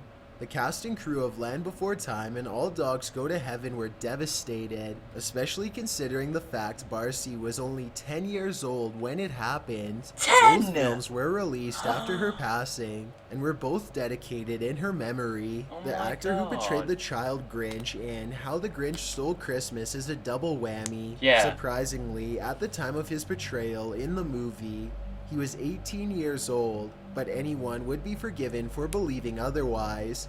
Evans was born with dwarfism and only grew to 3 feet 2 inches tall. On August 5th, 2002, Evans was rushed to the hospital, suffering from complications related to a heart condition. During an operation to correct the problem, he passed away. Strangely, his character for the soap opera, Passions, passed away on the show the exact same day. The last one we will talk about is the Canadian children's show Caillou. The titular character was voiced by actress I remember Jacqueline this. Linetsky from 2000 to 2003. Her time on the show was cut short after her and her mom lost control of their van and ran into a semi-truck. Both Linetsky and her mother passed instantly. She was only 17 years old. There are plenty more people we can Oh my discuss, but this God. should give you an idea of the things we are unaware of, even though these individuals were part of famous films from our childhood. Before we get to number Yay. 1, Oh, my name Jesus. is Chills and I hope you're enjoying my narration. If you're curious about what I look like in real life, then go to my Instagram at DylanIsChillinYT and tap that follow button to find out. I'm currently doing a super poll on my Instagram. If you believe ghosts are real, then go to my most recent photo and tap the like button. If you don't, DM me saying why. When you're done, come right back to this video to find out the number 1 entry. Also, follow me on Twitter at YTChills because that's where I post video updates. It's a proven fact that generosity makes you a happier person. So if you're generous enough to hit that subscribe button and the bell beside it, then thank you. This way you'll be notified of the new videos we upload every Tuesday and Saturday. Number 1. Walt Disney's facade. The man is truly a legend. Walt Disney. You know what? Yeah, I think I will.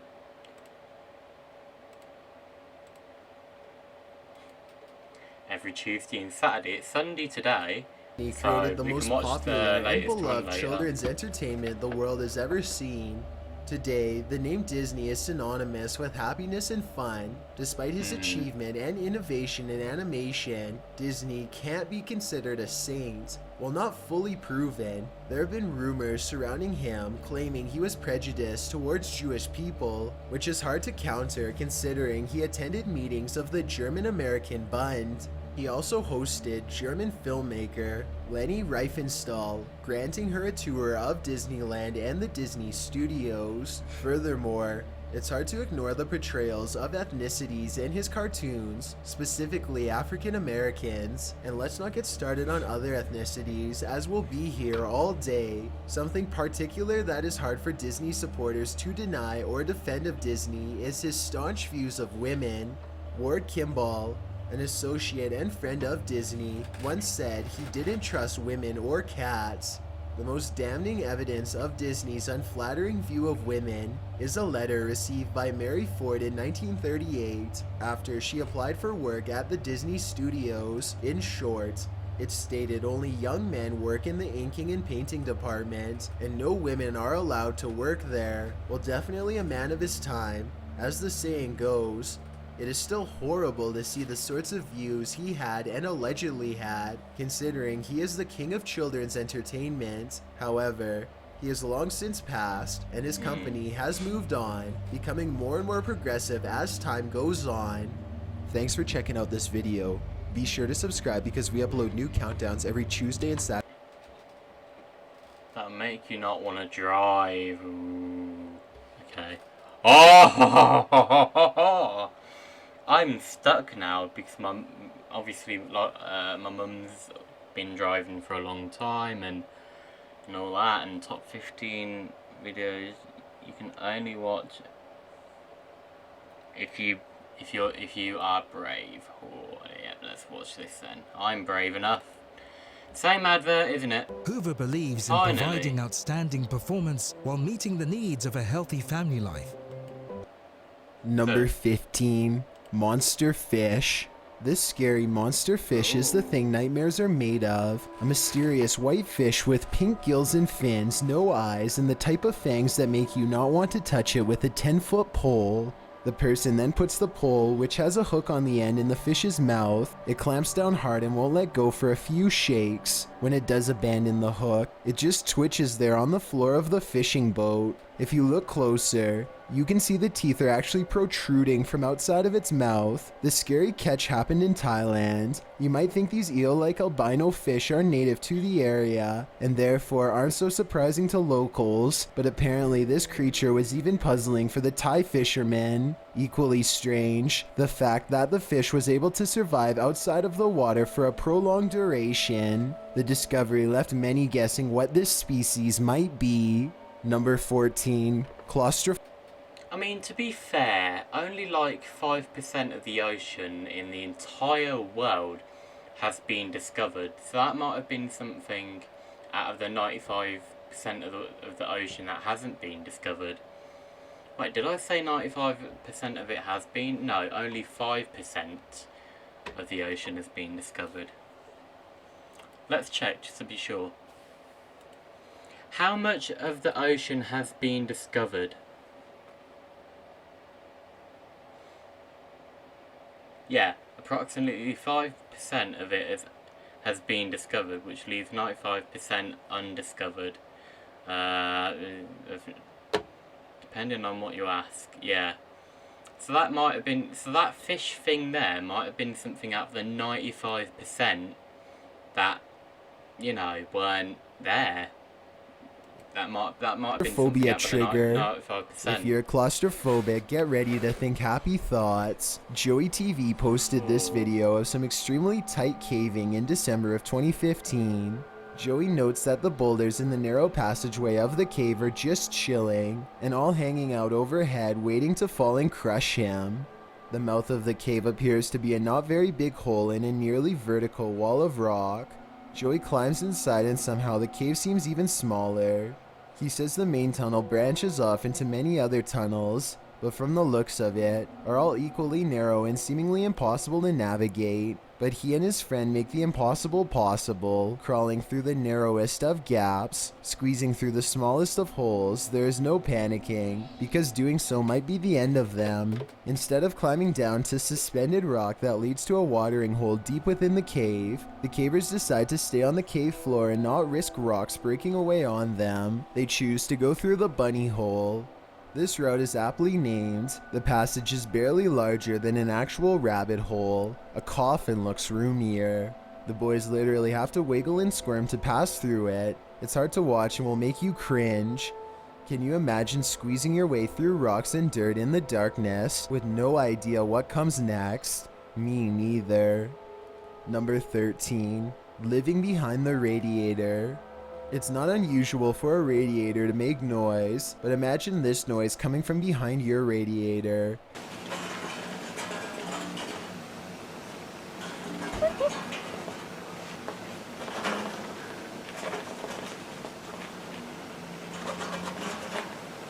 The original upload of this video was deleted, but was luckily saved by other YouTubers.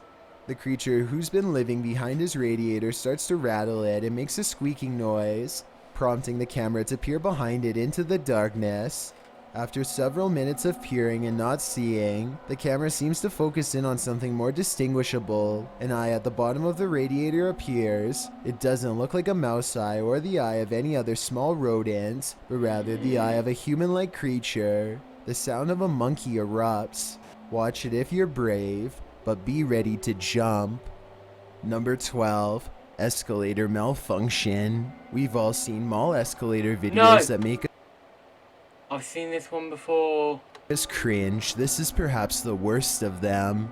At a mall in China, 2 mall staff rode the escalator in July of 2015. Everything seemed perfectly normal until one of them stepped off the top rising stair and her foot caught on a ridge on the metallic platform. The pair turned to see what might have happened, just as another woman, carrying her child, comes up the escalator.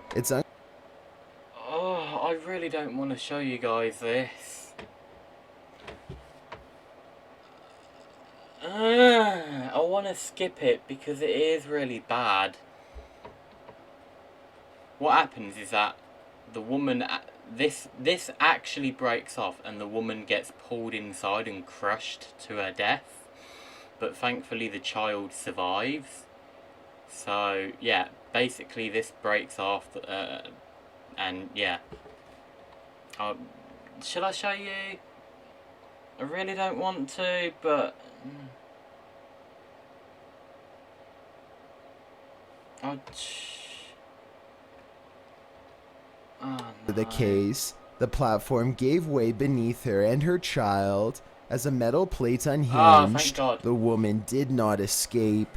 Blame was placed on both the mall and the escalator manufacturers, according to the BBC. Whatever the case may be, it can never change the events of that day. Number 11. Wedding. Thank God that the guy skipped it. Just thank God. Basically, the woman gets pulled inside and yeah, it kills her, sadly. And it took workers, what, like 5 hours, I believe it was, to get her out of there. And by then, obviously, it was too late. It killed her, so... Just... My heart right now. Jesus Christ. Thank goodness Chills skipped over the bad part.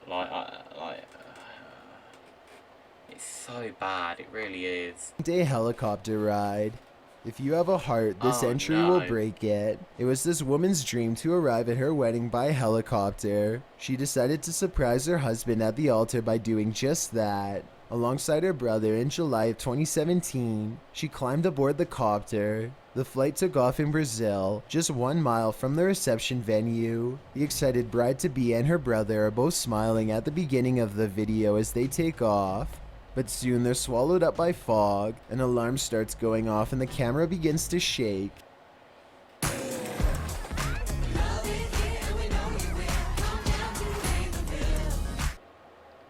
You can hear the passengers screaming as the pilot loses control of the copter. All 4 pass away in the incident.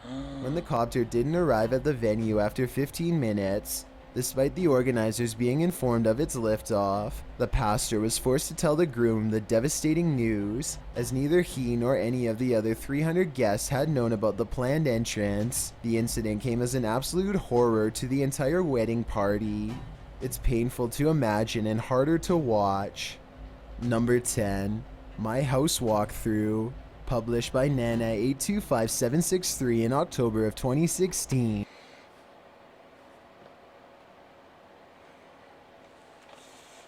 That is really upsetting. Someone that you know and love, and you're just about to marry them, gets killed before you actually marry them. I need to scratch my back. Like, as you can see, I keep like doing that. So hold on a minute.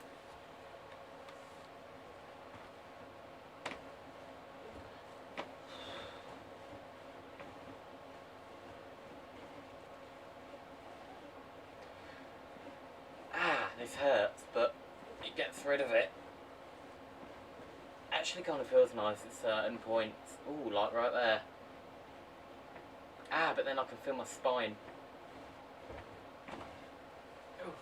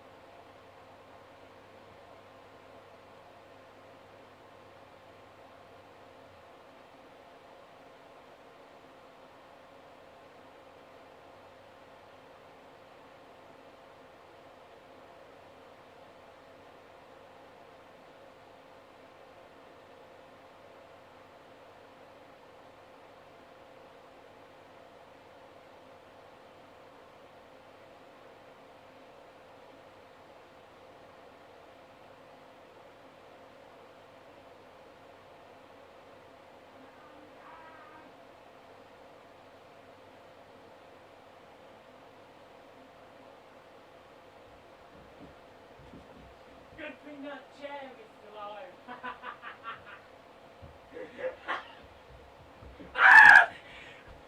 Bugger off, you weirdo! I actually feel dizzy now. Mom, is she there?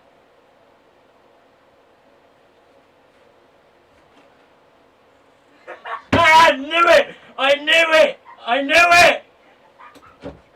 I bloody knew it! I bloody knew it! I bloody knew it!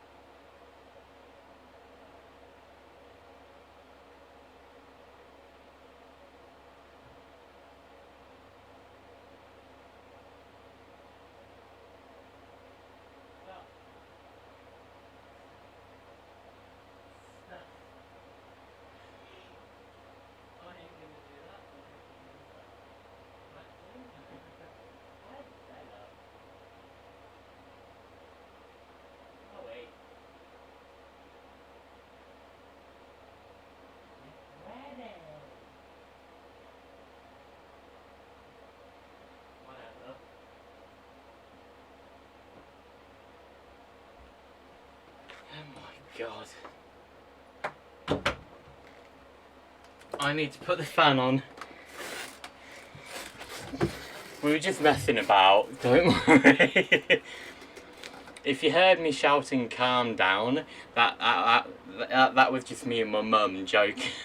Me, my sister and my mum joking about. Because my mum made a joke and my sister was like, blah de blah de blah de blah blah de blah. But she was calm, obviously. And I was like, calm down!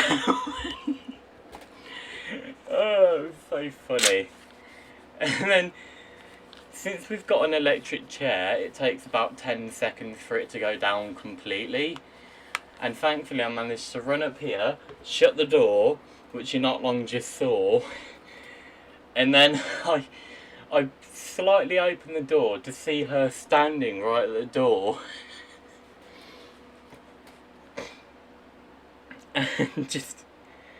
Yeah, I was like, I bloody know it, I bloody, but I was smiling, I was laughing, I weren't saying it in a nasty way, because it might sound like it's coming across as nasty, but I was actually laughing. As you can see, I'm really happy about that. This eerie video shows what could be a scene of something frightening. To be honest, I needed that from all this, so... This is not horror video, the Japanese YouTuber writes. This video was created simply by filming inside my house. In the video text, he says he was awakened by wind in the middle of the night as a typhoon shook his home in Japan. His bedroom is a simple mattress on the ground surrounded by water-damaged walls. In his home is a long hallway and a Hina doll room. At one end of the hallway is an altar for his ancestors. Another long hallway is beyond yet another doll room, a room that was sealed up by his grandfather. Arriving back at his room, the tour continues down another hallway, a dress room to the left, also sealed off by his grandpa. Another turn and he's at the longest hallway in the house again. His grandmother's room is on the right, also closed off by his grandfather. The tour continues down more and more hallways, or perhaps the same hallways, the roof peeling and leaking from the water damage, rats' nests above the ceiling. Next is a room full of rotten dolls, as no one has entered the doll room in a long time. Nana keeps noting that his grandmother isn't here, although he never says where she is, what happened to her. Entering his grandmother's room, he notes how it still has no taste. Her shoes are lined up on the floor, and a pink still form on the bed. Grandma is here, Nana writes. Later, when back at the bathroom, you find grandfather is there as well. Both send chills up your spine. This video is nerve-wracking. The eeriness and repetitive nature of touring the hallways, walking round and round in circles, seeing the same stuff and then repeating the same descriptions, and every once in a while, being introduced to new things that you never wanted to see. With every opening of a sliding door, you expect something. You don't know what, but something.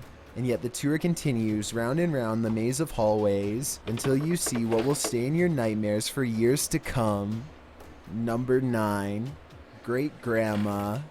DJ Def Joey has one question. Is it against the law to keep the coffin with a body in your own yard? I would think so, but I'm not going to judge. The YouTuber published his video in October of 2010 writing, I would like to share with you all about my old video of my great grandma's coffin in her own backyard. And just as you suspected, behind him under a big blue tarp is his great grandma's coffin. If that's not creepy enough, Grandma has been passed away since 1945, as Joey explains. He then flashes back to another video he filmed in 2008, so we can have the full backstory behind this coffin. The reason he's hosting his grandma is that the graveyard where she was buried was poorly managed and corrupt. It closed down. Joey wants to reveal what his grandma looks like today. After wandering around the casket, he lifts the lid open. Inside is his grandma, dressed in white. Her black hair is spread across the pillow, though there appears to be no intended creepiness from the uploader. That last action is enough to creep almost everyone out. Number 8. The Failing Engine. When two young pilots were forced to make an emergency landing, they pulled off an amazing one that had experienced pilots praising their efforts. The light plane the pilots were flying lost power near Victoria Point in Brisbane, Australia. Once the power went, they tried to get the power going again, but ended up calling back to the airfield tower to inform them that they were forced to make an emergency landing. He then started searching for a decent place to land. They ended up gliding down into a barbed wire fence. There wasn't much opportunity for a safe landing, and they barely avoided a nearby pump house. Hopefully, these two exceptional pilots didn't let this scary incident deter them from their flight careers. Number 7. Ghost Girl Head. There's Wait, only what? one thing scarier than a ghost sighting. A ghost sighting you. That's what Garments 1 claimed to have caught on video in a churchyard in Estholt, United Kingdom. The footage opens on a shot of a church. After panning down, the distinct figure of a girl peering around the corner of the building comes into view.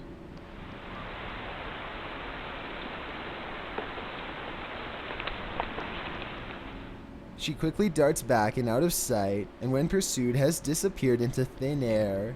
The shot pans back to the corner, up the building and around, but the ghost girl is nowhere in sight. Whether you're a believer in the paranormal or a skeptic, this video will make you look twice. Number 6. Have you ever felt like something was watching you? Alton Mene Severo posted this video in January of 2006 of an unexpected visitor. While playing with his webcam, this dude is being watched by an otherworldly creature from his doorway. Unbeknownst to him, you can see the outline of the figure lurking and lurching creepily in the It looks hallway an alien. before it vanishes into the darkness. When this guy finally notices the figure in his webcam, he gets up to investigate, and he's never seen or heard from again. I made that last part up. I have no idea what this investigation turned up, but I do know one thing. I sure wouldn't want to run into whatever that thing was in the darkness. Number 5. How to make a homunculus. First of all, what is a homunculus? The dictionary states that it's a very small human or humanoid creature. Wizzo97 uploaded this video instructing viewers how to make a homunculus in April of 2016. The video is in Russian, so bear with me. Whoa, the man first rubs something that looks like isopropyl on an egg with a cotton ball. He then pokes the egg, injecting it with some substance. He then puts a band-aid over the hole in the egg, and then places it inside a small plastic container. Next, he places it inside a beanie hat, likely to keep it warm. Later, he cracks the egg open with a knife, emptying the contents into the plastic dish. Out of the ooze, he picks up a larvae-looking creature with his tongue. I guess you're going now. Yeah. Alright. How long are you gonna be? About 10 minutes. Okay. Alright, bye. Bye. I'm just waiting for Bia. Bye, Ian. Yeah, that's them shutting the door. At first, it remains still, then it starts moving around. Движение появилось. Похоже, он пришел в себя. Любопытно. Блять! Not sure what he was expecting. After all, he was creating a homunculus. All that is left of the humanoid is a small stain. Simply bizarre, confusing, and intriguing at the same time. Number 4. Why did you chuck it on the- Psycho Child. Ever thought you knew a demon child? Think again. This American Undercover clip, published by Vintage Throwback Classics in August 2017, unveils rare footage of a small girl displaying signs of a very disturbed mind. Who else would you like to stick pins into? Mommy and Daddy. Beth and her younger brother John were adopted. They'd been seriously neglected, and her childhood revealed itself in the aggression she demonstrated towards her adopted family, her brother, and towards herself. During the interview, 6-year-old Beth says her brother John is afraid of her because of what she does to him. Beth's parents are also afraid of her, that they lock her in her bedroom at night. As the interview continues, it seems they have a reason to. Beth admits she wants to do things to them with a blade. And what would you do to him, Beth? She also admits that she sticks pins in her brother. She says it's because she doesn't want to be around people. Beth's mother describes a time when Beth found baby birds in a nest. Thinking her daughter was just curious, the adoptive parents said to her that if she touched them, she could hurt them. The next day, they found all the baby birds with their necks broken. Beth had squeezed them till they passed away. Upon the psychologist's recommendation, Beth was temporarily removed from the home and kept at a special home with an expert at raising children with early attachment disorders. Number 3. The Brick. This is definitely one incident you won't want to hear about if you have a weak stomach. Overloaded with cargo, the truck ahead of this vehicle loses one of its bricks, unbeknownst to the driver, which then flies through the air and goes through the windshield of the Audi A4. And you'll never get the screams of the driver out of your head when he realizes what has happened to his wife in the passenger seat. The driver wails as several people in the backseat are heard exclaiming. A baby cries in the background. There was no coming back from this. It really is a truly sad and scary event that I don't think any of us will soon forget. Number 2. Controlled burn. So I guess the wife got killed? Oh my god, and there was a baby as well. Ever wanted to see a controlled burn? Here's your chance. But if you've got a thing for creepy crawly cockroaches, you might want to sit this one out. Puck025 posted this footage of a controlled burn of a cockroach-infested house in August of 2011. The creepiest part is in the preparation of the house for burning. Before the house is lit up, video footage is taken of the home's interior, which is piled with junk, and that junk is piled with cockroaches. They are absolutely everywhere, on every surface of everything. There are also so many of them, you can hear the skittering of their little legs as the camera pans around. Oh, yeah. It's unclear what this house is. Garbage all over the floors and shelves. However, stacked neatly on one of the shelves are unopened cans of soup and vegetables. And again, cockroaches everywhere. In watching it, you can practically feel them crawling on you.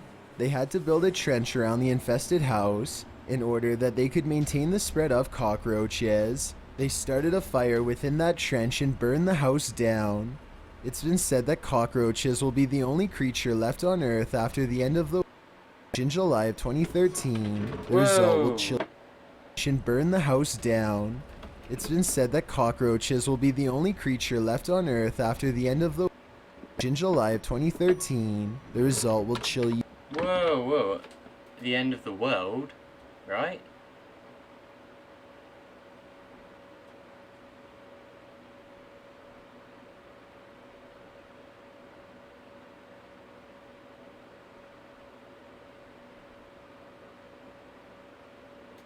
On.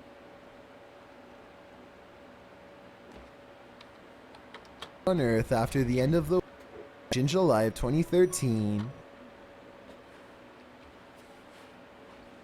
16 minutes and 9 seconds. Hold on a minute. Yeah, it's Number 15. Monster.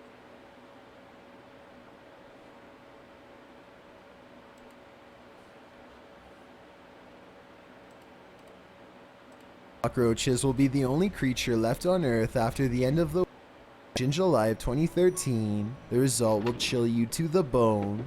The diver appears to be part of an investigative unit. After speaking to someone aboard a boat, he dives under. Shortly after he's underwater, he comes across a rusted bicycle. Not much further and he spots some cinder blocks with chains wrapped around them. A strange underwater noise startles the diver. His light casts across a baby stroller. This is when a woman appears, scaring both the diver and the viewer. Since the video ends shortly afterwards, we don't know what happened to the diver, but it's safe to assume nothing good was going to happen next. Thanks for checking out this video. Be sure to subscribe because we upload new countdowns every Why did it lag at that certain point? Cockroaches will be the only thing left in the and then it just cuts to that. And is no one gonna...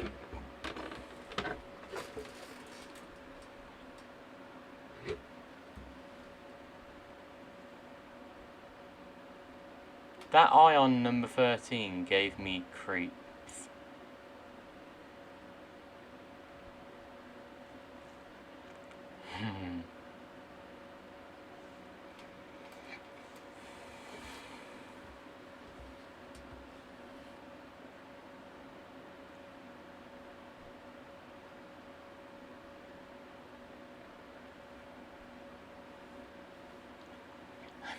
Love you, man. Yeah.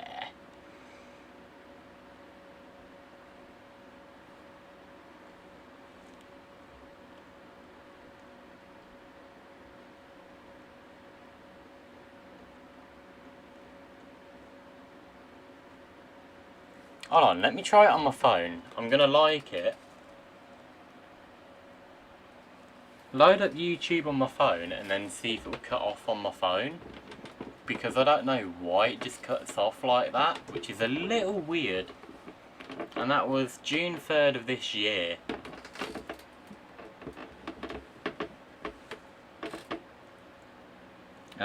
Liked videos. Okay. Number 15, Monster Fit.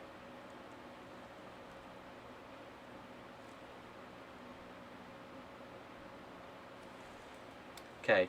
16 minutes, 9 seconds. Fishes will be the only creature left on Earth after the end of the in July of 2013. Yeah. The result will chill you to the bone. The diver appears to be part of an investigative unit. After speaking to... It just cuts off, which is a wee bit weird. Don't know why I'm talking like I'm Irish, but which is a little bit weird. But why is it cutting off like that? And nobody's asked. Hold on, what?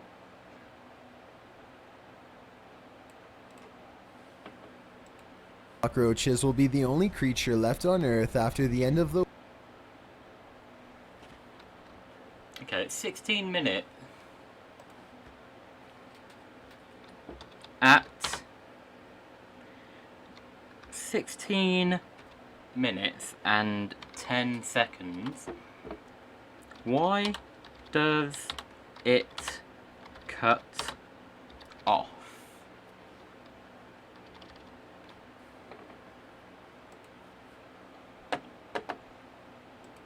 Left on Earth after the end of the...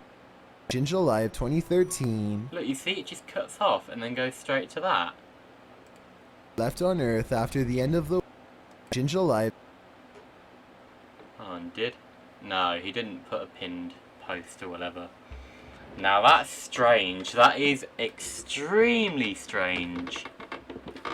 I said I was going to watch something later on, but I forgot what it was now. You dare. Number 15. Simon Says, You Know How on Halloween. What was the one that I was going to watch? Like, I forgot what it was now. Top 50. Oh, yeah. It was on here. There's all this, of course.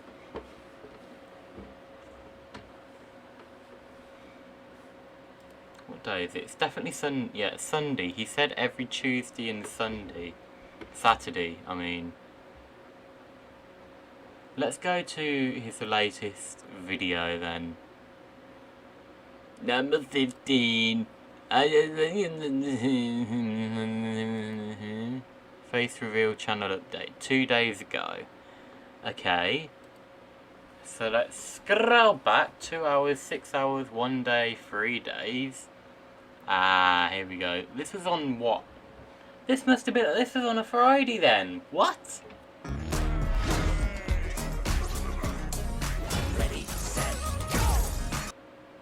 Number 15. Crosswalk Ghost. Have you ever had a near miss on a highway at night? Dashcam Owners World published this video in August of 2017, which was filmed in Japan. The video shows some semi-trucks flying down the highway at night. 2 crosswalks appear. The first one is empty.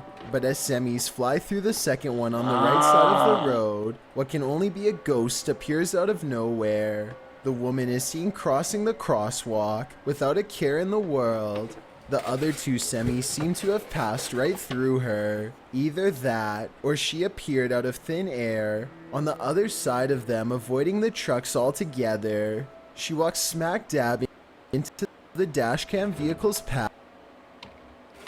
Or she appeared out of thin air on the other side of them, avoiding the trucks altogether. She walks smack dab into the center of the dashcam vehicle's path. He has to slow down and pull slightly to the right to avoid her, which he does narrowly. The footage definitely gives you pause. Watch it again and again, but you'll never see where she comes from. Number 14. I heard a slam and I just felt something on my foot, so I don't know if that was... Hello? God, that was quick.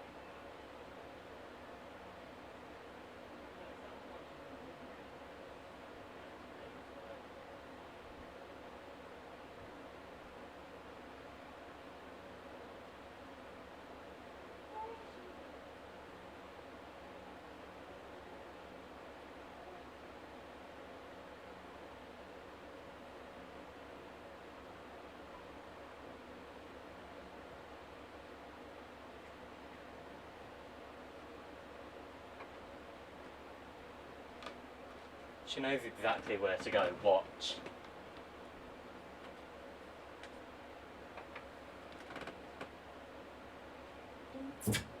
Come on then. Oh, come here, baby. Come on in. Oh, come here. I love you so much. Oh, I can feel her heart pounding.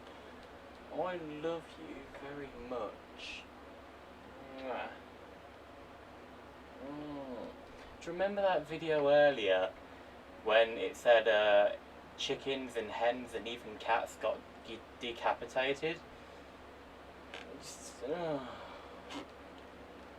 makes me want my cat so much because I really love her. I love you so much, Bella. I really do. Come on then. Okay. Good girl. Good girl. Come here, you.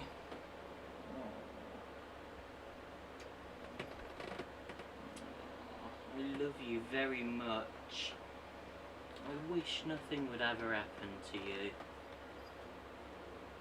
I hope nothing ever happens to you, baby. I really do.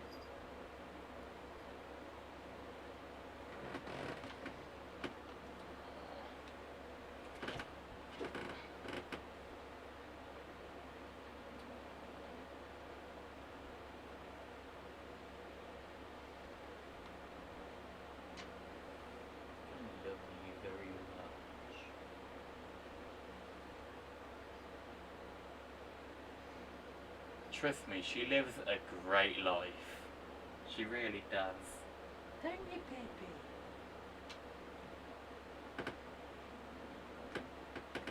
Trust me, if you've got a pet, just go up to them and cuddle them and love them.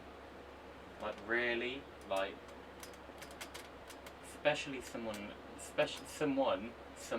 some animal, I should say, like Bella.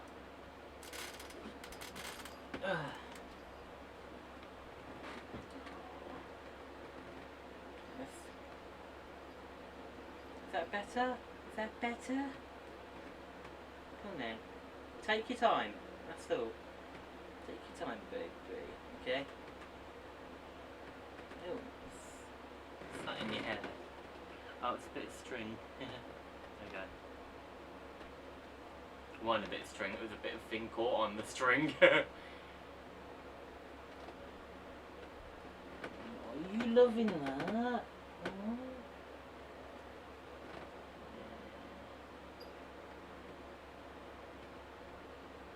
I'd stop at anything to keep her safe, I really would.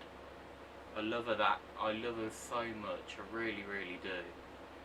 Where are you going? You wanna go out?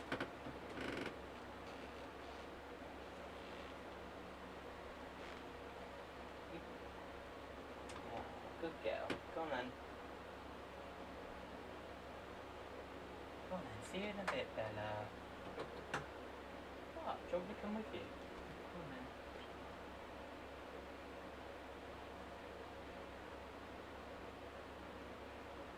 Baby, give me that! Did I scare you then? Ah.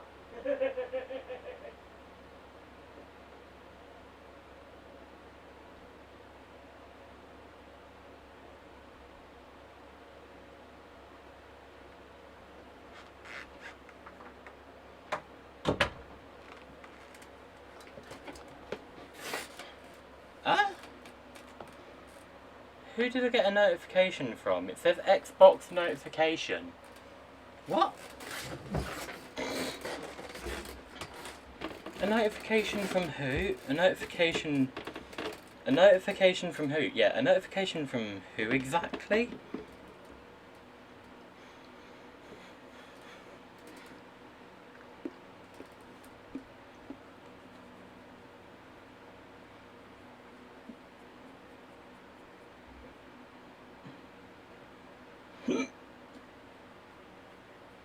Any new friends or like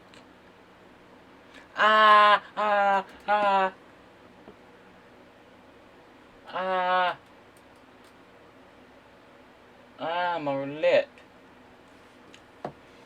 Oh, is it bleeding? I hope not.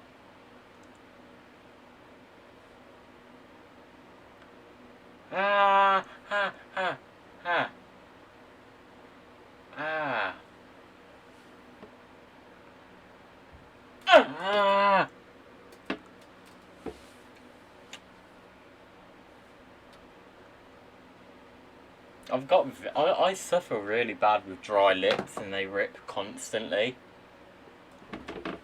That hasn't happened in a very, very long time. So that really, really hurt. Roadblock. Word to the wise. If you come across something like this in the middle of the road, do not get out of your vehicle. Published in September of 2012, the uploader writes that this took place in Russia near St. Petersburg.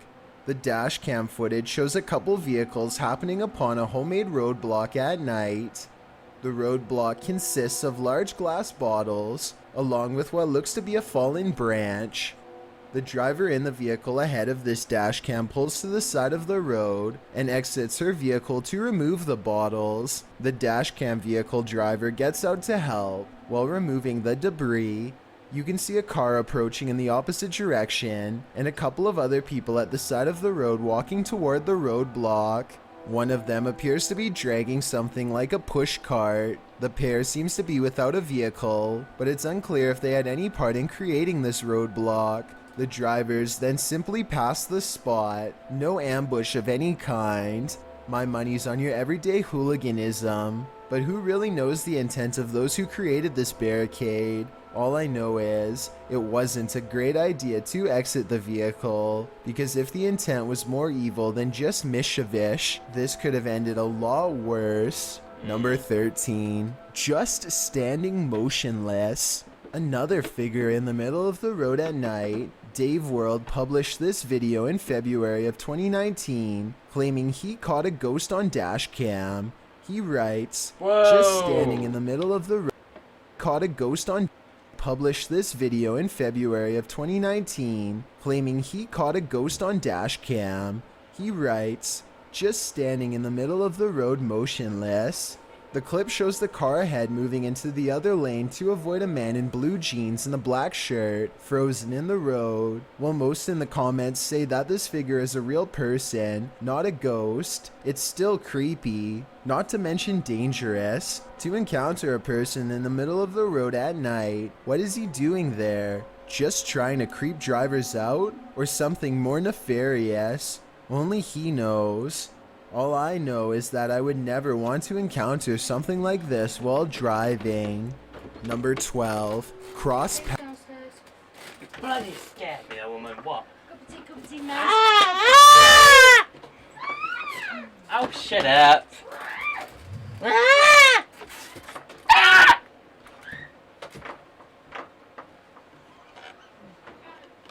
What did I... Why did I just stick my tongue out? Oh,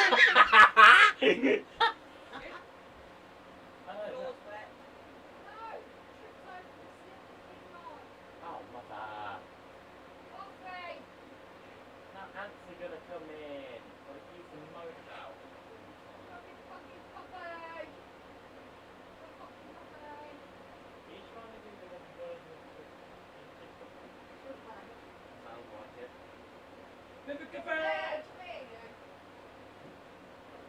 Spray your pits.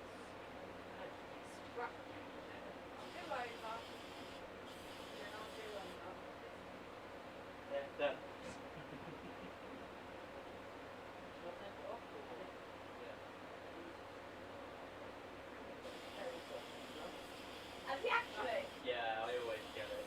That's not my fault. Wait, so you made his curve? You made his curve and it's just like, it is so bad. Ian, Shut up. Ian. No, I'm on YouTube. Ow. Who cares? Like, get belly button. Fine. There. What up? Ian, this is your belly, right? It's curved. Shut up, shut up. And it's flat. Curved and it's flat. Yeah, exactly. Right, babe. Ah. Yeah, that's what your belly looked like as well. Yeah. Yeah, yeah.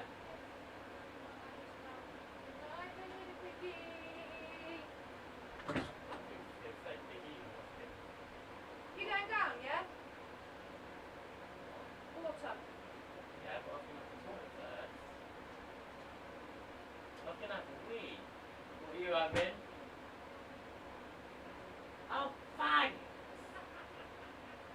Charming. Charming.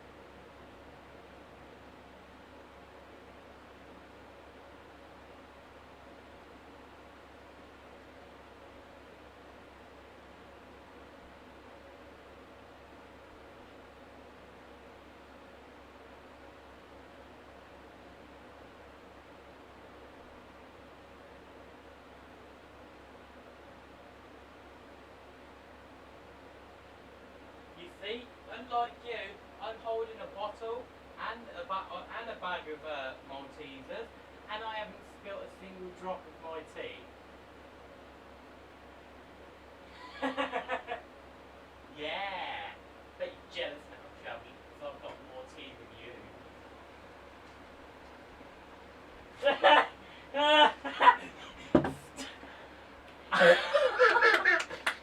You idiot!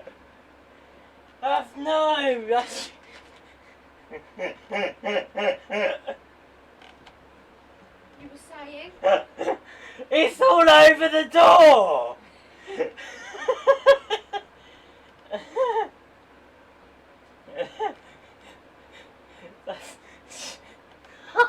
I actually can't stop laughing.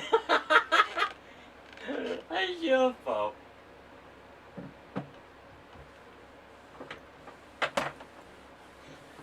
Is it gone? He's a clever boy.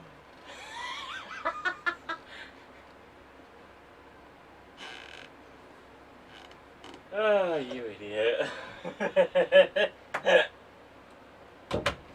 Basically what happened is that my mum normally spills a lot of her coffee on the floor, and I make fun of her for it, and she's just basically got me back for it.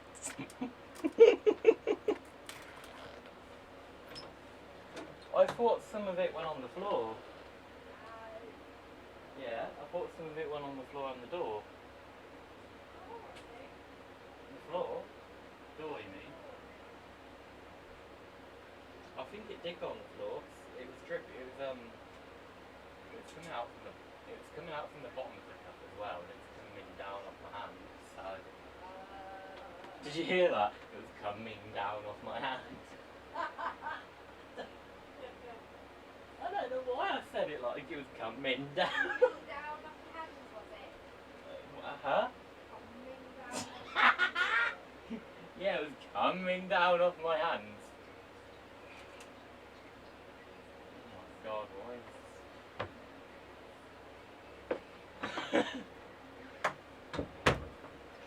Oh, jeez.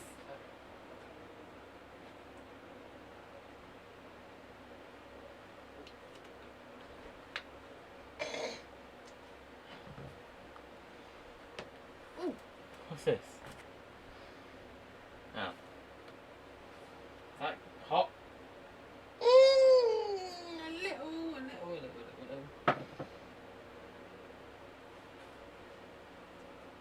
still have the games here from earlier, but I do normally sort it out after the stream. Hey!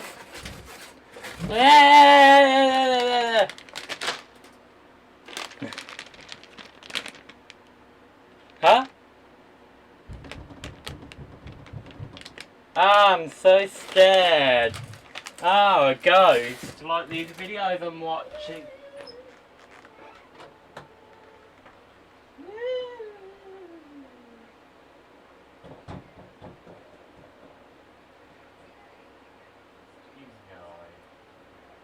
Yeah, you do. I know you.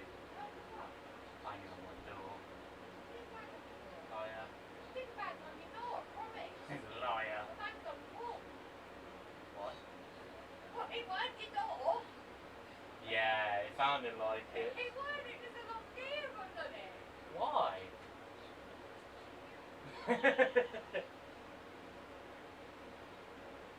So, let's start that again then. Why are you banging on my wall?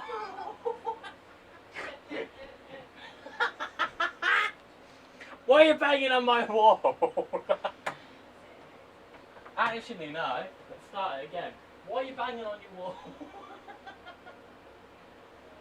I can't stop sweating. I'm going delusional. Huh? You've got my chair in the way as well. It'll be. How am I meant to get out? It's closed.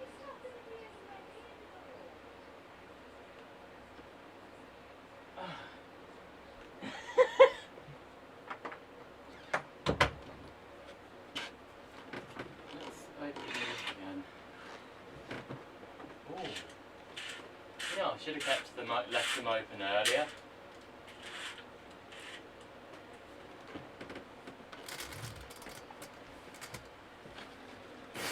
That should make a lot of air circulate around and hopefully come in now. Where's my... oh, there they are. This is enjoyable, so I'm just going to have some food whilst watching. I've actually been streaming for a very long time. Having my dinner and now having a bag of these. How long have I actually been streaming for?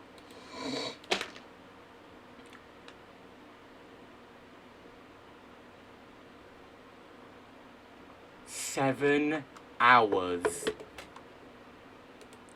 There's only been one guy watching the whole time. Oh my... When did he post that? Doesn't it say a time of when he actually put that? Cheeseburger! 7 hours. You've watched me had my dinner. Like watch.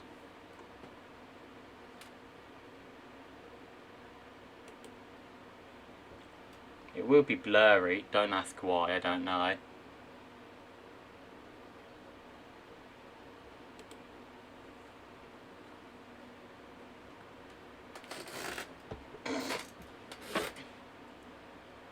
Excuse me? You gonna sort yourself out there, or what? Eh? Ow, ow, pain, pain.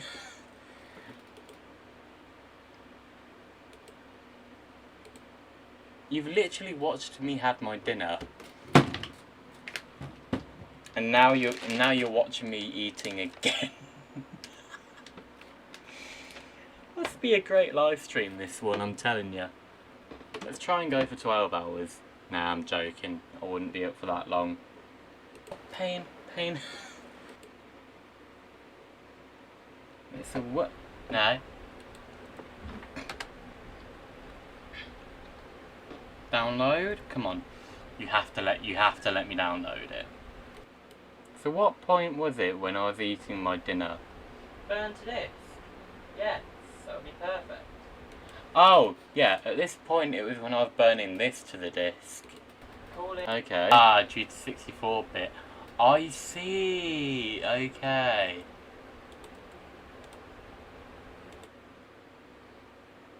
At least it's in HD. I know it's not 1080p HD like a while ago, but yeah, at this point, somewhere along here, I was having my dinner, which I find really funny actually.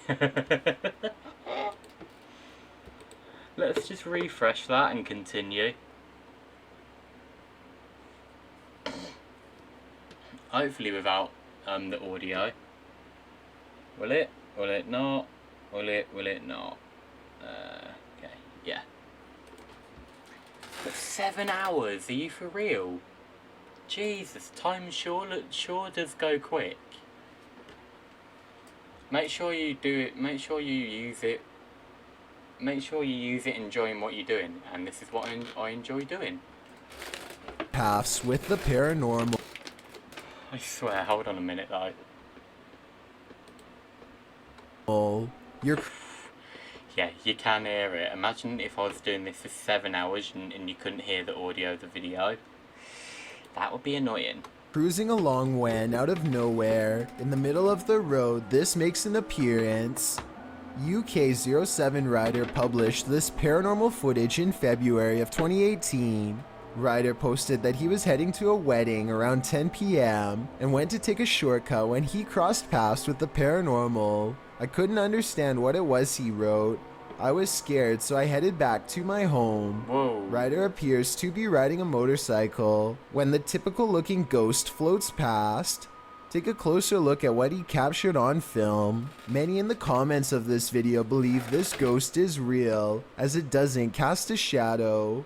Others think it's fake, because it appears to be holding a light, maybe a flashlight or a phone or something to illuminate him, and still others find the fact that the YouTuber was attending a wedding at 10 p.m. unbelievable, while still more think turning back to go home, which was down the same road as the ghost, seems an odd choice, especially when scared.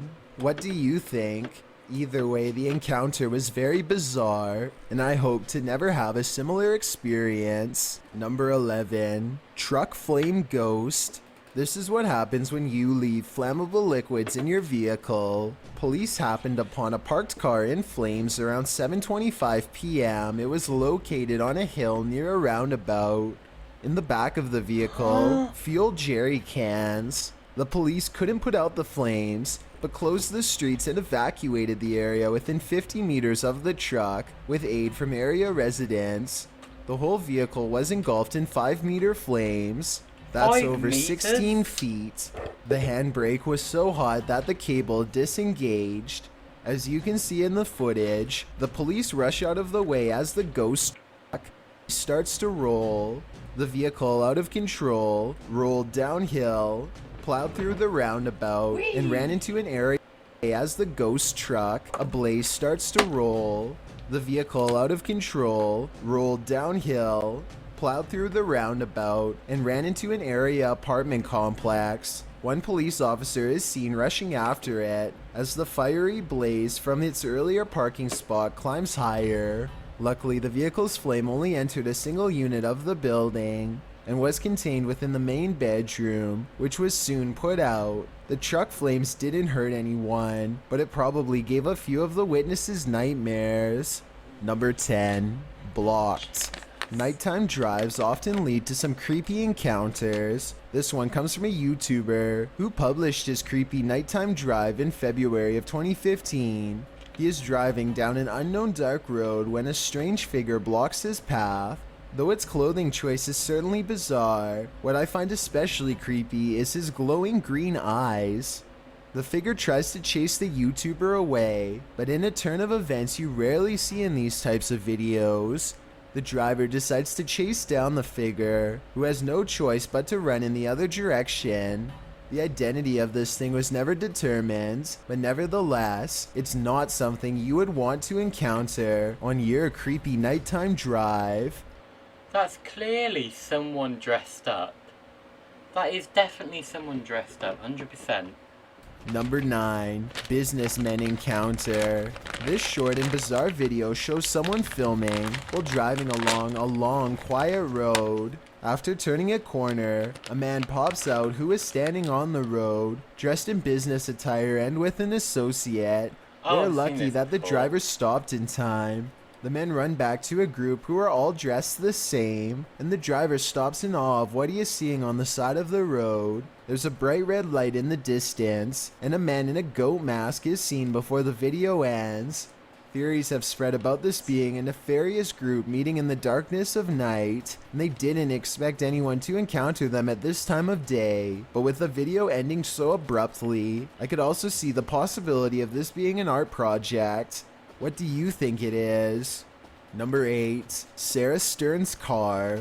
Imagine encountering an abandoned silver Oldsmobile 88 on the highway at night. That's what happened in this video on a bridge along Route 35 in Belmar, New Jersey.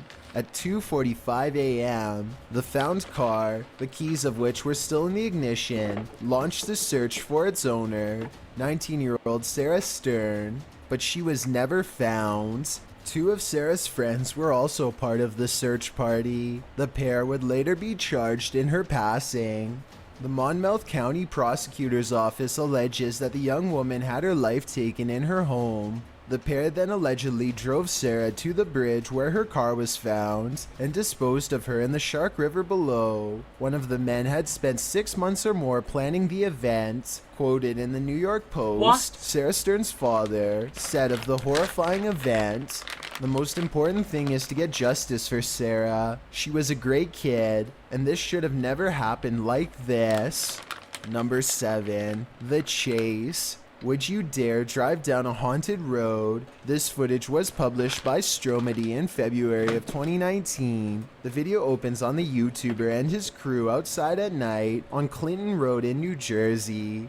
This 10-mile road on Route 23 is purportedly haunted, but not only have people seen paranormal stuff, the road and surrounding woods is also said to be a gathering place for the most nefarious of people. The 2-lane highway is not maintained and was long unpaved, as the surrounding area is woodland and few residents live near the road. Along Clinton Road, there's a double intersection at a crossroads with Route 23.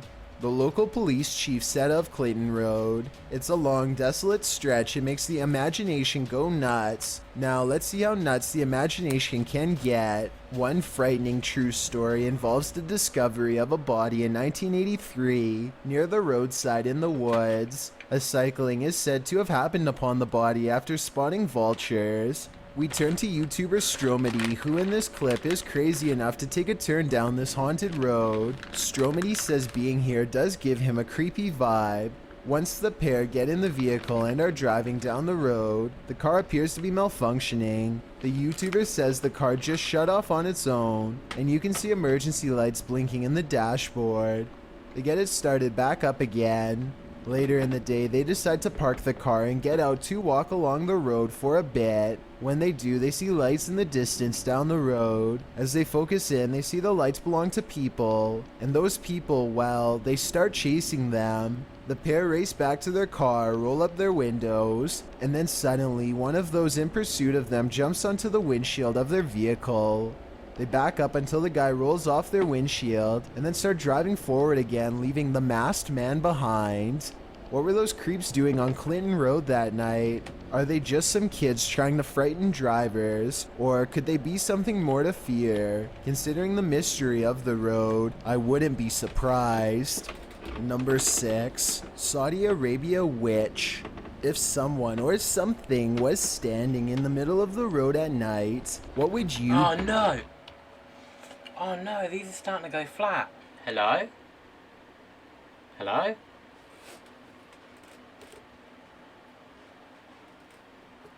Don't lie, don't you dare lie, no it's not.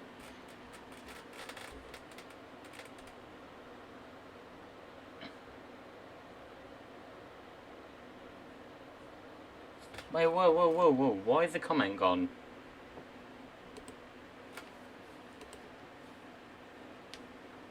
Ah, great, I'm back, great. I don't know what happened then. All I did was disconnect my headphones, and it just shut off whilst I was unraveling these. I kept saying great. Now I have to use the wired one, even though I really don't want to. Did that just damage it? Okay, good. No, it hasn't, by the looks of it. No, it hasn't. Much better. Ooh, yeah. That's a good feeling.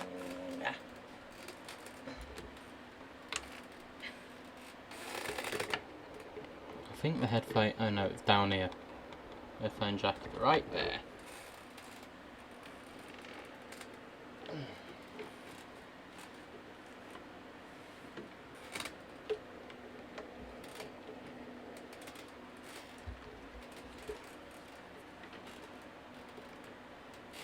Actually, no.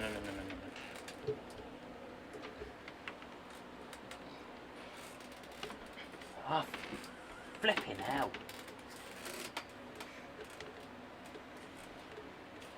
I'll just put this over the back of my neck so that way it's not dragging across the floor. Move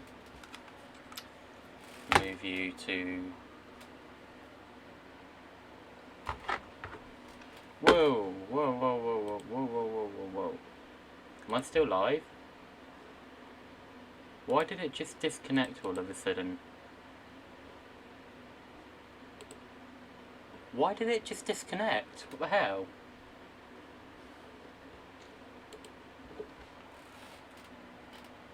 Wait, will I be able to hear out of this? Someone or Yeah.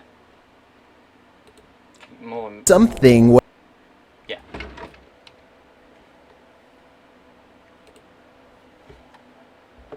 Thankfully, we can both hear it. Instead of just me hearing it, and then you guys not being able to hear it. 6. Saudi Arabia witch. If someone or something was standing in the middle of the road at night, what would you do? This clip was filmed in Saudi Arabia. Sitting in the middle of the road, in the lotus position, is said to be a witch. The car's lights shine brightly upon her, as other cars can be seen pulling to the side of the road to photograph this strange phenomena. Some men have exited their vehicles to try to talk to her, probably to tell her to get out of the road, with one of the men appearing angry and waving an arm. The witch responds by crossing and then spreading her arms. Did she curse him? Only time will tell. Number 5. Lady on Zigzag Road. Some roads necessitate a detour. This is one of them. A haunted road in the Philippines has produced many sightings of the lady. The infamous old Zigzag Road is no exception. One viral video showed a lady in a multi-cab around midnight, and the uploader warned viewers to beware of driving in the area. The lady appeared with long dark hair, and the driver of the vehicle immediately slowed down out of fear so the vehicle could pass further ahead. Local legend tells that the lady often hitchhikes, catching a ride with passing cars. There have also been claims that when driving alone, she might appear out of thin air inside your vehicle before disappearing again at the end of Zigzag Road. This clip shows not only this sighting, but footage by a paranormal expert verifying mysterious accounts of activity on Zigzag Road. Would you drive down this road? I sure wouldn't. Number 4. Highway Apparition.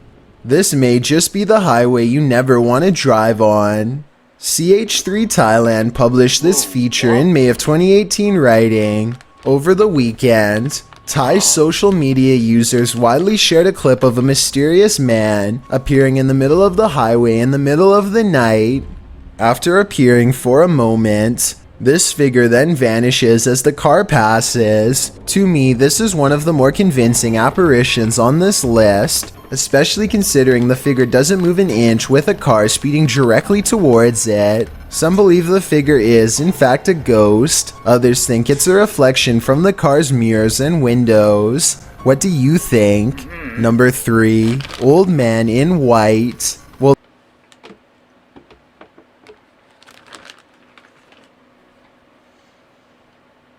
no flipping car could manage to do that.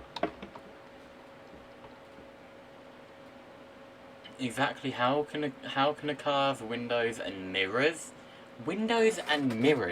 do that? How exactly? black shirt, blue jeans. What do you think? Number 3, old man in white. Well, this one purports again to be a ghost. It appears to be an old man walking unevenly, dressed all in white. This creepy night drive footage was published in March of 2016 entitled Real Ghost Caught on Camera in Indian Street. In the darkness of night, the driver comes upon a figure walking incredibly bow-legged and using a cane. We only see the back of the figure, but it appears to be a man, and likely an old man at that. He is walking in a strange fashion, sideways across the road with the headlights cast at his back, while most in the comments of this video think it's no ghost, just a grandpa walking home.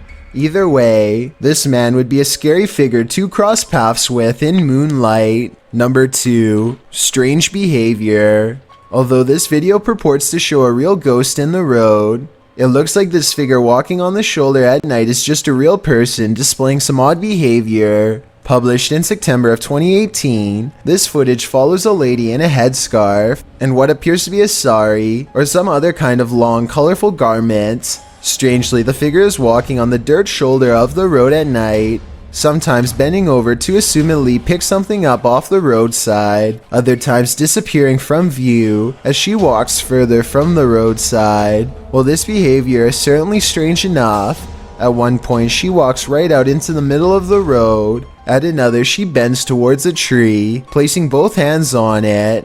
What she might be doing is anybody's guess. Whether this is a real person or a ghost, it appears that she could use some assistance. Before we get to number 1, my name is Chills and I hope you're enjoying my narration. Are you curious about what I look like in real life? Then go to my Instagram at DylanIsChillinYT to find out. Do you like my narrations? If you answered yes, then tap the follow button and thank you for your support. It's a proven fact that generosity makes you a happier person. So if you're generous enough to hit that subscribe button and the bell beside it, then thank you. This way, you'll be notified of the new video we upload every Tuesday. Number 1. Cop catches ghost. No matter how brave you are, sometimes an uncanny sighting can really shake you to your core. A cop captured just such a sighting in the darkness of night. The footage was caught on dashcam in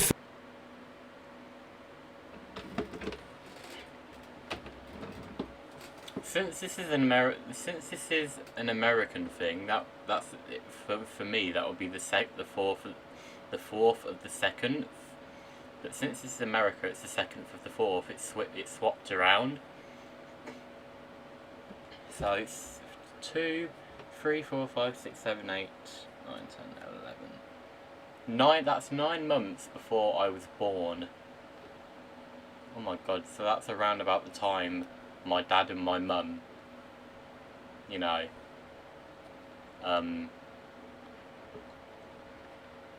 basically did it and had me, really. So February of 2001, shortly after midnight. As you can see, the road this cop was traveling is very dark and in a remote forested area. After rounding a bend, the vehicle appears to pass through a vapor-like figure. The figure even seems to have an effect on the vehicle's driving. The car juts quickly to the left, maybe to avoid the ghostly vapor, and then after correcting himself, the driver slows down and pulls over to the side of the road. The brave officer turns around and creeps back up the road a short ways, which is when he spots a figure plain as day crossing the road. He pulls further forward, trying to get a closer look at the sighting, but the paranormal being has vanished. I don't know about you, but if I'd just driven through a ghost, there's no way I'd turn back around to face it a second time. Thanks for checking out this video.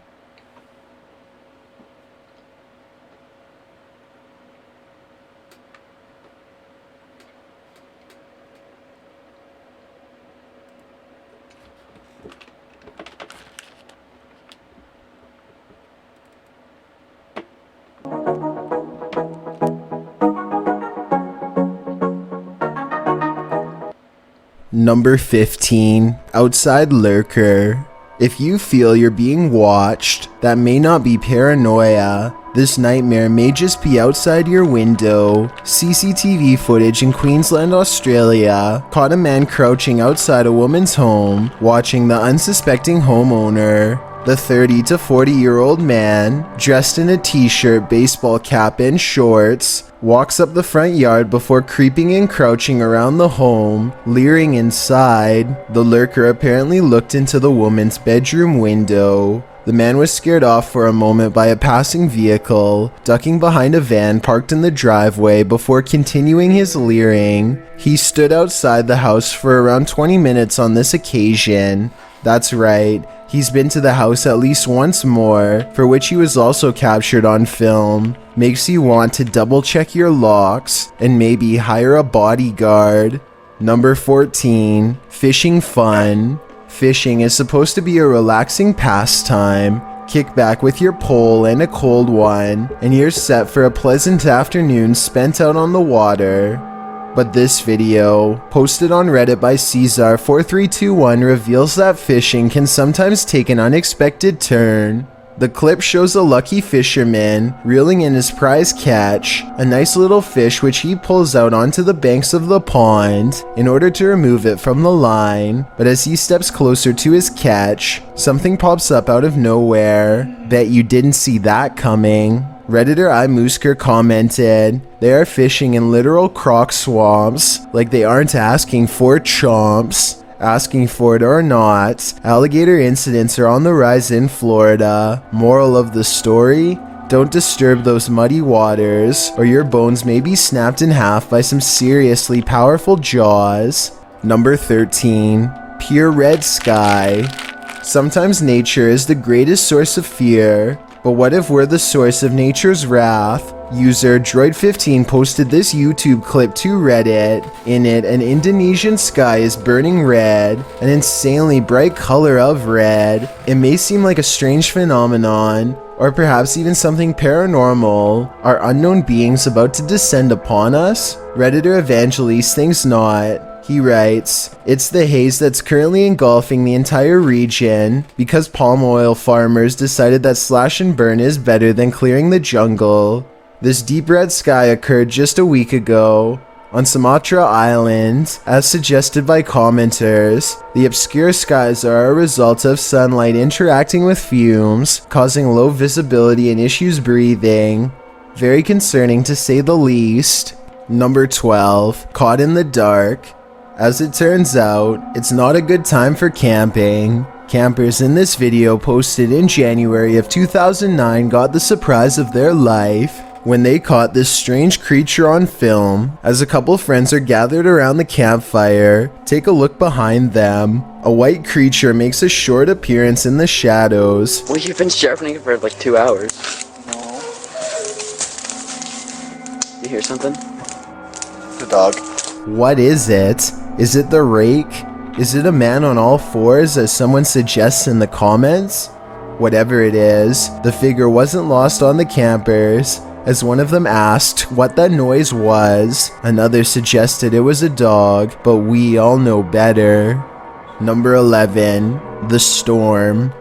Just when you think it's safe inside, watch this video and you'll find nowhere is safe. Posted to Reddit by Magushi, the clip is entitled Safe Zone, although there doesn't seem to be anything safe about it.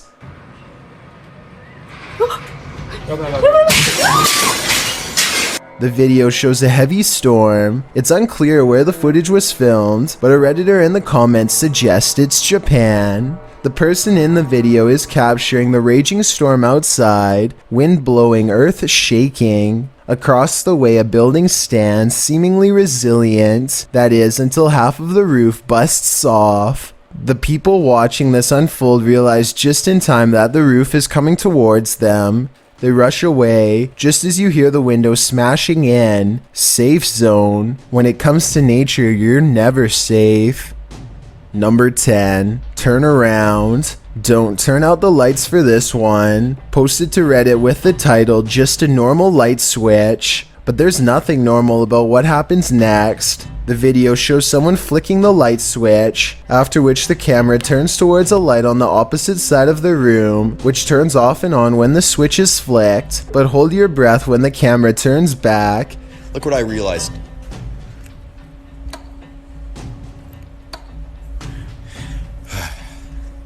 Thank you. Oh!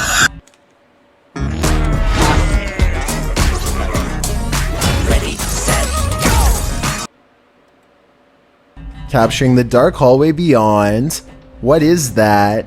Your heart jumps into your throat as the camera drops. In a recap of the video, notice as the shot first captures the light switch, there is no one and nothing in the hallway beyond. While most are mystified, some are more than that. Redditor Minka Mushka writes, "The only time I've ever been grateful to live in a studio. I don't have to worry about anything creeping around a corner because everything is in the same super tiny room." But the users on the thread kindly point out that she forgot about under her bed, inside closets, and lurking beyond her door. Now I bet you really can't turn out the light. Number 9. Whoosh. Animals are often those who first sense a ghostly presence. This video confirms that. Posted to Reddit by Junior Sis, the uploader notes that this clip was caught on a living room camera. The dog in the clip can be seen standing alert, staring off into a corner of the room. The dog then looks towards the ground, as if letting his guard down, before suddenly jerking back against the wall and out of sight. The even stranger thing is she doesn't even make a peep through all this, and the sudden jerk indicates there's something besides simple fear going on. In response to Jamie R's question in the comments about if the dog had been thrown into the door, and whether or not peculiar things had been happening in their home, Junior Sis answers in the affirmative to the first question, writing, "I've never seen her move that fast, and it just seems an odd angle if she's turning to run." As for other peculiarities in the home, the Redditor says that apart from a pantry light flickering, nothing paranormal has happened. Others in the thread believe the video to be legitimate, as the dog isn't looking behind her, which she would if the owner or some other human entity is there. Karapo agrees that something quite obviously pulled the dog back in an aggressive manner. She also states that dogs must be super scared when home alone with an invisible entity, as they can sense a presence but don't know what to do about it. What do you think? Was this dog just jerking from fear, or was he yanked back by a malevolent force? Number 8. Knocking. Haven't children learned from Stephen King's It not to mess around in the sewers? Apparently these kids haven't. Posted to the Chills Narrator subreddit. The uploader says there's odd knocking in this clip. Randomly knock again. The boys filming the video appear to be at a baseball field, as they're peering down into a hole with a large sewage system pipe emptying into it, asking whatever is in the pipe to randomly knock again. The boy filming tells his friends that people are going to think this was a bad idea. Listen closely because that's when you hear the knocking sound. Come on, people are gonna think we're idiots. Some think it might be Pennywise. Others, like Mr. Meow02, laugh at the boy's response. When a knock answers their question, "Do it again if you want to take our lives." The boys nope right out of there, as would anyone with any sense. Number 7. Disappear into nothingness. Now you see it, now you don't. This video is either a sleight of hand, a wicked magic trick, or completely 100% authentic. Posted in 2008. The uploader notes that this happened in Mexico, writing, "Here are some relatives who play in the field behind their house and see something that runs and disappears into nothingness." The quite blurry video shows a kid kicking a soccer ball around when he points out something behind the man filming. Turning around, the camera spots this figure running at a distance. You can hear dogs barking in the background as if disturbed by the creature. ¿Eso no sabes lo que pasó? No mames, no sé, güey, a ver, vamos a ver. Ahora sí. Mira, ya nos cayó el duende. It's hard to tell what the figure is, but it prances across the field with strange movements before hiding within something sitting in the grass. Instead of running away, the man runs towards it, peering into the fixture, which appears to simply be an empty square of brick with grass growing inside. You're waiting to see the creature up close, but he isn't there. Neither is he behind any of the walls.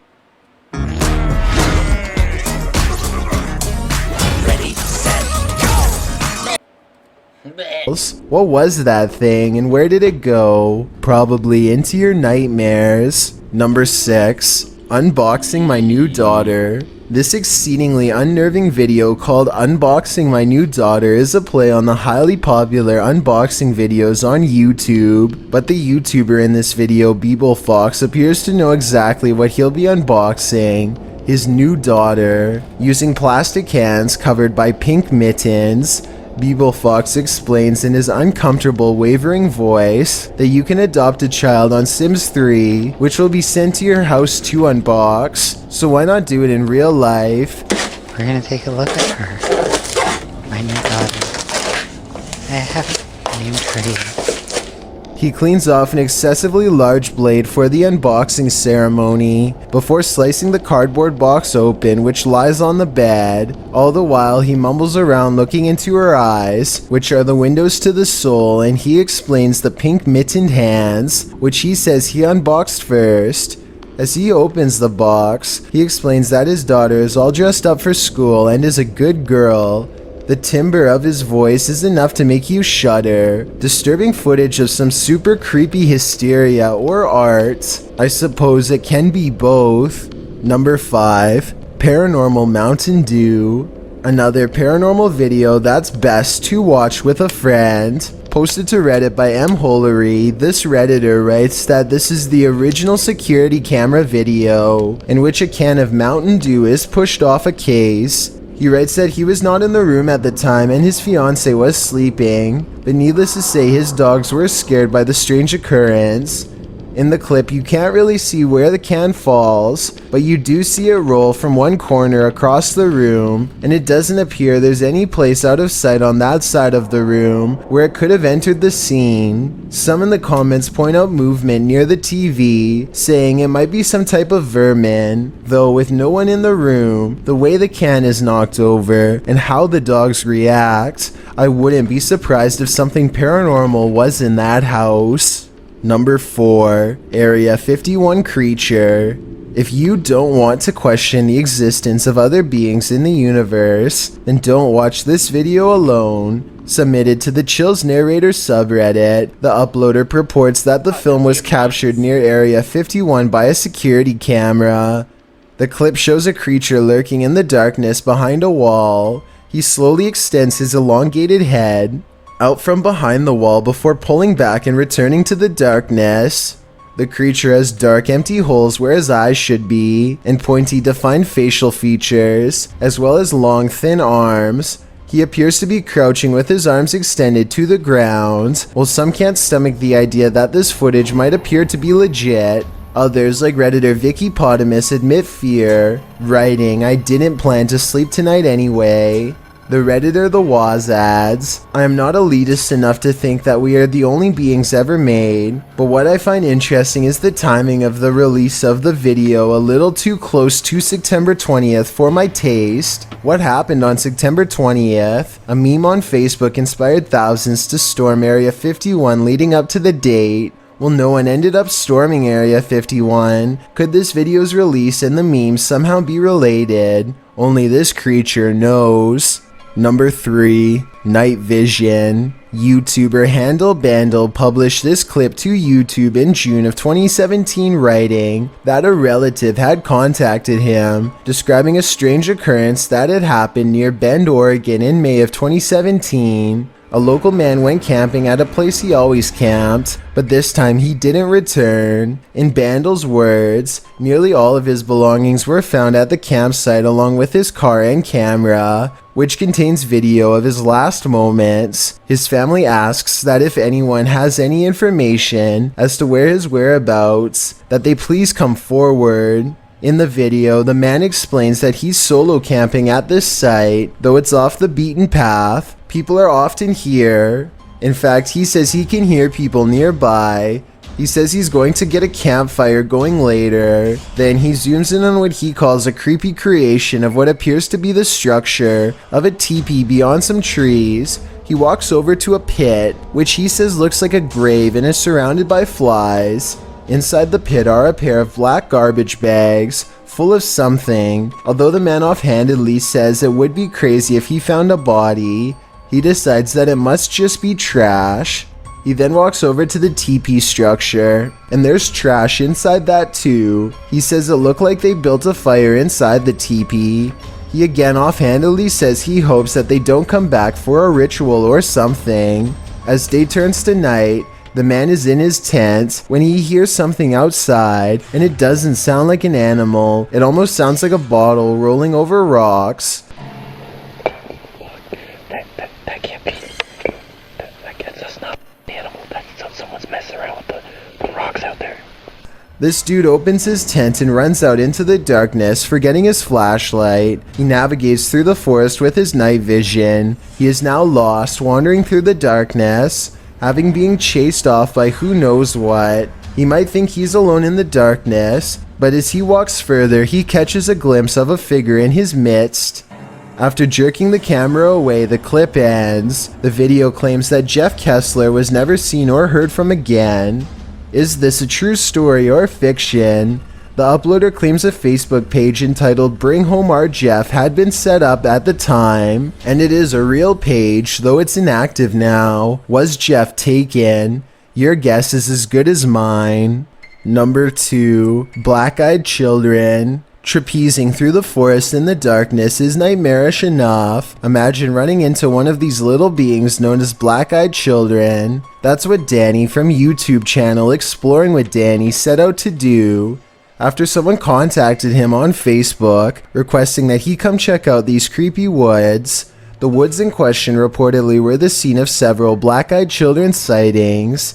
The YouTuber writes, "Never go to the woods at night. You never know who you're gonna bump into." Before we go any further, what are black-eyed children? They're paranormal creatures of modern-day legend. The pale children possess black eyes, no surprise there, and are regularly spotted panhandling or hitchhiking. Let's set the scene. Danny is in the woods around 2 a.m. in search of the black-eyed children. He uses various methods to try and contact them, including using an EVP to interact. He also starts playing some audio of a child speaking, asking for help. The audio is super creepy, especially hearing it ring throughout the woods at night. As the song starts to play, in the darkness, 2 black-eyed children appear out of nowhere. They stand there for a moment, but as Danny retreats, they chase him down. He races away, turning back repeatedly to see the children are gaining on them. Finally, they come so close that one of them goes for a bite. Apparently, Danny passed out for 25 minutes, but when he came to, needless to say, he got the heck out of the forest, but not without some terrifying roars heard in the wilderness.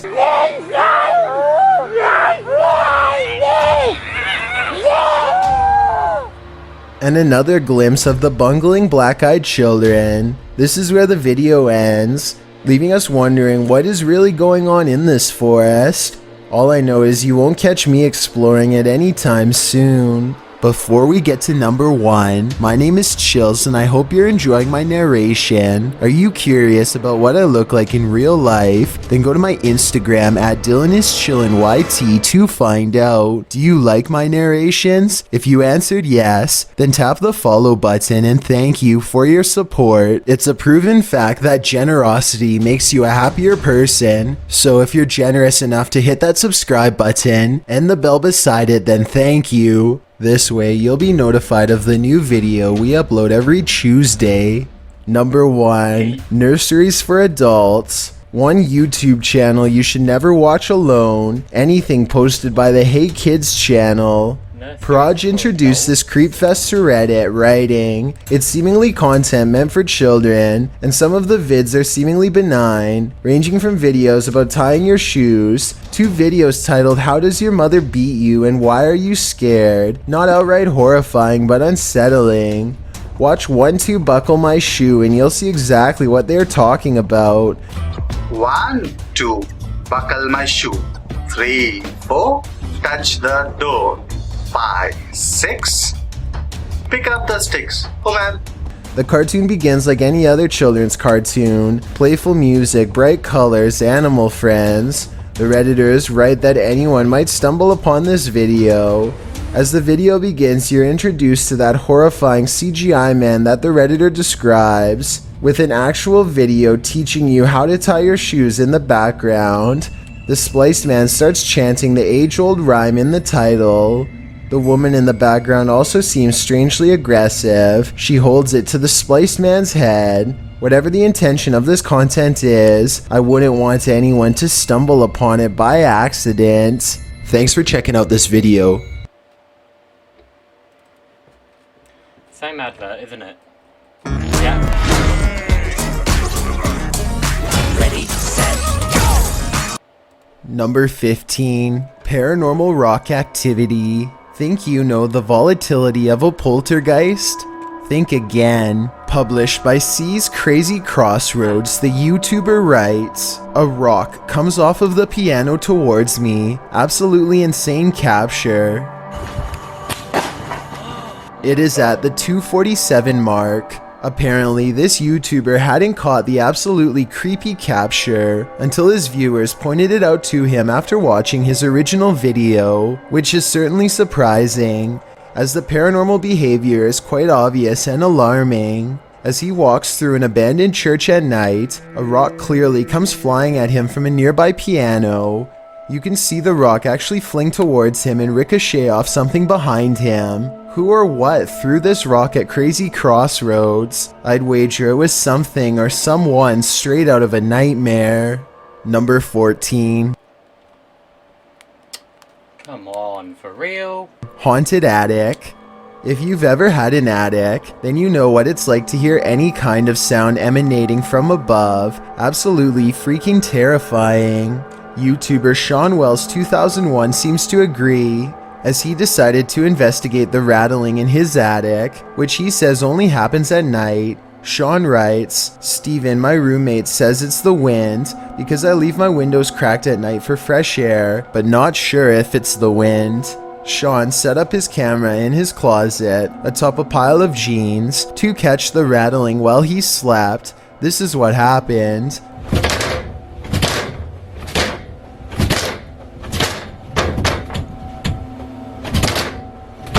At around 4 a.m., the attic door starts rattling jarringly. It sounds like someone is trying to get out. You can actually see the door move aggressively and repeatedly.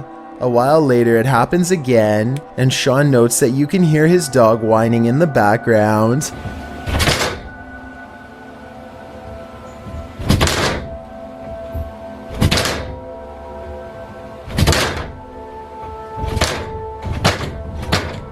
Many in the comments think the source of the noise has got to be paranormal. Others consider that it might be a squatter trying to mess with the homeowners. Though different theories abound, most can agree on one thing: it's not the wind.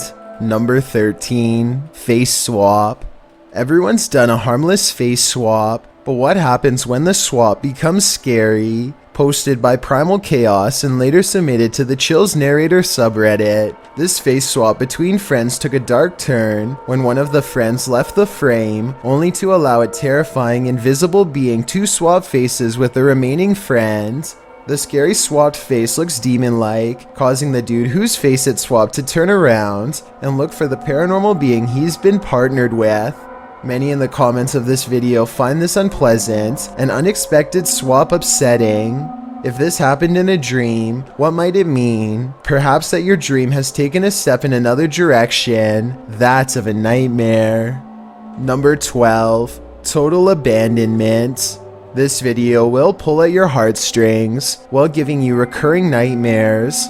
Surveillance footage of a man leaving his dog in a parking lot was caught. The footage shows a man driving a white pickup into the parking lot of a dog shelter on a Saturday afternoon.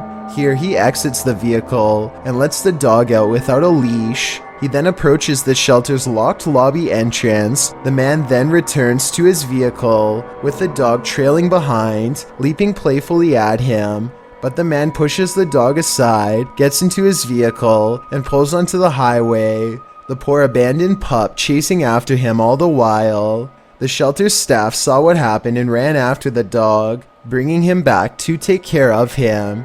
He has since been named Rawhide. Although the clip may seem to show nothing but cold-hearted abandonment, the man in the video reached out to the shelter, stating that the video gave the false impression that the man had abandoned his dog, when really he was attempting to rescue a stray, but was not admitted during working hours.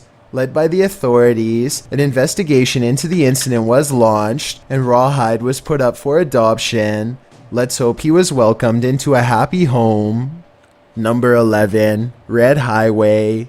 Some videos are just plain scary, others are spine-chilling. Have you ever wondered what it might be like to tear through an inferno? These mad lad Russians did, and they lived to tell the tale.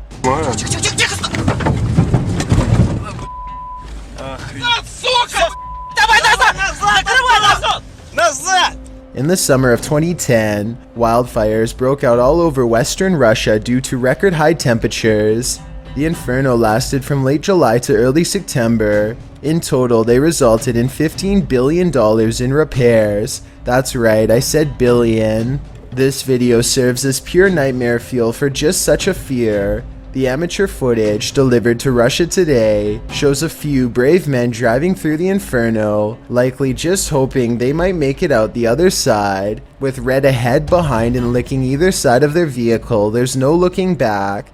The men drive through as tree branches and ash fall across their windshield. When they start driving forward again, you see, surprisingly, that there's another car in front of them. They're not the only ones in this area. After a while, smog and darkness spread ahead, with only a few spare flames riding along the roadside. And then suddenly, the darkness lifts. Although the smog continues to lie heavy, at least they've left the flames behind, with their lives intact. Number 10, Haunted Playground. Have you ever come across a haunted playground at night? This YouTuber has. He describes this perfectly chilling nightmare fuel with even more chilling imagery writing. While driving around in some unknown forest, I found this person rocking on some kind of swing. That description alone is enough to send chills down your spine, but watch the video and you won't be able to get this nightmare out of your head as the person filming sits inside his vehicle, shutting the headlights off and on again at random. The person rocking on some kind of swing is caught in the headlights. When the lights shut off, the next time they shine, the figure is in a different area of the forest. Its disappearance and reappearance are completely unsettling, especially when the figure comes closer and closer and closer until he disappears. Somehow his absence is the most upsetting part of the entire clip. That is, until... And that's where this video ends, leaving us wondering what happened to this unfortunate cameraman. Number 9, Hungry Like a Wolf. How would you like to run into this pure nightmare fuel in the middle of a snowy road at night? This clip was posted to Reddit in 2018, with one anonymous user responding, "Imagine having semi-frequent contact with these monsters. I'd hold them in high regard as well." The predatory nature of the wolf is often drawn upon in folklore.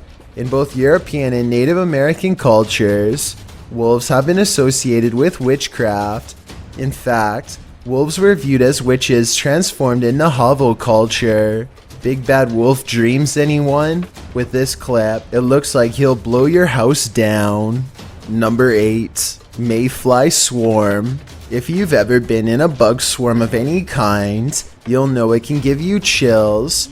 This mayfly swarm is no different. In fact, it's practically nightmarish. Oh my god! When the mayflies took over this bridge in Iowa, snowplows were required to unblock the swarm buzzing in the bridge's path. In fact, the bridge had been so completely swarmed by the bugs that emergency crews were sent to the area. The nightmare scene turned into a scary situation after bikers tried to plow through the massive heap of mayflies but lost traction. Luckily, they escaped. The bridge's clearing was recorded by Tina Franzen as she rode along in her son's police car. Franzen said of the event, "I've lived in Sabula since '75. I've never seen that many before, ever."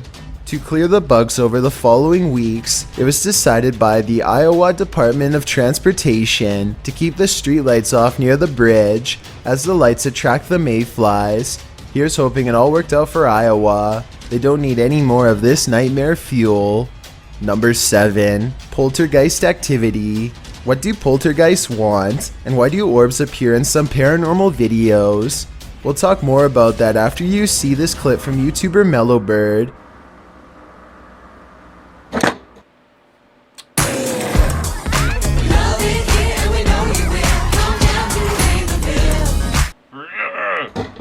Mellowbird writes, "I heard this poltergeist activity in the living room while I was getting ready to set up a camera in the attic. The video shows items being thrown around of their own free will. Or at least, of the will of some evil invisible entity. Because that's what poltergeists are. Generally, these terrible spirits do not haunt a particular location, but rather a person. Mellowbird's paired video also shows a spirit orb. Most believers think that these floating orbs are spirits of the passed away. Others suggest the orbs are an energy transfer to a spirit, whereby the spirit pulls energy For real? Come on, Venoth game in Minecraft. to it. While the science behind this is up for question, what could possibly explain this phenomena when occurring simultaneously? What could possibly have thrown these picture frames across the room? And why would orbs appear at the same time? We are certainly left with more questions than answers. Number 6. The Rake. If you've never heard of The Rake, you're about to. YouTuber Apex TV notes that this clip was caught in a Mexican park, writing, "Many claim the strange creature is a legendary creature known as the Rake."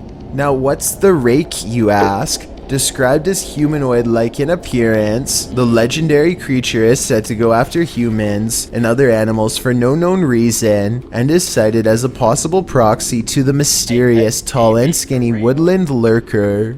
According to records, the first account of a rake, in which the writer uses the creature's name, appears in a 1691 mariner's log. The next written description appears in the 1800s, charging the rake with being absolutely terrifying with hollow black eyes. After hearing of these accounts and descriptions of the forest creature, does this mysterious figure atop the playground appear to be the rake to you? Or do you believe it's something else? If so, what? Number 5. Ghost. Shadows can be tricky things. Sometimes they're natural, other times they lean more towards the paranormal. This one seems to be the latter. Posted on Reddit by user Ukire, the Redditor writes that he still has goosebumps after receiving this clip. Some in the comments admitted to being upset with yet another orb post, but then, after watching it all the way through, their yearning for nightmare fuel was rewarded. Although it just looks like the still image of a cell. Wait for it, and wait for it, and wait for it some more, and you just might be rewarded too. The Redditor wrote that his friend works the night shift here at this institution in a former police station. The room where this is filmed is not in current use, but in the past, was a place where people checked out of custody. Some in the comments say the video looks legit, others pointed out a creepy long face that makes a split-second appearance. Most in the thread comes to a consensus that this happenstance is very creepy and goosebump-inducing. Could it be a haunting, or something worse? Whatever it might be, it's certainly mysterious. Number 4. Mr. Blobby Theme Park. Theme parks are supposed to be fun and games, not the thing nightmares are made of. This Mr. Blobby theme park is a whole other story. Chugging along in the 90s, you may or may not recall this yellow and pink blob. Crinkly Bottom was Noel Edmonds' series of theme parks that popped up in England during the show's success, with one in Somerset, another in the north of England, and others scattered around the country, none of which lasted long. Why? Well, watch this video and you'll see.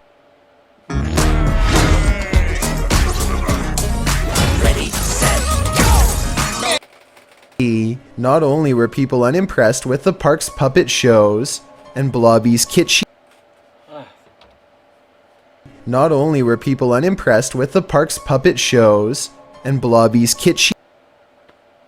catchphrases, Blobby's done blobbin' home is like walking through an uncanny nightmare. The seriously disturbing park, marketed as a children's attraction, is more like a scene from a horror film. With distorted audio, Blobby welcomes you, but who wants to be welcomed to this chilling park? I've got great internet. Clearly. It's normally... Why is it so bad? It's normally never this bad. The theme of this park must have been, "We will haunt your dreams." Footage from this frightening theme park will leave you reeling, and not in a good way. Number 3, Missouri State. When you've got a place called the Dungeon in a state lockup, you're bound to run into some chills down your spine. It was taken on a ghost tour of the Missouri State Penitentiary in 2017. The first shot in the video reads, "Picture taken of the showers minutes before entering the dungeon. Notice the light at the top is clearly off. Let's take a look." Folks in the video appear to be trying to contact spirits within the building, asking if they exist. According to the video, they've received responses, although it's hard to detect the hisses, moans, and spoken word responses in the clip's audio.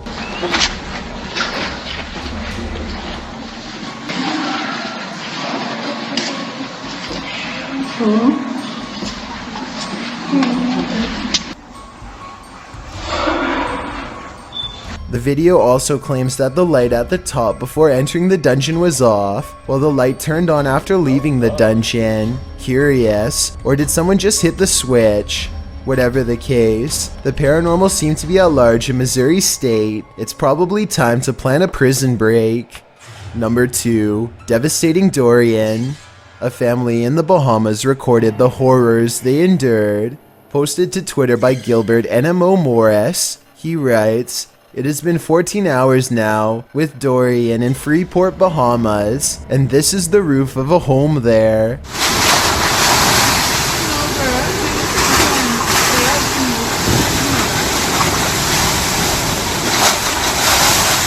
Take notice of the wind and rush of the waves. This family was already on the top floor of the house. Can you imagine holding steadfast in the roof of your home moments away from being swallowed by the sea? The event is reportedly one of the worst on record to hit the islands. The Bahamas will take years to recover from this. Around 300 homes were completely destroyed. No doubt the home shown in this video was one of them. Before we get to number 1, my name is Chills and I hope you're enjoying my narration. Are you curious about what I look like in real life? Then go to my Instagram at DylanIsChillinYT to find out. Do you like my narrations? If you answered yes, then tap the follow button and thank. Wait, 14 posts? How many have you got now then? Yes, sorry.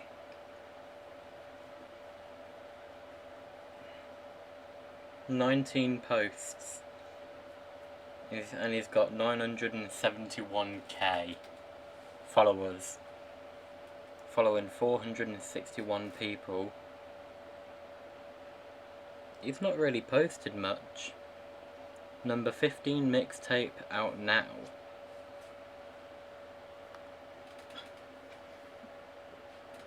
Okay. Thank you for your support. It's a proven fact that generosity makes you a happier person. So if you're generous... Look, if you're going to tell someone to follow you, keep posting more often. Because if you don't, then people just start unfollowing you. enough to hit that subscribe button and the bell beside it, then thank you. This way you'll be notified of the new video we upload every Tuesday. Number 1, Psycho Driver. We've all wanted to lose it on bad drivers at one point or another, but sometimes it's best to keep that bird caged. Posted on the Chill subreddit by Nevin8, the redditor writes, "Wonder if Chills has seen this? Well, now I have. The footage is the type of nightmare had by any biker who's been rubbed the wrong way by a motorist. The video shows a motorist trying to drive the biker off the road, stopping short in front of him, and generally attempting to make the biker fall. Granted, the biker did flip the motorist off, which seems to be what sent the driver over the edge. Still no reason to try and take someone's life on the road. What do you think? Do you think his actions were justified, or is the motorist completely out of hand?" Thanks for checking out this video. Be sure to subscribe because we upload Definitely out of hand, without a doubt. Number 15, Unwanted Guest. A doorbell security camera caught a man lurking outside his neighbor's home well armed in West Boca, Florida. Being that the family could see him via their doorbell cam, they knew not to go outside or even open the door. Instead, a teenager of the household who was inside at the time called the sheriff. The father and husband of the occupants inside was away on business, but he saw what was happening via the app. His wife was also initially watching the security feed on her phone, which ran out of battery. She and her children hid in the bathroom, afraid of what the stranger might do. When the deputies responded in full force, with a helicopter monitoring the neighborhood overhead, they took the man into custody. Tom said the scariest thing was that you don't know what this man is going to do. That's just it. You never know what someone like this will do, and these cases keep popping up, so why go outside? Number 14, Dragger. One exceptionally stressful reason not to leave the house is bumper-to-bumper traffic. It's enough to break even the Dalai Lama's calm, and for some, it's enough to rage over. In June of 2019, a dispute got the best of two drivers on Highway 316 in Gwinnett County, Georgia. The whole thing was captured on video. The incident, which occurred during rush hour on a busy highway, involved a baseball bat. The man even grabbed the truck driver's keys and retreated to his car. The truck owner then chased after the wielder to retrieve his keys, but the man simply drove off, dragging him along. At that point, the kid was holding on for dear life. According to the man who was dragged, this person said he was going to take his life. This wasn't the first incident on the key taker's record. In 2016, he was charged in another incident. The man who was dragged said that if he had known what was about to happen, he wouldn't have gotten out of the truck, but would have called the authorities immediately. The heat of the moment made him nearly lose his life, something to learn from, or better yet, just don't leave the house. Number 13, Scary Neighbor. We've all had neighbors who we aren't the biggest fans of. YouTuber SuperFelix99 is no exception. He posted this neighborly video in April of 2015 writing, "City says my neighbor is not unsafe or a nuisance. You be the judge."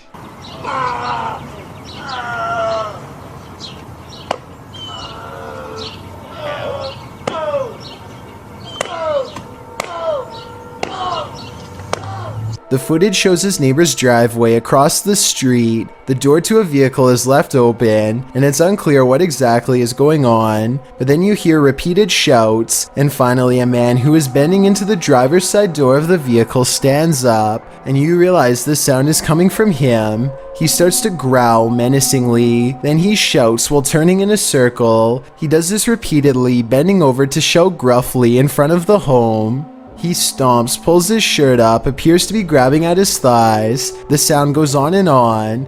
At the end of the video, he is literally shouting to the heavens. Most in the comments section of the video think he's on something. Others suggest he needs help. What do you think is going on? It appears to me that these actions are out of his control. Number 12, Who's at the door? What happens when your doorbell captures an unseen possession? YouTuber Ring My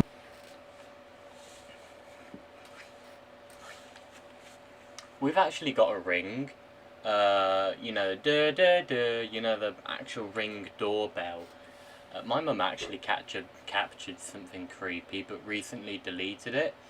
It was some guy at our doorbell who wouldn't leave us alone, and the reason why is because he kept trying to make my mum buy something, and she kept saying no. And we've actually got a little sign saying no postman, no salesman, no blah blah blah, whatever it says on it. And the guy apparently kept coming around and kept saying, "Oh, I'll come back later and check on you, see if you change your mind, and if you want to buy it now or whatever." And then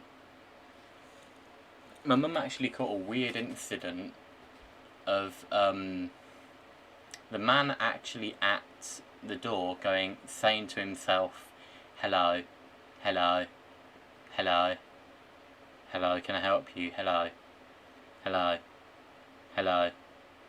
But he kept saying hello at the door for some reason, and the entire thing was recorded, but my mum deleted it, and I keep saying to her to this day that she shouldn't have deleted it, even though we only got it this year. That's the first creepy thing that's ever happened to us, like, ever.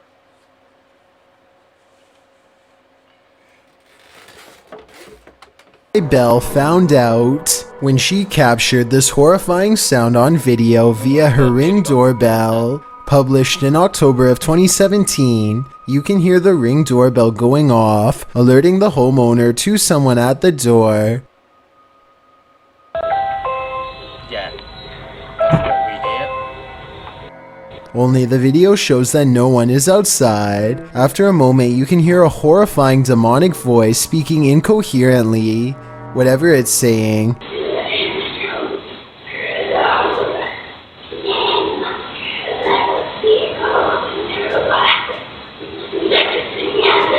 Seems like an exorcism is necessary, because it sounds like a person possessed. Who could it possibly be at the door? Or just your average, everyday, scary, random noise? Whatever that is, I wouldn't take a step outside if I were the homeowner. Number 11. Evil Creature. This video will have you thankful there are locks on your doors. Captured from inside a screened-in sunroom, the footage shows a horrifying creature in the darkness on Rick's patio. The figure can be seen vaguely in the distance, and as it approaches, slinking closer and closer, the features become slightly more distinct. In the background, the recorder Rick has called his minister Mike to describe the creature, calling it a weird demonic thing like a human. He tells Mike that the creature can't see him, though he can see the monster well, and describes how he set his iPad up in the window to capture the figure, because weird things had been happening at this time at night.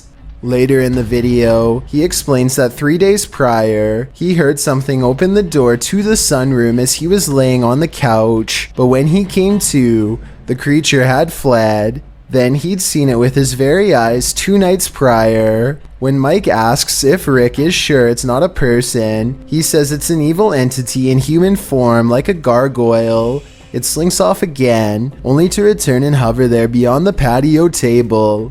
As Mike continues to speak, the creature slinks back into the darkness. Oh my gosh. It knows something's going on, man. This thing is... Oh my gosh.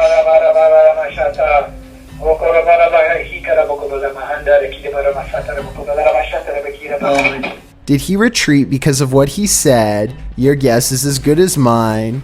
Rick says that now he has it on video, people will no longer think he's crazy. All that remains a mystery now is what was that thing? Number 10. Dirt Road Drive. YouTuber Zepter00 had a dash cam placed in his vehicle when he began his drive down a dark, desolate forest road in presumably Poland. The drive is a full 47 minutes, and the entire time the scenery looks like something out of a horror movie. While the majority of the time, Zepter is just cautiously driving down this road. On multiple occasions, There's debris blocking his path. Each time Zepter is forced to come to a complete stop, exit his vehicle, and remove whatever is in his way. This is eerily reminiscent of other videos where strangers place objects to block the road and then ambush the driver. If someone had decided to do this, in this case the driver would have been helpless, considering the road is so desolate. Luckily, Zepter safely makes it home, but thinking how easily a situation like this could have gone south, I would never be going outside on a road like this again. Number 9. The Scream. What if you heard this sound outside your house at night?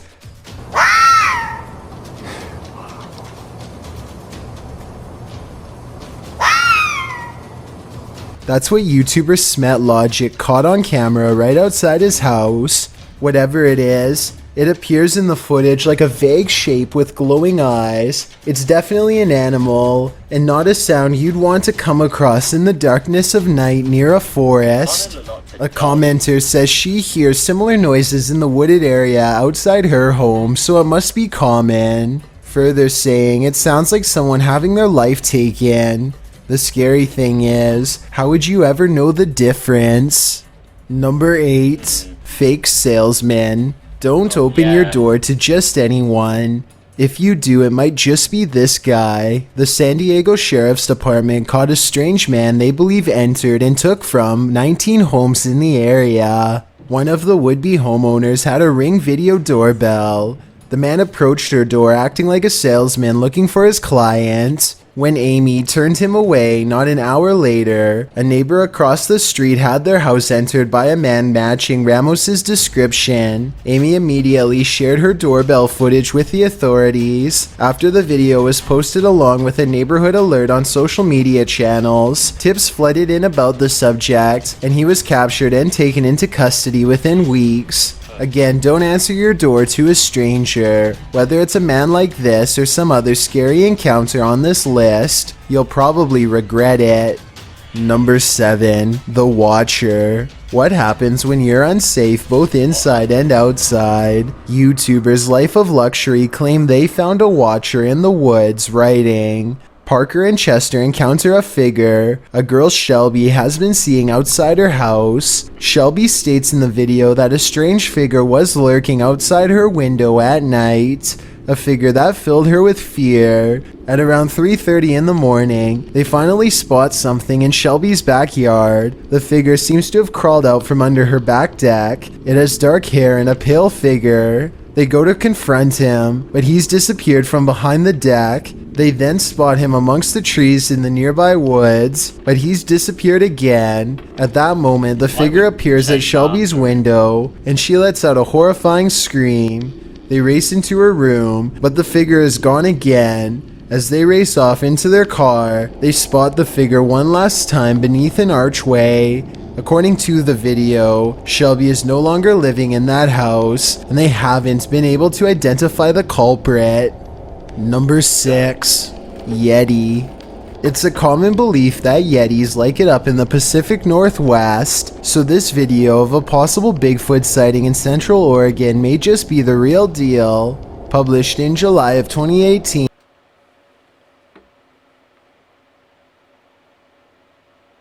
Don't have a compass on here. I was gonna be like, which way is north? Is this way north and that's northwest, or is that north behind me? Like, I don't know. For now, I'm gonna have the toilet, so yeah, I'll be right back.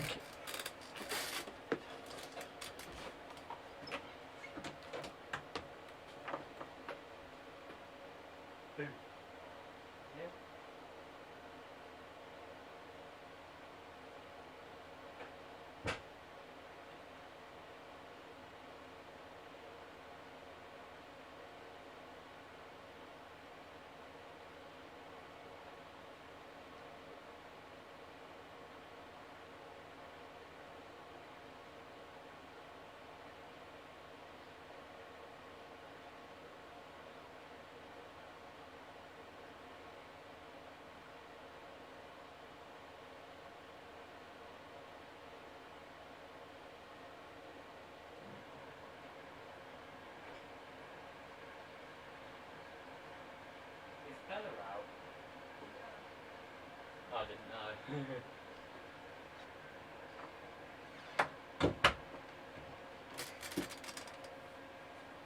Bloody hell, 318. I mean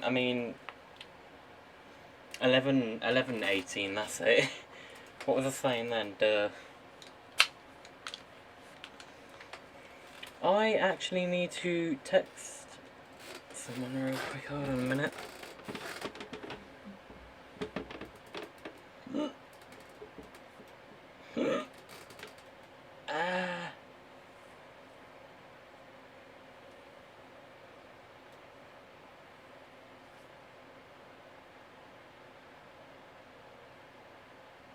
Oh, what the hell?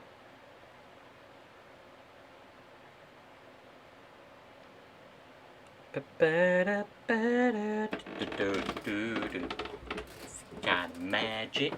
That song's been stuck in my head for hours. Literally. Yeah. I was doing it earlier, so. One dream, one soul, one prize, and one goal. One golden glance. What should be the kind of magic?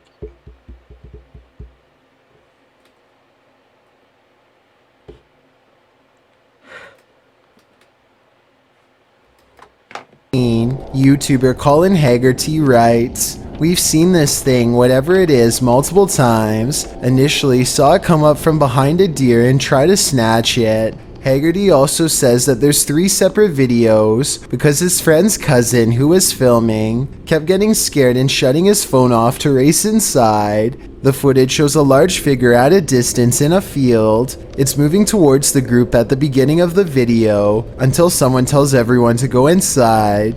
In the next video, as darkness falls over the field, the figure is seen moving side to side before walking away and to the right. It disappears behind a bush for a moment before reappearing on the other side. When someone shouts 'hey' at it, the figure turns towards the group and starts to approach. They all scream and race inside. Hey! Hey! Some in the group think it's a person messing around with them. Others insist it's not. Most in the comments section seem to think that this is for real. Who do you agree with?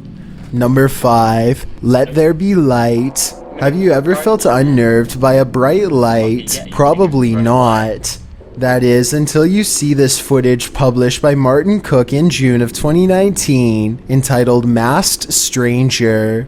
Not sure why this title was used, as we never see this stranger's face, so who knows if he's masked or not. His back is to the camera throughout the footage. Regardless, Martin writes that this was seen outside our house one Saturday night. A person wearing a backpack is pictured walking down a residential street in the darkness of night, with only streetlights to brighten the area. At one point he stops along the pavement, and it appears as though he takes a picture, at least with his back to the camera. He's holding something in his hands that lights up briefly and brightly. He just stands on the pavement for a while, until a car approaches on the road beside him.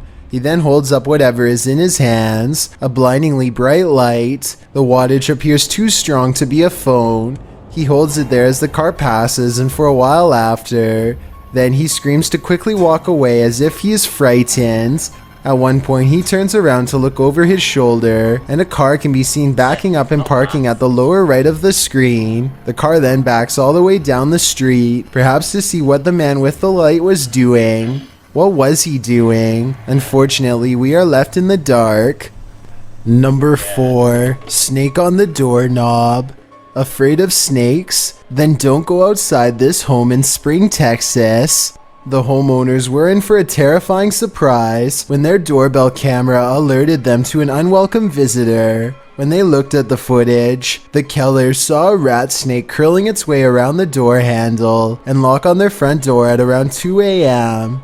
We knew there were snakes, but this is the first time since we moved here 2 years ago that we've actually seen one. Allison Keller said, "We were both terrified of snakes, so it was pretty creepy." Keller went on to say that they suspect the snake was coiled around the front porch light and managed to slither down the door handle. Don't worry, the snake didn't stick around. After slithering around the door handle and door for 5 minutes, it made its exit into the nearby forest, probably out for its next meal. Hopefully it won't be haunting your front door anytime soon. Number 3. Hopefully it won't be haunting your front door anytime soon. Well, thankfully for us, we live in Britain. And yes, I know there are snakes in Britain, but they're normally put in cages and everything miles away from where I live. So, yeah, I'm fine. 3. Petrol monster. Ever glanced over when you're filling your car up with gas and seen something that frightened the life out of you? Needless question, if you had, you'd probably not be alive to watch this video right now. But that's what these motorists saw at a petrol station, the scary footage of which was captured on video via CCTV in Peru. Dr. Anthony Choi made the statement, according to preliminary data and to the testimony of the witnesses, a strange creature or robot less than a meter high with several legs faced a group of 10 workers. The clip shows a bright figure appearing in the midst of a gas station, only to vanish in moments. Gas station staff outside the premises at the time looked taken aback by the mystical being, moving closer to it before it disappeared into thin air. The clip went viral on YouTube. In it, a security guard is watching the CCTV footage, while the gas station workers are captured outside the station working. These workers said the figure was smaller than a meter, had a number of legs, was floating around the building's exterior, and appeared illuminated. When the figure collided... No way. Smaller than a meter. This is a meter. This is 1 meter long. And that was smaller than this. Half a meter maybe? Jesus. This is a meter. And that was smaller than this. That's crazy to think about. Jesus, man. Smaller than a flipping meter. Come on, yo. Bloody hell. It's weird to think about. With a lorry near the street, it disappeared, according to the gas station attendants. What do you think this is? Is it real or fake? And if it's real, what on earth could it possibly be? Number 2, people of Walmart. Walmart can be a scary place. Captured by YouTuber Jonathan Hoover at a Walmart. Jonathan writes that this older woman chased them down and wouldn't stop tapping on the windshield of his car as he tried to leave the parking lot. The woman can be seen through the windshield, just standing there looking inside while chewing on something or on nothing. Jonathan says in the video that he has no clue what she's doing. He beeps, but the woman just turns away for a moment, then returns to her staring and starts tapping repeatedly on the car's windshield. About 2.5 minutes into the video, the woman shakes the car lightly. This goes on for more than 5 minutes, until the boys have to ask a female passerby for help. In the comments, Caitlin G, who says she works as a CNA, wrote a concise explanation. She may have been leaning close and tapping on the glass because she did not understand how to get to you, but somewhere in her brain she did fundamentally understand that she needed to be around other people or needed help.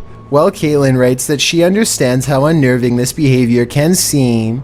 Calling the authorities for help would have been a good response. Still, this situation is certainly not something you'd want to encounter on your next grocery run. Before we get to number 1, my name is Chills and I hope you're enjoying my narration. Are you curious about what I look like in real life? Then go to my Instagram at DylanIsChillinYT to find out. Do you like my narrations? If you answered yes, then tap the follow button and thank you for your support. It's a proven fact that generosity makes you a happier person. So if you're generous enough to hit that subscribe button and the bell beside it, then thank you. This way, you'll be notified of the new video we upload every Tuesday. Number 1. Escalator Rail. A mall stunt turned horrible at Nucleus Mall in India. The whole thing was captured on closed circuit television. In the footage, you can see the boy off to the left at the top of the escalator, grabbing hold of the moving handrail repeatedly as shoppers around him go about their business. According to reports, he was shopping with his aunt and uncle, who watched helplessly as he was pulled along by the handrail, chest first and flung over the side. According to authorities, within 5 minutes he was taken for medical attention a kilometer away from the mall, but passed away on arrival. The mall emphasized how important it is for guardians to be vigilant of their group when at the mall, but having watched this footage a few times, it seems like the escalator had a mind of its own. Just one more thing to be afraid of when you go outside. Thanks for checking out this video. Be sure to subscribe because we upload new countdowns. I love watching stuff like this. I don't ask why, but this is just all interesting to me. Oh, come on. Number 15. Zombie Bus. Would you take something that turned you into a zombie? Please don't do it because it's a horrible idea. In October of 2017, a number of sightings were reported in Brazil in which humans were behaving monstrously, with some running their heads into windshields and others flailing their arms and screaming nonsense as if they were possessed. This video clip shows what a nightmare this can be.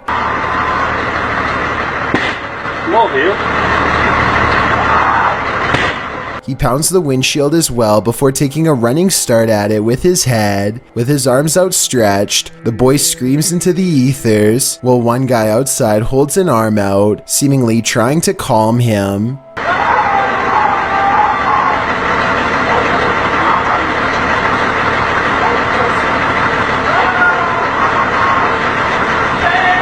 The boy continues to scream in place before trying to smash his way into the bus again.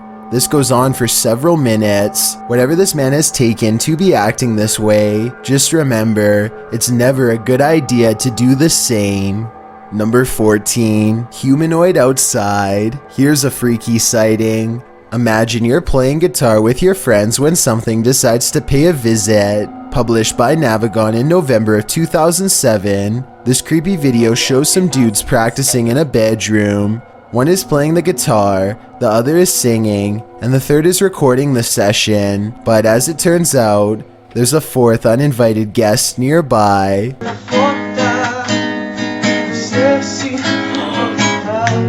As they continue to play, the friend filming the session takes a broader shot of the singer, and towering in the doorway behind him is a seemingly tall man, standing sentry and staring into the room. In the comments of this video, David F.E. writes, "It's a humanoid being about 7 feet tall, not a ghost. Many people have reported them before." Whatever the case, in the moment, the friend filming doesn't spot the humanoid. The three continue their session without any reaction, and the next time the cameraman pans over, the figure is gone. They must have spotted the humanoid later in the playback, a humanoid that was so close he could have touched them. What would you do if you saw this over your friend's shoulder? Number 13. Squatter Hotel. Exploring abandoned places is supposed to be an adventure, but it can also lead to some unexpected encounters. YouTube channel Explore Abandoned Places with Tattoo Tony Alton published this video in October of 2016, writing, "We ran into 4 very strange people and were surprised while exploring. 2 that I got really bad vibes from. They seem like they may be wanted and running from the police. The school does look pretty creepy from the outside, and when you enter, the eeriness heightens. The place looks like a haunted house, graffiti lining the walls, broken windows, loads of decay and rubble on the ground." Early on in the video, Tony notes that this guy wouldn't stay out of his camera shots. About 20 minutes into the video, Tony comes across 4 men and quickly turns the camera away from them, so they don't grow angry or suspicious of his motives. While the entire encounter isn't shown, at the end of the video, Tony describes the men and explains what happened off camera. He says that 2 looked harmless, one was an old man, pockmarked and crazy, and the last guy was younger, shifty and acting strange. 2 of the dudes kept inviting Tony downstairs to see some cool stuff, but he got a bad vibe from them and was worried about getting his equipment taken. The weirdest thing was one offered to babysit his kids whenever Tony wanted to go exploring. More than a little creepy. Number 12. Haunted Barracks. Have you ever filmed a video for your significant other, only to see something paranormal happen behind you?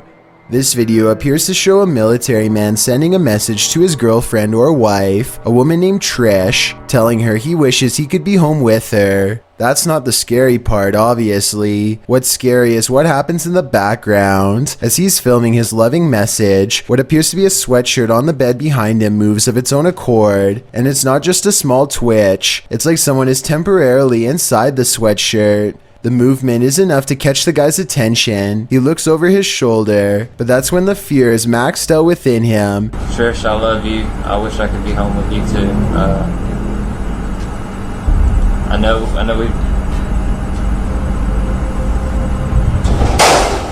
As the cupboard doors beside him burst aggressively open, the man, plainly disturbed by this strange occurrence, gets up and looks around the cupboard and inside before fleeing the scene. Once he's left, one of the cupboard doors swings nearly closed. What is happening here? What is haunting this room? The ghost of a forgotten trooper? With just this video footage, I guess we'll never know. Number 11. Hag-like mask. We've all seen reflections in the window at night, but maybe none as creepy as what YouTuber Mystic Paranormal found in his car window. Mystic published this video in August 2017, writing that it was the scariest thing he ever captured on video. Let's be the judge of that. In the video, the YouTuber says he captured a hag on his phone's camera. He seems to want to capture some more footage, but cars keep driving by, which interrupts a proper view of the hag-like face. The woman in the video says she's scared to turn because the face has been appearing on her side of the vehicle. For a while, they're sitting in the darkness, hoping to capture the image on camera. While they wait, their camera runs out of battery, but the image they've already captured does appear like a masked hag reflected in the window. What is this, an apparition? Does this woman even exist? Whatever the reality of this is, a strange reflective phenomenon caught on camera, or an old lady's spirit, the result is chilling. Number 10. Doorbell camera. Nothing scarier than live footage, especially when it's happening right outside your front door. Jeff Davis published this doorbell footage in January of 2019, writing, "After we put the kids in bed, we got a notification that someone was at our front door. The footage shows a man in a gray hoodie and jeans donning a white skeleton mask with black hair. Before walking up to the front door, a piece of paper at the ready. He covers the Ring doorbell with the paper, but the tape doesn't hold. As the paper slowly flips back open, the man is gone. The front entryway is completely empty. Only the darkness of night stands beyond." Davis asks if the YouTuber audience thinks it's just some kids being kids, or someone wanting to enter the home. What do you think? I guess we'll never know for sure. But nevertheless, someone attempting to cover your surveillance camera is never a good sign. Number 9. Real life Chucky. This is what happens when your doll comes to life. Posted on the Ghosts subreddit by Redditor, Enigma's Light 209, who writes, "Years ago my sister had a Dora doll. However, we never put batteries in it because at the time we couldn't afford a lot of stuff. My sister was singing and playing with the doll. Not noticing the doll turns its head to look at her. The clip is creepy enough to give you nightmares. The user's sister is in the bathroom, singing and playing at the sink. Her doll is perched beside her, motionless and staring off to the right. About 15 seconds in, the doll's head suddenly turns, looking directly at the camera and into our souls. Nothing more happens in the video, but the way the doll's head snaps around is reminiscent of a bad Child's Play-like scenario. My advice, destroy that doll immediately. Fire would probably be the best." Number 8. Maggots. Have you ever wondered what it looks like when meat decomposes? First off, why are you wondering that? Second, you won't wonder any longer once you've seen this video. This unsettling time-lapse footage shows exactly that over the course of 7 days.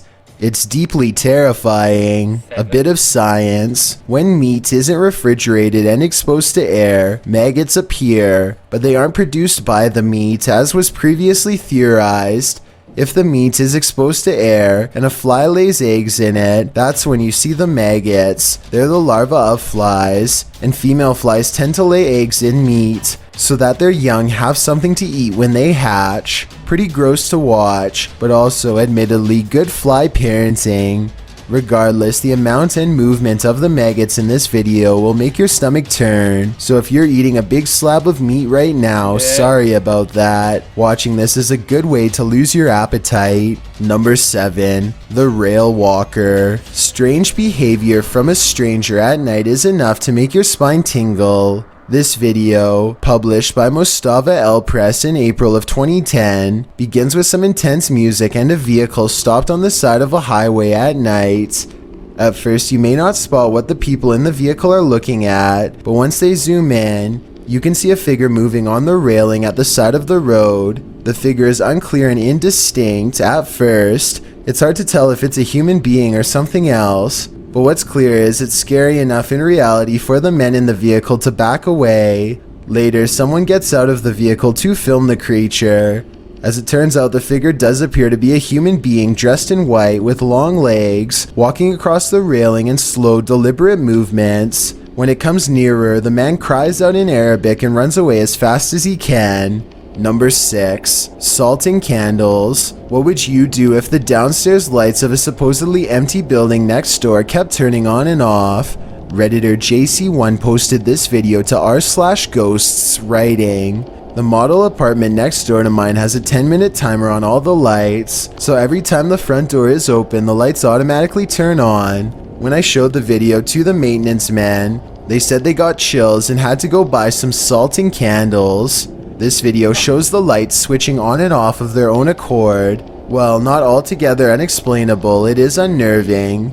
Some in the comments of this video suggested faulty wiring or a bad sensor. A union electrician says this is pretty common in model houses, as they're not built well. Others get scared by something moving, which turns out to be a tree branch. But the question remains, what if someone or something is opening the front door? The maintenance men are right. It's time for some salting candles. Number 5. A Feto. Most of us have watched videos that return to us in our sleep. Imagine a robot child with deadened eyes. Would you want to be greeted with such a smile? TechCrunch calls a Feto the wild boy head robot of your nightmares. A comment on this video clip by YouTube user Ragnarok AT confirms that. Thank you for bringing my absolute scariest nightmare to life. I won't be sleeping for the next few days. Once this robot grins at you, you probably won't either. The idea was to give the robot human-like emotions, and that's what these researchers did, but for some reason the result is so uncanny it gives you the chills. A video of the Feto prototype was first posted in 2011. Back then it was even scarier than today's version. Researchers have since added facial skin and hair, but that doesn't seem to remove the deadness from the robot's eyes. In fact, it likely makes the cyberhuman seem even more bizarre. Apart from the creepiness of the robot's facial expressions, blades and spikes jut out of its body, as though it's a machine meant to destroy you. The 3 researchers wrote of their continued progress with the robot, citing new methods to create more expressivity in the second-generation model of El Feto. These findings, the researchers claim, will allow for deeper interactions with humans due to the broader range of robot emotions. While all of this is very technical, viewing the video clip will inspire an entirely visceral emotional reaction, and believe me, the movements of this robot child will not leave your nightmares soon. Number 4. The Disappearing Doll. Now you see it, now you Don't. God, gonna go for the toilet again, BRB. Be right back. Don't know why I went to the camera then. I was meant to go up to the microphone, so yeah. Be right back. what, children?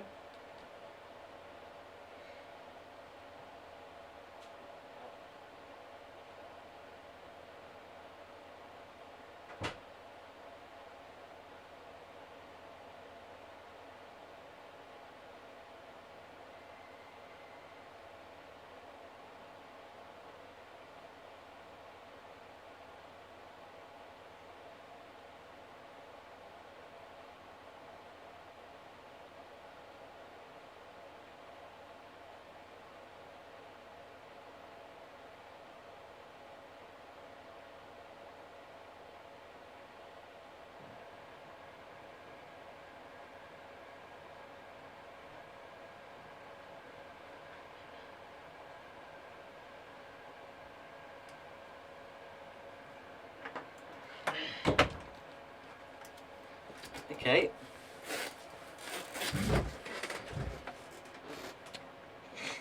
The only way I can check the battery on these is by using my phone. So just give me a minute. I'm gonna see how much battery it's at now.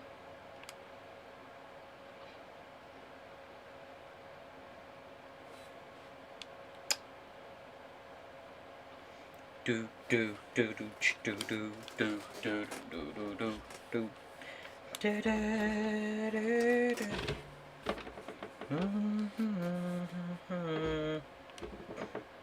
Wait, why is this not turning back on?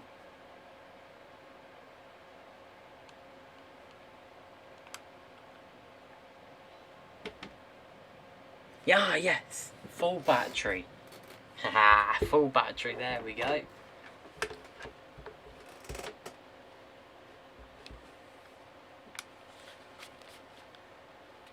Go on, connect. Connecta. Connecta.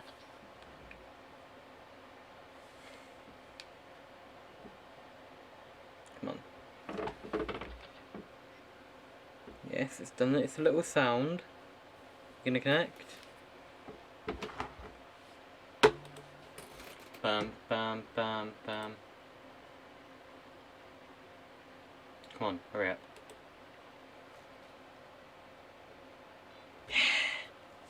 Can I hear out of it?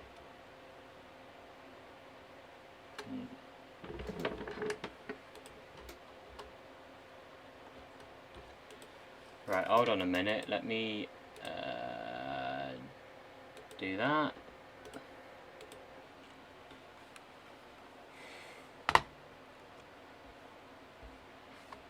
Soon. Number 4, The Disappearing Doll. Now You See It, Now You Don't. Published in December of 2017. This video begins with a man speaking Arabic. No translation or subtitles are included, so we can't tell you what he's talking about as he stands outside what appears to be a normal door with an elaborate gold door frame. Over a minute into the video, he opens the door to what appears to be a normal dining room. Speaking the whole while, he enters the room and shuts the door, giving a tour of the room, which is empty. He tries opening another door on one side of the room, but it's locked tight, so he enters further in what appears to be a living room. There are toys inside, a car with a doll in it, but nothing appears to be out of the ordinary. That is, until he turns to film the other side of the room and pans back to the car. No more doll. He doesn't seem to panic, and it's hard to tell if he even noticed. He continues to wander around the room. Well, nothing more disturbing appears to happen in the duration of the video. The man must have experienced something frightening towards the end. As fear is heard in his voice, his camera drops and he rushes out of there. What was happening in this room? I don't know if I want to know. Number 3, Abandoned Farmhouse Gone Wrong. This creepy farmhouse will have you swearing off abandoned buildings for life. Published by .do's Urban Exploration in April of 2013. The uploader admits to being skeptical to the paranormal, but this incident made him consider opening up to the possibility. Da writes that the house sits about a half a kilometer from a road in Bobcage, Ontario. The house is isolated with just a barn and an outcrop of other buildings. It appears from a distance to be tightly boarded up, but a back door was wide open. He writes, now it is very possible all the environmental conditions were perfect for this experience. However, Wingman Jan happened to be with me on this explore, and we are in agreement. There was something more to this. He says the video doesn't really do the reality justice. The sounds were much more magnified, which he describes as like freight trains.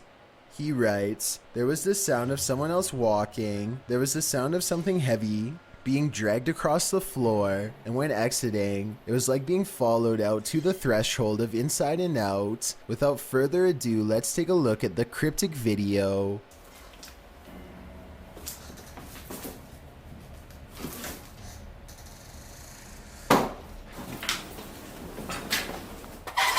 Even the approach to the house's exterior is a bit unnerving. The back door is under an overhanging, which our friends sneak beneath to catch a glimpse of a bunch of knickknacks and garbage littering the ground, including an old sewing machine. The back door is wide open, it's dark inside. They climb the steps to the kitchen area, also disheveled and covered with odds and ends. Once inside, they're stepping over the trash and other items on the floor while scanning the rooms with a flashlight. They enter the living room. Something on a door across the room flies up. It appears to be blown by a breeze. The door then opens and slams shut, while our brave Da backs away. Instead of racing out of there, they get closer. The door keeps creaking open and slamming shut again. He finally enters the empty hallway. No one is there. He shines the flashlight upstairs, and just when you think he's going to explore that second level, he hurries the heck out of that house.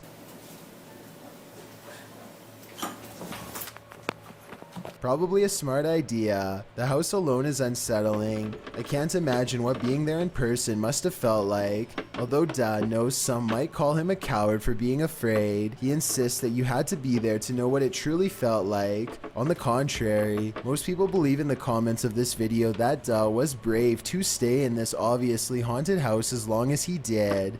I'm one of them. Number 2, restaurant rage. We've all heard of rage on the road, but what happens when restaurant rage reaches the road? After watching this video, you won't ever diss an Albanian restaurant owner. When Spanish tourists visited a restaurant in southern Albania, apparently they didn't like the restaurant service, and the owner didn't like that they didn't like it. That's when things grew super aggressive. How super? Just watch. Go. The tourists captured the owner's reaction on camera, which involved climbing onto the hood of their vehicle. Now those are some serious rage issues. The owner, however, claims that the tourists tried to skip out on the bill, but the Albanian government seems to be siding with the tourists, as officials have since apologized for their treatment. Not long after, the restaurant was torn down, or rather completely bulldozed. According to reports, after the video went viral, the owner was investigated, and the findings revealed that the owner had not paid taxes and had built his restaurant without a legal permit. The owner was charged for his actions as well. What a nightmare. Before we get to number 1, my name is Chills and I hope you're enjoying my narration. Are you curious about what I look like in real life? Then go to my Instagram at DylanIsChillinYT to find out. Do you like my narrations? If you answered yes, then tap the follow button and thank you for your support. It's a proven fact that generosity makes you a happier person. So if you're generous enough to hit that subscribe button and the bell beside it, then thank you. This way you'll be notified of the new video we upload every Tuesday. Number 1, Goliath. Arachnophobes beware. This video is straight out of Ron Weasley's Nightmares, published by Exotic Slayer in October of 2018. Footage of this spider will remind you why so many people fear them. The Goliath bird eater is the world's largest spider by mass and size. Goliath calls South America home, and its leg span is second only to the giant huntsman spider. Goliath is called a bird eater for a reason. A copper engraving made by Maria Sibylla Marian in the 18th century depicts the giant spider chowing down on a hummingbird. But don't worry, birds aren't often the spider's prey. Rather, he prefers worms, amphibians, insects, and other arachnopods. Although Goliath has been known to eat things as large as rodents, lizards, and snakes. Imagine running into this spider in your jungle lair. It's what nightmares are made of. Thanks for checking Oh out this my video. God. Be sure to subscribe because we upload new countdowns every... I really want to watch more of these, but it's coming up to midnight, so I think it's best if I end the stream here. Not because I'm scared or anything. It's because it's getting really late. I mean, for a lot of people, it's not even that late.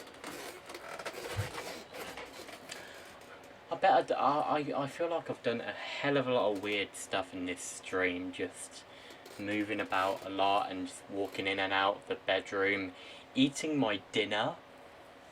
And when did I have my dinner? At like 4 or 5 o'clock, and I'm still going now. And I've been nearly 9 hours. Oh my god, are you for real? 9 hours! I don't know if I should say... honestly, I don't know if I should stream tomorrow. I know.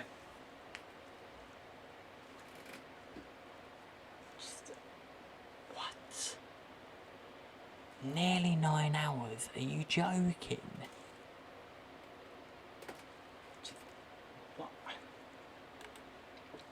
I'm going to end it here. Thank you guys so much for watching this live stream. I hope you enjoyed this live stream. Please give it a thumbs up if you did. If you watched the entire thing and commented. Like, comment and subscribe. Make sure to hit the bell icon so you guys get notified on when I upload or live stream. And yeah, I'll see you guys in the next live stream. Bye.